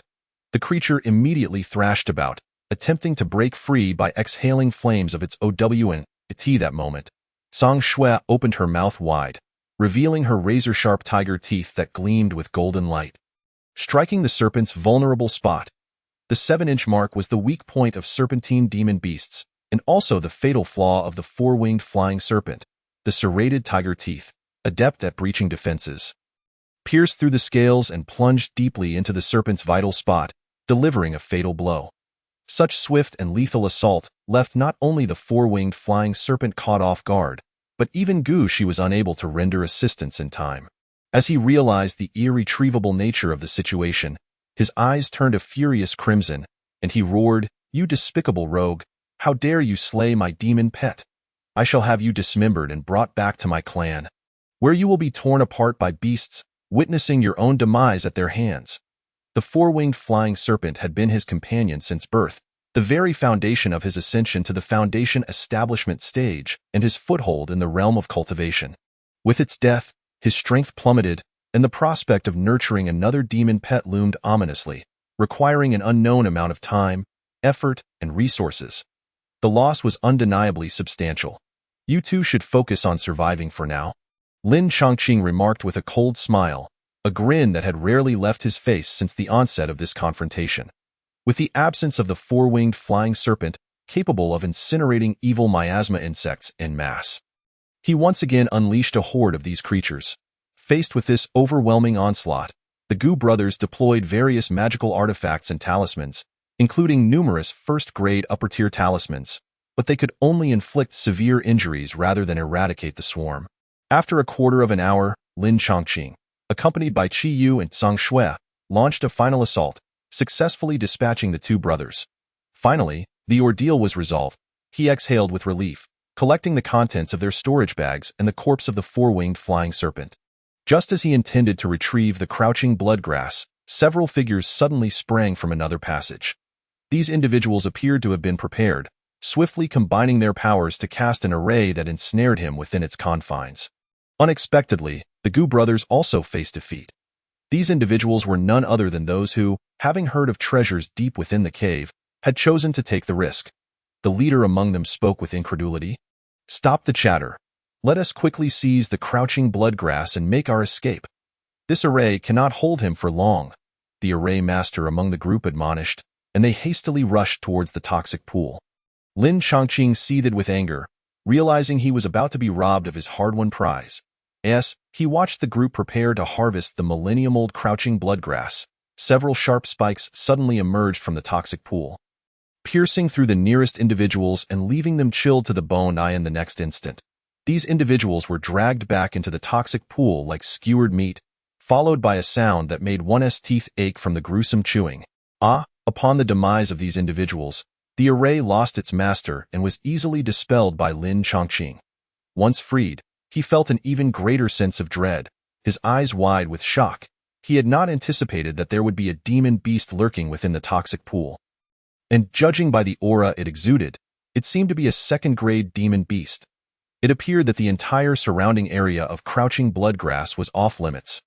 Moreover, the most crucial point was that as the chewing sounds gradually subsided, the surface of the toxic pool began to ripple ominously. That demon beast is about to emerge. Most likely, the ruckus from the earlier battle had startled this second-grade behemoth. Lin Chongqing's heart raced with fear as he hastily gathered whatever crouching bloodgrass he could reach and sprinted towards the exit of the miasma cave. However, he had just taken a few steps when the entire cave began to tremble violently. The earth shook, causing moss and debris to tumble down. Countless evil miasma insects that had been hiding in the shadows were roused, scuttling about in a frenzy. Chapter 57. The beastly uprising. This commotion is far too great. Realizing that the second-grade demon beast lurking in the toxic pool was preparing to emerge, Lin Chongqing quickly activated a set of golden light talismans. At that moment, sharp stone blades plummeted from the ceiling of the cave. Fortunately, as they fell upon him, they were deflected by the golden light talismans, but the other cultivators were not so fortunate. Amid the falling rocks, a surge of toxic mist swept in. Despairing wails echoed as cultivators succumbed to the onslaught. At this juncture, escaping was anything but easy. Within the cave, many cultivators found themselves obstructed by the swarm of evil miasma insects, missing their chance to flee and meeting their demise. Lin Chongqing could not help but feel fortunate that he had controlled the evil miasma insect mother in advance, as the awakened swarm attempted to attack and hinder him. They were either held back by the swarm he commanded or were subjugated by the insect mother, inadvertently becoming his protectors. This spectacle astonished countless cultivators, who immediately regarded him as their lifeline. "Friend, save me, friend. I know where Lin Chongqing is. If you save me, you'll receive a foundation establishment pill, friend. Hurry. My body is at your mercy." The anguished cries for help echoed in Lin Chongqing's ears. Yet he chose to turn a blind eye. After all, those whom he might have saved would likely be members of his own family's sect, now out to hunt him.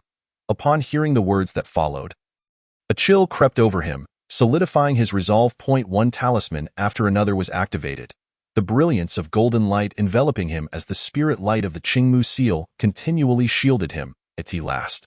In a moment of dire urgency, Lin Chongqing burst forth from the miasma-filled cave. Before he could catch his breath, a roar akin to a dragon's resonated from within the cavern. The sound reverberated in all directions, accompanied by an earth-shattering tremor that surpassed anything he had experienced before. Rocks tumbled down with a thunderous crash, dust obscuring the sky, as the miasma cave began to collapse in large sections. Should he fail to escape in the briefest of moments, the cultivators inside would be buried alive. Lin Chongqing was unperturbed by such thoughts. He continued to sprint towards freedom. Suddenly, he sensed something amiss and glanced back. Above the miasma cave, a massive hole opened, releasing a torrent of poisonous gas. Simultaneously, a gigantic black serpent, measuring 10 yards in length, emerged. Even from a distance, the sight of its fearsome, gaping maw sent shivers down Lin Chongqing's spine.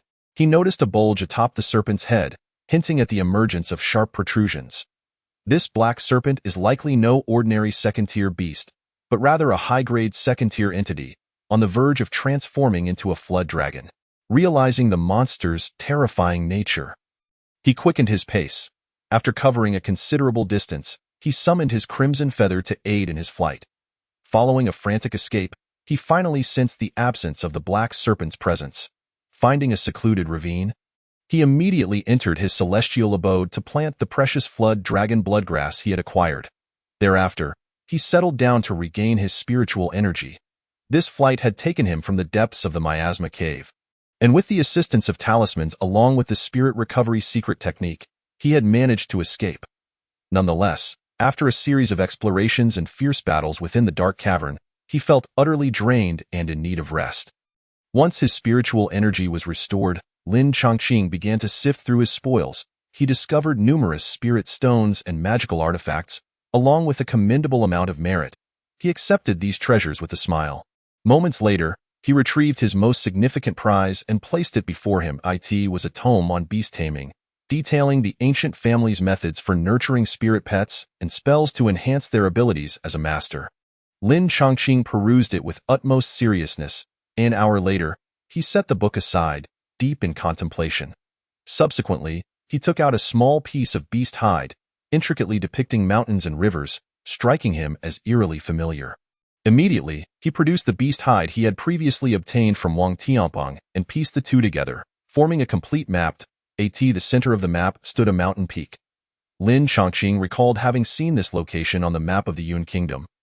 Discovering it was named Jinyun Peak, situated within the territory of the Shenmu sect. What a fortuitous coincidence. I intend to join the Shenmu sect. Once I am accepted, I shall pay a visit to Jinyun Peak, he mused. He suspected the map was not merely an ordinary chart. Wang Tianpeng's collection might have stemmed from a lack of insight.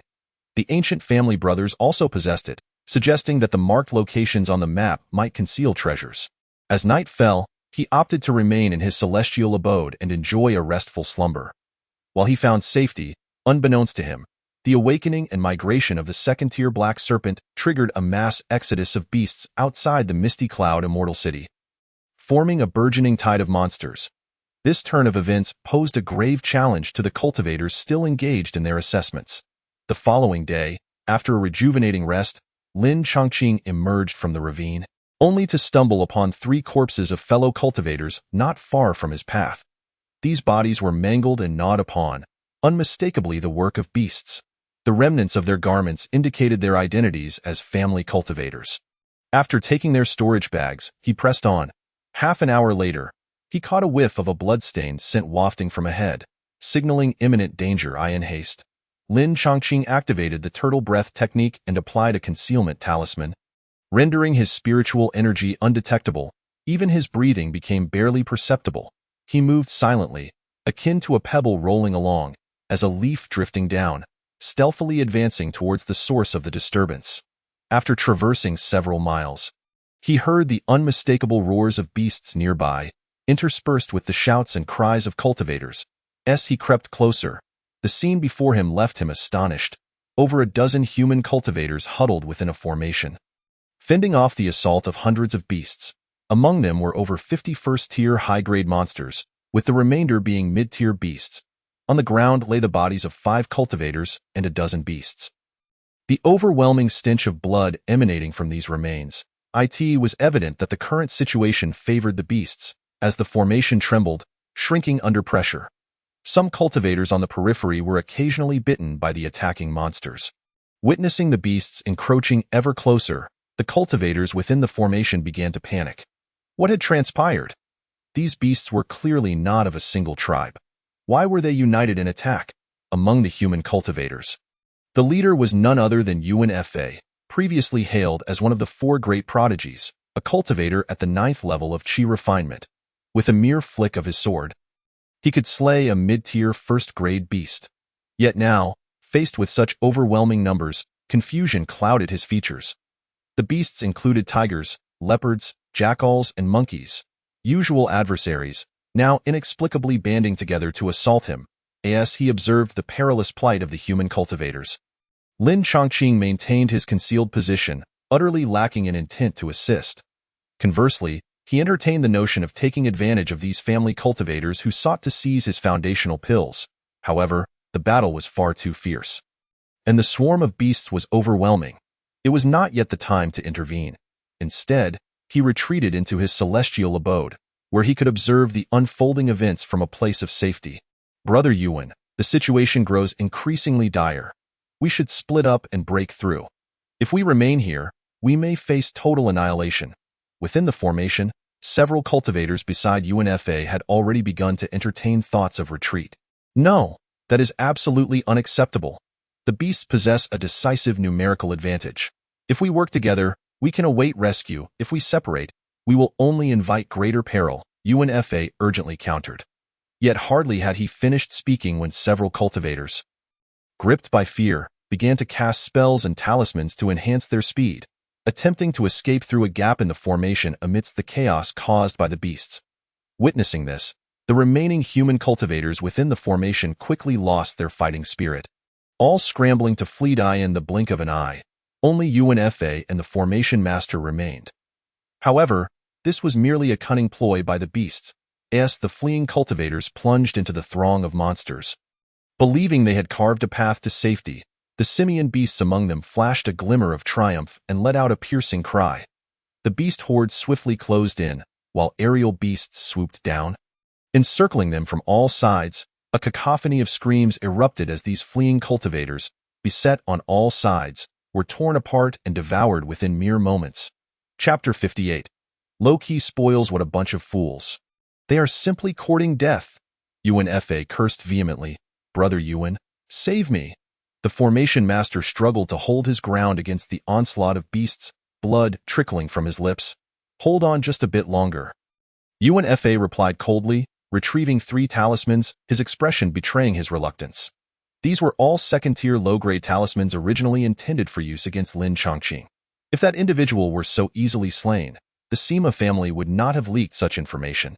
This was a truth known to all the prodigies. Yet now, they had to be utilized in this desperate moment. With a firm resolve, he infused spiritual energy into the talismans and unleashed them upon the beast horde. With a resounding boom, 3 fiery rainstorms descended from the sky, incinerating the beasts they touched and creating a charred expanse before him. Subsequently, he activated a spirit movement talisman and fled like lightning, showing no regard for the formation master left behind, allowing him to be overwhelmed by the remaining beasts. At that moment, Lin Chongqing was practicing the binding technique within his celestial abode. Upon witnessing UNFA abandon the formation master and flee toward him. Pursued by the beasts, he couldn't help but chuckle. Little brother, you've chosen the right path. I've been waiting for you. Immediately, Lin Chongqing employed the binding technique. As UNFA rushed past, he suddenly felt an attack and glanced down in disbelief. How could this be? A red golden vine has sprouted here. Though clad in top-tier robes, the strike from the vine did not inject toxins into his body. However, this brief delay allowed countless beasts to swarm around him. In the midst of chaos, UNFA lost an eye, blinded by the venomous blood of a beast, and had one arm torn away. Ultimately, he was compelled to expend his last resort for survival before managing to flee. Lin Chongqing felt a twinge of regret but refrained from making his presence known to ambush. With so many beasts about, revealing himself could easily lead to collateral damage and allow his target to escape. He continued to meditate within his celestial abode until a quarter of an hour later, when the surroundings fell into silence. Lin Chongqing peered out from his sanctuary, confirming the absence of danger before emerging. In a fleeting motion, he returned to the site of the previous fierce battle, collecting the corpses of the beasts and the storage bags of the cultivators, subsequently departing with haste. Just a short incense stick's time after his departure. A young man clad in red descended from the sky on a bird-like flying artifact. Upon witnessing the situation on the ground, his expression shifted dramatically. He had previously set his sights on these cultivators, hoping to reap the rewards once the battle concluded, only to find that someone had beaten him to it. Not only were the beast carcasses taken, but even the storage bags of the cultivators were pilfered. A clear indication that it was no work of the beasts. Daring to pick up what belongs to me. Wang Tung. Consider this a temporary safeguarding. When I catch you, you shall return everything you've taken. Wang Ting scoffed, turning away to another direction. In the depths of the moonlight forest, Lin Chongqing returned to his celestial abode to tally his spoils, feeling exhilarated as he gazed at the numbers on his merit token, which had soared beyond 300. At this moment, he began to comprehend the events transpiring outside the Yunwu Immortal City. It must have been that second-tier superior black serpent causing the ruckus, inciting many beasts to either migrate or band together to hunt human cultivators. While this might spell disaster for others, it presented an excellent opportunity for him. Lin Chongqing promptly took action, trailing behind a multitude of cultivators without revealing himself, biding his time to reap the rewards. During this interval, he selected suitable treasures from his loot to refine, enhancing his capabilities. 7 days later, in the heart of the moonlight forest, over 100 human cultivators congregated, hailing from various families with several rogue cultivators among them, all possessing at least 8th-layer chi refinement. Yet, each appeared fatigued, their robes stained with blood, clearly having endured a fierce battle. Wang Tung, we ventured deep into the moonlight forest. Yet the tide of beasts grows ever fiercer. What is happening? Spoke UNFA, who had lost an eye and an arm, his once unwavering confidence replaced by a grim demeanor, now overshadowed by other prodigies. Wang Tang observed UNFA's current state, recalling his former arrogance, and felt a surge of satisfaction. I suspect something has transpired at the miasma cave, leading to a ripple effect within the moonlight forest. What exactly has occurred? I am uncertain. I might know a thing or two. Interjected a group of around 30 individuals emerging from the dense forest, led by the Zhao family's prodigy, Zhao Peng. He was a formidable figure, wielding a massive hammer, and spoke in a robust voice unlike other scions of noble families. Oh? Zhao Peng, are you aware of the situation? Wang Ting inquired. The miasma cave, a second-tier superior black serpent beast, was disturbed from its slumber, evidently enraged by the interruption. Consequently, the second-tier beasts in both the moonlight forest and the lava pool have begun to influence the first-tier beasts, prompting them to act in unison. Their target is likely not us, but that second-tier superior black serpent. We are merely collateral damage, caught in the crossfire, Xiaoping elucidated. Tio think there is a second-tier superior beast. Both Wang Ting and UNFA were taken aback. It was known that both the moonlight forest and the lava pool housed second-tier beasts, but they were merely second-tier inferior ones, comparable to foundational cultivators in their early stages. Hundreds of late-stage chi refinement cultivators could withstand one or two with the aid of formations. And with the second-tier methods bestowed by their families, they even had a chance to turn the tables. However, if a second-tier superior beast resided within the miasma cave, it would be a terrifying entity on par with late-stage foundational cultivators. Just the inability to breach its defenses meant that even 100 of them would be insufficient to defeat it, let alone another 100. Then what shall we do? Should we abandon the hunt for beasts? Wang Tang queried, casting a glance at the other cultivators, his implication clear. If they could not hunt beasts, they would have to contend with each other for the top rank. No. I checked the lava pool. And compared to the moonlight forest, it remains unusually calm. The reason is unclear. Zhao Peng shook his head, presenting an alternative location. Then we shall proceed to the lava pool. Aside from the beasts, there are plenty of rare treasures to be found there. Wang Ting nodded in agreement. Yet, at that moment, a howl erupted from within the moonlight forest, resonating with supreme authority, laden with chilling vigilance and murderous intent, causing leaves to rain down. The assembled 100 cultivators turned pale at the sound. And even Lin Chongqing, who had taken refuge in his celestial abode, sensed the anomaly. Within the confines of his sanctuary, the pressure from the howl did not penetrate, yet he recognized it as the howl of the Wolf King from his initial encounter in the moonlight forest. He was astonished that the foundational cultivators of Qingyang sect had not managed to slay it. As the howl reverberated, the earth began to tremble. What is happening? What is going on? The hundreds of cultivators were engulfed in shock and confusion, vaguely sensing that something dreadful was unfolding. Run! We must flee! Came the frantic cries of the scouts from the periphery, scrambling back in terror. The tide of beasts is upon us. The faces of the hundreds of cultivators, including Wang Ting and Zhao Peng, turned ashen. Chapter 59.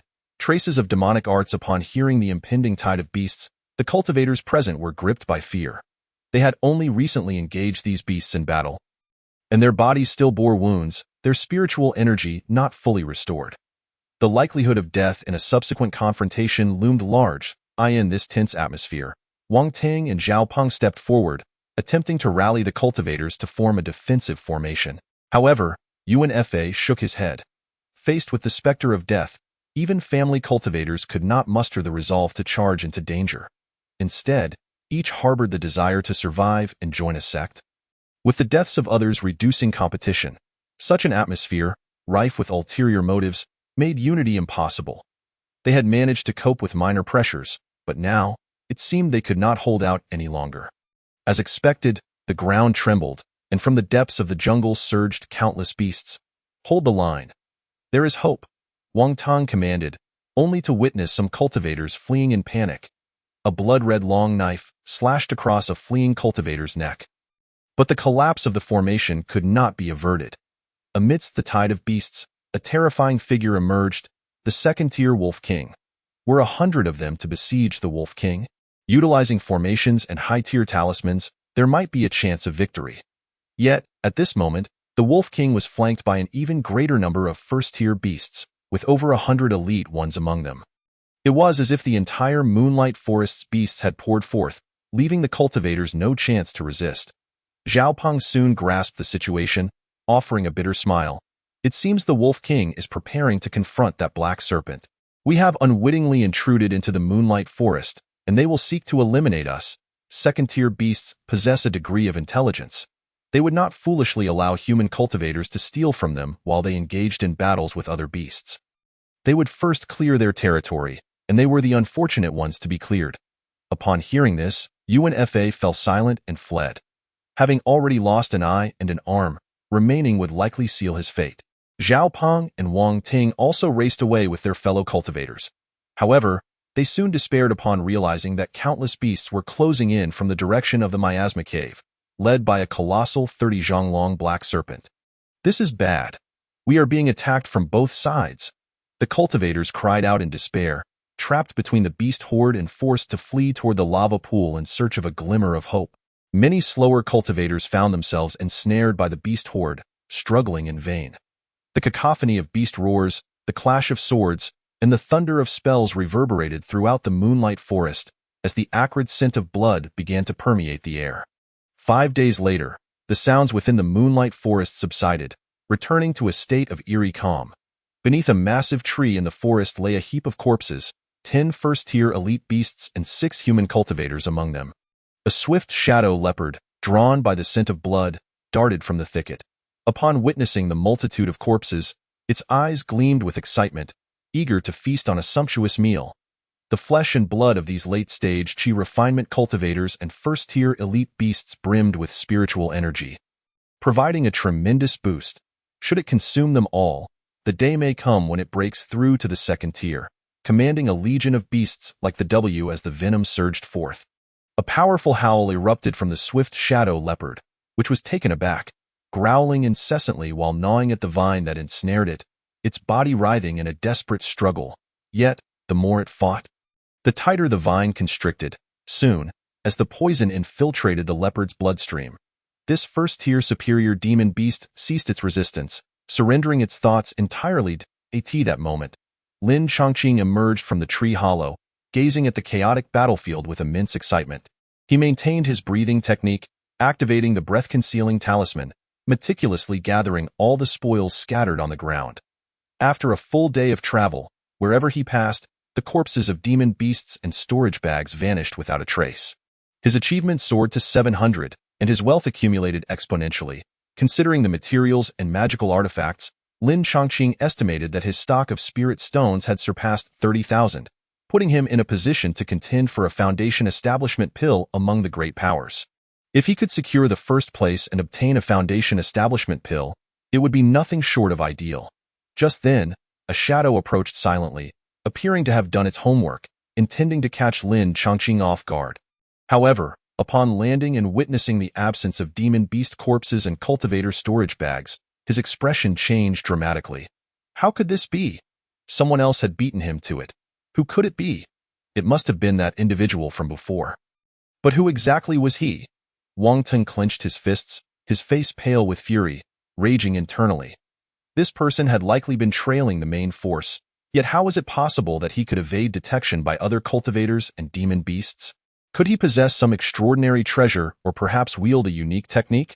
His mind raced as he searched the vicinity, yet ultimately found nothing. It seems he has already gone far, but these cultivator corpses can still be of use. Wang Teng surveyed the area once more before placing his hand upon the bodies of the cultivators. This strange action undoubtedly caught Lin Chongqing's attention. A surge of blood light emanated, causing the cultivator corpses to gradually wither away, leaving behind nothing but empty skins.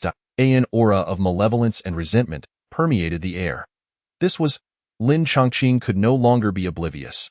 Wang Teng was employing some form of dark magic among the 5 major golden core sects of the Yunghua cultivation world.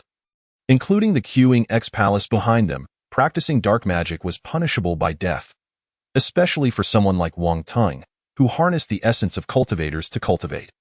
Even if he did not kill directly but used the corpses of the deceased, it still constituted a transgression of taboos. If this were to be reported, Wang Teng would be done for. Observing the retreating figure, Lin Chongqing resolved to report Wang Teng once he joined a sect. At this moment, there were no more spoils to be gleaned from the Moonlight Forest, so he decided to follow other cultivators to seek opportunities at the lava pool. 3 days later, Lin Chongqing arrived at the lava pool, where a dozen magma lakes spread across a 100-mile radius, perpetually steaming with heat and fire. Were it not for the troubles in the Moonlight Forest, most cultivators would prefer not to venture into such a place. Upon his arrival, Lin Chongqing chose to avoid the crowds and instead searched the fiery domain for rare spiritual herbs and hunted demon beasts.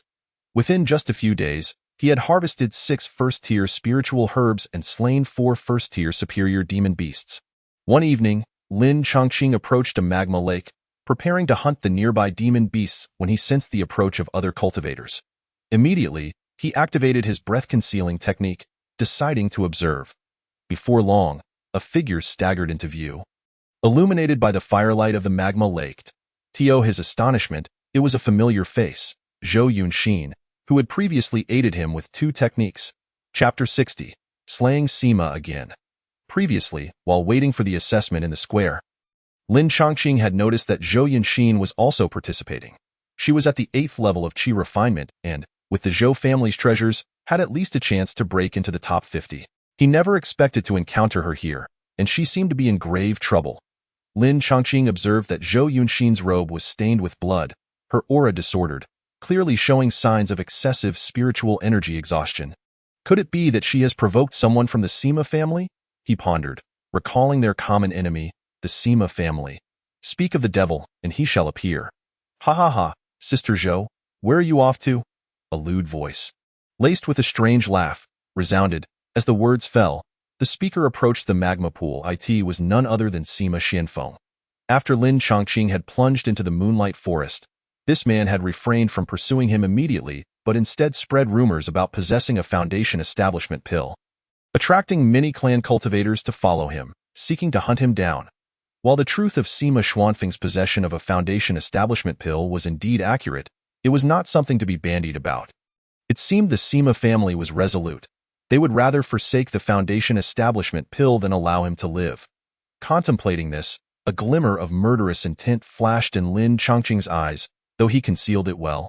At this moment, upon seeing Sima Qianfeng approach, Zhou Yunxin's beautiful eyes reflected despair. Sima Qianfeng, I would rather die than yield to you. You should give up, Zhou Yunxin, there's no need to be so rigid. The conflict between the Sima and Zhou families is not that significant. If you were to submit to me, wouldn't our families be united, transforming enmity into harmony? Sima Qianfeng, sensing his advantage, grinned lecherously, drawing closer. Sima Qianfeng, you despicable scoundrel, a base wretch. I would sooner marry a dog than you. Zhou Yunxin glared at Sima Qianfeng with contempt and disgust, as though looking at something filthy. However, Sima Qianfeng appeared to revel in her disdain, stretching his body in a languorous manner, as if rewarded. Very well, I shall not tease you further. Where has that Lin Chongqing run off to? Speak up obediently, and I might allow you to die with your dignity intact. Otherwise, you'll experience the torment of my Sima family's interrogation techniques. Sima Qianfeng's expression abruptly shifted, his demeanor transforming from lecherous to sinister and cold. I don't know, Zhou Yunxin replied, her beautiful eyes glaring angrily. She was utterly despondent that at this moment, she was backed into a corner, with the lava pool behind her. Given her 8th level of qi refinement, falling in would spell certain death. Zhou Yunxin, it seems you truly won't shed tears until you see the coffin. Alas, since I am benevolent, before your demise, I shall allow you to experience the mysteries of the union of yin and yang, lest you die a virgin, wasting such a fine physique. Sima Qianfeng leered. Zhou Yunxin tightly closed her beautiful eyes, engulfed in profound sorrow. If she were to be violated, she would rather leap into the magma pool. Just then, Sima Qianfeng suddenly sensed a gust of wind approaching from behind. Who? He quickly reacted, narrowly evading a deadly strike. Yet, the circular artifact in Lin Chongqing's hand still grazed his shoulder, breaking through his spiritual energy shield and tearing a substantial wound. It's you, Lin Chongqing. Sima Qianfeng yelped in pain, clutching his bleeding shoulder. You are indeed still alive. How did you appear? Sima Qianfeng suddenly realized that Lin Chongqing had managed to approach him without a sound. If he possessed even more concealed artifacts, wouldn't that mean a single strike could bring about his demise? Hearing the cry of pain, Zhou Yunxin opened her eyes, hope igniting within her beautiful gaze. Whatever the Sima family seeks to achieve, I shall thwart it, and thus I have appeared. Lin Chongqing replied coldly, brandishing the circular artifact as he charged toward him. You're just in time. Sima Qianfeng bellowed, producing a curved blade in his hand. With a swing, he unleashed a razor-sharp blade light, fiercely cleaving toward Lin Chongqing in the blink of an eye. Lin Chongqing's figure vanished from his original position, leaving only an afterimage that was shattered by the blade light. In an instant, he reappeared beside Sima Qianfeng, executing a horizontal slash with the circular artifact. With a thunderous boom, the two clashed, neither yielding. Damn it, if it weren't for my second-tier talismans being depleted, you wouldn't have lasted even one round against me. Sima Qianfeng cursed, though a smirk played at the corner of his mouth as his left hand stealthily reached for his storage bag. He was deliberately trying to deceive Lin Chongqing. Despite the beast tide, he still had a second-tier thunder talisman in hand. Once unleashed, it could turn the tide of battle and bring Lin Chongqing to his doom. Yet at that moment, a vine, seemingly from nowhere, shot forth, ensnaring his left hand just as he sought to retrieve the talisman. It was the red gold vine. Sima Qianfeng recognized it immediately, his soul seemingly fleeing from his body in terror. That moment, the crimson gold vine had already pierced through his palm, injecting its venom within. Lin Chongqing had long anticipated such a maneuver. Those prodigious cultivators not only possessed a level of cultivation superior to his own, But their entire arsenal comprised top-tier artifacts, with their families bestowing upon them second-tier talismans, necessitating utmost vigilance. Seeing Sima Xianfeng ensnared, he did not squander the opportunity. Channeling the spirit recovery technique upon himself, he unleashed a myriad of techniques. The verdant light of Aoki and the sleeve swords erupted forth, while he swiftly advanced, the circular artifact's luminous blade slicing through the air like a tempestuous wave. "No, you cannot," Sima Xianfeng bellowed in profound fear, his voice filled with rage. However, left with no other treasures to draw upon, he could only defend himself with the curved blade in hand, as his exquisite robe released a sturdy protective barrier. Bang! The onslaught crashed against Sima Xianfeng, shaking his protective barrier to its core. In mere moments, the barrier shattered with a thunderous roar. The verdant light pierced through his left shoulder, 3 sleeve swords struck his knee, and the circular artifact opened a gaping wound in his abdomen. Without the protection of his exquisite robe, Sima Xianfeng was struck in multiple vital areas. He could no longer maintain his balance and fell to the ground with a thud. Feeling the vitality within him rapidly dissipate, "I must enter the Immortal Gate and become a foundation-building cultivator. How could I possibly die here?" Sima Xianfeng cried out hoarsely, ultimately departing this world with his eyes wide open. His storage bag and curved blade fell to the ground. Lin Chongqing quickly approached, gathering all the treasures from his body. These were all top-tier items, surpassing even those of Sima Qingyun. Having completed this task, he kicked Sima Xuanfeng's corpse into the magma pool with a splash. Chapter 61. The fire-repelling pearl. After dealing with Sima Xianfeng, Lin Chongqing approached Zhou Yusin, waving his hand with a smile. "Fairy Zhou, your investment has certainly paid off. Not only have you eliminated Sima Xianfeng, but you have also saved a life. Young Master Lin is correct.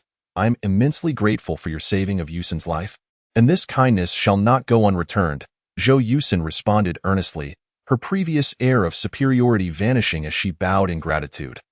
"Words alone will not suffice. If you wish to repay this kindness, a token of treasure would be appreciated," Lin Chongqing replied, arms crossed. "Young Master Lin is indeed pragmatic," she remarked. "Such is the nature of us rogue cultivators." Then, in that case, Zhou Yusin smiled as she retrieved an item from her storage bag. This is a century-old thunder fire bamboo, which can be refined into a top-tier artifact for warding off evil and exorcising demons. Once its leaves are crafted into talisman paper, they can inscribe talismans infused with both thunder and fire attributes, enhancing their potency by 30%. This is the most valuable treasure I possess. The remainder, once we exit, I shall have my father compensate you." Lin Chongqing accepted the thunder fire bamboo, observing its tall, slender stalk of vibrant green adorned with 3 crimson-purple stripes. The leaves shimmered in a golden-red hue, radiating brilliantly under the flickering flames. Just by its appearance, one could discern its extraordinary nature, especially since it was a spiritual plant cultivated within a celestial abode. It could further age and enhance in quality. His heart soared with delight. He then accepted it with a calm demeanor, stating nonchalantly, "I shall gladly accept this spiritual plant, but as for any repayment upon our exit, simply remember to recount the events of Sima Xuanfeng's demise." Lin Chongqing felt a measure of gratitude towards Zhou Yusin, for she had previously invested in his spells. Moreover, it was her involvement in the beast tide that had depleted Sima Xuanfeng's second-tier resources, allowing him to seize victory so effortlessly. However, before achieving foundation building, it was best for the Zhou family to bear the brunt of any enmity. Once his strength was sufficient, he would settle accounts with the Sima family. Upon hearing this, Zhou Yusin readily agreed, though instead of feeling relief from repaying a debt of gratitude, a sense of melancholy welled up within her, an inexplicable feeling that she could not articulate. At this moment, Lin Chongqing noticed that her spiritual energy had nearly recovered, prompting him to prepare for departure. By the way, Lin Daoyu, in the central region of the magma pool, there exists a second-tier spiritual plant, the fire cloud lotus, nearing maturity. With your prowess, you may have a chance to compete for it.in Sima Xuanfeng's storage bag. There should be a fire-repelling pearl, which is also an extraordinary treasure. I initially vied with him for the fire-repelling pearl, which led to this precarious situation, Zhou Yusin cautioned. Lin Chongqing rummaged through Sima Xuanfeng's storage bag and indeed found a pearl radiating a crimson light, transparent and glistening. "Thank you for the information," he said, pocketing the fire-repelling pearl and turning to depart, vanishing from sight. Zhou Yusin also rose to leave, seeking to reunite with other members of the Zhou family. 7 days later, Lin Chongqing planted the thunder fire bamboo, refined the fire-repelling pearl, and reached the central region of the magma pool. Here lay the largest lava lake in the entire magma pool, filled not only with scorching magma but also inhabited by fire-attribute demonic beasts. In this fiery pool, they thrived, their powers surging. At this moment, a group of cultivators had gathered. These cultivators were well prepared, donning fire-resistant artifacts and robes. Only 3 days remain until the assessment concludes. The Moonlight Forest and the Miasma Cave are fraught with peril. Our only hope is to test our luck here in the magma pool. The outer perimeter has been cleared of demonic beasts. Now, the central region holds the final opportunity. The eyes of the gathered cultivators gleamed with determination. With the assessment nearing its conclusion, this was indeed the moment for a final effort. Whether we ascend or fall will be determined in these next 3 days. Many cultivators were still discussing Lin Chongqing, believing him to be dead, unaware of which fortunate soul had obtained the foundation-building pill. Little did they know that Lin Chongqing, relying on his bone transformation and disguise technique along with the turtle-breathing technique, had altered his appearance and aura, blending seamlessly among them. You may have perished, but I remain unscathed. His face remained expressionless, a cold smile forming within T. That moment, a commotion erupted among the crowd. Look, the 3 great prodigies have arrived, a cultivator exclaimed. Lin Chongqing turned to see 3 cultivators approaching, 2 of whom were familiar faces, Yuan Fa and Wang Teng. The last was, of course, Zhao Peng. All 3 fixed their gazes upon the depths of the lava lake, evidently drawn there for the fire cloud lotus. Since they are here to compete for the top spot, does that mean we won't be able to hunt any demonic beasts? A cultivator's face darkened. Not necessarily. Those 3 likely aim for the central region's lava lake, where a second-tier spiritual herb, the fire cloud lotus, is said to be hidden. The fire cloud lotus. This second-tier spiritual herb is rumored to mature once every century and can be refined into a pill that enhances foundation-building cultivation. Moreover, I have heard of a spiritual pill that allows late-stage chi refining cultivators to directly advance a level, with the fire cloud lotus as its main ingredient. Thus, if these prodigies obtain the fire cloud lotus, they could swiftly reach the pinnacle of late-stage chi refining. The crowd buzzed with discussion. By the way, where is Sima Xianfeng? Is he not competing for the fire cloud lotus? Suddenly, someone remarked on the absence of Sima Xianfeng among the 4 great prodigies. It may be that he is not merely absent but rather has perished. As the crowd pondered this, someone interjected, perished? Prodigies can die too. Indeed, is that even possible? Skepticism washed over the crowd. Regardless, our primary focus remains our own paths. Hunting demonic beasts takes precedence. I shall take my leave, a cultivator declared impatiently, channeling his spiritual energy to activate his fire-resistant artifact, forming a protective shield around himself. He then circled the lava lake in search of demonic beasts. The fire-resistant artifacts worn by the cultivators were of mediocre quality, incapable of withstanding the intense heat of the magma, relying solely on their shields as they scoured the lake's edge for traces of the beasts. Soon after, other cultivators also set forth, their thoughts straightforward. Rather than waiting idly, they would continue hunting demonic beasts. If they could slay a few more, perhaps they could secure a place in the top 50. Of course, this course of action was fraught with risk. After all, the lava lake served as the domain of fire-attribute demonic beasts.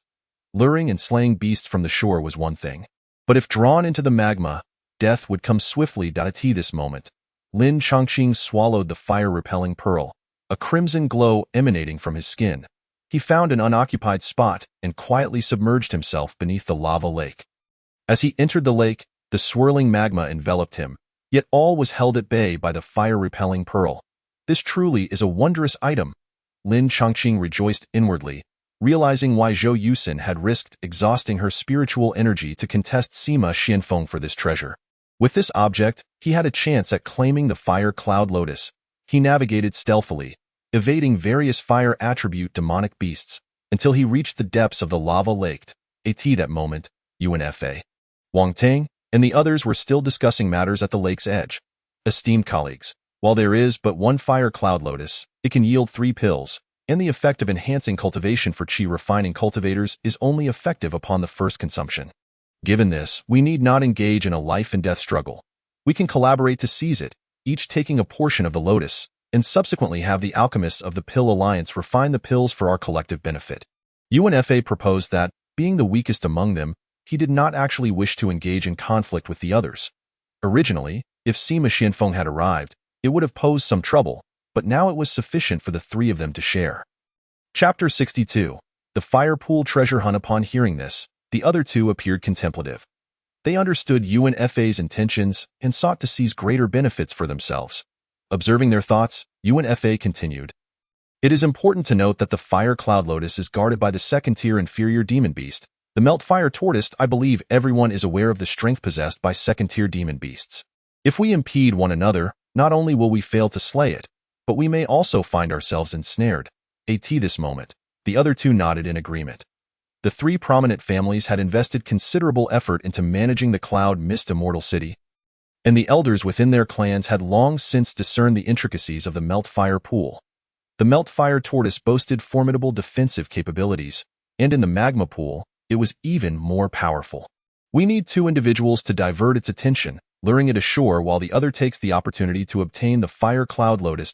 At this juncture, Wang Tang proposed a strategy. After discussion, the trio decided that the unscathed Wang Ting and Zhao Peng would restrain the Melt Fire Tortoise, drawing it to the surface. Following this, disciples from the three families would form a formation to temporarily confine it. In the meantime, UNFA, whose strength was diminished, would take the chance to harvest the Fire Cloud Lotus. The decision to let UNFA gather it stemmed not from Wang Teng's trust, but rather from the fact that UNFA was the weakest. Should he attempt to monopolize it, he would be easily subdued. After finalizing their plan and instructing their clan members to prepare, they awaited by the lakeside. Before long, an unusual fragrance wafted from the lake, and the surrounding spiritual energy seemed to be drawn towards it. Be alert, the Fire Cloud Lotus is about to surface, Wang Teng cautioned. This extraordinary spiritual plant, upon reaching a century of medicinal age, would rise from the depths of the magma lake to absorb the surrounding spiritual energy. At that moment, before their eyes, a lotus shimmering with golden and crimson hues gradually emerged from the water's surface. Its petals swayed like flames, and the scarlet stamen radiated an astonishing heat, enveloped in thick mist and golden-red brilliance. Resembling a fiery cloud surrounding the lotus, Lin Chongqing, observing from within the magma lake, also witnessed this spectacle and soon recognized the formidable presence of the second-tier inferior demon beast, the Melt Fire Tortoise. Lurking beneath the Fire Cloud Lotus, this colossal tortoise was an imposing 10 zhang long, with razor-sharp teeth, fierce claws, and a shell adorned with flame-like patterns, exuding an air of mystery and danger. He hastily retreated into his immortal abode. Peering outside to await the opportune moment, soon, two figures streaked across the sky. He identified them as Wang Ting and Zhao Peng, the strongest contenders in this trial, both possessing cultivation at the 9th level of Qi refinement and equipped with premium magical artifacts. As the fragrance intensified, the resplendent lotus bloomed magnificently, a sight of unparalleled beauty. Now's our chance. Wang Ting and Zhao Peng exchanged glances and immediately lunged towards the Fire Cloud Lotus. However, this action triggered a thunderous roar. The Melt Fire Tortoise erupted from the magma, its sheer force creating a tumultuous wave of lava. Boom.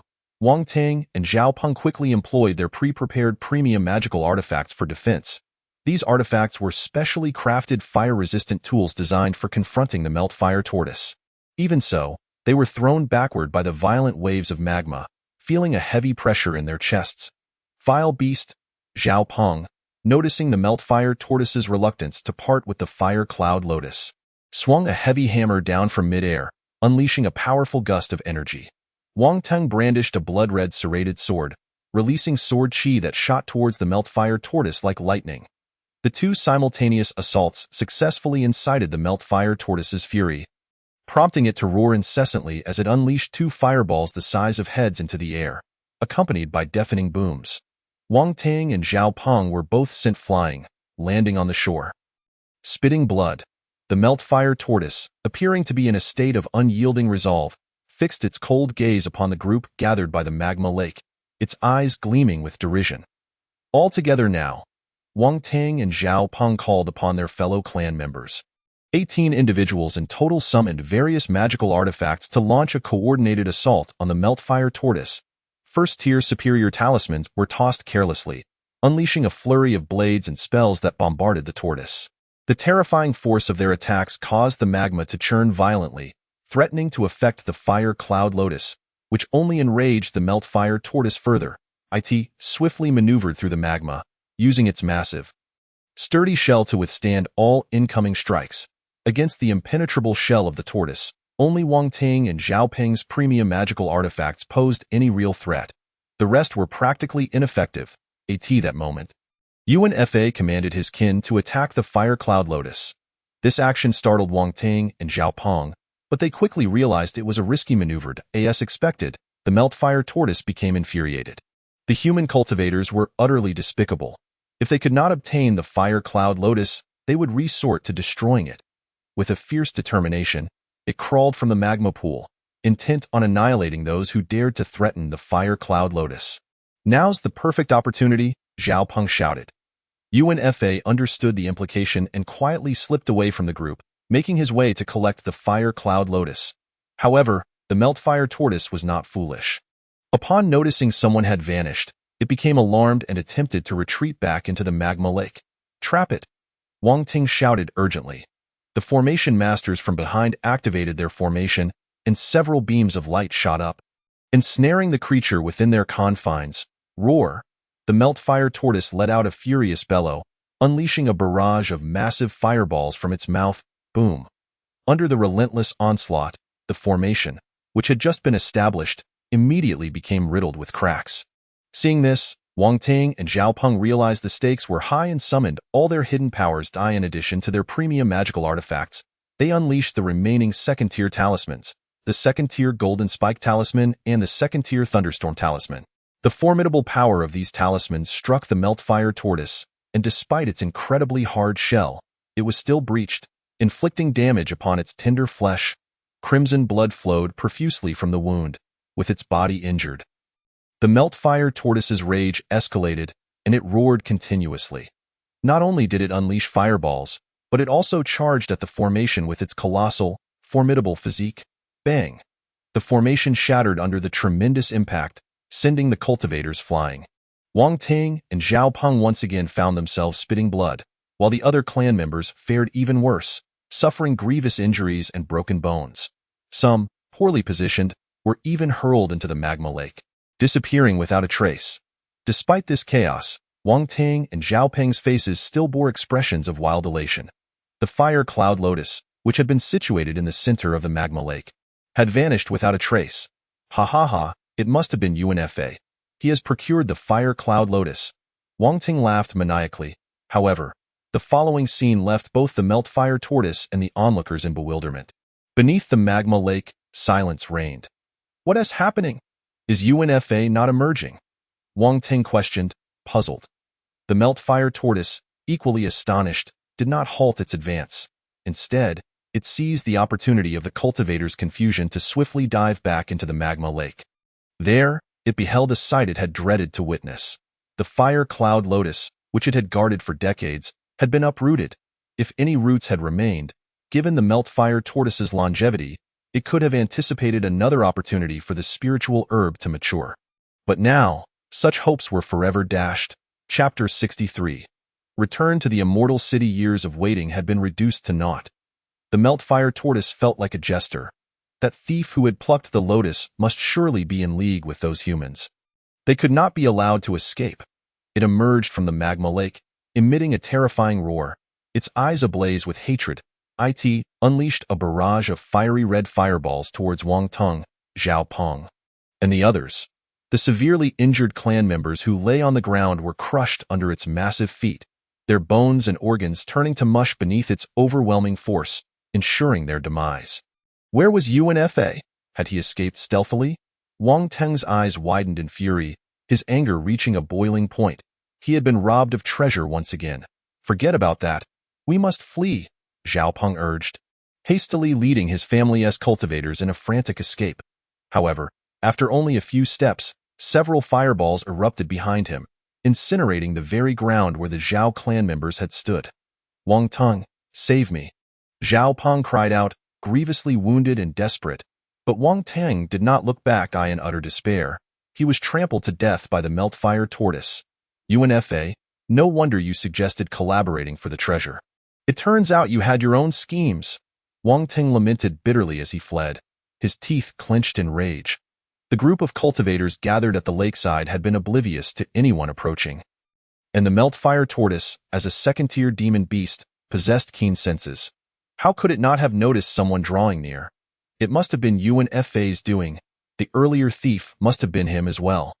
At the moment when UNFA was bearing the brunt of the situation, his very being, or rather, his lifeless corpse, had already been interred in Ling Tian. As Lin Chongqing approached the magma pool and drew near the fire cloud lotus. He seized the opportunity to pierce through UNFA's defenses with the crimson gold vine. In an instant, he was engulfed by a torrent of magma. UNFA, preoccupied with fending off the molten flow, was utterly unable to counter Lin Chongqing's assault, and thus met his end, consumed by bitterness. Having vanquished both UNFA and Sima Xianfeng, two prominent prodigies, Lin Chongqing amassed a staggering 20,000 spirit stones, elevating his wealth to a total of 50,000, not to mention the array of exquisite magical artifacts he acquired: robes, boots, crowns, and jade pendants. Although some bore minor damage, their essence remained intact, and once repaired, they would be restored to their pristine condition. However, he dared not display these ill-gotten gains for the time being. He would wait until he joined a sect, secured by the support of a golden core faction. Before revealing them at this moment, Lin Chongqing first excavated a pit within his celestial abode, transferring some magma into it to plant the fire cloud lotus. Immediately thereafter, seizing the opportunity while the molten fire turtle pursued Wang Ting, he swiftly departed from the magma lake, heading towards the cloud mist Immortal City. At this juncture, the infuriated molten fire turtle was not only pursuing Wang Ting and his companions, but also summoned all the demonic beasts within the molten pool, launching a relentless assault on any cultivators it encountered. This frenzied onslaught resulted in the deaths of over 20 participants in the assessment within a short span of time. The surviving cultivators, witnessing such carnage, fled in terror, their souls seemingly departing from their bodies. Upon Lin Chongqing's return to the cloud mist Immortal City, the 5 major golden core sects had already begun tallying their achievements. The number of individuals remaining in the square had diminished by 2/3 compared to when they had departed. Out of 1,500 who had ventured forth, only a little over 500 returned. Whether from family sects or as lone cultivators, the losses were staggering. Many bore expressions of relief and joy at having survived the ordeal. Lin Chongqing surveyed the scene and noted that the majority of the survivors were independent cultivators. Upon inquiring, he learned that most of these solitary practitioners had refrained from venturing deep into the Moonlight Forest and similar areas, instead preserving their lives during the beastly upheaval, including Lu Hong. The two exchanged greetings and shared their sentiments, astonished that even the scions of esteemed cultivation families could meet their demise. Lu Hong shook his head in disbelief, remarking that cultivation was inherently a struggle against fate. Leaving a trail of countless bones along the path, Lin Chongqing responded with a calm demeanor, stating that in contrast to the relief felt by the independent cultivators, the atmosphere among the cultivation families was filled with wails of grief. These families had invested immense resources in nurturing their descendants, equipping them with top-tier magical artifacts and talismans, only to find that not only did they fail to gain entry into the immortal sects, but many perished during the trial, never to return. The losses were indeed catastrophic, particularly as only Wang Ting among the 4 great prodigies returned alive, while UNFA, Zhaopeng, and Sima Xianfeng had all met their ends. This reality was utterly unacceptable to those families. Sima Tianhu surveyed his surroundings, failing to spot Sima Xianfeng, but his gaze fell upon the living Lin Chongqing, causing his expression to darken like stormy waters. The plan had failed. Despite the dissemination of news regarding Lin Chongqing's possession of Foundation establishment pills, he had managed to survive. Sima Tianhu suspected that Sima Xuanfeng's death was inextricably linked to Lin Chongqing. At this moment, the 5 major golden core sects began dispatching disciples to tally the achievements. Li Daqiang, 12 points. Upon hearing the report, the first cultivator to submit his achievement badge flushed with embarrassment. After 2 months of effort, he had only garnered 12 points. How laughable! Nearby, derisive laughter echoed. However, as subsequent cultivators presented their badges, most reported only in the range of 10 to 20 points, indicating a widespread awareness of their limitations. as they had only hunted beasts at the periphery of the Moonlight Forest, the Miasma Cave, and the Molten Pool. While their harvests were modest, they had prioritized safety.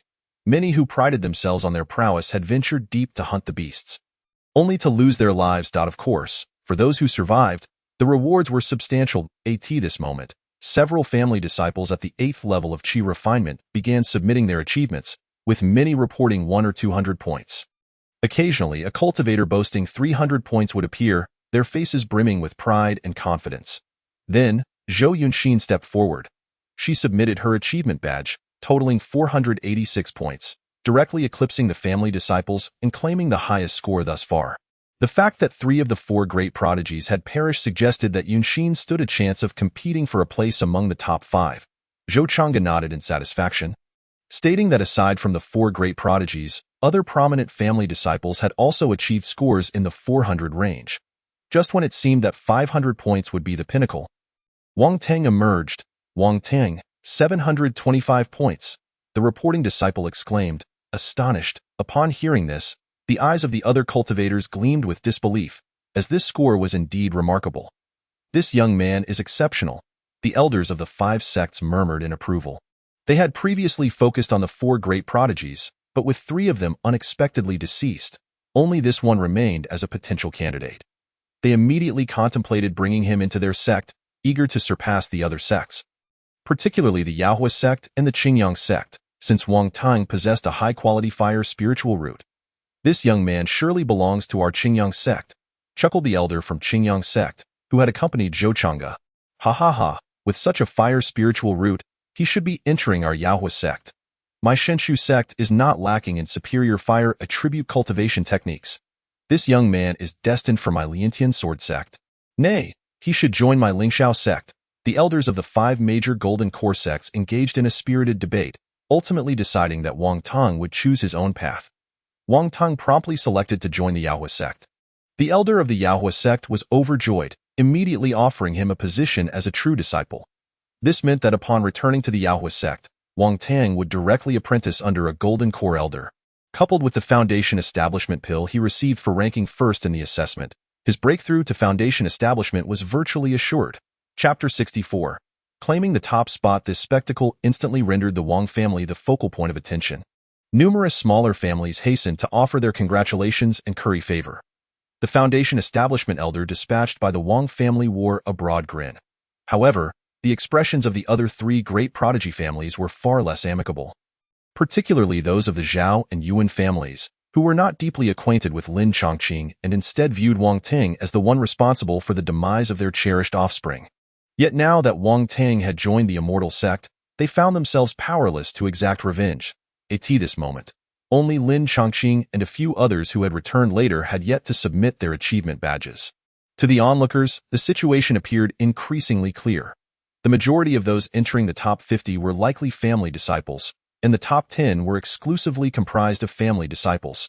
This was still amidst the beast tide. Otherwise, it was likely that not a single independent cultivator would have made the cut. The elders of the 5 major golden core sects shared this sentiment, believing the outcome was all but determined. They remained composed and unhurried, awaiting the final results before departing with their disciples. At this juncture, Lin Chongqing stepped forward. The reporting disciple, seemingly indifferent, took the achievement badge and began to announce, 8, 8, 8. Upon seeing the digits displayed, the disciple faltered. Surrounding cultivators exchanged puzzled glances, questioning why he hesitated to announce the score. Was it 8 points or 80-something? Why the delay? The head of the Wang family expressed his displeasure, urging a swift conclusion so that his cherished offspring could proceed to apprentice under a golden core master. Even the sect elders pressed for haste. Finally, the disciple steadied himself and declared, Lin Chongqing, 842 points. The head of the Wang family stroked his beard, chuckling, indeed, 842. What did you say? The words reverberated in disbelief. 842. He stood frozen, his hands still resting on his beard, his eyes wide with astonishment. Simultaneously, the elders of the 5 golden core sects regained their composure, their eyes now fixed on Lin Chongqing's achievement badge.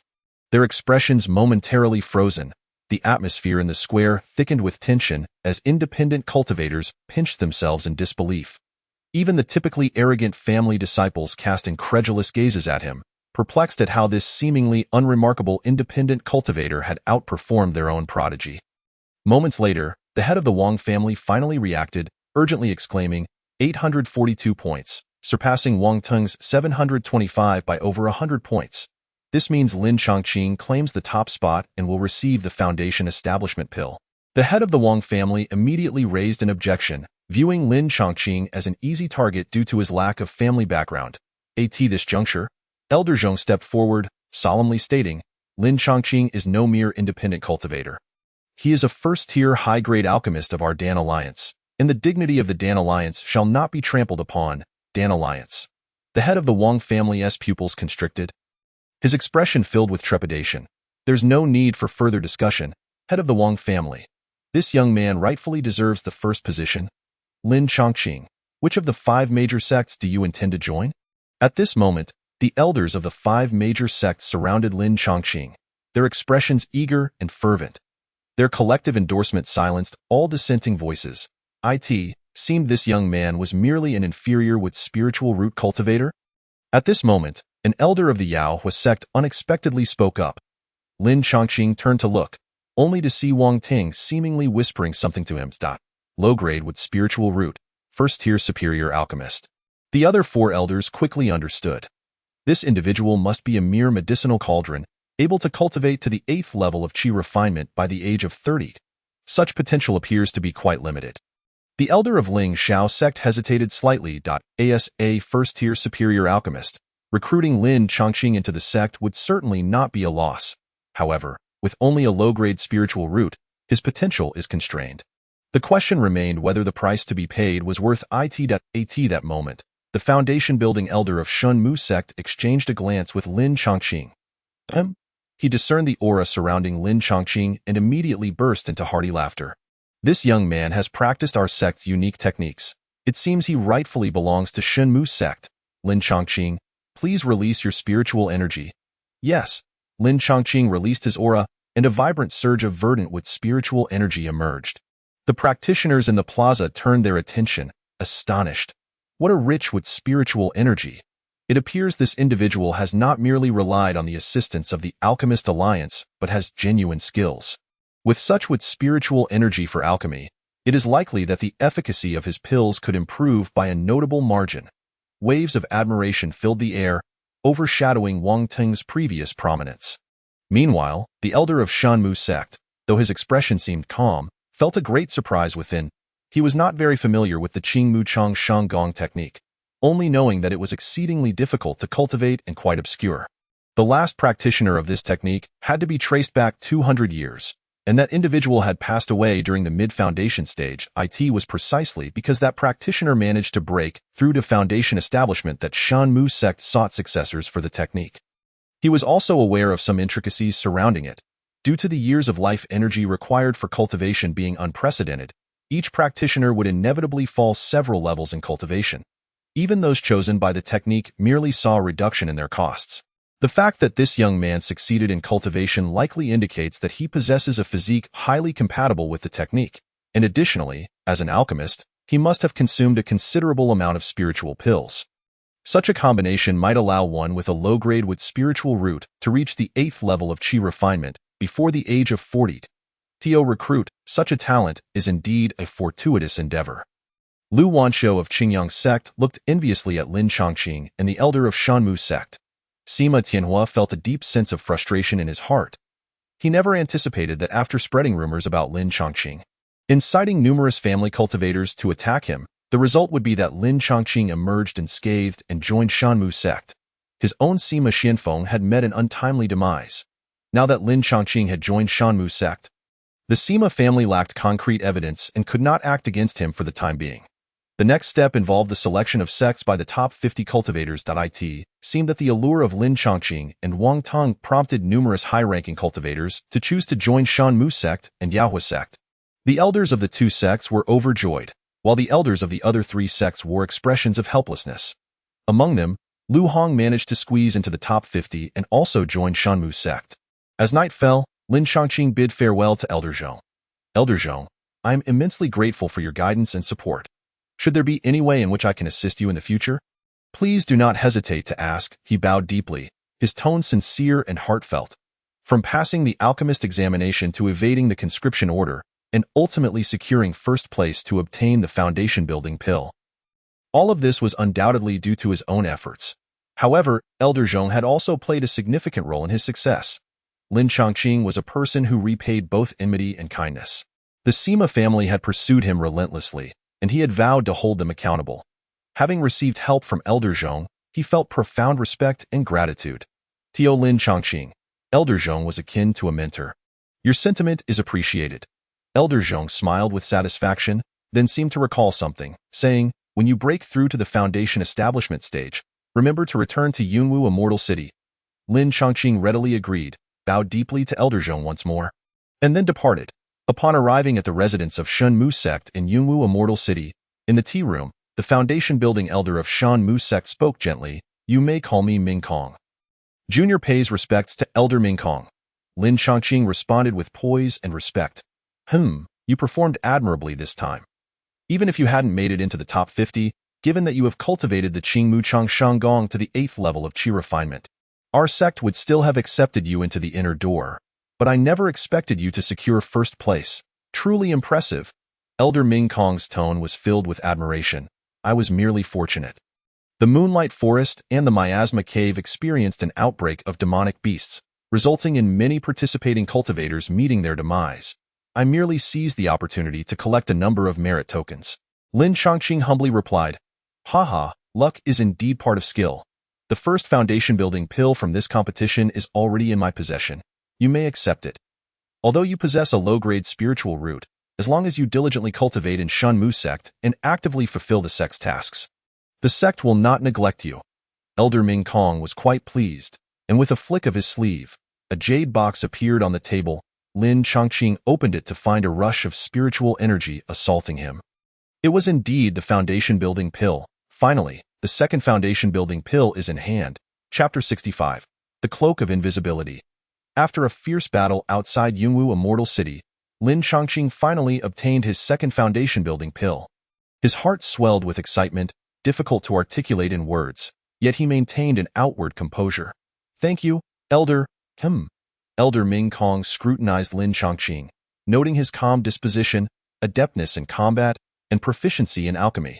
Aside from the drawback of lacking talent, he exhibited promising potential, leading to the decision to recommend him as an inner disciple upon entry into the sect. At this moment, Lin Chongqing recounted to Elder Ming Kong the incident of witnessing Wang Teng consuming the blood essence of corpses in Moonlight Forest. What? Such a thing exists? Elder Ming Kong was taken aback, rising from his seat, his expression grave. After pacing for a moment, he said, Wang Teng is likely practicing the Blood Demon sect's blood refining technique. It was wise of you not to voice this matter. It could provoke unnecessary alarm. I will report this to the sect leader and discuss it with the people of Yahua sect. You may leave for now. Tomorrow the City Lord's mansion will provide you with rewards, and afterward, I will escort you back to the sect.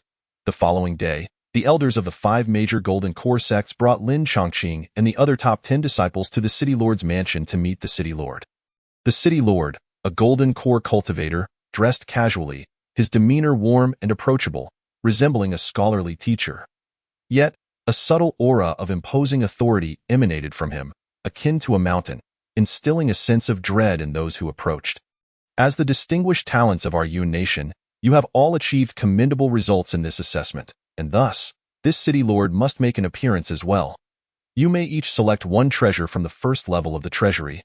No matter what it is, the choice is yours. The City Lord of Yunwu spoke kindly. He then glanced at Lin Chongqing and patted him on the shoulder. Young friend, congratulations on securing first place. Your name shall be inscribed on the Young Talents list of Yun Nation from now on. Young Talents list? Lin Chongqing observed the expressions of the cultivators beside him, all filled with admiration. Through the City Lord's explanation, he learned that this list was specifically established for the qi refinement cultivators of Yun Nation. Only those under the age of 60, possessing foundation-building potential, could be included. The list contained only 100 names. Gyobi listed indicated that he had been recognized as an outstanding figure among countless qi refinement cultivators in Yun Nation, immediately elevating his reputation. Even in remote places like Lu Sha City, where many had never even heard his name, it would soon spread, and no wonder the surrounding Qi refinement cultivators gazed at him with such longing. After encouraging Lin Chongqing, the city lord instructed the foundation-building elder to take the 10 disciples to select their rewards from the treasury. Lin Chongqing followed the elder to a massive door made of mysterious iron. The elder took out a peculiar key from his pocket and inserted it into the lock of the door. After twisting it several times, accompanied by the grinding sound of gears, the door opened. Upon entering, they traversed a long stone staircase before finally arriving at the underground treasury. This underground treasury was grand and magnificent, resembling an underground palace, leaving everyone in awe. Even someone like Wang Teng, a member of a prestigious family, could not help but be astonished. Following the elder into the first level of the treasury, they were greeted by rows of display racks, where various rare materials, magical artifacts, pills, techniques, and talismans were arranged at regular intervals, dazzling the eyes of all who beheld them. Elder, the treasures here are of such high quality. Not only are there magical artifacts suitable for Qi refinement stage cultivators, but even low-grade spiritual artifacts for foundation-building stage cultivators, exclaimed a family cultivator, his eyes wide with disbelief. Hee, most of the items on this level of the treasury are suitable for Qi refinement stage cultivators. But there are also some that reach the second tier. Whether you can select them depends on your discernment and luck. Once chosen, they cannot be exchanged. The elder of the Immortal City spoke with profound intention, prompting 10 individuals to eagerly rush into the treasury, fearful of being outpaced by others and discovering high-tier treasures.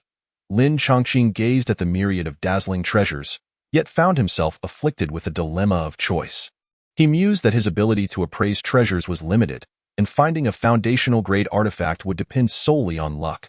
As he traversed the rows of display shelves, the celestial estate remained silent.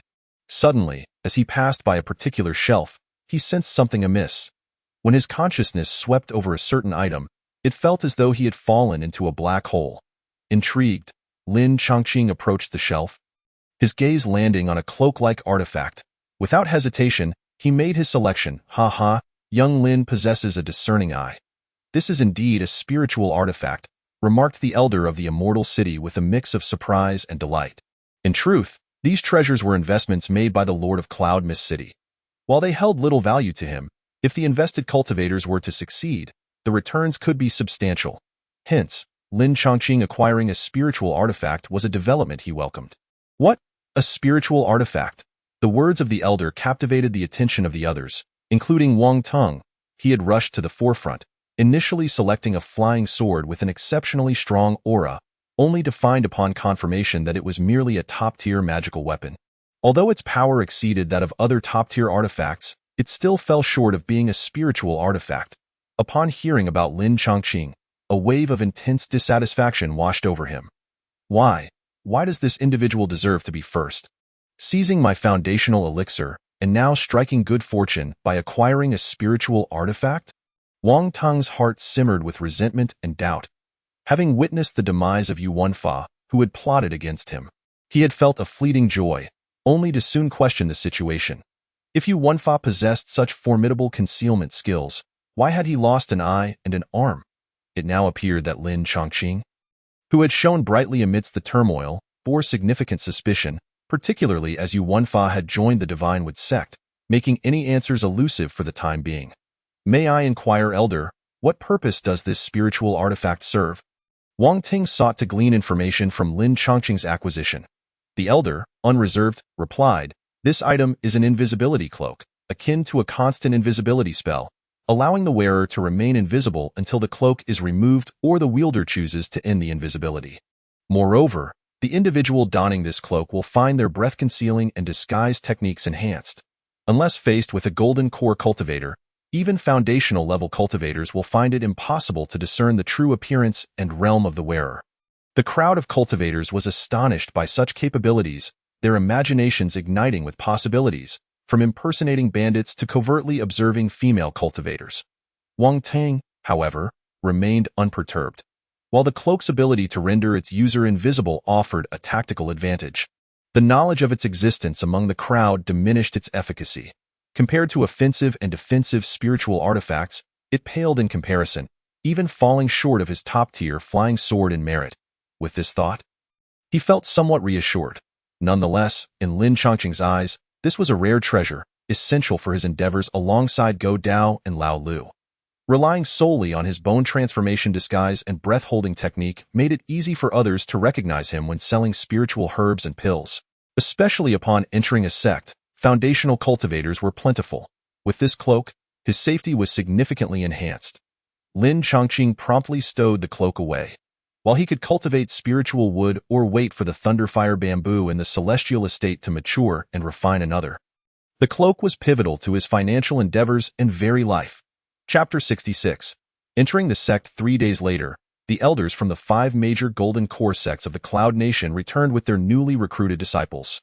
The flying boat cleaved through the skies, soaring across the azure expanse. Lin Chongqing beheld the undulating mountain ranges below, the rushing rivers cascading into the sea. A surge of ambition welled within him. Cultivators should traverse freely between heaven and earth. He glanced at Elder Mingkong, who guided the flying vessel. Although flying artifacts could be utilized during the Qi refinement stage, prolonged flight required a foundational stage cultivator, whose liquidized spiritual energy was far more robust than that of the gaseous state. At this moment, Elder Mingkong began to elucidate the Divine Wood sect to the assembly.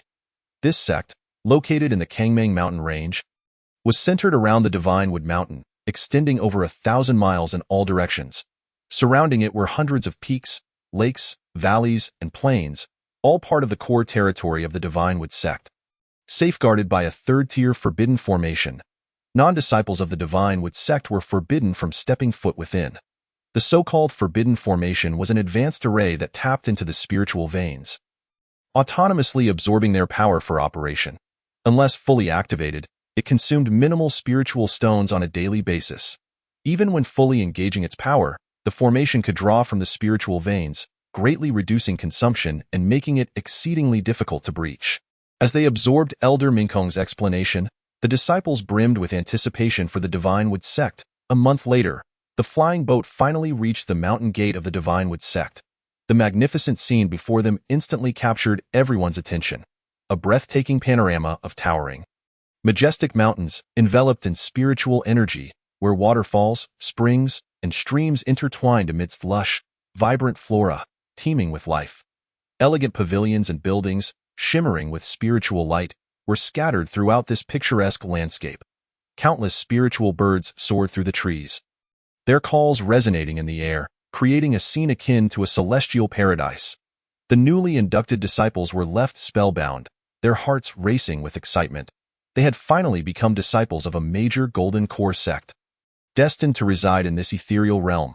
The older disciples observed with nostalgia, reminiscing about their own beginnings. Soon, the flying boat docked at an airstrip built on the edge of a cliff. Arriving at the Divine Wood sect marked the time for separation. A gray-robed guiding disciple approached briskly and bowed deeply to Elder Mingkong.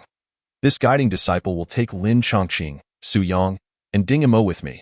The rest will follow the instructions of this guiding disciple. After Elder Mingkong addressed the group, he led Lin Chongqing and the other two away. Lin Chongqing, Su Yang, and Ding Imo were among the top 10 from the grand competition, directly entering the Divine Wood sect as inner disciples. Unlike the others, after the guiding outer disciple completed the handover with Elder Mingkong, he turned to the remaining 10 or so cultivators and stated, "You are now outer disciples. Upon entering the sect, you cannot be as carefree as you were within your families or as loose as when you were wandering cultivators." The Divine Wood sect, being one of the 5 major sects of the Cloud Nation, enforces strict regulations that must not be violated. As the guiding disciple elaborated, the outer disciples gazed enviously at Lin Chongqing's back. Meanwhile, Elder Mingkong also briefed Lin Chongqing and the other two on the sect's regulations. As a righteous sect, the foremost rule was that one must not indiscriminately slay mortals. The second rule mandated the extermination of demons and monsters. This was not merely an ideological stance, but a pragmatic necessity. Mortals formed the foundation of the immortal world. Only with a sufficient number of mortals could the sect continually receive fresh blood. The extermination of demons and monsters served to eliminate threats to mortals. Furthermore, within the sect, a strict hierarchy existed, where strength reigned supreme and notions of equality were disregarded. Those in the early Qi refinement stage could only serve as errand boys, and upon breaking through to the mid-stage, they could enter the outer sect. Once they reached the late Qi refinement stage, outer disciples could take examinations to enter the inner sect. The inner sect would conduct a second round of assessments, selecting the most outstanding candidates to become true disciples, who were seen as seeds for foundational cultivation and would receive greater care. True disciples would often be favored by a foundational elder and might even catch the attention of a golden core patriarch, who could take them under their wing. The Divine Wood sect was administered by foundational cultivators, with 3 golden core patriarchs residing in seclusion or wandering, leaving the trivial matters to others. At this moment, Elder Mingkong gazed into the distance, prompting Lin Chongqing and the others to follow his gaze. They beheld the main peak of Divine Wood Mountain, steep and towering, seemingly piercing the clouds, with palace-like structures faintly visible.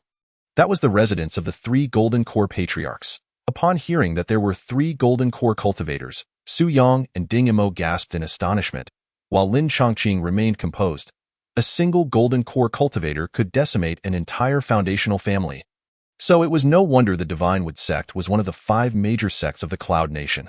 Comparatively, the higher-tier Qingshu Palace boasted multiple nascent soul true monarchs, with rumors of even possessing transcendence beings, marking it as a super sect spanning multiple nations. After Elder Mingkong provided a general overview of the Divine Wood sect, he solemnly remarked, Lin Chongqing is a wandering cultivator, which is a matter to set aside for now. You two hail from notable families. Although you have your own circles, upon joining the Divine Wood sect, you will only have one identity, that of a disciple of the Divine Wood sect. If you place personal interests above the sect's interests, it will not only hinder your path within the sect, but may also lead to severe penalties, leaving you with no room for regret. Do you understand? We understand. It was evident that Elder Mingkong was reprimanding himself. Su Yang and Ding Imo promptly echoed in unison. Following this, Elder Mingkong proceeded to register the 3 individuals, distributing identity tokens along with resources designated for the inner disciples of the Shenmu sect. As Lin Chongqing opened his storage bag, he discovered it to be a bag of 8 directions in size. While it could not compare to a storage ring, it was significantly larger than the single direction bags he possessed. Moreover, it contained a mid-grade flying artifact, the Qingye boat, along with 2 mid-grade artifacts, one for offense and one for defense, and a set of inner sect robes. The robes were a deep green adorned with golden patterns resembling a grand tree. Lastly, there were some everyday items, miscellaneous goods, and 100 low-grade spirit stones, which constituted his monthly stipend. Upon witnessing these resources, Lin Chongqing could not help but feel that the sect was quite affluent. Any single item would be worth a fierce struggle among loose cultivators in the Baiyin mountain range. Yet within the Shenmu sect, they were standardized and uniformly distributed. It was said that outer disciples were also provided with a set of such artifacts, albeit of lower quality. You 3, follow me. Elder Mingkong led the trio to another peak. Here, one could distinctly sense that the concentration of spiritual energy was considerably thinner compared to the main peak, though it still surpassed that of Yungu Xian City and even Lin Chongqing's own Immortal estate. This was Zai Peak, which boasted 99 cave dwellings, 27 of which were unclaimed, allowing you to choose any one of them and hang this token. Elder Mingkong handed over 3 tokens, each inscribed with the identity and name of the individuals. He then elaborated on further information. At Yindao Peak, lectures were held quarterly, presided over by Foundation establishment cultivators. During these sessions, various issues regarding the cultivation of techniques and spells, as well as skills such as alchemy and artifact forging, would be discussed. The Xianfa Peak housed the collection of canonical texts, with outer disciples permitted entry to the first floor and inner disciples to the second. The Shenmu sect controlled numerous peaks, with some designated for the cultivation of spiritual herbs and the rearing of spirit beasts, while others were constructed as alchemy pavilions, artifact halls, lecture venues, and scripture repositories. Within the sect, outer disciples were required to complete a sect mission annually, whereas inner disciples were exempt but could voluntarily undertake such tasks to earn Dao merit. After all, exchanging for treasures and inheritances, as well as attending elder lectures, necessitated Dao merit. This Dao merit functioned as the universal currency within the Shenmu sect. The cultivation world places great importance on resources, wealth, and companions. Among these, resources and wealth are paramount. Without resources, one would find it exceedingly difficult to progress. Fortunately, as the top candidate in the assessment, Lin Chongqing was rewarded with 500 Dao merit points by the sect, allowing him to comfortably attend lectures by Foundation establishment cultivators. Chapter 67. 5 Internal Visualization. After Elder Mingkong concluded his explanation, he took the 3 individuals to the scripture repository located on Xinfa Peak. Su Yang and Ding Imo, being new to the Shinmu sect, needed to transition to the sect's techniques and would be accepted as disciples by a foundation establishment elder practicing the corresponding methods. However, Lin Chongqing found himself in a somewhat awkward position. The last known practitioner of the Qingmu Chongqing technique within the sect dated back 200 years, leaving him without a direct mentor to guide him in his cultivation. Thus, he could only attend lectures at Yindao Peak to learn the common aspects.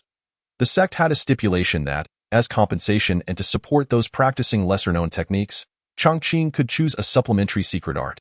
Of course, he could also opt to transition to other techniques, given that he gained entry into the Shenmu sect through assessment. Elder Mingkong's eyes brimmed with sympathy. While the practice of esoteric techniques held various mystical qualities, it also came with numerous costs. The Qingmu Chongqing technique, without the nurturing of the aura of time, could adversely affect a cultivator's lifespan, accelerating aging. Moreover, the scarcity of practitioners meant one could not readily adopt the experiences of predecessors. Nor could they become disciples of foundation establishment cultivators to benefit from networks and resources.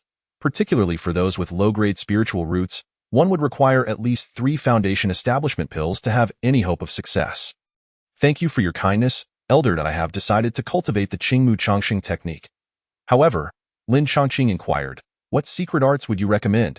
He was undeterred by the consumption associated with the Qingmu Chongqing technique. As he possessed the aura of time from his immortal estate to sustain him, not only would he not suffer rapid aging, but he would also extend his lifespan. He had previously realized that his spiritual power was 3 times that of an average loose cultivator of the same tier and more than double that of his family as prodigies. Initially, he thought this was solely due to the strength of the sect's techniques. However, during his journey to the sect, he conversed with disciples who practiced other techniques of the Shinmu sect and discovered that his spiritual power exceeded theirs by an additional 50%. Clearly, this was yet another advantage of the Qingmu Chongqing technique, which, as long as he had the aura of time, was far more formidable than any technique he could currently access or cultivate. Since you have made your decision, I shall not say much further. From what I know, the Qingmu Chongqing technique is characterized by its robust spiritual power. Such formidable spiritual energy often requires a strong divine sense to manipulate. Techniques for training divine sense are exceedingly rare in the cultivation world, and within the sect, we only have the relatively basic 5 internal visualization method. Elder Mingkong pondered briefly before speaking. Lin Chongqing nodded.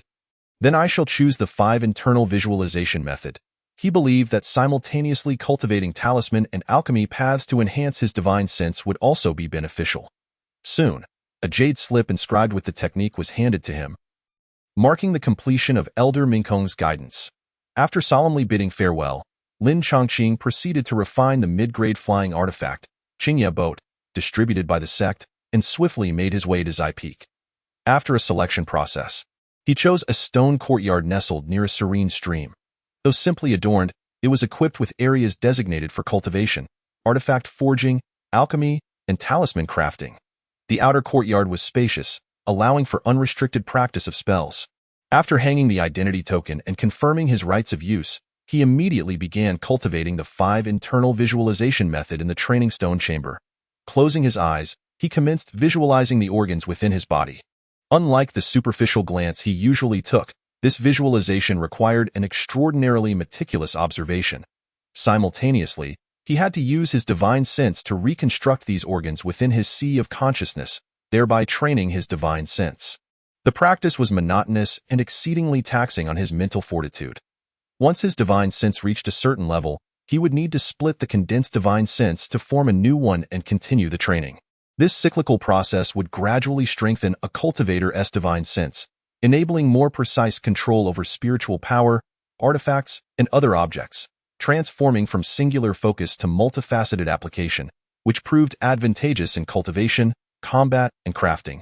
Before long, 3 months had passed. With the foundation laid by the high-grade soul-nourishing pill, Lin Chongqing successfully cultivated the first tier of the 5 internal visualization method. He then approached the phase of splitting his divine sense.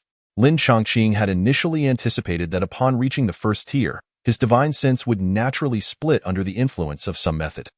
However, he soon realized that he had to forcibly tear apart his divine sense. This was precisely why he had to condense it through visualization beforehand. Otherwise, the divine sense would be too fragile, and splitting it could lead to a collapse of the mind, resulting in madness or, worse still, death.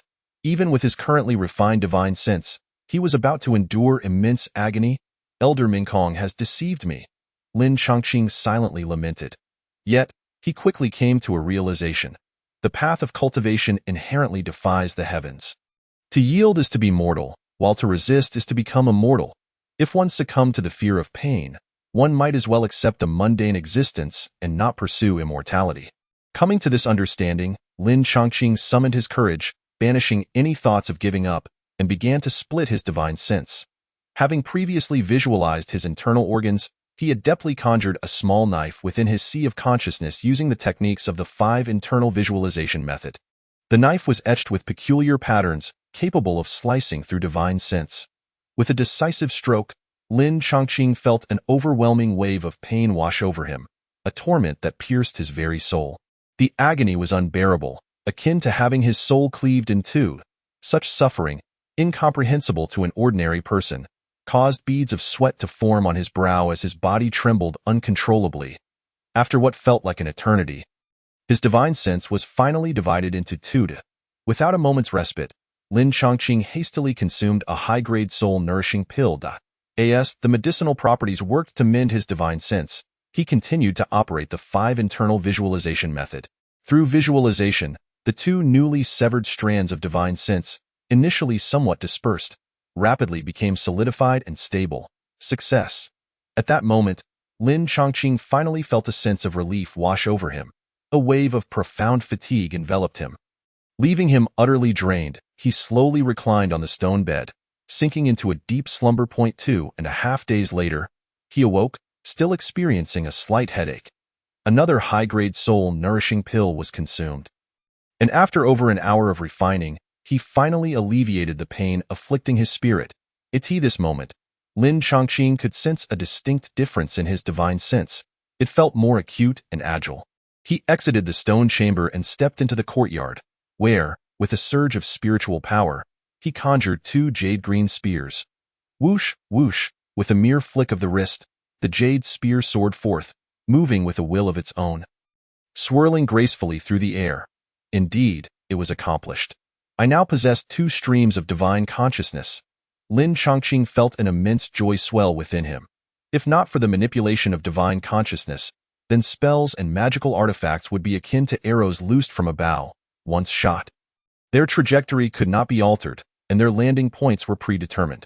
However, with the added control of divine consciousness, it resembled the art of marksmanship, allowing magical artifacts to bend and adjust their course at will.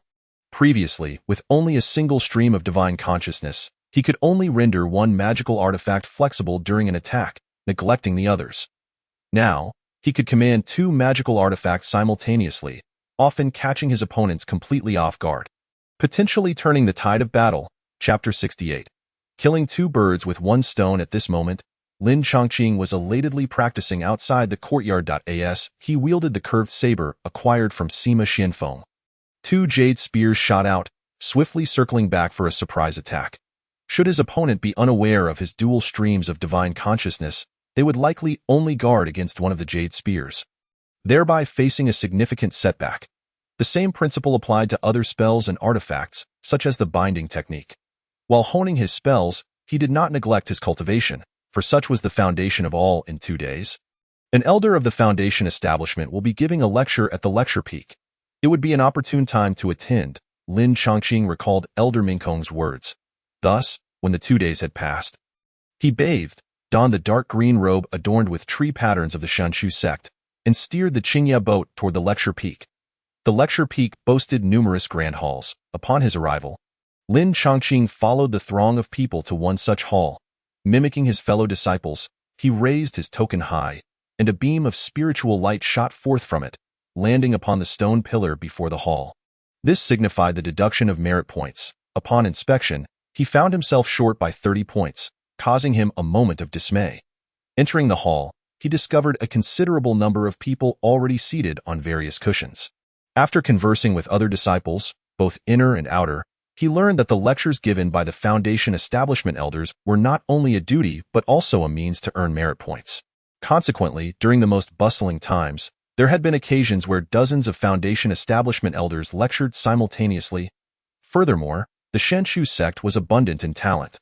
Aside from recruiting disciples through assessments in the Yunwu Immortal City, every few years, immortal masters would visit mortal settlements within the sect's sphere of influence to recruit promising youths with good spiritual roots. Additionally, practitioners from remote areas seeking fate would directly pay respects to the mountain, alongside descendants of Shenshu sect disciples. Inner disciples and direct descendants with spiritual roots of medium grade or higher could directly enter the outer sect. Upon reaching the level of Foundation establishment elders, any individual possessing spiritual roots could become an outer disciple without hindrance. The same applied to Golden Core ancestors, who could trace their lineage back to blood descendants, regardless of how many generations removed. Thus, while the birth rate among practitioners was indeed low, through prolonged accumulation, the outer sect boasted over 10,000 disciples. The other four major Golden Core sects operated similarly, unless the recruited disciples possessed superior spiritual roots. Priority was always given to those within the sect. As Lin Chongqing listened to a grievance from an outer disciple, he calmly found a cushion to sit upon. Shortly thereafter, a tall Foundation establishment practitioner stepped before the assembly. Esteemed disciples, today I shall elucidate the process of refining spiritual power. It was well known that the transition from the Qi refinement stage to the Foundation establishment stage involved the transformation of spiritual power from a gaseous to a liquid state. Only by converting one's entire spiritual power into a liquid form could one truly claim to have broken through to the Foundation establishment stage. As he spoke, the hall fell into a profound silence, with all practitioners straining to listen intently, Lin Chongqing included. The Foundation establishment practitioner articulated the significance of refining spiritual power with clarity. Each meridian, along with the dantian, had a roughly equal capacity for spiritual power. However, by continuously compressing and refining gaseous spiritual power, one could yield an additional 20 to 30%, or even more. Furthermore, the potency of spells cast with refined spiritual power would significantly increase. For instance, when Lin Chongqing utilized the wood spike technique with the magical power cultivated through his Longqing technique, it manifested as a wooden spike. Yet, employing the Qingmu Chongqing technique transformed it into a jade spear. An immeasurable difference in might, hinging solely on the degree of spiritual power refinement. Moreover, the more compressed and refined the spiritual power, the higher the probability of successfully breaking through during the Foundation establishment stage. The Foundation establishment practitioner then began to share techniques for refining spiritual power, primarily encompassing three methods. The first was active compression, which could be achieved through meditation.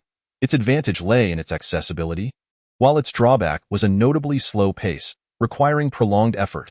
The second method involved combat, wherein the rapid consumption of spiritual power occurred through evasion, attack, defense spells, and the operation of magical artifacts, leading to a purer form of spiritual power post-conflict.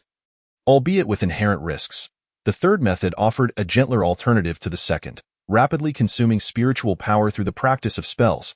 The Foundation establishment elder patiently and meticulously explained the nuances of this third method. Captivating Lin Chongqing's full attention, it was not until some time after the elder concluded his lecture and departed that Lin Chongqing regained his senses, filled with elation. Initially, he had felt a pang of regret over the 30 merit points spent, but now he realized the immense value of this knowledge, which could scarcely be purchased even with spirit stones in the outside world. It was truly a bargain. Returning to his rigorous training, Lin Chongqing not only focused on refining his spiritual power during his meditation sessions, but also seized opportunities to practice the wood spike technique and the binding technique, collaborating with Songxue and Qiyu. Over the course of the year, he attended 3 additional sessions, learning about spell techniques, alchemy, and talisman crafting. The fruits of his labor were substantial. However, the costs were equally significant, as he expended 120 merit points across 4 seasons, leaving his 500 merit points dwindling. I must seek out a task to undertake, Lin Chongqing thought, making his way to the administrative hall aboard the Qingya boat. The hall was bustling with activity, primarily filled with outer disciples, some of whom were elderly with graying hair. He entered and approached a middle-aged official. The middle-aged official displayed indifference toward the other outer disciples, yet upon catching sight of Lin Chongqing's token at his waist, He smiled and inquired, "Junior brother, are you here to receive a task or return one?" "Senior brother, I am here to receive a task," Lin Chongqing replied with a smile. It seemed that his status as an inner disciple had its advantages. Unlike outer disciples, who could only choose from a limited selection of menial tasks unless they offered spirit stones as bribes, the middle-aged official presented Lin Chongqing with a variety of tasks to choose from. These tasks ranged from felling spiritual trees and mining spiritual ore to escorting sect resources and recruiting disciples from the mundane world, even including feeding spiritual beasts and performing odd jobs in the marketplace. Truly a diverse array. Lin Chongqing's gaze fell upon the tasks related to spiritual herbs and alchemy. The alchemical tasks included refining qi-nourishing pills, requiring completion of a specified quota within 3 months for 300 merit points. Failure to do so would result in deductions. Another task involved processing a batch of spiritual herbs, removing toxic parts according to the requirements for a single month, offering 50 merit points, with penalties for errors. After reviewing these, he found that although the merit points were substantial, they demanded considerable time. For instance, the alchemy task required 3 months of confinement within the alchemy chamber, acting merely as a tool for the alchemist. The processing of spiritual herbs was equally grueling, demanding a full month for a mere 50 merit points.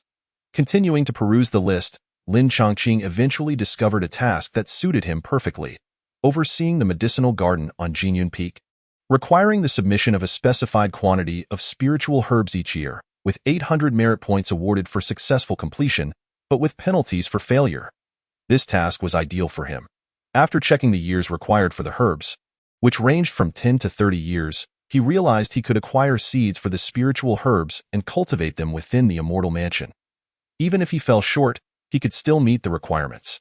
Moreover, the location was on Jinyun Peak. Isn't this the location marked on that bee skin map? Lin Chongqing thought to himself, filled with delight. Initially, he intended to gather information slowly within the Shenshu sect. But unexpectedly, he had achieved 2 objectives with 1 action. Chapter 69. The Advancement of the Peach Tree. Senior brother, I wish to undertake this task, Lin Chongqing declared, pointing to the responsibility of overseeing the medicinal garden on Jinyun Peak. Overseeing the medicinal garden on Jinyun Peak? The administrative official's expression turned perplexed. Junior brother, this task of caring for the spiritual herbs is no simple matter. Watering, fertilizing, pest control, and weeding through the use of spells will consume a considerable amount of time. Furthermore, failure to complete the task will result in a deduction of 800 merit points. Brother, I see that your merit points stand at 380. Should you fall into the negative, you would have to immediately exchange cultivation resources for merit points to compensate, or face the sect's consequences. The steward, filled with lingering trepidation, reflected on the several instances over his more than a decade of service when the sect had suffered grievously due to spiritual deaths, with disastrous outcomes. Thank you for your concern, senior brother. I, as a first-tier high-grade alchemist, possess some knowledge regarding the care of spiritual herbs, Lin Chongqing replied with a smile. Don't think that you are a first-tier high-grade alchemist, exclaimed the middle-aged steward in astonishment. It was unexpected that this youthful individual was not only youthful in appearance, but also an alchemist. An alchemist of such caliber at this age might very well break through to the 2nd tier in his lifetime. In that case, junior brother, please take this token and proceed to the medicinal garden at Jinyun Peak for the handover. I wish you all the best, the middle-aged steward said, his tone now tinged with a hint of flattery, as he handed over a tome inscribed with the words Spiritual Herb Compendium. Thank you, senior brother, Lin Chongqing nodded, accepting the token with a smile. He had no other preparations to make and set off directly for Jinyun Peak. Jinyun Peak is situated in a rather remote area governed by the Shenmu sect, quite far from Zai Peak. If he were to use the lightness technique to run there, it would take at least 7 or 8 days. However, with the aid of the Qingya boat, he arrived in just over 3 hours. From a distance, he could see the medicinal garden nestled atop Jinyun Peak, shrouded in mist and clouds, seemingly concealed by a formation that made it difficult to discern. As expected, Lin Chongqing descended to the mountainside and began his ascent toward the peak. After a brief walk, he encountered a barrier, a golden light shield preventing his passage. Taking out the token given by the middle-aged steward, he infused it with spiritual energy to activate it. A beam of azure light shot forth from the token, piercing through the golden barrier and delving deep into the medicinal garden. Soon enough, the barrier opened a small aperture, and an old man, bleary-eyed, emerged. This man was the disciple in charge of guarding the medicinal garden at Jinyun Peak. Upon seeing Lin Chongqing's token at his waist, he was suddenly alert and hurriedly said, "I did not realize the esteemed senior brother had graced us with your presence. I beg your pardon for my inadequate welcome." Lin Chongqing noted that although the man appeared old, his cultivation was rather mediocre, merely at the 5th level of qi refining. From the identity token, it was evident he was just an outer sect disciple. This further clarified for Lin Chongqing the rigid hierarchy within the Shenmu sect, where one's rank is determined solely by cultivation, regardless of age. Waving his hand dismissively, Lin Chongqing replied, "There is no need for such formalities, junior brother. I have come to take over your duties in overseeing this medicinal garden." "Understood, senior brother. Here is the array plate for controlling the barrier, which will effectively prevent any unscrupulous individuals from intruding," the old man said, quickly examining Lin Chongqing's token before handing him an array plate. "Thank you," Lin Chongqing acknowledged, taking the plate. With a grin, the old man added, "Hee, senior brother, Jinyun Peak is quite isolated, and few visit. If you find tending to the garden troublesome, you may recruit some workers from the nearby peaks where the miscellaneous disciples reside to assist with tasks like rain summoning and pest control. Is that so?" "I appreciate your advice, junior brother," Lin Chongqing replied with a slight smile, choosing not to elaborate further, as he was tasked with the care of the medicinal garden and exploring the secrets of Jinyun Peak. It was prudent not to invite too many outsiders, especially with the potential hidden opportunities present. Upon entering the medicinal garden, lang of fragrances from various spiritual herbs greeted him. The spiritual energy here was abundant, even surpassing that found in the caves at Zai Peak. The formation here also serves to gather spiritual energy. It seems this garden could very well serve as a place for cultivation, Lin Chongqing thought, pleasantly surprised. Since he was to oversee the garden while also delving into the mysteries of Jinyun Peak, it was impractical for him to return frequently to Zai Peak. He would only need to attend lectures at Yindao Peak each quarter, leaving for a brief period, while spending the rest of his time in the garden. Thus, the denser the spiritual energy, the better. Lin Chongqing began to survey the area. He observed neatly arranged plots of land, each square meticulously cultivated with various spiritual herbs, some of which he could scarcely identify. It was not until he consulted the spiritual herb compendium that he could ascertain the types and characteristics of these herbs. It was evident that the growth of these spiritual herbs was subpar, likely due to the negligence of the outer sect disciple tasked with their care. Fortunately, the garden comprised only 5 acres, making regular maintenance manageable. With the aid of the celestial abode, yielding some spiritual herbs annually was hardly a problem. Thus, Lin Chongqing settled into a bamboo cottage within the garden. After 7 days, he successfully acquired seeds from some of the spiritual herbs in the garden, intending to plant them in his celestial abode. Upon entering the abode, he was greeted by the sight of over 100 Chongqing peach trees.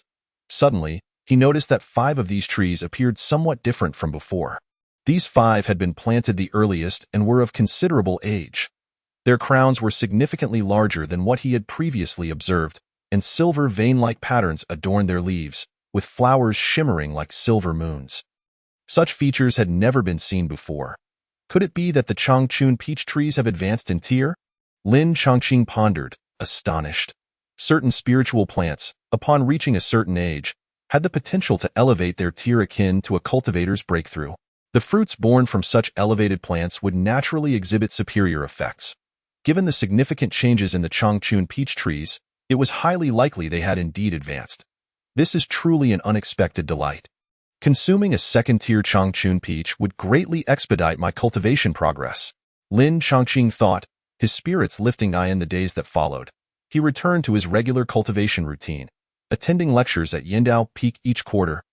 While also procuring jade spirit bamboo and talisman ink, he learned that the influence of the Shenmu sect encompassed several small markets.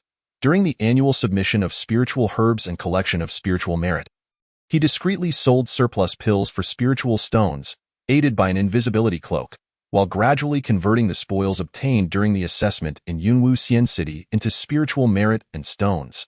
Time flowed steadily, and 3 years passed in the blink of an eye. Throughout these 3 years, his cultivation consistently advanced, and he made significant progress in various techniques. The turtle breathing technique, sun moving steps, rejuvenation technique, and spirit recovery technique were all cultivated to perfection. Through regular refinement of spiritual energy and practice of techniques, his spiritual power had become even more robust. Notably, the rejuvenation technique, upon reaching the third tier, could not only heal injuries but also dispel toxins. Moreover, it could even be applied to spiritual herbs, in addition to its use on humans and spirit pets. During this time, he occasionally became so engrossed in his cultivation that he neglected the care of the medicinal garden, leading to the wilting of some spiritual herbs. Initially hoping to revive them, he inadvertently employed the rejuvenation technique to restore their vitality. After several days of meticulous care, they returned to their former glory. Discovering the efficacy of the rejuvenation technique was an unexpected stroke of fortune. Furthermore, throughout these 3 years, he had been diligently seeking the secrets of Jinyun Peak and had finally made some progress. Chapter 70. Eating a peach. Lin Chongqing ventured into a secluded valley, making his way into its innermost depths. There, he noticed that from a fissure in the mountainside, currents of spiritual energy were surging forth. This was the fruit of his exploration over the past 3 years. During this time, Lin Chongqing had also dedicated considerable effort to studying formations. Additionally, he had made significant progress by attending lectures where formation masters from the sect provided insights. He had essentially grasped the fundamentals of formations he obtained from Yihuahua. Based on his deductions, it was highly likely that a spiritual vein was concealed deep beneath the valley, with the spiritual energy being locked underground for some unknown reason. To verify his hypothesis, Lin Chongqing casually retrieved a piece of magical apparatus and began the excavation. 1 zhang, 3 zhang, 5 zhang, 10 zhang, 30 zhang, 50 zhang. After digging 50 zhang deep, he suddenly sensed the presence of formation energy. It seems this formation energy is what is constraining the spiritual energy underground. Lin Chongqing's eyes gleamed with realization as he formed a hypothesis. He affixed a golden light talisman to himself, ready to activate it at a moment's notice, and continued to dig according to the flow of the formation energy. Before long, a purple pillar came into view. He recognized it as a spirit sealing pillar, used to seal away spiritual energy and create an area abundant with it. This confirmed his earlier conjecture. Beneath the valley, there must be a cultivator's cave dwelling. In the realm of cultivation, many cultivators who discover unclaimed spiritual veins in the wild often establish their cave dwellings there. They wish to prevent the spiritual energy from dissipating, thus attracting the covetous eyes of other cultivators. And so they employ methods to seal the spiritual energy. Given that Jinyun Peak is in close proximity to the Shinmu sect, any leakage of spiritual energy would indeed attract the sect's attention, leading to potential reclamation. Hence, the cultivator would have set up such a formation to seal the spiritual energy. He had learned that Jinyun Peak, being remote, was only incorporated into the Shinmu sect's influence 300 years ago and was converted into a medicinal garden. The establishment of this cave dwelling likely predates that time. At this moment, Lin Chongqing was filled with excitement and resumed his digging fervently. 3 days later, he reached an underground cavern situated 100 zhang deep. This was the spiritual eye of the spiritual vein. Inside the cavern, a dense mist enveloped the depths, and when he attempted to extend his divine sense to investigate, he found that what could usually span 10 zhang was now compressed to merely 3 zhang. It seemed that, much like the ancient cultivation cave of Yihuahua, the true dwelling was concealed by a maze formation.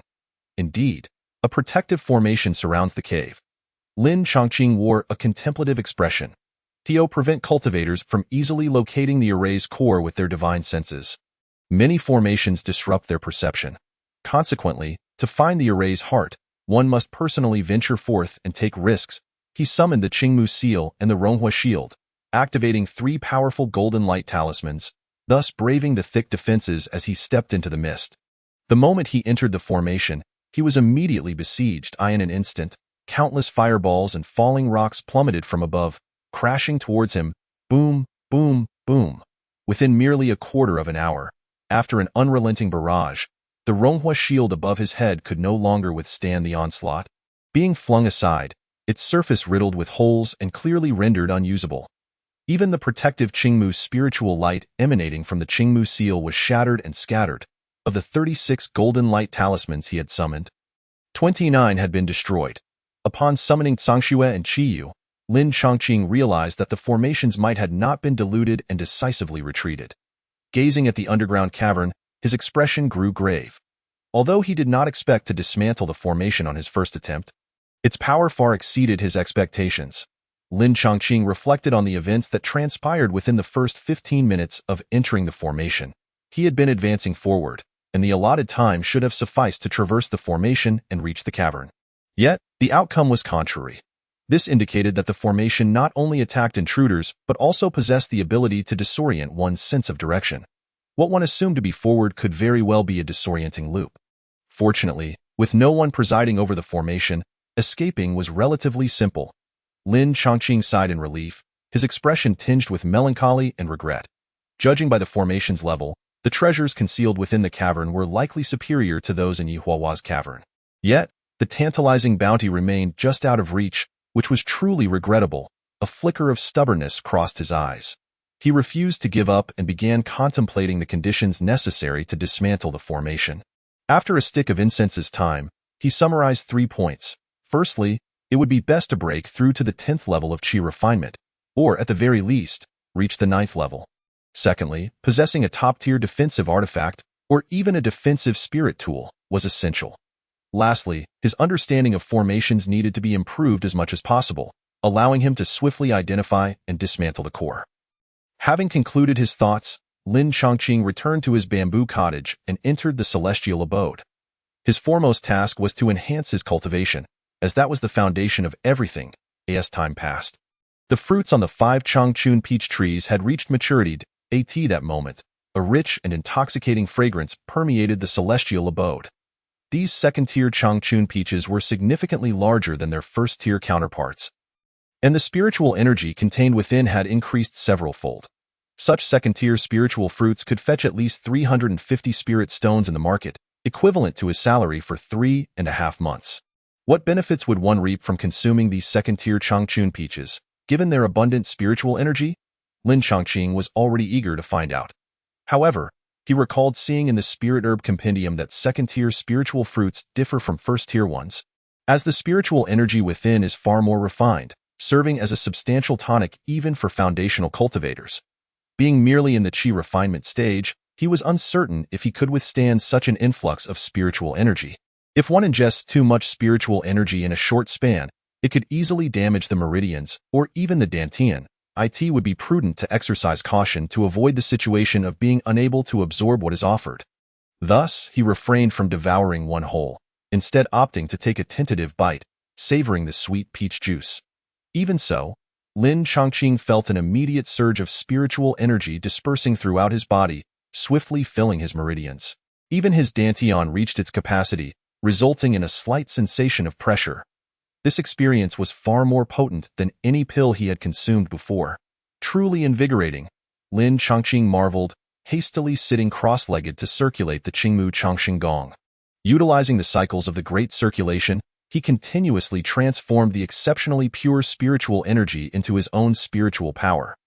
Throughout this process, his cultivation soared at a visible pace. It took a full hour before he successfully refined the peach juice he had absorbed. No wonder it's a second-tier spiritual fruit. It is indeed suited for foundational cultivators to refine. For a qi refinement cultivator like myself, it's quite a laborious task. What am I doing now, akin to a small horse pulling a heavy cart?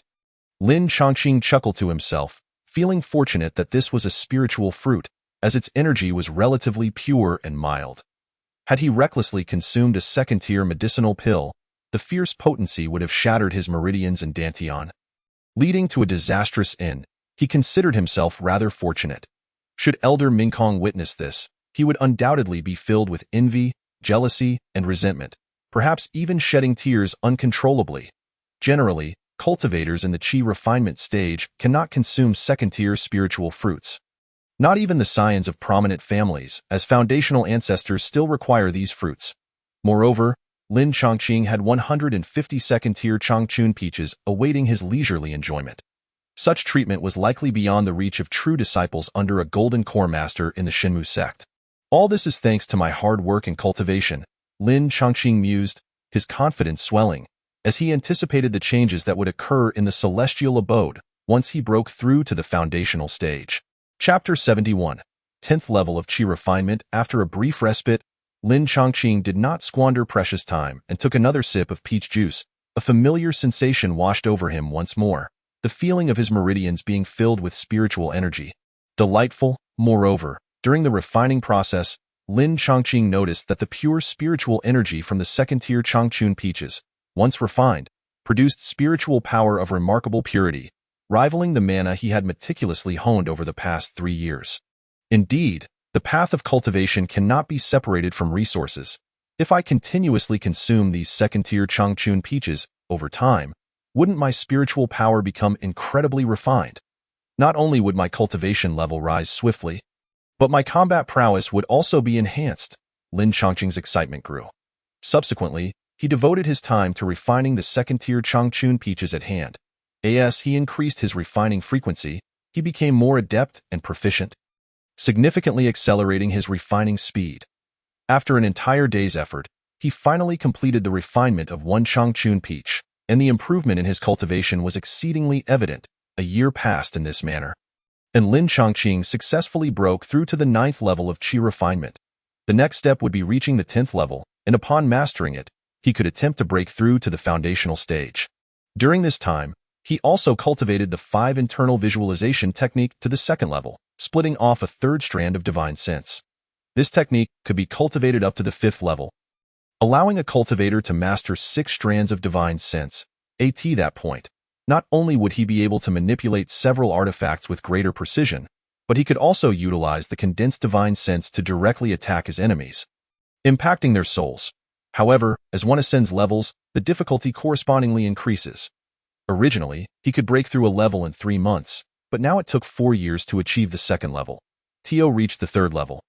He might need to wait until he attains the foundational stage. Lin Chongqing was not greedy. Possessing 3 strands of divine sense already allowed him to smoothly manipulate the spiritual power within his body. Compared to other cultivators, he had already gained a considerable advantage in terms of divine sense. Now, he was set to execute the next phase of his plan, to concoct the Huayan pill using Huayan lotus as the main ingredient, aiming for a direct breakthrough to the 10th level. Just then, Lin Chongqing swiftly exited the celestial abode and returned to the bamboo cottage. His gaze turned toward the herb garden outside as he produced an array disc. Channeling spiritual power into it, a golden light shield opened a small aperture, allowing him to step outside.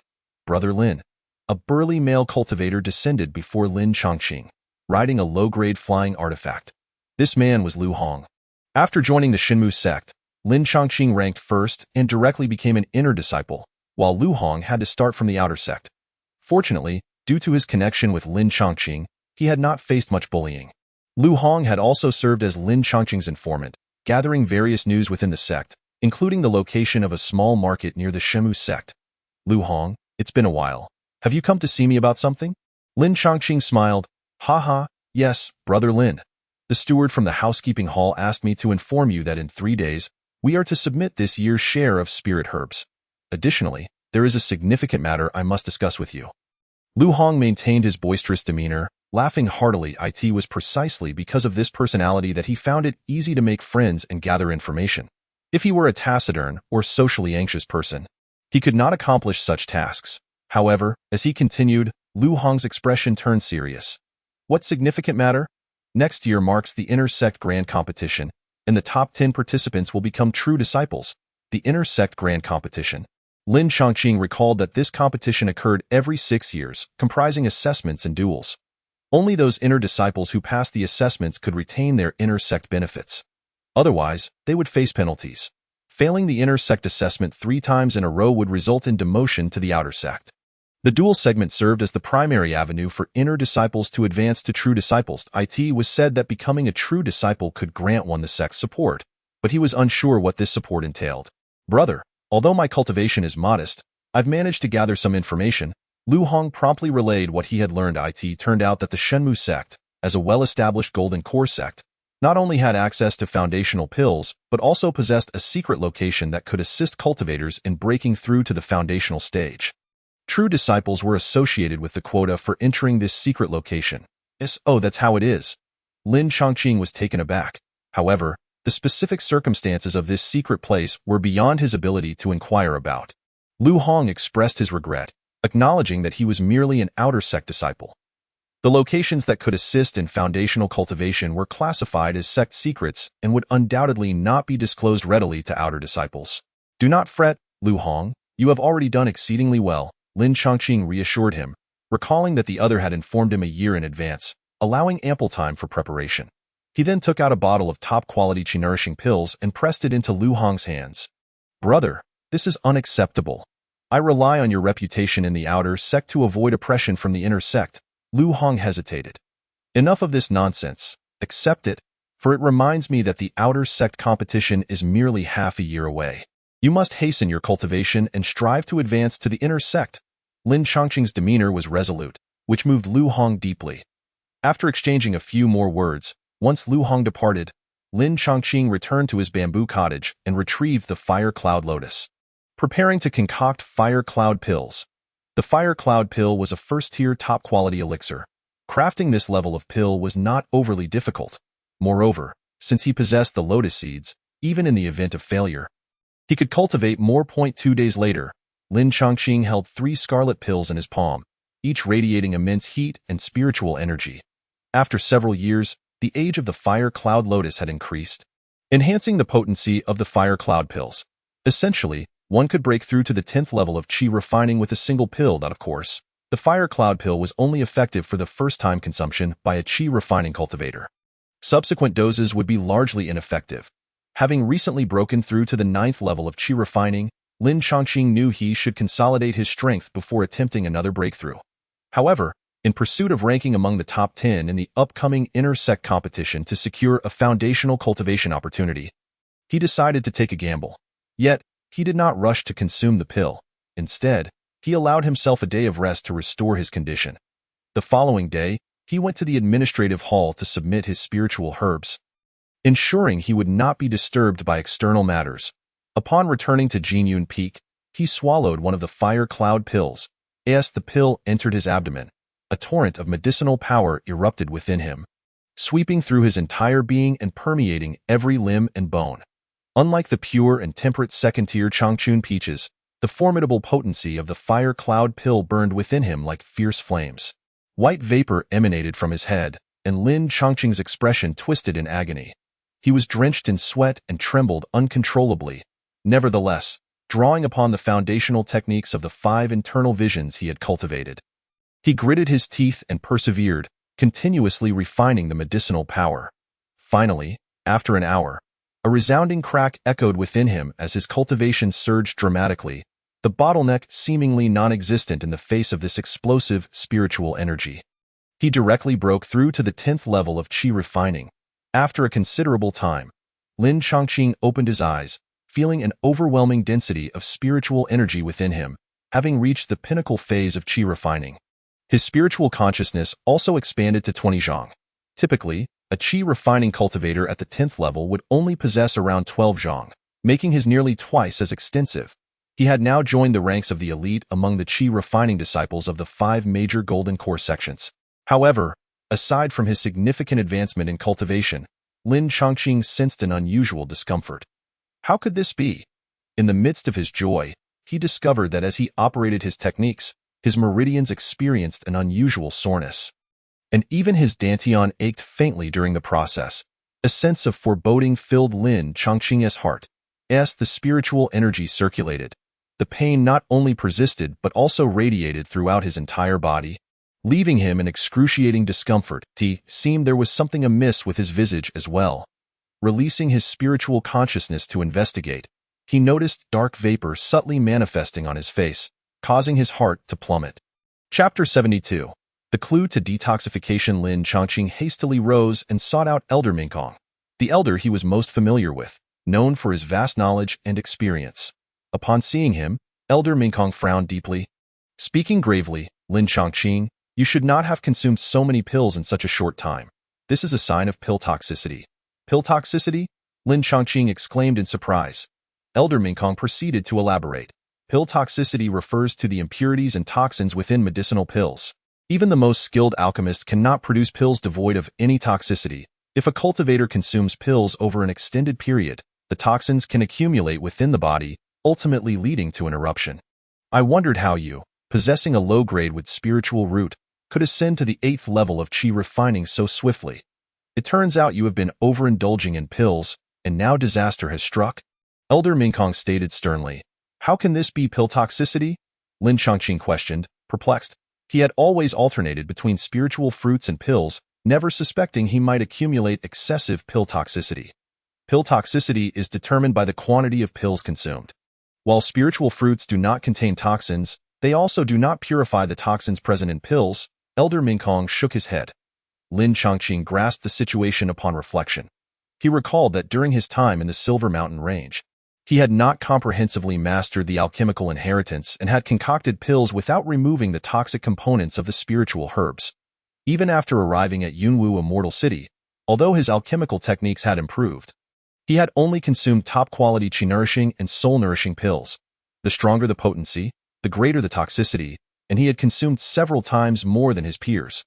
Coupled with the sudden 2-level increase in his cultivation from the Fire Cloud pill, he could not suppress the toxins, leading to their eruption. He never anticipated encountering such an issue at this critical juncture. I understand you wish to participate in the inter-sect competition, but haste makes waste. Elder Mingkong remarked, is there any item within the sect that can purge pill toxicity? Lin Chongqing inquired urgently. Items capable of detoxifying are exceedingly rare treasures, as well as certain unique flames. These are quite scarce, and the sect does not possess them. Alternatively, you could seek the Golden Core Patriarch to expend his energy to purge the toxins. Elder Mingkong shook his head, aware of the unlikelihood of this possibility. Suddenly, his eyes brightened as if recalling something.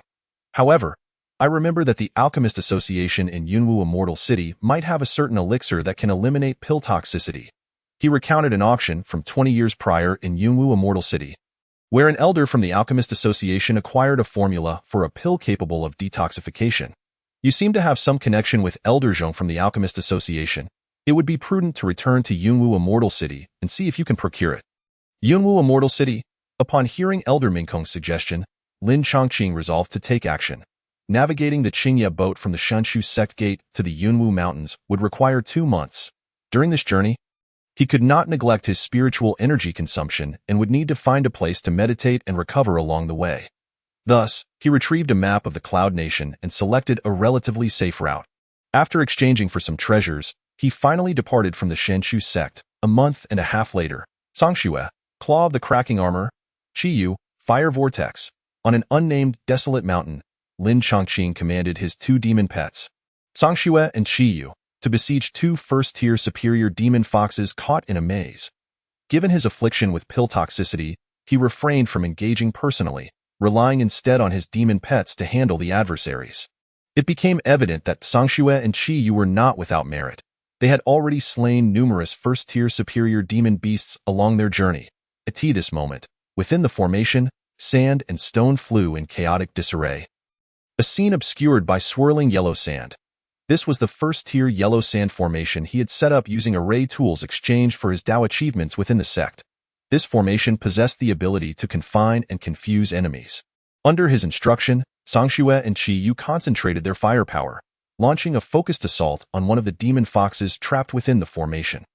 Receiving Lin Chongqing's mental command, Qiyu erupted in flames, expelling a roaring inferno that transformed into a vortex, ensnaring the demon fox within and subjecting it to unending scorching torment.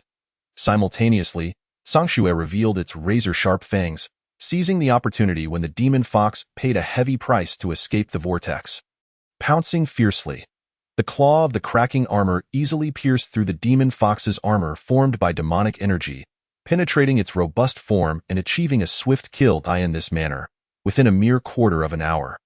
Both first-tier superior demon foxes lay deceased, turning into spoils for Lin Chongqing and his companions.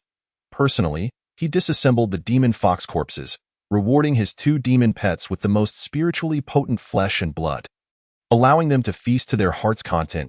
In that moment, both demon pets reached the pinnacle of the first tier, waiting for the right opportunity to advance to the second tier and become foundational demon pets. After recovering, Lin Chongqing resumed his journey aboard the Qingye boat. Having completed half of his journey. In just over a month, he would arrive at Yunwu Immortal City. Suddenly, 2 piercing sounds of air splitting echoed, rapidly approaching the nameless mountain. Lin Chongqing turned to locate the source of the sounds, observing 2 cultivators riding flying swords, descending from the sky in no time. They landed upon the mountain, revealing their figures. One was a middle-aged man clad in white, exuding an air of arrogance, while the other was an elderly man in a gray robe, his face lined with wrinkles. The two approached directly, and their demeanor clearly indicated they were coming for him. Lin Chongqing's expression grew serious as he clasped his hands in greeting, saying, "I am Sima Xianfeng.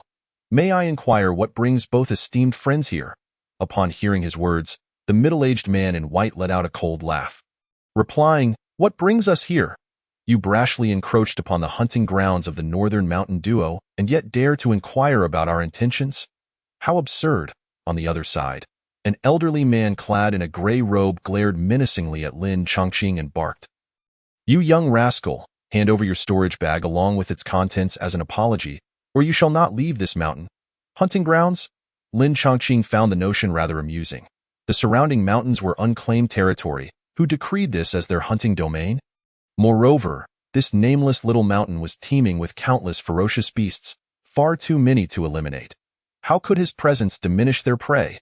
Upon hearing the gray-robed elder's words, he swiftly comprehended the situation.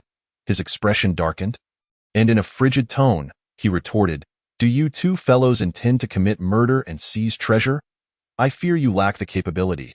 As soon as the words left his mouth, he slapped the beast-controlling pouch tied to his waist, summoning the well-fed Song Shui from the celestial abode.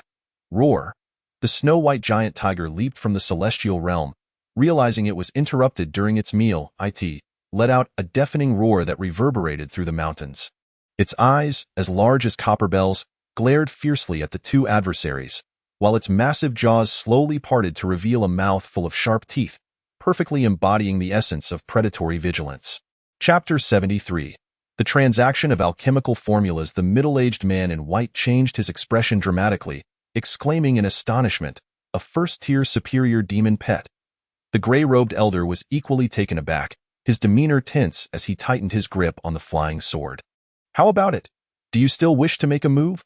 Lin Chongqing's gaze was icy, showing no hint of courtesy. Simultaneously, he discreetly manipulated a spell, preparing to activate the yellow sand formation at any moment.